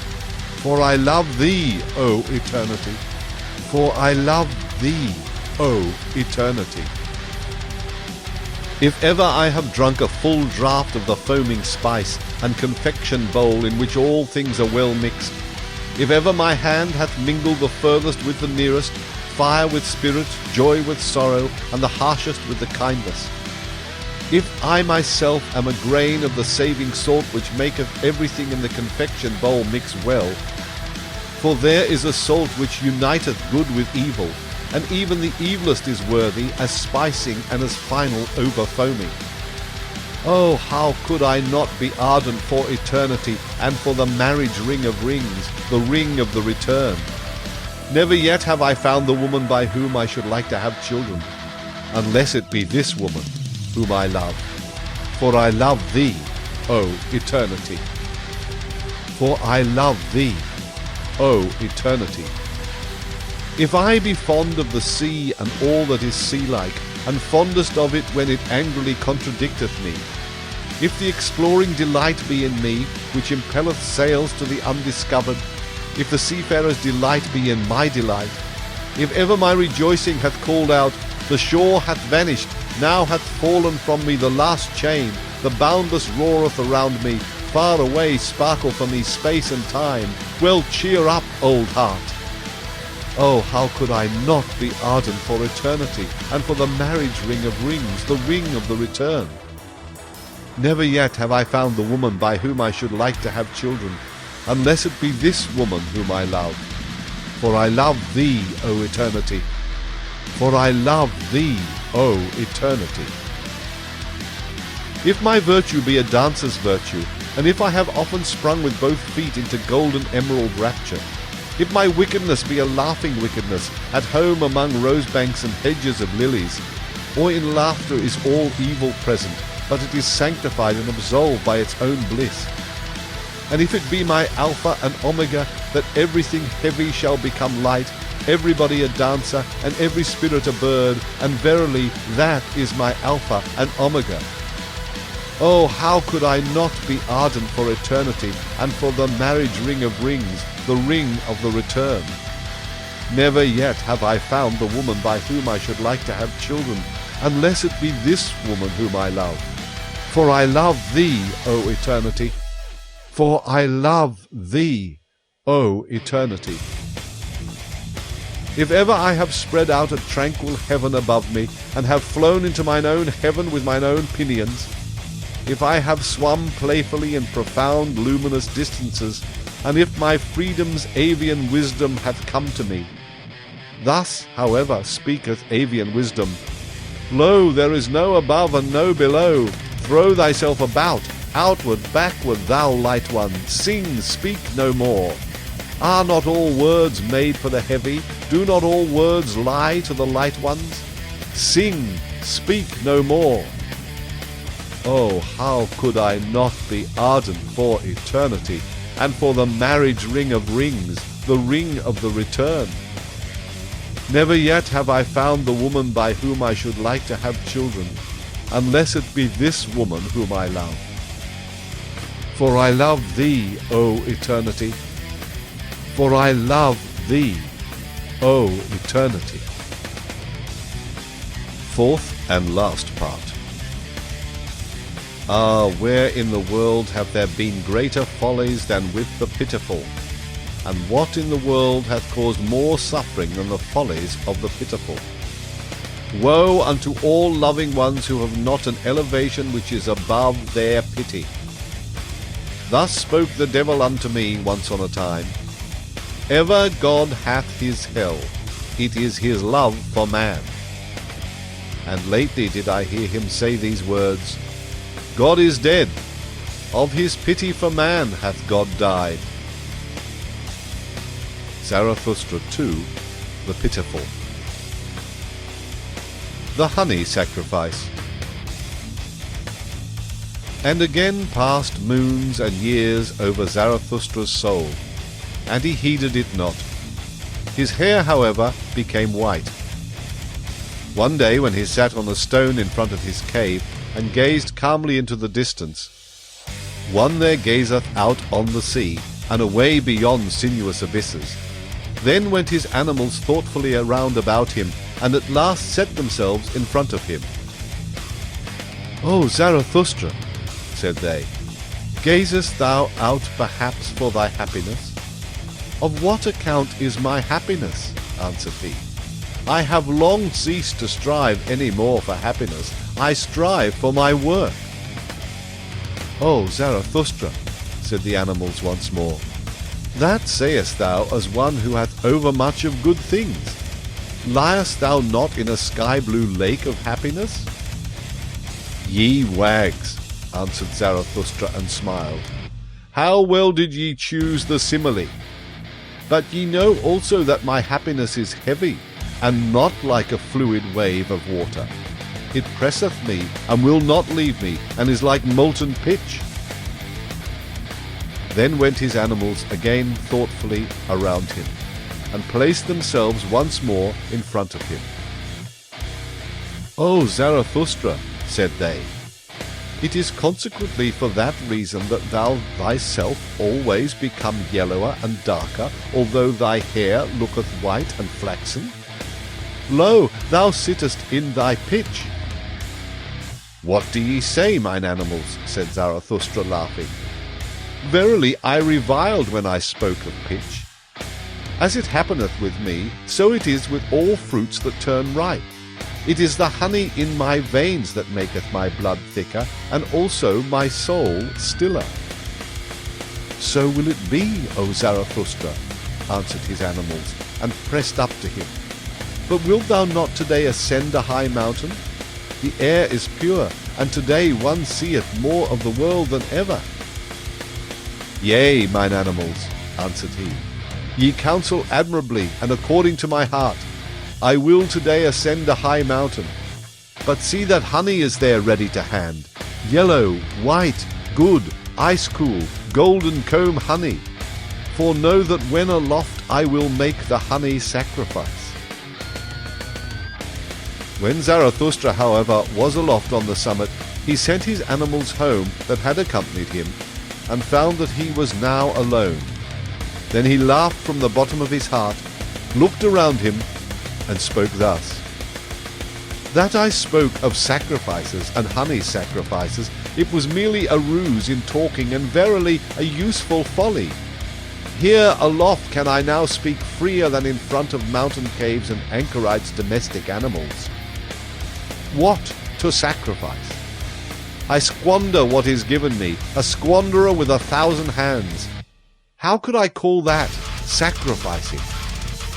And when I desired honey, I only desired bait, and sweet mucus and mucilage, for which even the mouths of growling bears and strange, sulky, evil birds water. The best bait, as huntsmen and fishermen require it. For if the world be as a gloomy forest of animals, and a pleasure ground for all wild huntsmen, it seemeth to me rather, and preferably, a fathomless rich sea. A sea full of many-hued fishes and crabs, for which even the gods might long, and might be tempted to become fishers in it, and casters of nets. So rich is the world in wonderful things, great and small. Especially the human world, the human sea. Towards it do I now throw my golden angle rod and say, Open up, thou human abyss.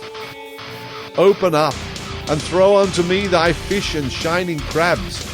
With my best bait shall I allure to myself today the strangest human fish.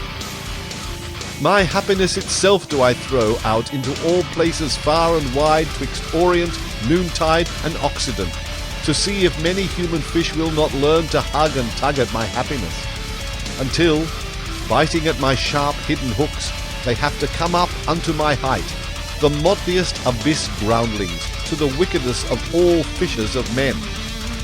For this am I from the heart and from the beginning, drawing, hither drawing, upward drawing, upbringing, a drawer, a trainer, a training master, who not in vain counselled himself once on a time, Become what thou art. Thus may men now come up to me, for as yet do I await the signs that it is time for my downgoing. As yet do I not myself go down as I must do amongst men. Therefore do I here wait, crafty and scornful upon high mountains, no impatient one, no patient one, rather one who hath even unlearnt patience, because he no longer suffereth. For my fate giveth me time. It hath forgotten me perhaps, or doth it sit behind a big stone and catch flies?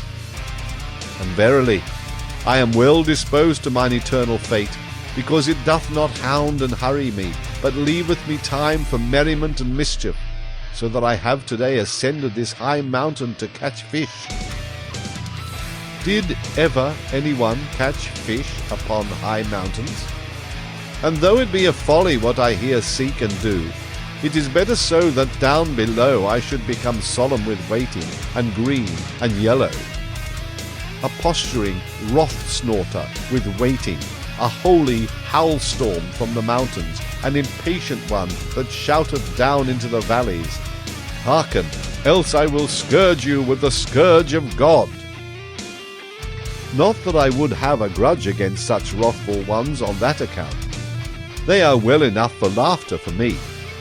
Impatient must they now be, those big alarm drums, which find a voice now or never. Myself, however, and my fate, we do not talk to the present, neither do we talk to the never. For talking we have patience and time and more time, for one day must it yet come and may not pass by. What must one day come and may not pass by? Our great Hazar, that is to say, our great remote human kingdom, the Zarathustra kingdom of 1,000 years. How remote may such remoteness be? What doth it concern me? But on that account it is none the less sure to me.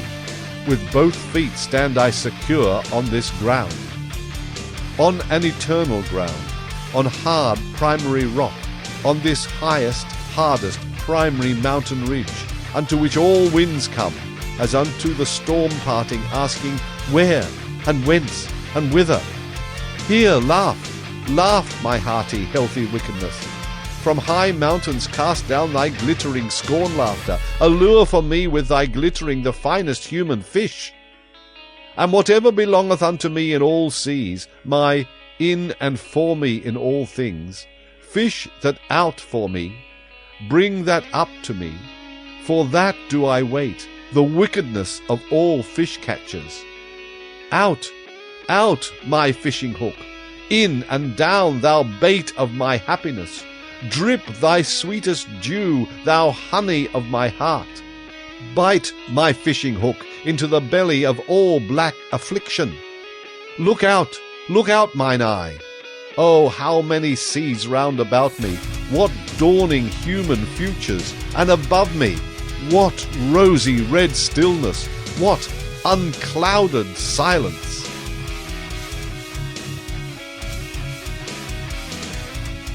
The cry of distress. The next day sat Zarathustra again on the stone in front of his cave, whilst his animals roved about in the world outside to bring home new food, also new honey. For Zarathustra had spent and wasted the old honey to the very last particle. When he thus sat, however, with a stick in his hand, tracing the shadow of his figure on the earth, and reflecting verily not upon himself and his shadow, all at once he startled and shrank back, for he saw another shadow beside his own. And when he hastily looked around and stood up, behold, there stood the soothsayer beside him, the same who he had once given to eat and drink at his table, the proclaimer of the great weariness, who taught, all is alike, nothing is worthwhile, the world is without meaning, knowledge strangleth. But his face had changed since then, and when Zarathustra looked into his eyes, his heart was startled once more. So much evil announcement and ashy grey lightnings passed over that countenance. The soothsayer, who had perceived what went on in Zarathustra's soul, wiped his face with his hand as if he would wipe out the impression. The same did also Zarathustra. And when both of them had thus silently composed and strengthened themselves, they gave each other the hand, as a token that they wanted once more to recognize each other. Welcome hither, said Zarathustra, thou soothsayer of the great weariness. Not in vain shalt thou once have been my messmate and guest. Eat and drink also with me today, and forgive it that a cheerful old man sitteth with thee at table. A cheerful old man, answered the soothsayer, shaking his head. But whoever thou art, or wouldst be, O Zarathustra, thou hast been here aloft the longest time. In a little while thy bark shall no longer rest on dry land. Do I then rest on dry land? asked Zarathustra, laughing. The waves around thy mountain, answered the soothsayer, rise and rise, the waves of great distress and affliction. They will soon raise thy bark also, and carry thee away. Thereupon was Zarathustra silent and wondered. Dost thou still hear nothing? Continued the soothsayer. Doth it not rush and roar out of the depth? Zarathustra was silent once more and listened. Then heard he a long, long cry, which the abysses threw to one another and passed on, for none of them wished to retain it, so evil did it sound. Thou ill announcer, said Zarathustra at last. That is a cry of distress, and the cry of a man. It may come perhaps out of a black sea, but what doth human distress matter to me? My last sin, which hath been reserved for me, knowest thou what it is called? Pity, answered the soothsayer from an overflowing heart, and raised both his hands aloft. O Zarathustra, I have come that I may seduce thee to thy last sin. And hardly had those words been uttered, when there sounded the cry once more, and longer and more alarming than before, also much nearer. Hearest thou? Hearest thou, O Zarathustra? Called out the soothsayer. The cry concerneth thee, it calleth thee. Come, come, come, it is time. It is the highest time. Zarathustra was silent thereupon, confused and staggered. At last he asked, like one who hesitateth himself, And who is it that there calleth me? But thou knowest it certainly, answered the soothsayer warmly. Why dost thou conceal thyself? It is the higher man that crieth for thee.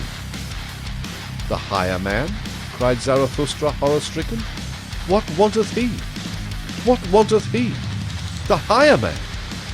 What wanteth he here? And his skin covered with perspiration. The soothsayer, however, did not heed Zarathustra's alarm, but listened and listened in the downward direction. When, however, it had been still there for a long while, he looked behind and saw Zarathustra standing trembling. O Zarathustra, he began with sorrowful voice, thou dost not stand there like one whose happiness maketh him giddy. Thou wilt have to dance, lest thou tumble down. But although thou shouldst dance before me, and leap all thy side leaps, no one may say unto me, Behold, here dances the last joyous man. In vain would anyone come to this height who sought him here. Caves would he find indeed, and back caves, hiding places for hidden ones, and not lucky mines, nor treasure chambers, nor new gold veins of happiness. Happiness! How indeed could one find happiness among such buried alive and solitary ones? Must I yet seek the last happiness on the happy isles, and far away among forgotten seas? But all is alike, nothing is worthwhile, no seeking is of service, there are no longer any happy isles. Thus sighed the soothsayer. With his last sigh, however, Zarathustra again becomes serene and assured, like one who hath come out of a deep chasm into the light. Nay, nay, 3 times nay, exclaimed he with a strong voice, and stroked his beard. That do I know better. There are still happy isles. Silence thereon, thou sighing sorrow sack. Cease to splash thereon, thou rain cloud of the forenoon. Do I not already stand here wet with thy misery and drenched like a dog? Now do I shake myself and run away from thee, that I may again become dry. Thereat mayest thou not wonder. Do I seem to thee discourteous? Here, however, is my court. But as regards the higher man, well, I shall seek him at once in those forests. From thence came his cry. Perhaps he is there, hard beset by an evil beast. He is in my domain. Therein shall he receive no scath. And verily, there are many evil beasts about me. With those words, Zarathustra turned around to depart. Then said the soothsayer, O Zarathustra, thou art a rogue. I know it well. Thou wouldst fain be rid of me. Rather wouldst thou run into the forest and lay snares for evil beasts. But what good will it do thee? In the evening wilt thou have me again. In thine own cave will I sit, patient and heavy like a block, and wait for thee. So be it, shouted back Zarathustra as he went away. And what is mine in my cave belongeth also unto thee, my guest. Shouldst thou, however, find honey therein, well, just lick it up, thou growling bear, and sweeten thy soul. For in the evening we want both to be in good spirits and joyful, because this day hath come to an end. And thou thyself shalt dance to my lays as my dancing bear. Thou dost not believe this? Thou shakest thy head? Well, cheer up, old bear.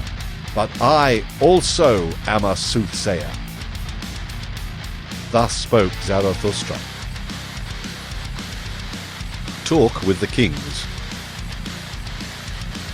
Ere Zarathustra had been an hour on his way in the mountains and forests, he saw all at once a strange procession. Right on the path which he was about to descend came 2 kings walking, bedecked with crowns and purple girdles, and variegated like flamingos. They drove before them a laden ass. "What do these kings want in my domain?" said Zarathustra in astonishment to his heart, and hid himself hastily behind a thicket. When, however, the kings approached to him, he said half aloud, like one speaking only to himself, "Strange, strange, how doth this harmonize? 2 kings do I see, and only 1 ass." Thereupon the 2 kings made a halt. They smiled and looked towards the spot whence the voice proceeded, and afterwards looked into each other's faces. "Such things do we also think among ourselves," said the king on the right, "but we do not utter them." The king on the left, however, shrugged his shoulders and answered, "That may perhaps be a goatherd, or an anchorite who hath lived too long among rocks and trees, for no society at all spoileth also good manners." "Good manners?" replied angrily and bitterly the other king. "What then do we run out of the way of? Is it not good manners, our good society? Better verily to live among anchorites and goatherds than with our gilded, false, over-rouged populace, though it call itself good society, though it call itself nobility. But there all is false and foul, above all the blood, thanks to old evil diseases and worst curers. The best and dearest to me at present is still a sound peasant, coarse, artful, obstinate, and enduring. That is at present the noblest type. The peasant is at present the best, and the peasant type should be master. But it is the kingdom of the populace. I no longer allow anything to be imposed upon me. The populace, however, that meaneth hodgepodge. Populace, hodgepodge. Therein is everything mixed with everything, saint and swindler, gentleman and Jew, and every beast out of Noah's Ark. Good manners. Everything is false and foul with us. No one knoweth any longer how to reverence. It is that precisely that we run away from. They are fulsome, obtrusive dogs. They gild palm leaves. This loathing choketh me, that we kings ourselves have become false, draped and disguised with the old faded pomp of our ancestors, showpieces for the stupidest, the craftiest, and whosoever at present trafficketh for power. We are not the first men, and have nevertheless to stand for them. Of this imposture have we at last become weary and disgusted. From the rabble have we gone out of the way, from all those bawlers and scribe blowflies, from the trader stench, the ambitious fidgeting, the bad breath. Fie, to live among the rabble. Fie, to stand for the first men among the rabble. Ah, loathing, loathing, loathing. What doth it now matter about us kings? Thine old sickness seizeth thee, said here the king on the left. Thy loathing seizeth thee, my poor brother. Thou knowest, however, that someone heareth us. Immediately thereupon, Zarathustra, who had open ears and eyes to this talk, rose from his hiding place, advanced toward the kings, and thus began. He who hearkeneth unto you, he who gladly hearkeneth unto you, is called Zarathustra. I am Zarathustra, who once said, What doth it now matter about kings? Forgive me, I rejoiced when ye said to each other, What doth it matter about us kings? Here, however, is my domain and jurisdiction. What may ye be seeking in my domain? Perhaps, however, ye have found on your way what I seek, namely, the higher man. When the kings heard this, they beat upon their breasts and said with one voice, We are recognized. With the sword of thine utterance severest thou the thickest darkness of our hearts.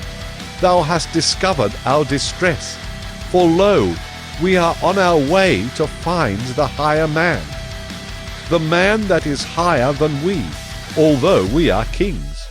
To him do we convey this ass. For the highest man shall also be the highest lord on earth. There is no sorer misfortune in all human destiny than when the mighty of the earth are not also the first men. Then everything becometh false and distorted and monstrous.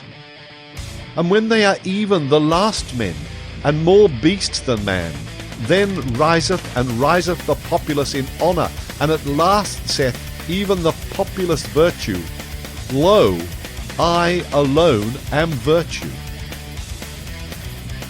What have I just heard? Answered Zarathustra. What wisdom in kings! I am enchanted, and verily I have already promptings to make a rhyme thereon. Even if it should happen to be a rhyme not suited for everyone's ears, I unlearned long ago to have consideration for long ears. Well then, well now. Here, however, it happened that the ass also found utterance. It said distinctly, and with malevolence, Yeah. 'Twas once, methinks year one of our blessed Lord, drunk without wine, the Sibyl thus deplored. How ill things go! Decline, decline, ne'er sank the world so low. Rome now hath turned harlot and harlot stew. Rome Caesar a beast, and God hath turned Jew. With those rhymes of Zarathustra, the kings were delighted. The king on the right, however, said, O Zarathustra, how well it was that we set out to see thee! For thine enemies showed us thy likeness in their mirror. There look'st thou with the grimace of a devil, and sneeringly, so that we were afraid of thee. But what good did it do? Always didst thou prick us anew in heart and ear with thy sayings. Then did we say at last, What doth it matter how he look? We must hear him who teacheth. Ye shall love peace as a means to new wars, and the short peace more than the long. No one ever spoke such warlike words. What is good? To be brave is good. It is the good war that halloweth every cause. O Zarathustra, our fathers' blood stirred in our veins at such words. It was like the voice of spring to old wine casks. When the swords ran among one another like red-spotted serpents, then did our fathers become fond of life. The sun of every peace seemed to them languid and lukewarm. The long peace, however, made them ashamed. How they sighed, our fathers, when they saw on the wall brightly furbished, dried-up swords. Like those they thirsted for war. For a sword thirsteth to drink blood, and sparkleth with desire. When the kings thus discoursed and talked eagerly of the happiness of their fathers, there came upon Zarathustra no little desire to mock at their eagerness. For evidently they were very peaceable kings whom he saw before him, kings with old and refined features.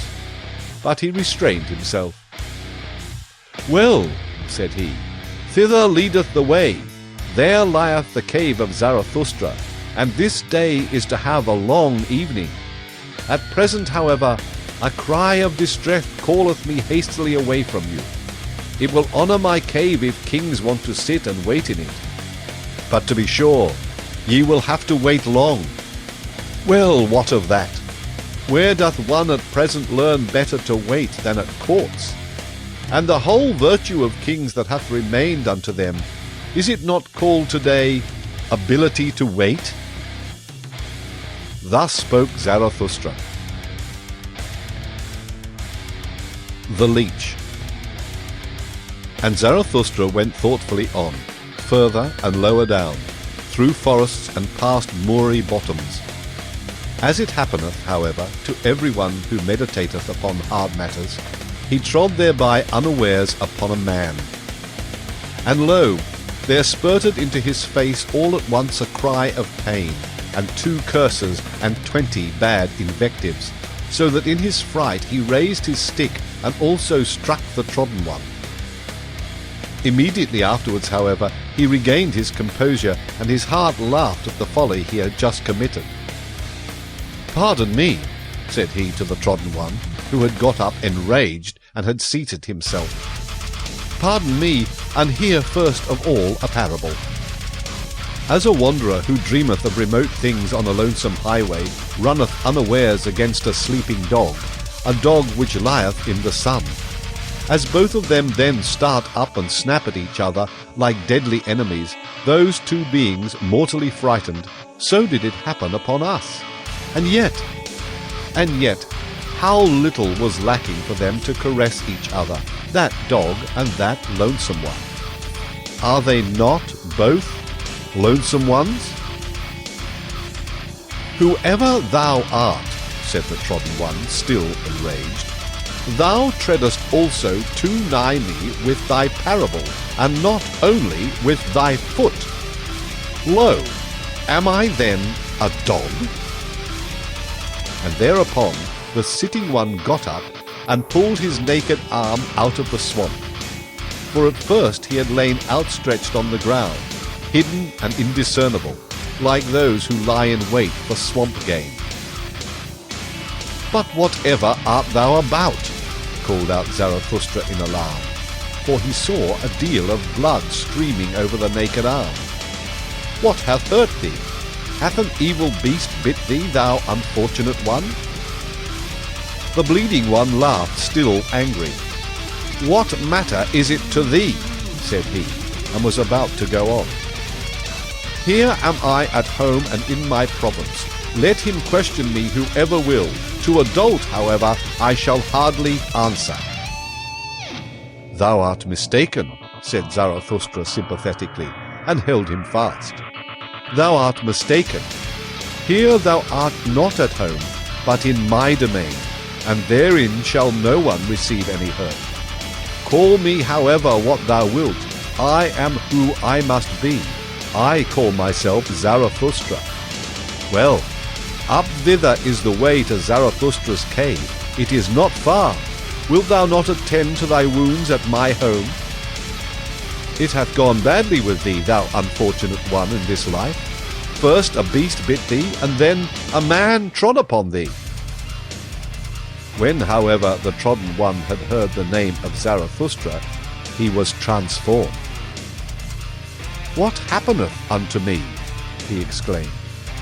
"Who preoccupieth me so much in this life as this one man, namely Zarathustra, and that one animal that liveth on blood, the leech?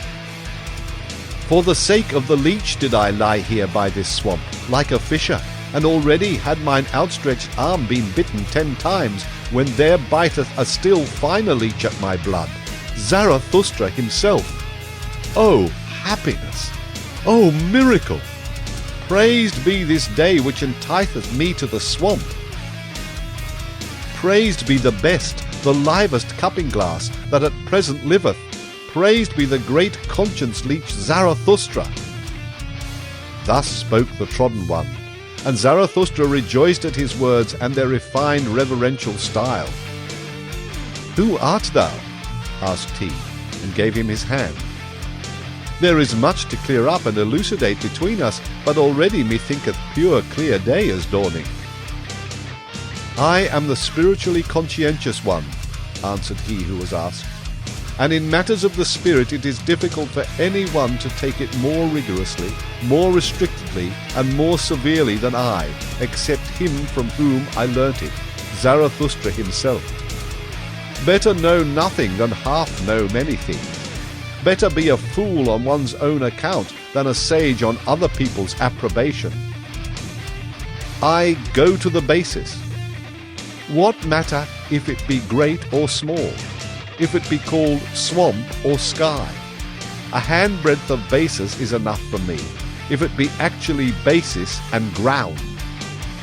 A handbreadth of basis, thereon can one stand. In the true knowing knowledge there is nothing great and nothing small." "Then thou art perhaps an expert on the leech?" asked Zarathustra. "And thou investigatest the leech to its ultimate basis, thou conscientious one?" "O Zarathustra," answered the trodden one, "that would be something immense. How could I presume to do so? That, however, of which I am master and knower, is the brain of the leech. That is my world, and it is also a world.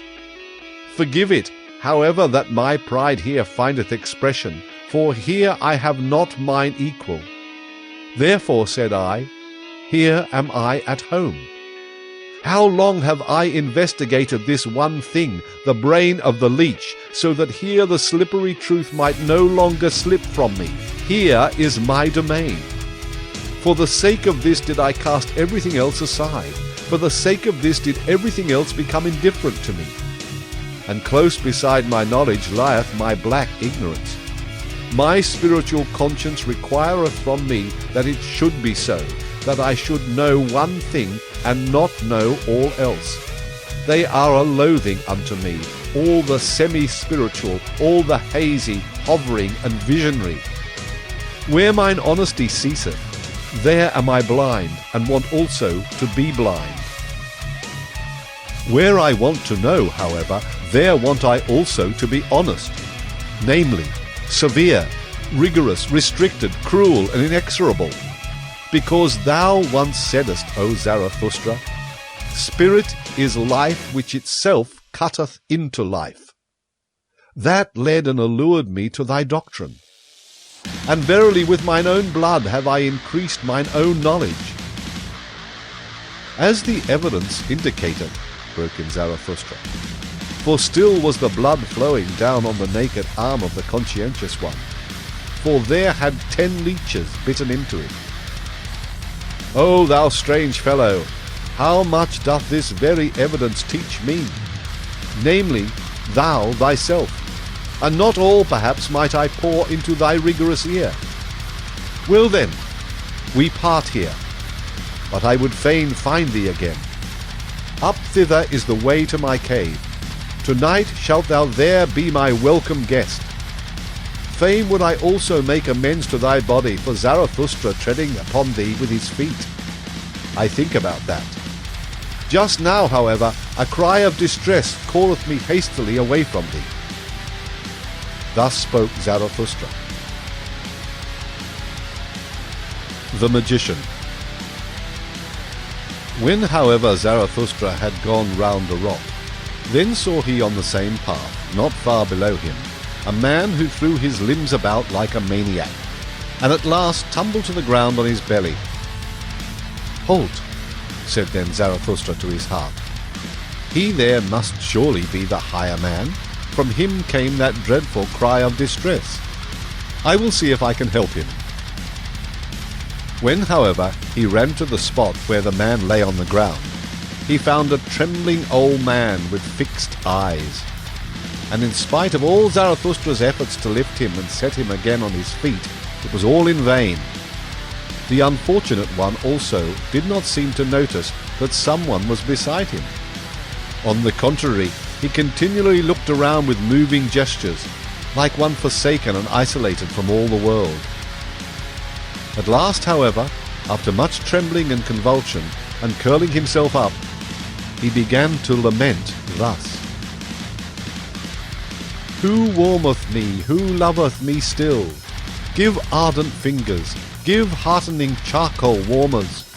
Prone, outstretched, trembling, like him, half dead and cold, whose feet won warmth, and shaken, by unfamiliar fevers, shivering with sharpened icy cold frost arrows, by thee pursued, my fancy, ineffable, recondite, sore frightening, thou huntsman hind the cloud banks.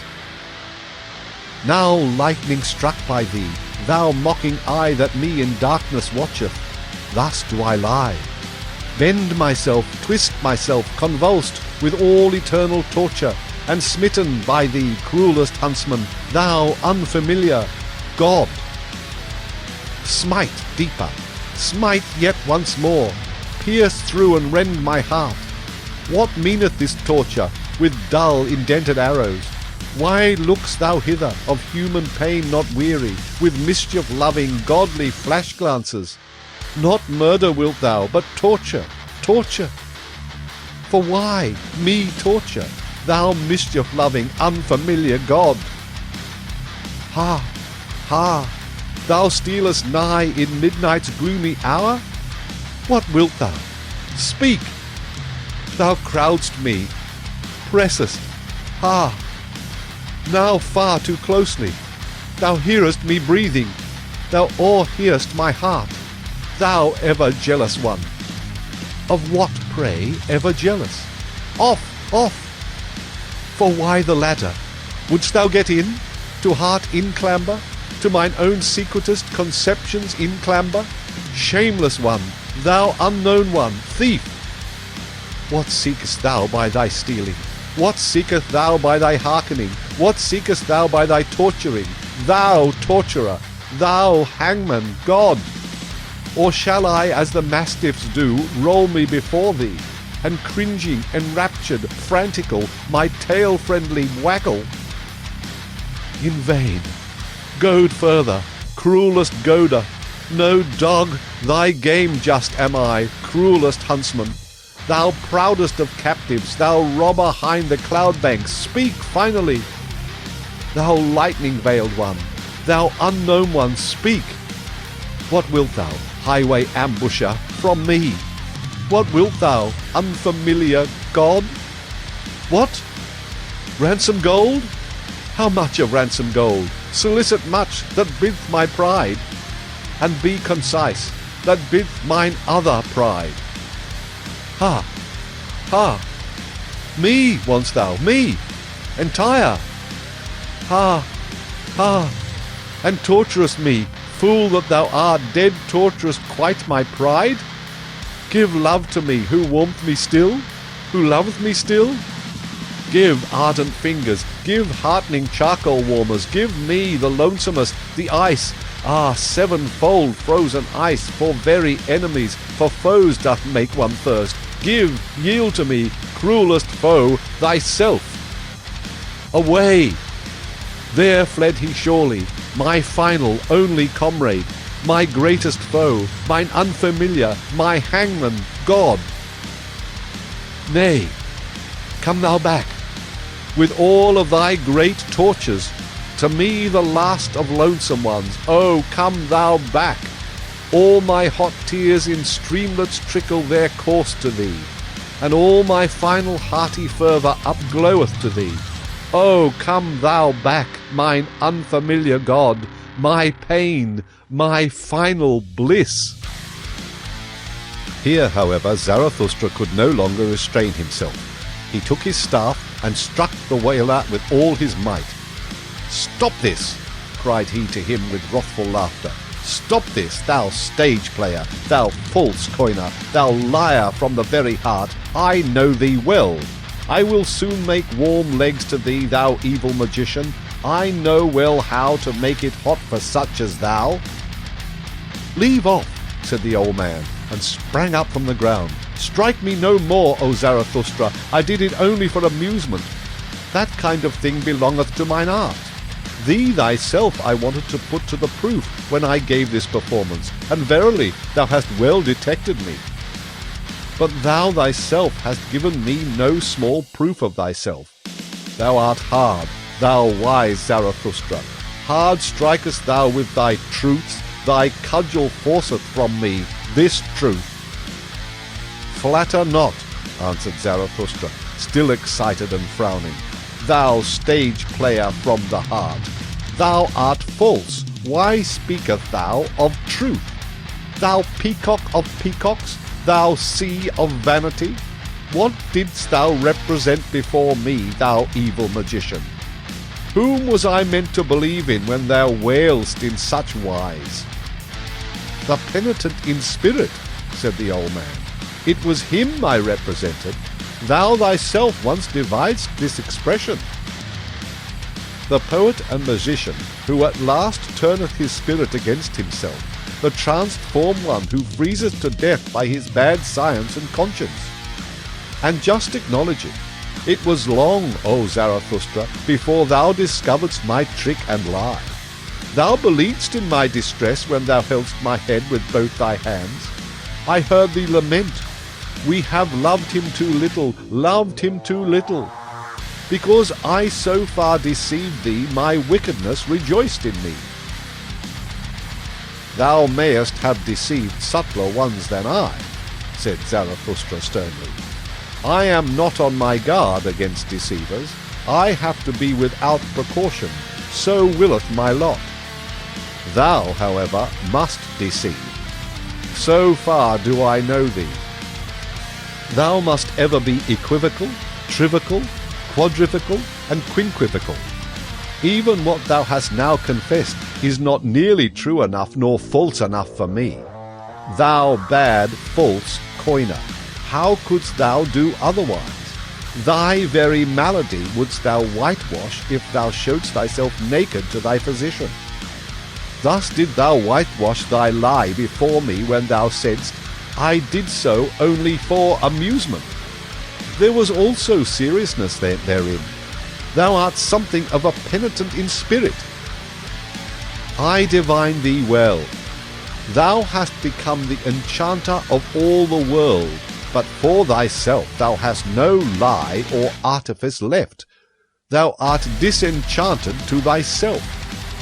Thou hast reaped disgust as thy one truth. No word in thee is any longer genuine, but thy mouth is so, that is to say, the disgust that cleaveth unto thy mouth. Who art thou at all? Cried here the old magician with defiant voice. Who dareth to speak thus unto me, the greatest man now living? And a green flash shot from his eye at Zarathustra. But immediately after he changed and said sadly, O Zarathustra, I am weary of it. I am disgusted with mine arts. I am not great. Why do I dissemble? But thou knowest it well. I sought for greatness. A great man I wanted to appear, and persuaded many, but the lie hath been beyond my power. On it do I collapse. O Zarathustra, everything is a lie in me, but that I collapse, this my collapsing is genuine. It honoureth thee, said Zarathustra gloomily, looking down with sidelong glance. It honoureth thee that thou soughtest for greatness, but it betrayeth thee also. Thou art not great. Thou bad old magician, that is the best and the honestest thing I honour in thee, that thou hast become weary of thyself and hast expressed it. I am not great. Therein do I honour thee as a penitent in spirit, and although only for the twinkling of an eye, in that one moment wast thou genuine. But tell me, what seekest thou here in my forests and rocks? And if thou hast put thyself in my way, what proof of me wouldst thou have? Wherein didst thou put me to the test? Thus spoke Zarathustra, and his eyes sparkled. But the old magician kept silence for a while. Then said he, Did I put thee to the test? I seek only. O Zarathustra, I seek a genuine one, a right one, a simple one, an unequivocal one, a man of perfect honesty, a vessel of wisdom, a saint of knowledge, a great man. Knowest thou it not, O Zarathustra? I seek Zarathustra. And here there arose a long silence between them. Zarathustra, however, became profoundly absorbed in thought, so that he shut his eyes. But afterwards, coming back to the situation, he grasped the hand of the magician and said, full of politeness and policy, Well, up thither leadeth the way. There is the cave of Zarathustra. In it mayest thou seek him whom thou wouldst fain find, and ask counsel of mine animals, mine eagle and my serpent, and they shall help thee to seek.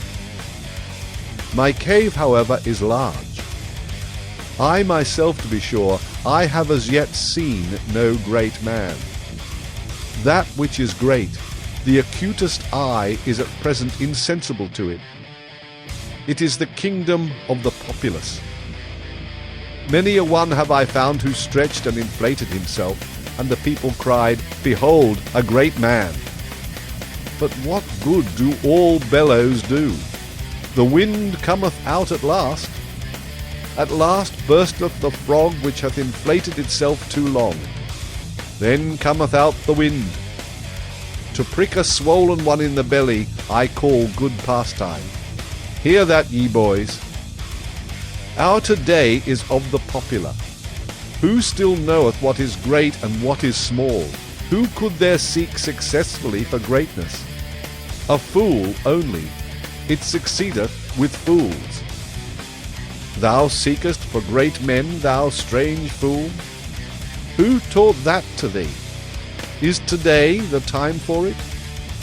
O thou bad seeker, why dost thou tempt me?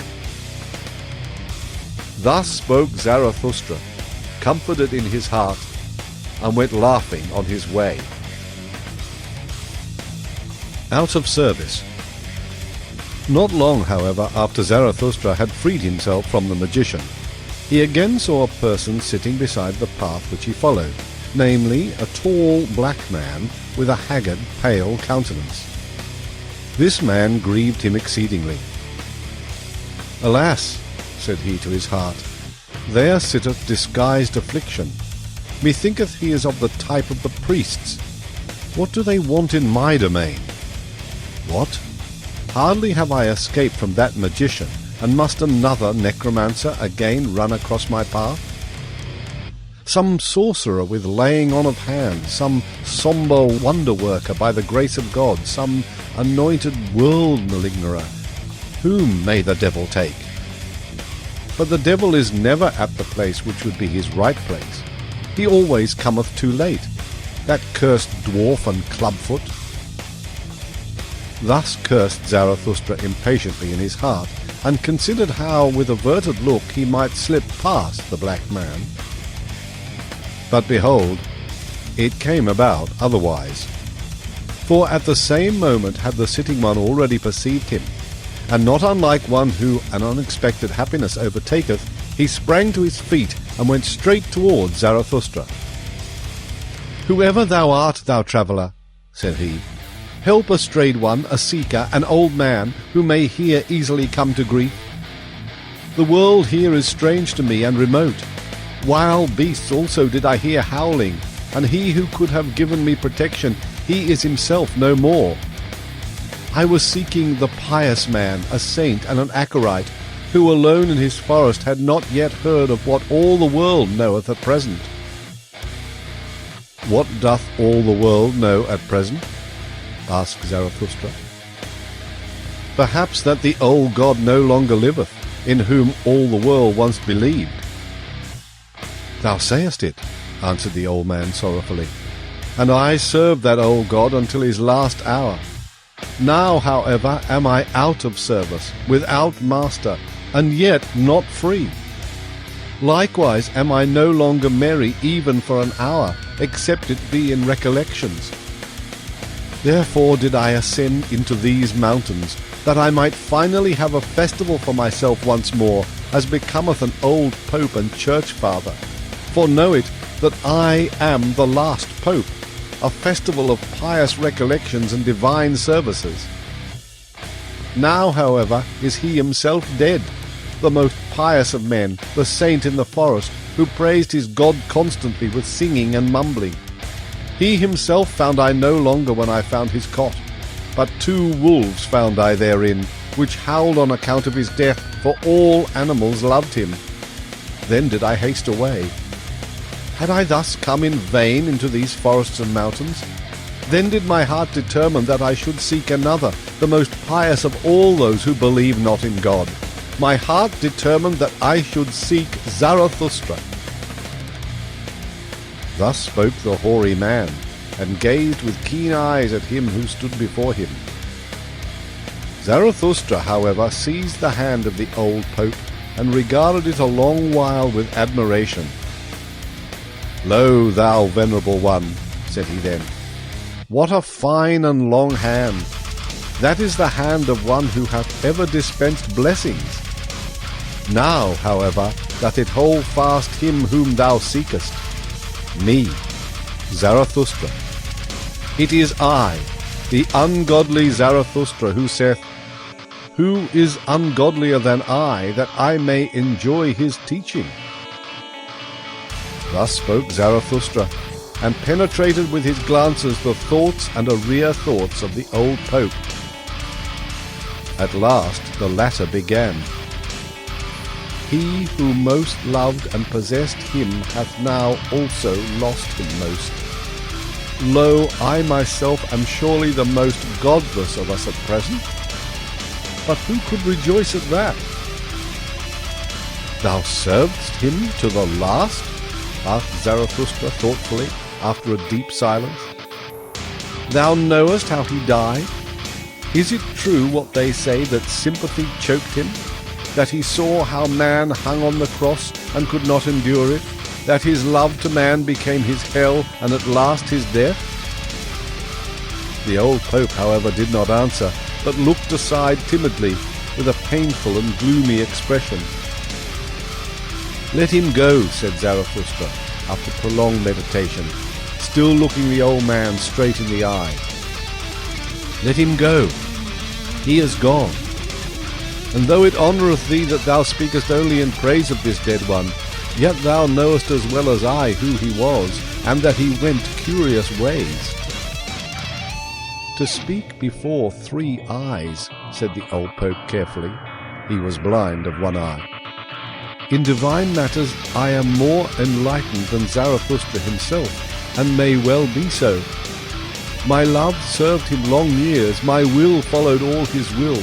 A good servant, however, knoweth everything, and many a thing even which a master hideth from himself. He was a hidden God, full of secrecy. Verily he did not come by his son otherwise than by secret ways.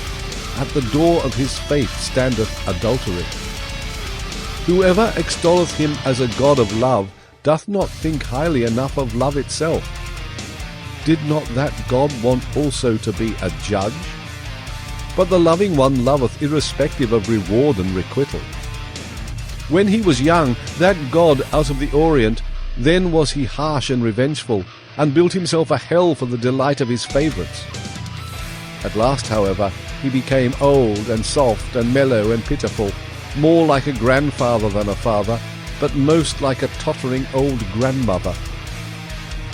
There did he sit shrivelled in his chimney corner, fretting on account of his weak legs, world-weary, will-weary, and one day he suffocated of his all-too-great pity. Thou old Pope, said here Zarathustra interposing, hast thou seen that with thine eyes? It could well have happened in that way and also otherwise. When gods die, they always die many kinds of death. Well, at all events, one way or other, he is gone. He was counted to the taste of mine ears and eyes. Worse than that I should not like to say against him. I love everything that looketh bright and speaketh honestly. But he, thou knowest it forsooth, thou old priest, there was something of thy type in him, the priest type. He was equivocal. He was also indistinct. How he raged at us, this wrath-snorter, because we understood him badly.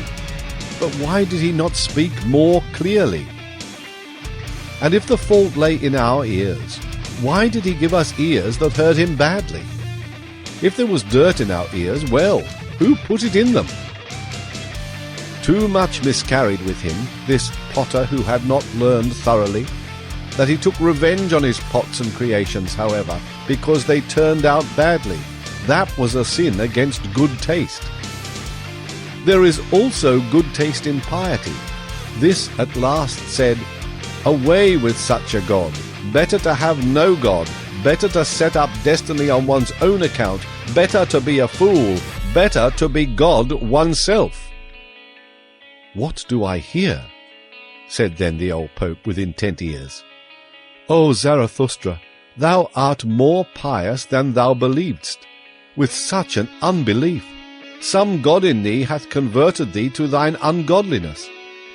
Is it not thy piety itself which no longer letteth thee believe in a god? And thine over-great honesty will yet lead thee even beyond good and evil? Behold, what hath been reserved for thee? Thou hast eyes and hands and mouth, which have been predestined for blessing from eternity. One doth not bless with the hand alone. Nigh unto thee, though thou professest to be the ungodliest one, I feel a hale and holy odour of long benedictions. I feel glad and grieved thereby. Let me be thy guest, O Zarathustra, for a single night. Nowhere on earth shall I now feel better than with thee. Amen. So shall it be, said Zarathustra with great astonishment. Up thither leadeth the way, there lieth the cave of Zarathustra. Gladly, forsooth, would I conduct thee thither myself, thou venerable one, for I love all pious men. But now a cry of distress calleth me hastily away from thee. In my domain shall no one come to grief. My cave is a good haven, and best of all would I like to put every sorrowful one again on firm land and firm legs. Who, however, could take thy melancholy off thy shoulders? For that I am too weak. Long verily should we have to wait until someone re-awoke thy God for thee. For that old God liveth no more. He is indeed dead. Thus spoke Zarathustra. The ugliest man. And again did Zarathustra's feet run through mountains and forests, and his eyes sought and sought. But nowhere was he to be seen whom they wanted to see, the sorely distressed sufferer and crier. On the whole way, however, he rejoiced in his heart and was full of gratitude. What good things, said he, hath this day given me, as amends for its bad beginning? What strange interlocutors have I found? At their words will I now chew a long while as at good corn. Small shall my teeth grind and crush them, until they flow like milk into my soul. When, however, the path again curved round a rock, all at once the landscape changed, and Zarathustra entered into a realm of death. Here bristled aloft black and red cliffs, without any grass, tree, or bird's voice. For it was a valley which all animals avoided, even the beasts of prey, except that a species of ugly, thick green serpent came here to die when they became old. Therefore the shepherds called this valley Serpent Death.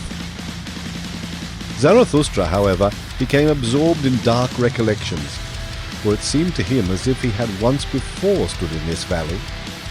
And much heaviness settled on his mind, so that he walked slowly and always more slowly, and at last stood still.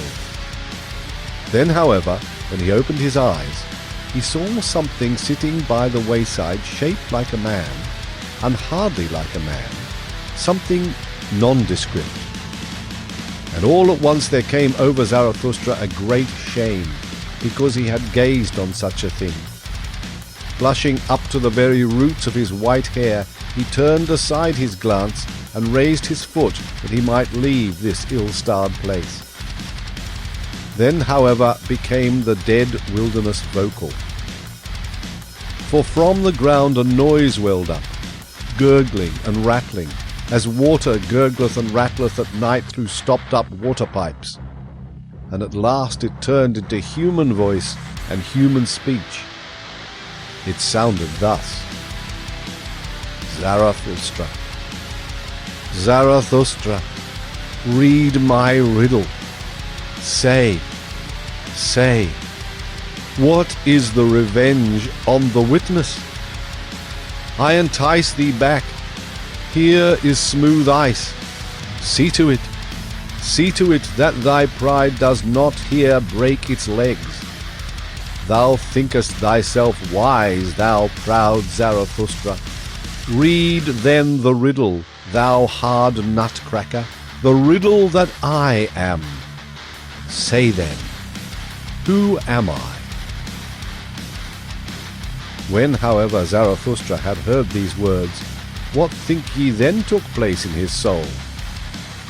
Pity overcame him, and he sank down all at once, like an oak that hath long withstood many tree fellers, heavily, suddenly, to the terror even of those who meant to fell it.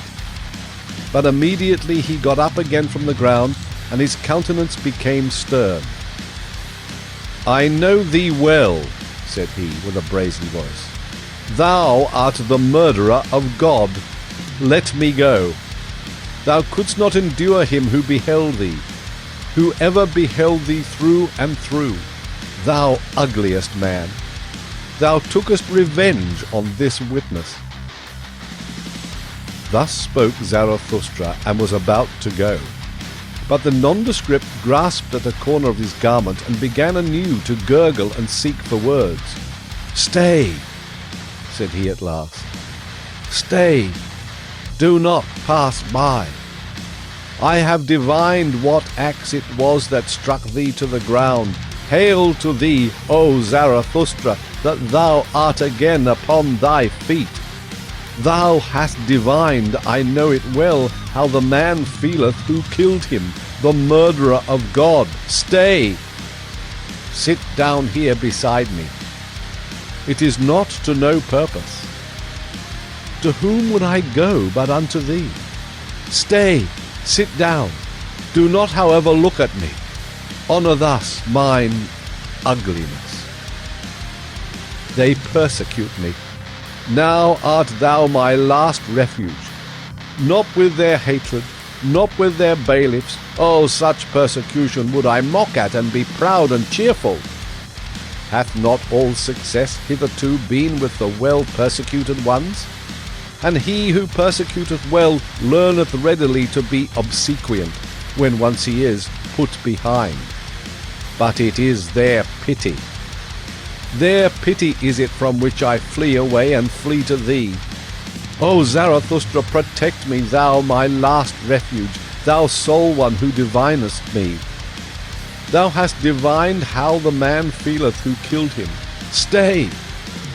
And if thou wilt go, thou impatient one, go not the way that I came, that way is bad. Art thou angry with me because I have already racked language too long? Because I have already counselled thee?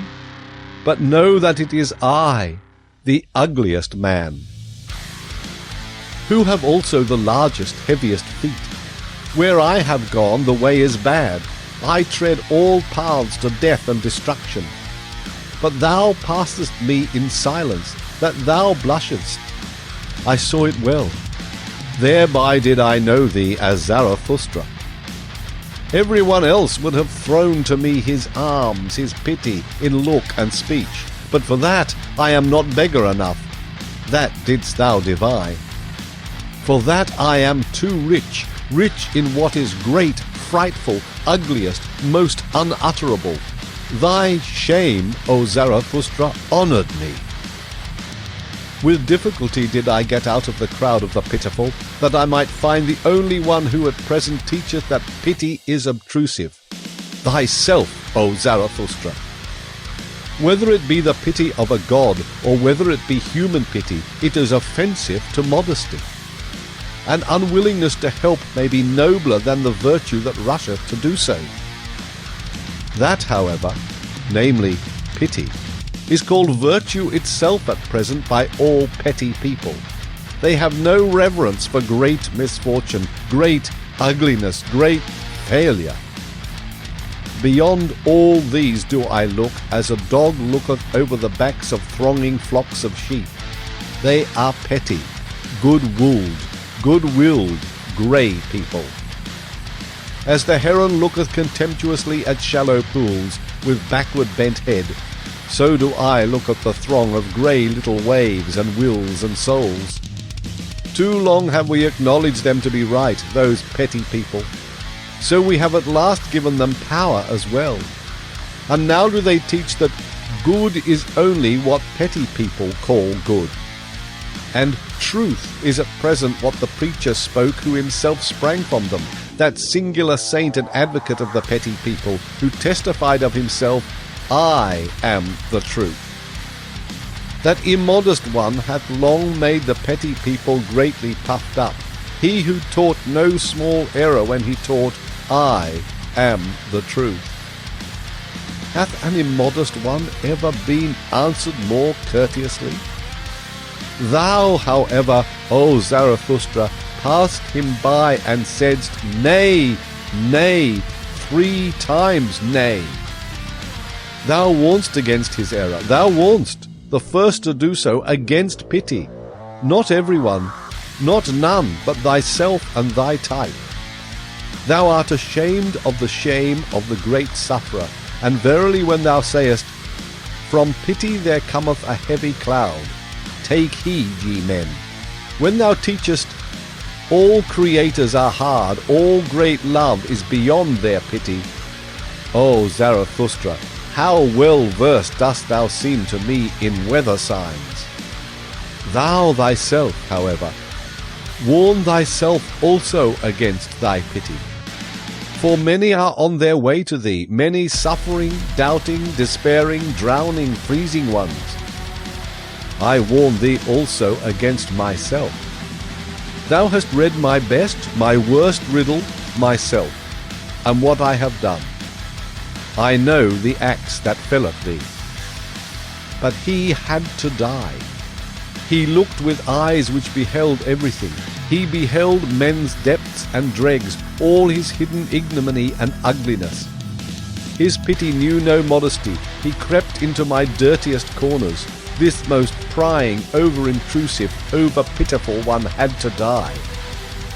He ever beheld me. On such a witness I would have revenge, or not live myself. The God who beheld everything, and also man, that God had to die. Man cannot endure it that such a witness should live. Thus spoke the ugliest man. Zarathustra, however, got up and prepared to go on, for he felt frozen to the very bowels. Thou nondescript, said he, thou warnest me against thy path. As thanks for it, I praise mine to thee. Behold, up thither is the cave of Zarathustra. My cave is large and deep and hath many corners. There findeth he that is most hidden his hiding place. And close beside it there are 100 lurking places and by-places for creeping, fluttering, and hopping creatures. Thou outcast, who hast cast thyself out, thou wilt not live amongst men and men's pity? Well then, do like me. Thus wilt thou learn also from me. Only the doer learneth. And talk first and foremost to mine animals, the proudest animal and the wisest animal. They might well be the right counsellors for us both. Thus spoke Zarathustra and went his way, more thoughtfully and slowly even than before, for he asked himself many things and hardly knew what to answer. How poor indeed is man, thought he in his heart. How ugly, how wheezy, how full of hidden shame. They tell me that man loveth himself. Ah, how great must that self-love be! How much contempt is opposed to it! Even this man hath loved himself, as he hath despised himself. A great lover methinkest he is, and a great despiser. No one have I yet found who more thoroughly despised himself. Even that is elevation. Alas, was this perhaps the higher man whose cry I heard? I love the great despisers. Man is something that hath to be surpassed. The voluntary beggar. When Zarathustra had left the ugliest man, he was chilled and felt lonesome. For much coldness and lonesomeness came over his spirit, so that even his limbs became colder thereby. When, however, he wandered on and on, uphill and down, at times past green meadows, though also sometimes over wild stony couches, where formerly perhaps an impatient brook had made its bed, then he turned all at once warmer and heartier again. what hath happened unto me? He asked himself. Something warm and living quickeneth me. It must be in the neighbourhood. Already am I less alone. Unconscious companions and brethren rove around me. Their warm breath toucheth my soul. When, however, he spied about and sought for the comforters of his lonesomeness, behold, there were kine there standing together on an eminence, whose proximity and smell had warmed his heart. The kine, however, seemed to listen eagerly to a speaker, and took no heed of him who approached. When, however, Zarathustra was quite nigh unto them, then did he hear plainly that a human voice spoke in the midst of the kine, and apparently all of them had turned their heads towards the speaker. Then ran Zarathustra up speedily and drove the animals aside, for he feared that someone had here met with harm, which the pity of the kine would hardly be able to relieve. But in this he was deceived. For behold, there sat a man on the ground, who seemed to be persuading the animals to have no fear of him, a peaceable man and preacher on the mount, out of whose eyes kindness itself preached. "What dost thou seek here?" called out Zarathustra in astonishment. "What do I here seek?" answered he. "The same that thou seekest, thou mischief-maker, that is to say, happiness upon earth. To that end, however, I would fain learn of these kine, for I tell thee that I have already talked half a morning unto them, and just now were they about to give me their answer. Why dost thou disturb them? Except we be converted and become as kine, we shall in no wise enter into the kingdom of heaven. For we ought to learn from them one thing, ruminating. And verily, although a man should gain the whole world and yet not learn one thing, ruminating, what would it profit him? He would not be rid of his affliction, his great affliction. That, however, is at present called disgust. Who hath not at present his heart, his mouth, and his eyes full of disgust? Thou also. Thou also. But behold these kine." Thus spoke the preacher on the mount, and turned then his own look towards Zarathustra, for hitherto it had rested lovingly on the kine. Then, however, he put on a different expression. "Who is this with whom I talk?" he exclaimed, frightened, and sprang up from the ground. "This is the man without disgust. This is Zarathustra himself, the surmounter of the great disgust. This is the eye, this is the mouth, this is the heart of Zarathustra himself." And whilst he thus spoke, he kissed with o'erflowing eyes the hands of him with whom he spoke, and behaved altogether like one to whom a precious gift and jewel hath fallen unawares from heaven. The kine, however, gazed at it all and wondered. "Speak not of me, thou strange one, thou amiable one," said Zarathustra, and restrained his affection. "Speak to me firstly of thyself. Art thou not the voluntary beggar who once cast away great riches, who was ashamed of his riches and of the rich, and fled to the poorest to bestow upon them his abundance and his heart? But they received him not." "But they received me not," said the voluntary beggar.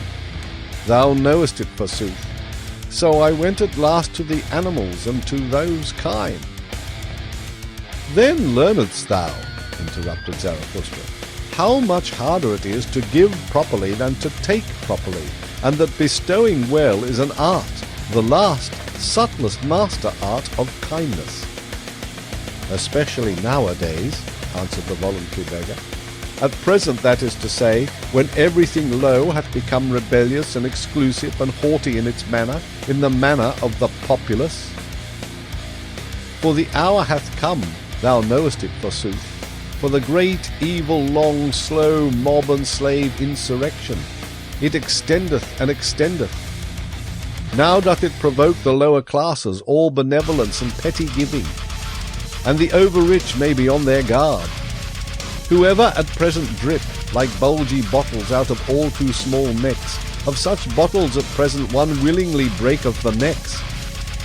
Wanton avidity, bilious envy, careworn revenge, populous pride, all these struck mine eye. It is no longer true that the poor are blessed. The kingdom of heaven, however, is with the kind. And why is it not with the rich? Asked Zarathustra temptingly, while he kept back the kine which sniffed familiarly at the peaceful one. Why dost thou tempt me? Answered the other. Thou knowest it thyself better even than I. What was it drove me to the poorest, O Zarathustra? Was it not my disgust at the richest? At the culprits of riches, with cold eyes and rank thoughts, who pick up profit out of all kinds of rubbish, at this rabble that stinketh to heaven, at this gilded falsified populace, whose fathers were pickpockets or carrion crows or rag-pickers, with wives compliant, lewd and forgetful? For they are all of them not far different from harlots. Populace above, populace below. What are poor and rich at present? That distinction did I unlearn, and then did I flee away further and even further until I came to those kind. Thus spoke the peaceful one, and puffed himself and perspired with his words, so that the kine wondered anew.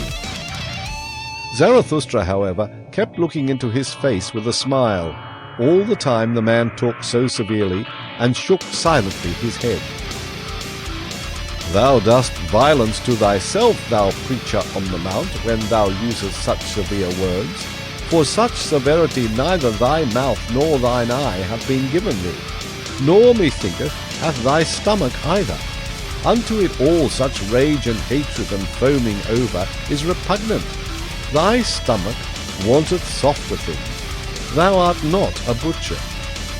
Rather seemest thou to me a plant-eater and a root-man. Perhaps thou grindest corn. Certainly, however, thou art averse to fleshly joys, and thou lovest honey. Thou hast divined me well, answered the voluntary beggar with a lightened heart. I love honey. I also grind corn, for I have sought out what tasteth sweetly and maketh pure breath. Also what requireth a long time, a day's work, and the mouth's work for gentle idlers and sluggers. Further, to be sure, have those kind carried it. They have devised ruminating and lying in the sun. They also abstain from all heavy thoughts which inflate the heart. Well, said Zarathustra, thou shouldst also see mine animals, mine eagle and my serpent. Their like do not at present exist on earth. Behold, thither leadeth the way to my cave. Be tonight its guest, and talk to mine animals of the happiness of animals, until I myself come home. For now a cry of distress calleth me hastily away from thee. Also, shouldst thou find new honey with me, ice-cold, golden comb honey, eat it. Now, however, take leave at once of thy kind, thou strange one, thou amiable one, though it be hard for thee, for they are thy warmest friends and preceptors. One excepted, whom I hold still dearer, answered the voluntary beggar. Thou thyself art good, O Zarathustra, and better even than a cow. Away, away with thee, thou evil flatterer, cried Zarathustra mischievously. Why dost thou spoil me with such praise and flattery, honey? Away, away from me, cried he once more, and heaved his stick at the fond beggar, who, however, ran nimbly away. The Shadow. Scarcely, however, was the voluntary beggar gone in haste, and Zarathustra again alone, when he heard behind him a new voice which called out, Stay, Zarathustra, do wait. It is myself, forsooth, O Zarathustra, myself, thy shadow. But Zarathustra did not wait, for a sudden irritation came over him on account of the crowd and the crowding of his mountains. Whither hath my lonesomeness gone? Spoke he. It is verily becoming too much for me. These mountains swarm. My kingdom is no longer of this world. I require new mountains. My shadow calleth me? What matter about my shadow? Let it run after me. I run away from it." Thus spoke Zarathustra to his heart and ran away. But the one behind him followed after him, so that immediately there were 3 runners, one after the other, namely, foremost the voluntary beggar, then Zarathustra, and thirdly and hindmost his shadow. But not long had they run thus, when Zarathustra became conscious of his folly, and shook off with one jerk all his irritation and detestation. "What?" said he. "Have not the most ludicrous things always happened to us old anchorites and saints?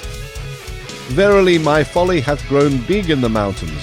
Now do I hear 6 old fools' legs rattling behind one another. But doth Zarathustra need to be frightened by his shadow?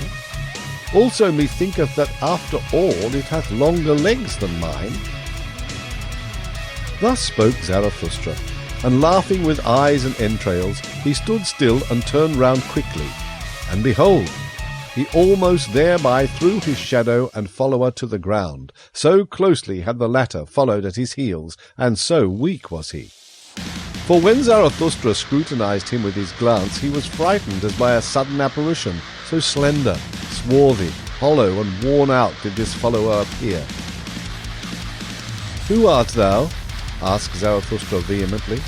"What dost thou here? And why callest thou thyself my shadow? Thou art not pleasing unto me."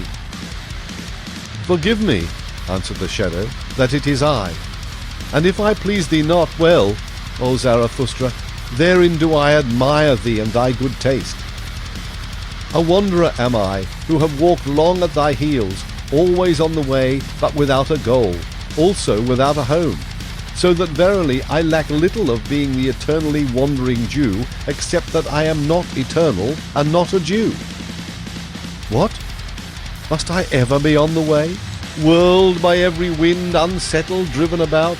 O earth, thou hast become too round for me.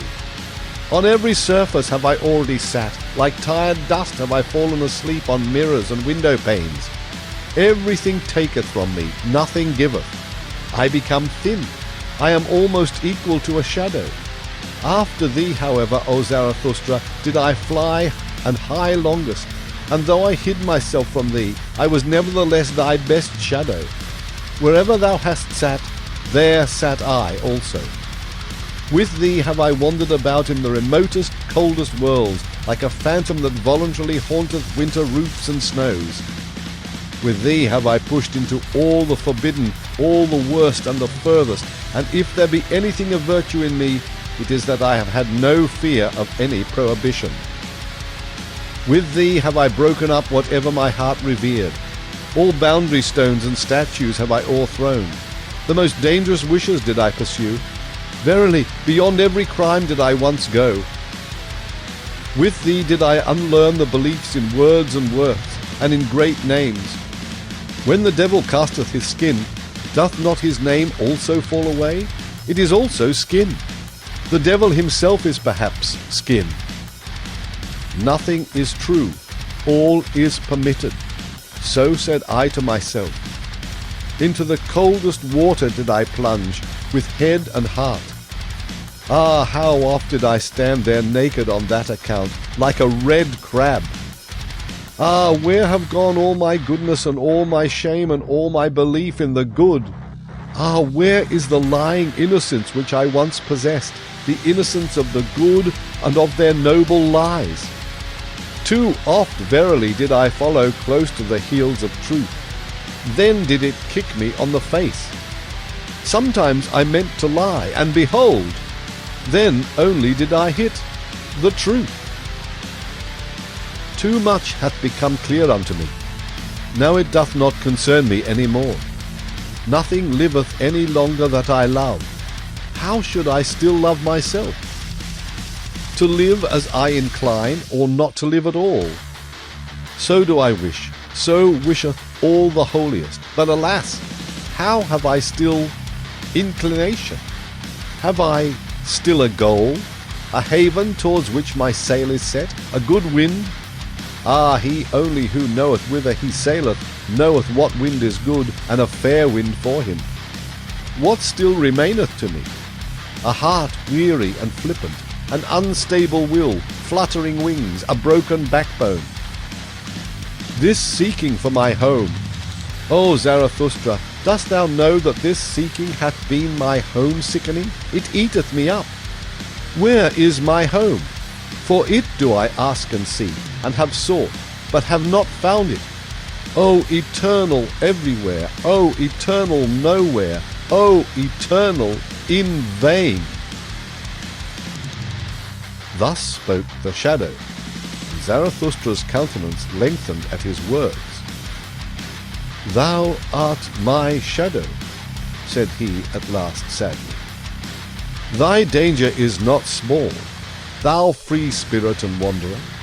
Thou hast had a bad day. See that a still worse evening doth not overtake thee. To such unsettled ones as thou, seemeth at last even a prisoner blessed. Didst thou ever see how captured criminals sleep? They sleep quietly, they enjoy their new security. Beware lest in the end a narrow faith capture thee, a hard, rigorous delusion. For now everything that is narrow and fixed seduceth and tempteth thee. Thou hast lost thy goal. Alas, how wilt thou forego and forget that loss? Thereby hast thou also lost thy way. Thou poor rover and rambler, thou tired butterfly, wilt thou have a rest and a home this evening? Then go up to my cave. Thither leadeth the way to my cave, and now will I run quickly away from thee again. Already lieth as it were a shadow upon me. I will run alone, so that it may again become bright around me. Therefore must I still be a long time merrily upon my legs. In the evening, however, there will be dancing with me. Thus spoke Zarathustra. Noontide. And Zarathustra ran and ran, but he found no one else, and was alone and ever found himself again. He enjoyed and quaffed his solitude, and thought of good things for hours. About the hour of noontide, however, when the sun stood exactly over Zarathustra's head, he passed an old bent and gnarled tree, which was encircled round by the ardent love of a vine, and hidden from itself. From this there hung yellow grapes in abundance, confronting the wanderer. Then he felt inclined to quench a little thirst, and to break off for himself a cluster of grapes. When, however, he had already his arm outstretched for that purpose, he felt still more inclined for something else, namely, to lie down beside the tree at the hour of perfect noontide and sleep. This Zarathustra did, and no sooner had he laid himself on the ground in the stillness and secrecy of the variegated grass, than he had forgotten his little thirst and fell asleep. For as the proverb of Zarathustra saith, one thing is more necessary than the other, only that his eyes remained open, for they never grew weary of viewing and admiring the tree and the love of the vine. In falling asleep, however, Zarathustra spoke thus to his heart. Hush, hush, hath not the world now become perfect? What has happened unto me? As a delicate wind danceth invisibly upon parkade seas, light, feather light, so danceth sleep upon me. No eye doth it close to me, it leaveth my soul awake. Light is it, verily, feather light. It persuadeth me, I know not how, it toucheth me inwardly with a caressing hand, it constraineth me, yea, it constraineth me so that my soul stretcheth itself out. How long and weary it becometh, my strange soul! Hath a seventh day evening come to it precisely at noontide? Hath it already wandered too long, blissfully, among good and right things? It stretcheth itself out, long, longer. It lieth still, my strange soul. Too many good things hath it already tasted. This golden sadness oppresseth it, it distorteth its mouth. As a ship that pulleth into the calmest cove, it now draweth up to the land, weary of long voyages and uncertain seas. Is not the land more faithful? As such a ship huggeth the shore, tuggeth the shore, then it sufficeth for a spider to spin its thread from the ship to the land. No stronger ropes are required there. As such a weary ship in the calmest cove, so do I also now repose, nigh to the earth, faithful, trusting, waiting, bound to it with the lightest threads. Oh, happiness! Oh, happiness! Wilt thou perhaps sing, O my soul? Thou liest in the grass, but this is the secret solemn hour when no shepherd playeth his pipe. Take care! Hot noontide sleepeth on the fields. Do not sing! Hush! The world is perfect. Do not sing, thou prairie bird, my soul. Do not even whisper. Lo! Hush! The old noontide sleepeth. It moveth its mouth. Doth it not just now drink a drop of happiness? An old brown drop of golden happiness, golden wine? Something whisketh over it. Its happiness laugheth. Thus laugheth a god. Hush! For happiness, how little sufficeth for happiness? Thus spoke I once and thought myself wise, but it was a blasphemy. That have I now learned. Wise fools speak better. The last thing precisely, the gentlest thing, the lightest thing, a lizard's rustling, a breath, a whisk, an eye-glance, little maketh up the best happiness. Hush! What hath befallen me? Hark! Hath time flown away? Do I not fall? Have I not fallen? Hark! Into the well of eternity? What happeneth to me? Hush! It stingeth me, alas, to the heart. To the heart! Oh, break up my heart after such happiness, after such a sting. What? Hath not the world just now become perfect, round and right? Oh, for the golden round ring, whither doth it fly? Let me run after it, quick! Hush! And here Zarathustra stretched himself, and felt that he was asleep. Up, said he to himself, thou sleeper, thou noontide sleeper. Well then, up, ye old legs. It is time, and more than time. Many a good stretch of road is still awaiting you. Now have ye slept your fill. For how long a time? A half eternity. Well then, up now, mine old heart. For how long after such a sleep mayest thou remain awake? But then did he fall asleep anew, and his soul spoke against him and defended itself, and lay down again. Leave me alone. Hush! Hath not the world just now become perfect? Oh, for the golden round ball! Get up, said Zarathustra, thou little thief, thou sluggard. What, still stretching thyself, yawning, sighing, falling into deep wells? Who art thou then, O my soul? And here he became frightened, for a sunbeam shot down from heaven upon his face. O heaven above me, said he, sighing, and sat upright. Thou gazest at me? Thou hearkenest unto my strange soul? When wilt thou drink this drop of dew that fell down upon all earthly things? When wilt thou drink this strange soul? When, thou well of eternity, thou joyous, awful, noontide abyss? When wilt thou drink my soul back into thee? Thus spoke Zarathustra, and rose from his couch beside the tree, as if awakening from a strange drunkenness. And behold, there stood the sun, still exactly above his head. One might, however, rightly infer therefrom that Zarathustra had not then slept long. The greeting. It was late in the afternoon only when Zarathustra, after long useless searching and strolling about, again came home to his cave. When, however, he stood over against it, not more than 20 paces therefrom, the thing happened which he now least of all expected.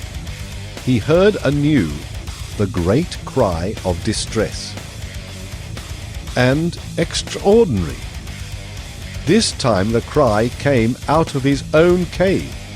It was a long, manifold, peculiar cry, and Zarathustra plainly distinguished that it was composed of many voices. Although heard at a distance, it might sound like the cry out of a single mouth. Thereupon Zarathustra rushed forward to his cave, and behold, what a spectacle awaited him after that concert! For there did they all sit together whom he had passed during the day, the king on the right and the king on the left, the old magician, the pope, the voluntary beggar, the shadow, the intellectually conscientious one, the sorrowful soothsayer, and the ass. The ugliest man, however, had set a crown on his head, and had put round him 2 purple girdles, for he likes, like all ugly ones, to disguise himself and play the handsome person. In the midst, however, of that sorrowful company stood Zarathustra's eagle, ruffled and disquieted, for it had been called upon to answer too much for which its pride had not any answer. The wise serpent, however, hung round its neck. All this did Zarathustra behold with great astonishment. Then, however, he scrutinized each individual guest with courteous curiosity, read their souls, and wondered anew. In the meantime, the assembled ones had risen from their seats and waited with reverence for Zarathustra to speak. Zarathustra, however, spoke thus: "Ye despairing ones, ye strange ones, so it was your cry of distress that I heard. And now do I know also where he is to be sought, whom I have sought for in vain today, the higher man. In mine own cave sitteth he, the higher man. But why do I wonder? Have not I myself allured to me by honey offerings and artful lure calls of my happiness? But it seemeth to me that ye are badly adapted for company. Ye make one another's hearts fretful, ye that cry for help when ye sit here together. There is one that must first come, one who will make you laugh once more, a good, jovial buffoon, a dancer, a wind, a wild romp, some old fool. What think ye? Forgive me, however, ye despairing ones, for speaking such trivial words before you, unworthy, verily, of such guests. But ye do not divine what maketh my heart wanton. Ye yourselves do it, and your aspect, forgive it me. For every one becometh courageous who beholdeth a despairing one. To encourage a despairing one, every one thinketh himself strong enough to do so. To myself have ye given this power. A good gift, mine honourable guests, an excellent guests present. Well, do not then upbraid when I also offer you something of mine. This is mine empire and my dominion. That which is mine, however, shall this evening and tonight be yours. Mine animals shall serve you. Let my cave be your resting place. At house and home with me shall no one despair. In my purlieus do I protect every one from his wild beasts, and that is the first thing which I offer you, security. The second thing, however, is my little finger, and when ye have that, then take the whole hand also, yea, and the heart with it. Welcome here, welcome to you, my guests." Thus spoke Zarathustra, and laughed with love and mischief. After this greeting his guests bowed once more, and were reverentially silent. The king on the right, however, answered him in their name. "O Zarathustra, by the way in which thou hast given us thy hand and thy greeting, we recognize thee as Zarathustra. Thou hast humbled thyself before us, almost hast thou hurt our reverence. Who, however, could have humbled himself as thou hast done, with such pride, that uplifteth us ourselves? A refreshment is it to our eyes and hearts. To behold this merely, gladly would we ascend higher mountains than this. For as eager beholders have we come. We want to see what brighteneth dim eyes. And lo, now is it all over with our cries of distress. Now are our minds and hearts open and enraptured. Little is lacking for our spirits to become wanton. There is nothing, O Zarathustra, that groweth more pleasingly on earth than a lofty strong will. It is the finest growth. An entire landscape refresheth itself at one such tree. To the pine do I compare him, O Zarathustra, which groweth up like thee, tall, silent, hardy, solitary, of the best supplest wood, stately. In the end, however, grasping out for its dominion with strong green branches, asking weighty questions of the wind, the storm, and whatever is at home on high places, answering more weightily, a commander, a victor. Oh, who should not ascend high mountains to behold such growths? At thy tree, O Zarathustra, the gloomy and ill-constituted also refresh themselves. At thy look, even the wavering become steady and heal their hearts. And verily, toward thy mountain and thy tree do many eyes turn today. A great longing hath arisen, and many have learned to ask, Who is Zarathustra? And those into whose ears thou hast at any time dripped thy song and thy honey, all the hidden ones, the lone dwellers and the twain dwellers, have simultaneously said to their hearts, Doth Zarathustra still live? It is no longer worthwhile to live. Everything is indifferent, everything is useless, or else we must live with Zarathustra. Why doth he not come who hath so long announced himself? Thus do many people ask. Hath solitude swallowed him up? Or should we perhaps go to him? Now doth it come to pass that solitude itself becometh fragile and breaketh open, like a grave that breaketh open and can no longer hold its dead. Everywhere one seeth resurrected ones. Now do the waves rise and rise around thy mountain, O Zarathustra. And however high be thy height, many of them must rise up to thee. Thy boat shall not rest much longer on dry ground. And that we despairing ones have now come into thy cave, and already no longer despair, it is but a prognostic and a presage that better ones are on the way to thee.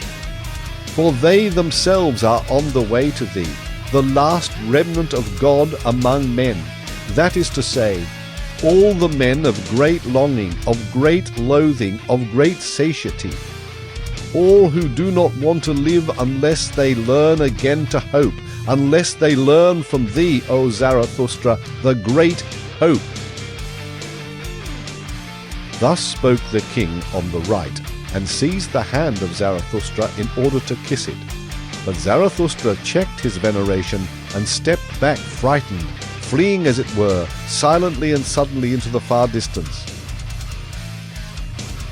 After a little while, however, he was again at home with his guests, looked at them with clear, scrutinizing eyes, and said, My guests, ye higher men, I will speak plain language and plainly with you. It is not for you that I have waited here in these mountains. Plain language and plainly? Good God, said here the king on the left to himself. One seeth he doth not know the good Occidentals, this sage out of the Orient. But he meaneth blunt language and bluntly well. That is not the worst taste in these days. Ye may verily all of you be higher men, continued Zarathustra, but for me ye are neither high enough nor strong enough. For me, that is to say, for the inexorable which is now silent in me, but will not always be silent. And if ye appertain to me, still it is not as my right arm. For he who himself standeth, like you, on sickly and tender legs, wisheth above all to be treated indulgently, whether he be conscious of it or hide it from himself.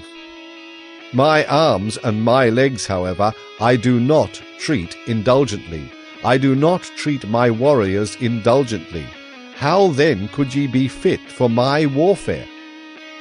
With you I should spoil all my victories, and many of you would tumble over if ye but heard loud beating of my drums. Moreover, ye are not sufficiently beautiful and well-born for me.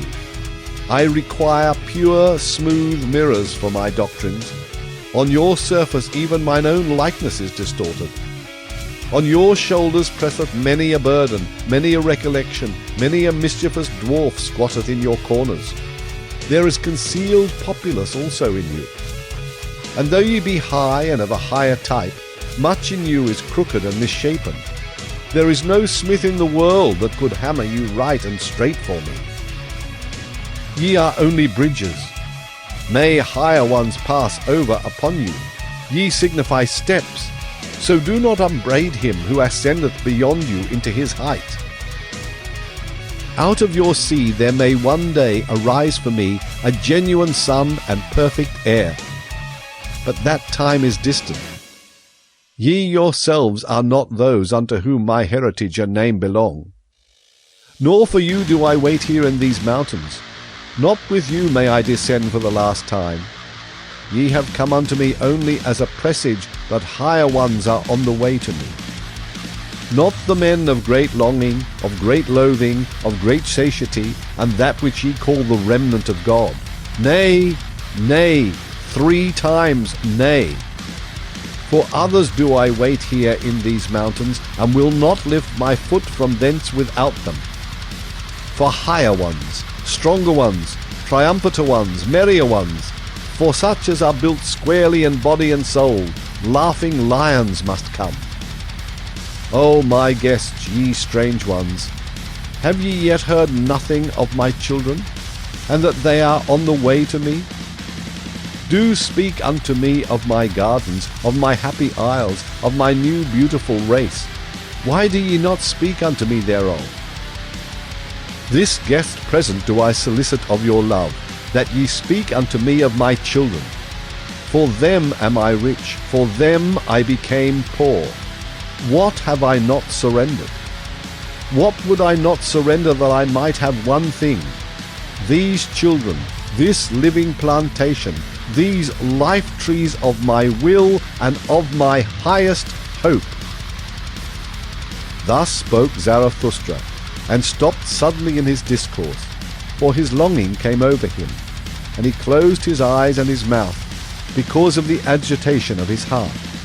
And all his guests also were silent, and stood still and confounded, except only that the old soothsayer made signs with his hands and his gestures. The supper. For at this point the soothsayer interrupted the greeting of Zarathustra and his guests. He pressed forward as one who had no time to lose, seized Zarathustra's hand and exclaimed, "But Zarathustra, one thing is more necessary than the other, so sayest thou thyself. Well, one thing is now more necessary unto me than all others, a word at the right time. Didst thou not invite me to table? And here are many who have made long journeys. Thou dost not mean to feed us merely with discourses. Besides, all of you have thought too much about freezing, drowning, suffocating, and other bodily dangers. None of you, however, have thought of my danger, namely, perishing of hunger." Thus spoke the soothsayer. When Zarathustra's animals, however, heard these words, they ran away in terror, for they saw that they all had brought home during the day would not be enough to fill the one soothsayer. "Likewise perishing of thirst," continued the soothsayer. "And although I hear water splashing here like words of wisdom, that is to say, plenteously and unweariedly, I want wine. Not every one is a born water drinker like Zarathustra. Neither doth water suit weary and withered ones. We deserve wine. It alone giveth immediate vigour and improvised health." On this occasion, when the soothsayer was longing for wine, it happened that the king on the left, the silent one, also found expression for once. "We took care," said he, "about wine. I, along with my brother the king on the right, we have enough of wine, a whole assload of it, so there is nothing lacking but bread." "Bread," replied Zarathustra, laughing when he spoke. It is precisely bread that anchorites have not. But man doth not live by bread alone, but also by the flesh of good lambs, of which I have 2. These shall we slaughter quickly, and cook spicily with sage. It is so that I like them. And there is also no lack of roots and fruits, good enough even for the fastidious and dainty, nor of nuts and other riddles for cracking. Thus will we have a good repast in a little while. But whoever wisheth to eat with us must also give a hand to the work, even the kings. For with Zarathustra even a king may be a cook. This proposal appealed to the hearts of all of them, save that the voluntary beggar objected to the flesh and wine and spices. "Just hear this glutton Zarathustra," said he jokingly. "Doth one go into caves and high mountains to make such repasts? Now indeed do I understand what he once taught us, blessed be moderate poverty, and why he wisheth to do away with beggars." "Be of good cheer," replied Zarathustra, "as I am. Abide by thy customs, thou excellent one. Grind thy corn, drink thy water, praise thy cooking, if only it make thee glad. I am a law only for mine own. I am not a law for all. He, however, who belongeth unto me, must be strong of bone and light of foot. Joyous in fight and feast, no sulker, no John o' dreams, ready for the hardest task as he is for the feast, healthy and hale. The best belongeth unto mine and me, and if it be not given us, then do we take it. The best food, the purest sky, the strongest thoughts, the fairest women." Thus spoke Zarathustra.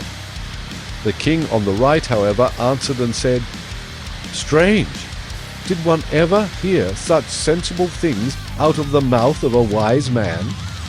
And verily, it is the strangest thing in a wise man, if over and above he be still sensible and not an ass." Thus spoke the king on the right and wondered.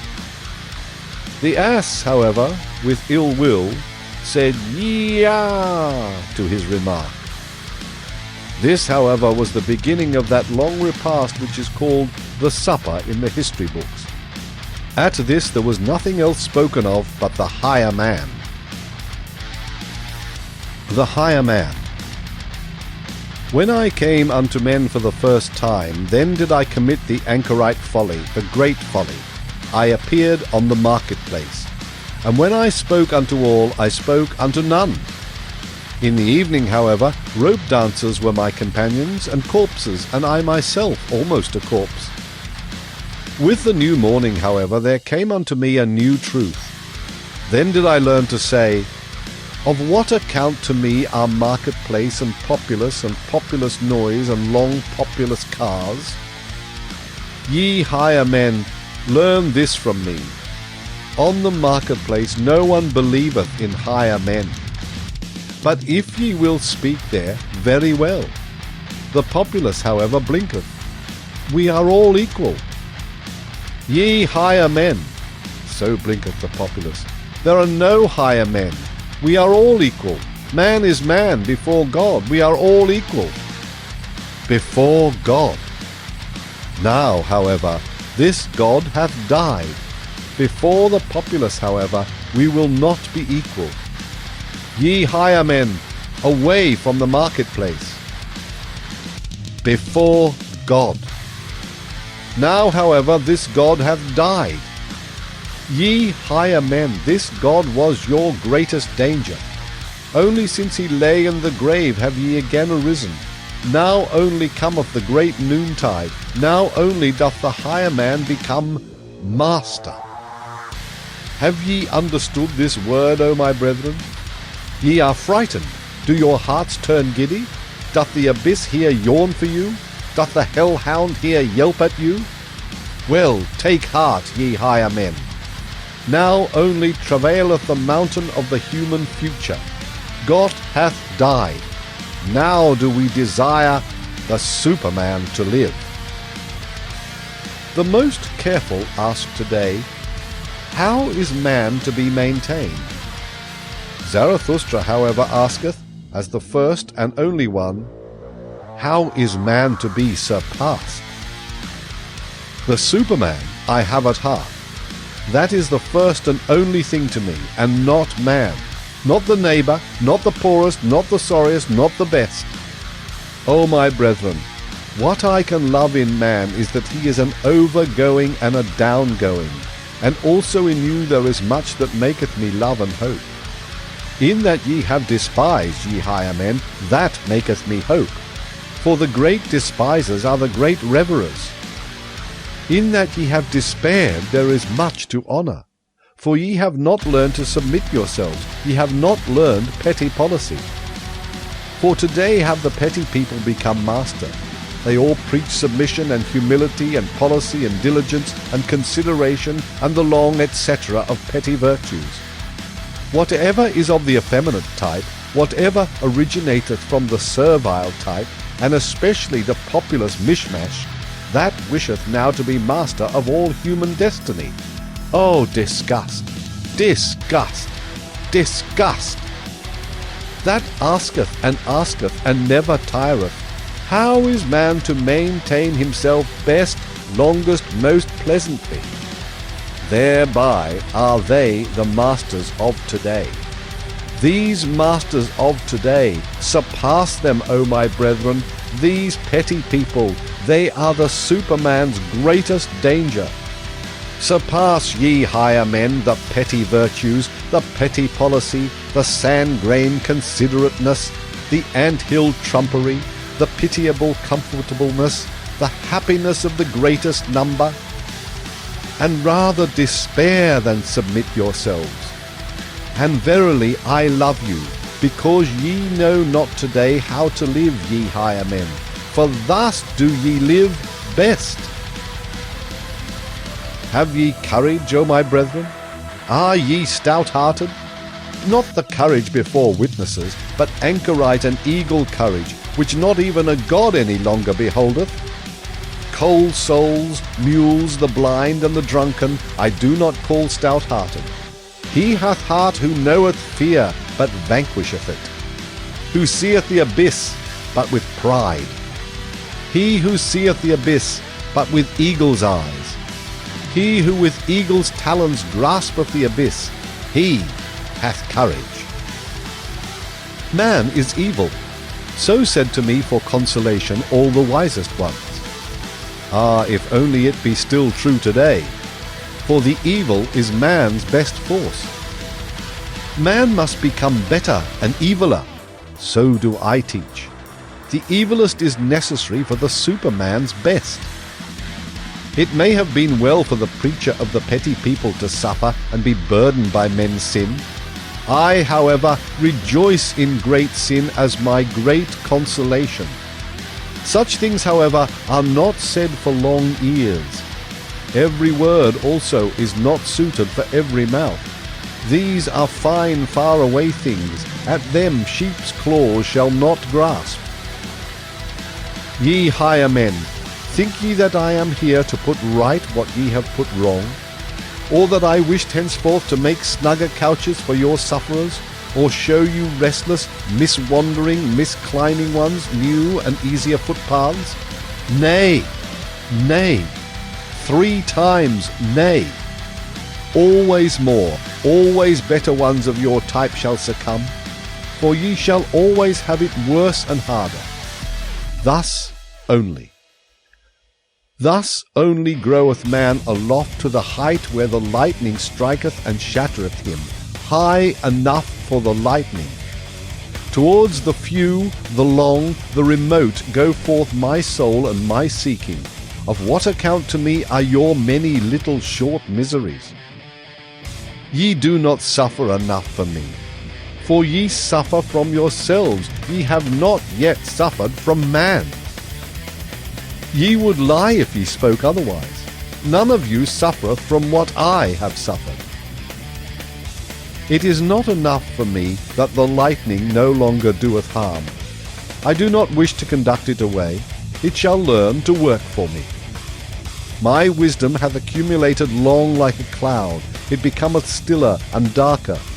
So doeth all wisdom which shall one day bear lightnings. Unto these men of today will I not be light, nor be called light. Them will I blind, lightning of my wisdom, put out their eyes.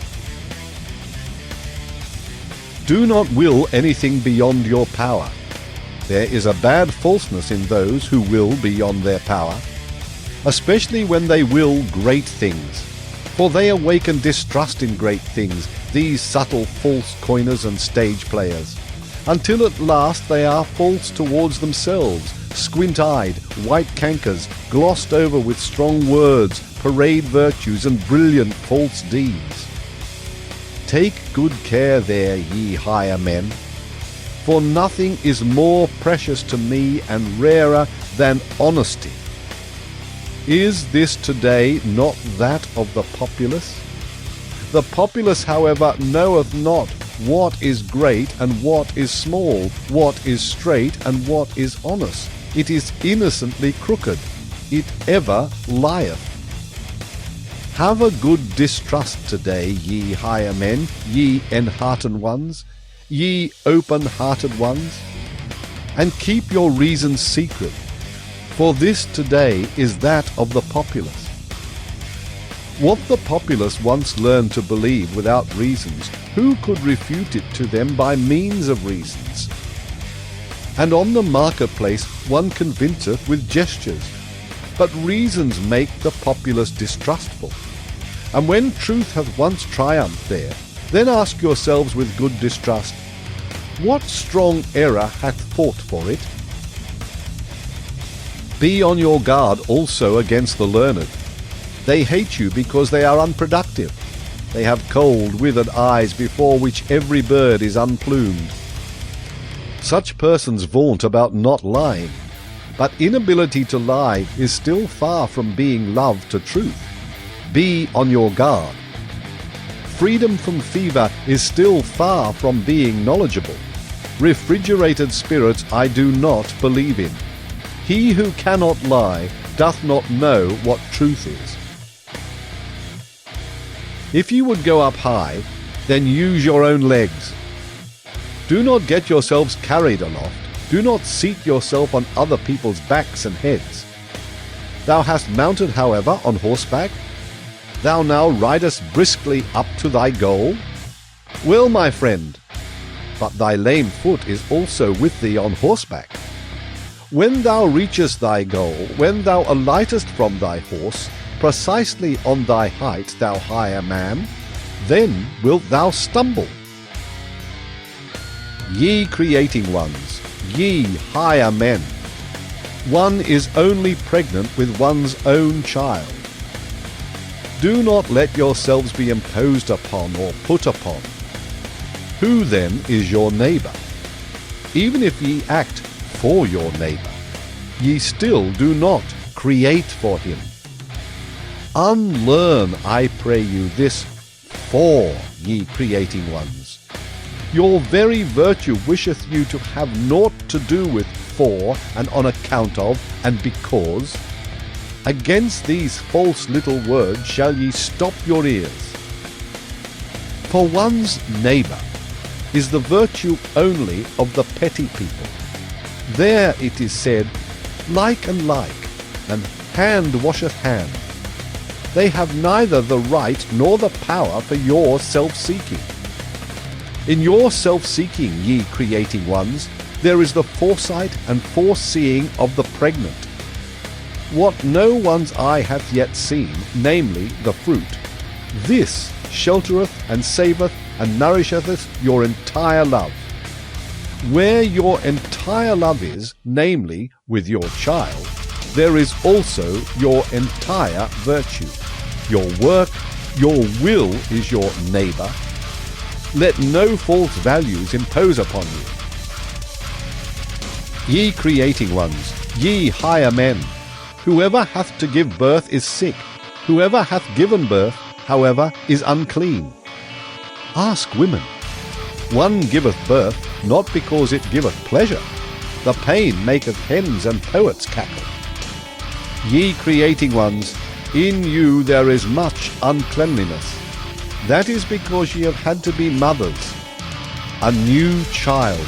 Oh, how much new filth hath also come into the world! Go apart. He who hath given birth shall wash his soul. Be not virtuous beyond your powers, and seek nothing from yourselves opposed to probability. Walk in the footsteps in which your father's virtue hath already walked. How would ye rise high, if your father's will should not rise with you? He, however, who would be a firstling, let him take care lest he also become a lastling. And where the vices of your fathers are, there should ye not set up as saints. He whose fathers were inclined for women, and for strong wine and flesh of wild boar swine, what would it be if he demanded chastity of himself? A folly would it be.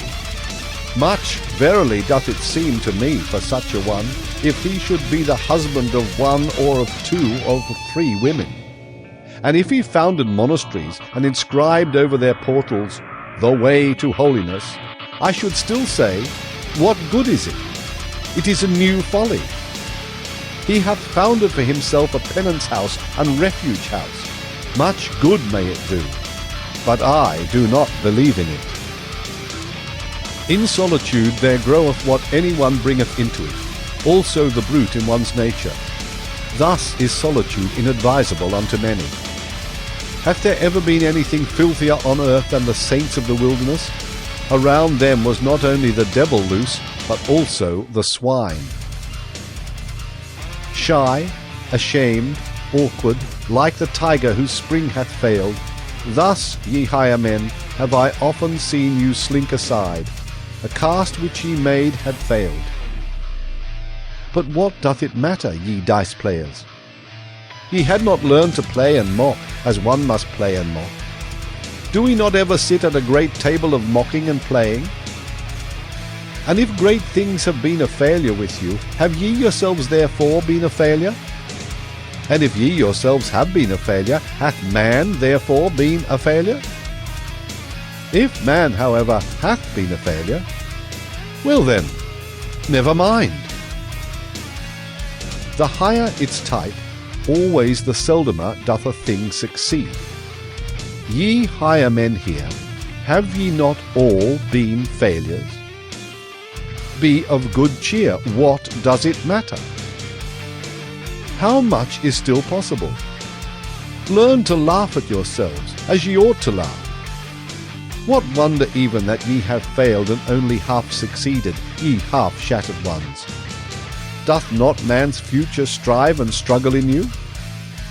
Man's furthest, profoundest, star-highest issues, his prodigious powers, do not all these foam through one another in your vessel?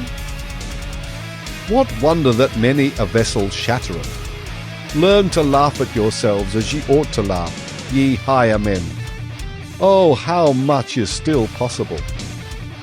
And verily, how much hath already succeeded? How rich is this earth in small, good, perfect things, in well-constituted things! Set around you small, good, perfect things, ye higher men. Their golden maturity healeth the heart, the perfect teacheth one to hope. What hath hitherto been the greatest sin here on earth? Was it not the word of him who said, "Woe unto them that laugh now"? Did he himself find no cause for laughter on the earth? Then he sought badly. A child even findeth cause for it. He did not love sufficiently. Otherwise would he also have loved us, the laughing ones. But he hated and hooted us. Wailing and teeth-gnashing did he promise us. Must one then curse immediately when one doth not love? That seemeth to me bad taste. Thus did he, however, this absolute one, he sprang from the populace. And he himself just did not love sufficiently. Otherwise would he have raged less, because people did not love him. All great love doth not seek love. It seeketh more. Go out of the way of all such absolute ones. They are a poor sickly type, a populous type, They look at this life with ill will. They have an evil eye for this earth. Go out of the way of all such absolute ones. They have heavy feet and sultry hearts. They do not know how to dance. How could the earth be light to such ones? Tortuously do all good things come nigh to their goal. Like cats they curve their backs, they purr inwardly, and their approaching happiness. All good things laugh. His step betrayeth whether a person already walketh on his own path. Just see me walk. He, however, who cometh nigh to his goal, danceth. And verily, a statue have I not become. Not yet do I stand there stiff, stupid, and stony like a pillar. I love fast racing. And though there be on earth fens and dense afflictions, he who hath light feet runneth even across the mud, and danceth as upon well-swept ice. Lift up your hearts, my brethren, high, higher, and do not forget your legs. Lift up also your legs, ye good dancers, and better still, if ye stand upon your heads. This crown of the laughter, this rose garland crown, I myself have put on this crown, I myself have consecrated my laughter. No one else have I found today potent enough for this. Zarathustra the dancer, Zarathustra the light one, who beckoneth with his pinions, one ready for flight, beckoning unto all birds, ready and prepared, a blissfully light-spirited one, Zarathustra the soothsayer. Zarathustra the sooth laugher, no impatient one, no absolute one who loveth leaps and side leaps, I myself have put on this crown. Lift up your hearts, my brethren, high, higher, and do not forget your legs. Lift up also your legs, ye good dancers, and better still if ye stand upon your heads. There are also heavy animals in a state of happiness. There are club-footed ones from the beginning. Curiously they do exert themselves like an elephant which endeavoureth to stand upon its head. Better, however, to be foolish with happiness than foolish with misfortune. Better to dance awkwardly than walk lamely. So learn, I pray you, my wisdom, ye higher men. Even the worst thing hath two good reverse sides. Even the worst thing hath good dancing legs. So learn, I pray you, ye higher men, to put yourselves on your proper legs. So unlearn, I pray you, the sorrow sign, and all the popular sadness.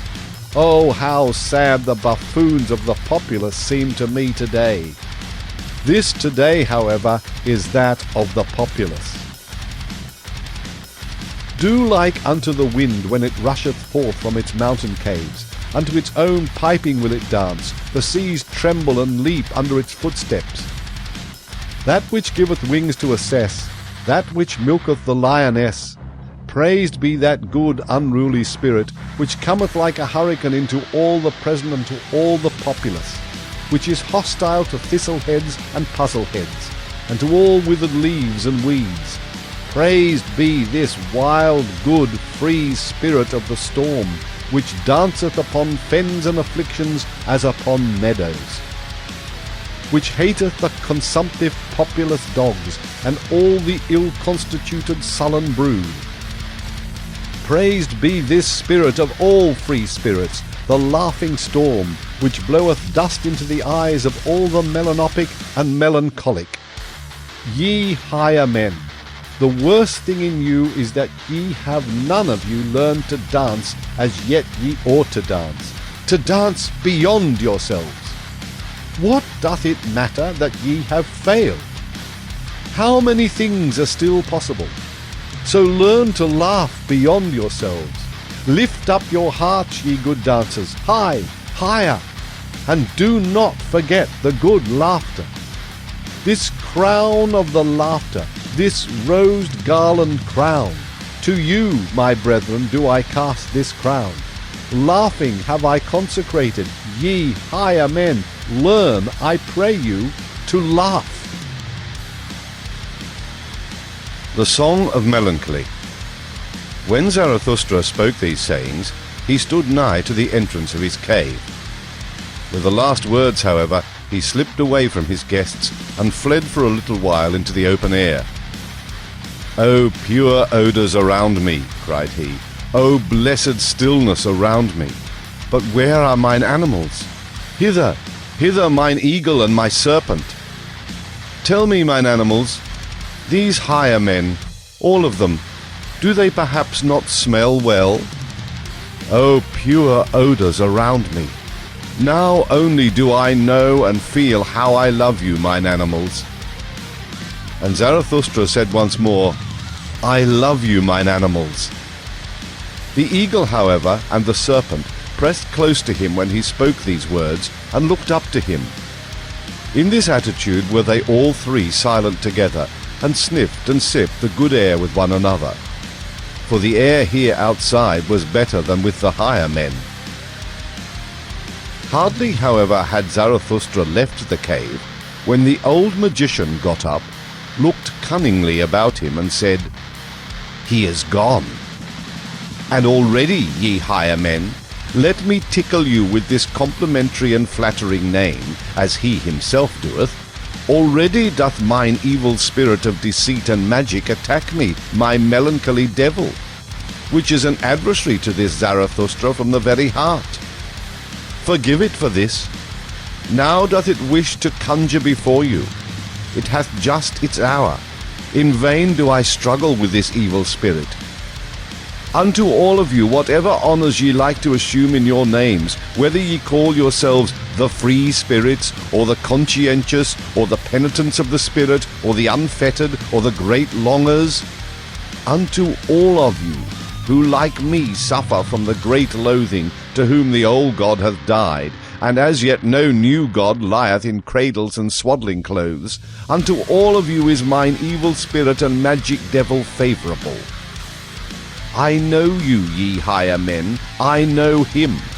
I know also this fiend whom I love in spite of me, this Zarathustra. He himself often seemeth to me like the beautiful mask of a saint, like a new strange mummery in which mine evil spirit, the melancholy devil, delighteth. I love Zarathustra, so doth it often seem to me for the sake of mine evil spirit.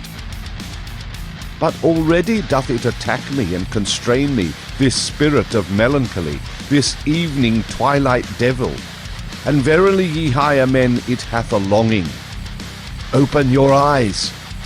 It hath a longing to come naked, whether male or female, I do not yet know, but it cometh, it constraineth me. Alas, open your wits.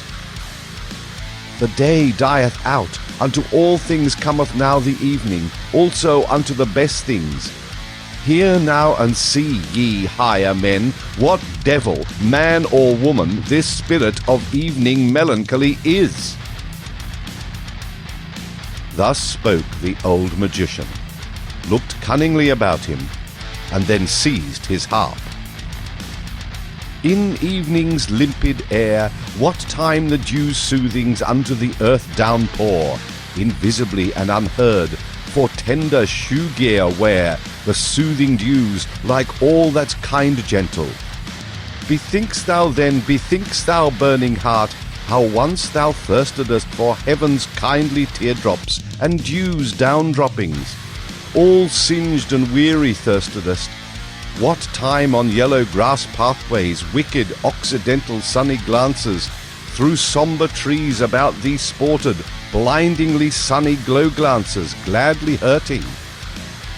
Of truth the wooer, thou, so taunted they, nay, merely poet, a brute insidious, plundering, grovelling, that I must lie, that wittingly, wilfully I must lie.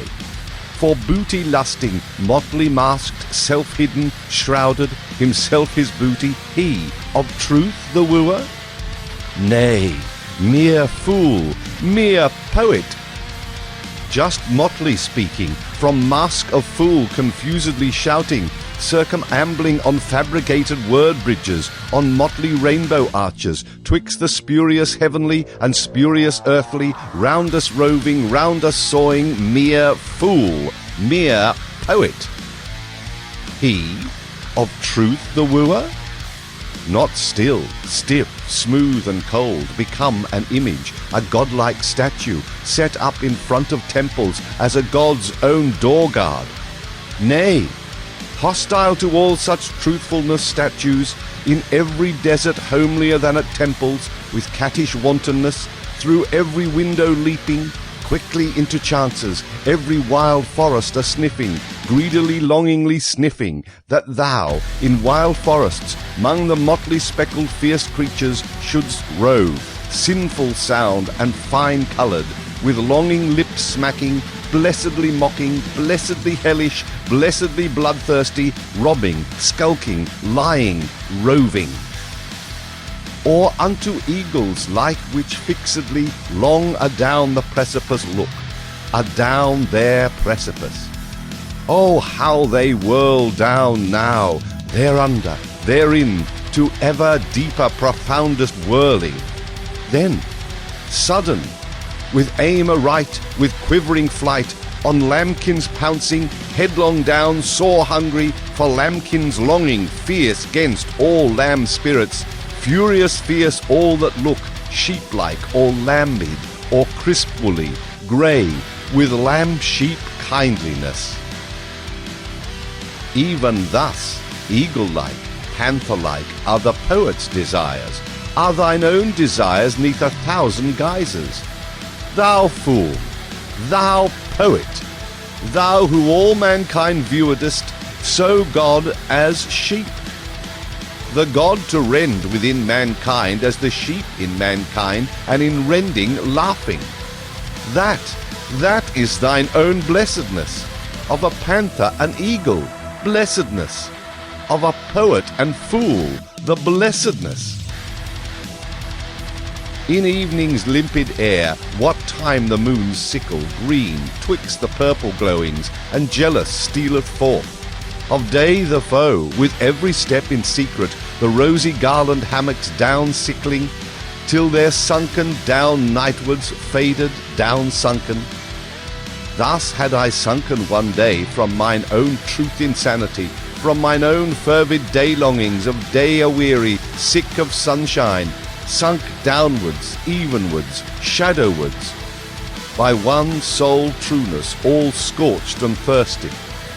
Bethink'st thou still, bethink'st thou, burning heart, how then thou thirstedest, that I should banned be from all the trueness? Mere fool, mere poet.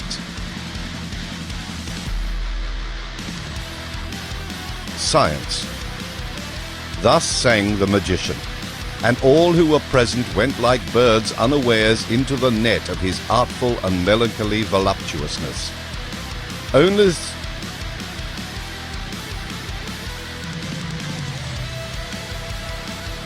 the spiritually conscientious one had not been caught. He at once snatched the harp from the magician and called out, "Air! Let in good air! Let in Zarathustra!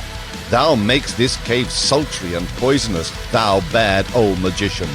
Thou seducest, thou fore one, thou seducest, thou false one, thou subtle one, to unknown desires and deserts. And alas, that such as thou shouldst talk and make ado about the truth!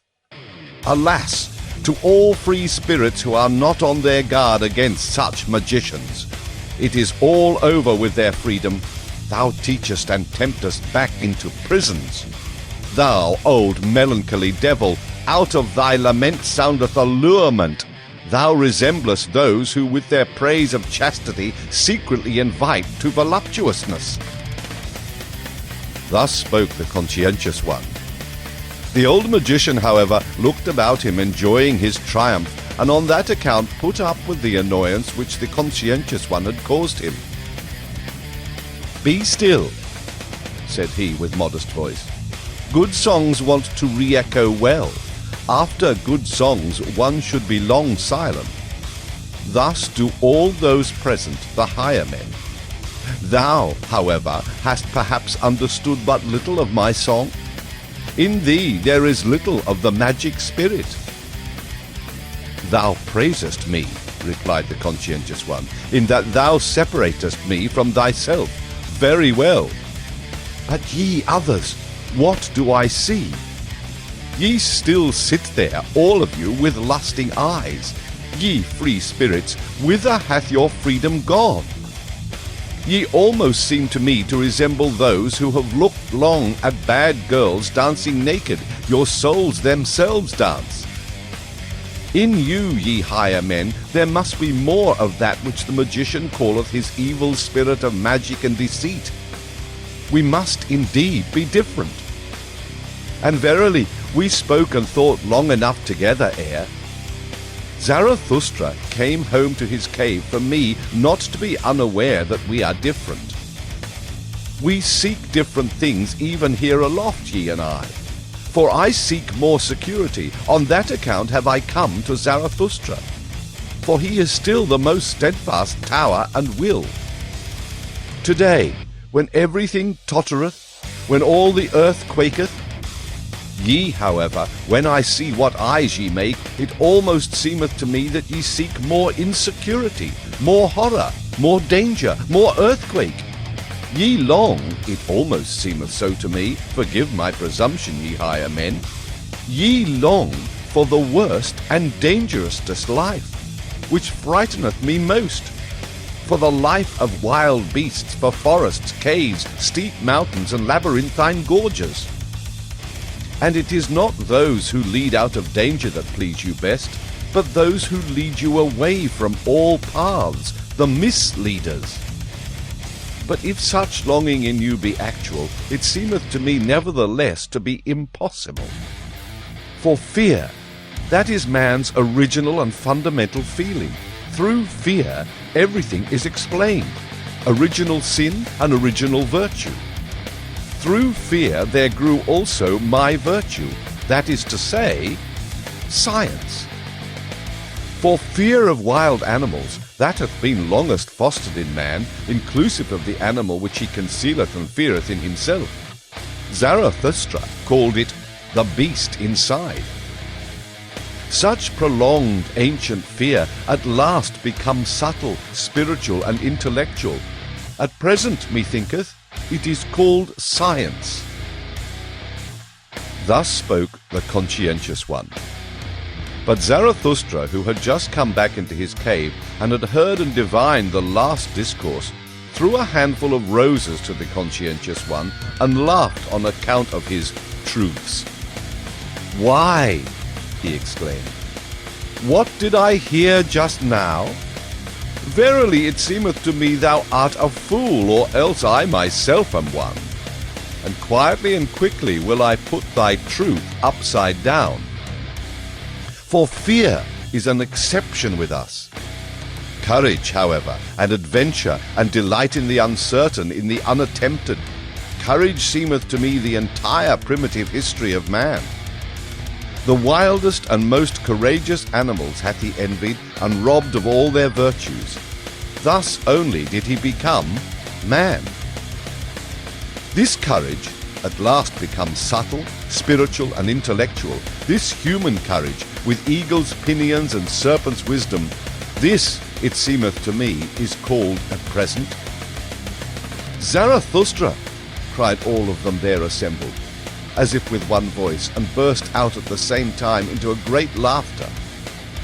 There arose, however, from them, as it were, a heavy cloud. Even the magician laughed and said wisely, "Well, it is gone, mine evil spirit. And did I not myself warn you against it when I said that it was a deceiver, a lying and deceiving spirit? Especially when it showeth itself naked. But what can I do with regard to its tricks? Have I created it and the world?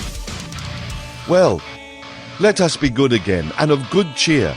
And although Zarathustra looketh with evil eye, just see him. He disliketh me. Ere night cometh will he again learn to love and lord me. He cannot live long without committing such follies. He loveth his enemies. This art knoweth he better than anyone I have seen, but he taketh revenge for it on his friends." Thus spoke the old magician, and the higher men applauded him. So that Zarathustra went round and mischievously and lovingly shook hands with his friends, like one who hath to make amends and apologize to everyone for something. When, however, he had thereby come to the door of his cave, lo, then had he again a longing for the good air outside and for his animals, and wished to steal out.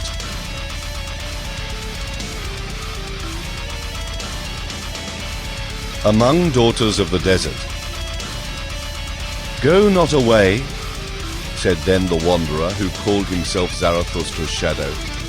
Abide with us, otherwise the old gloomy affliction might again fall upon us. Now hath that old magician given us of his worst for our good, and lo, the good, pious Pope there hath tears in his eyes, and hath quite embarked again upon the sea of melancholy.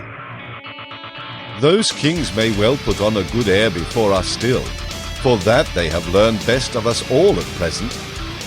Had they, however, no one to see them, I wager that with them also the bad game would again commence. The bad game of drifting clouds, of damp melancholy, of curtained heavens, of stolen suns, of howling autumn winds. The bad game of our howling and crying for help. Abide with us, O Zarathustra. Here there is much concealed misery that wisheth to speak, much evening, much cloud, much damp air. Thou hast nourished us with strong food for men and powerful proverbs. Do not let the weakly, womanly spirits attack us anew at desert. Thou alone makest the air around thee strong and clear. Did I ever find anywhere on earth such good air as with thee in thy cave? Many lands have I seen. My nose hath learned to test and estimate many kinds of air. But with thee do my nostrils taste their greatest delight. Unless it be, do forgive an old recollection. Forgive me an old after-dinner song which I once composed amongst daughters of the desert. For with them was there equally good, clear, oriental air. There was I furthest from cloudy, damp, melancholy old Europe. Then did I love such oriental maidens and other blue kingdoms of heaven, over which hang no clouds and no thoughts. Ye would not believe how charmingly they sat there, when they did not dance, profound, but without thoughts, like little secrets, like beribboned riddles, like dessert nuts, many-hued and foreign forsooth, but without clouds. Riddles which can be guessed. To please such maidens, I then composed an after-dinner psalm. Thus spoke the wanderer, who called himself Zarathustra's shadow. And before anyone answered him, he had seized the harp of the old magician, crossed his legs, and looked calmly and sagely around him. With his nostrils, however, he inhaled the air slowly and questioningly, like one who in new countries tasteth new foreign air. Afterwards, he began to sing with a kind of roaring. The deserts grow, woe him who doth them hide. Ha! Solemnly, in effect solemnly, a worthy beginning, Afric manner, solemnly, of a lion worthy, or perhaps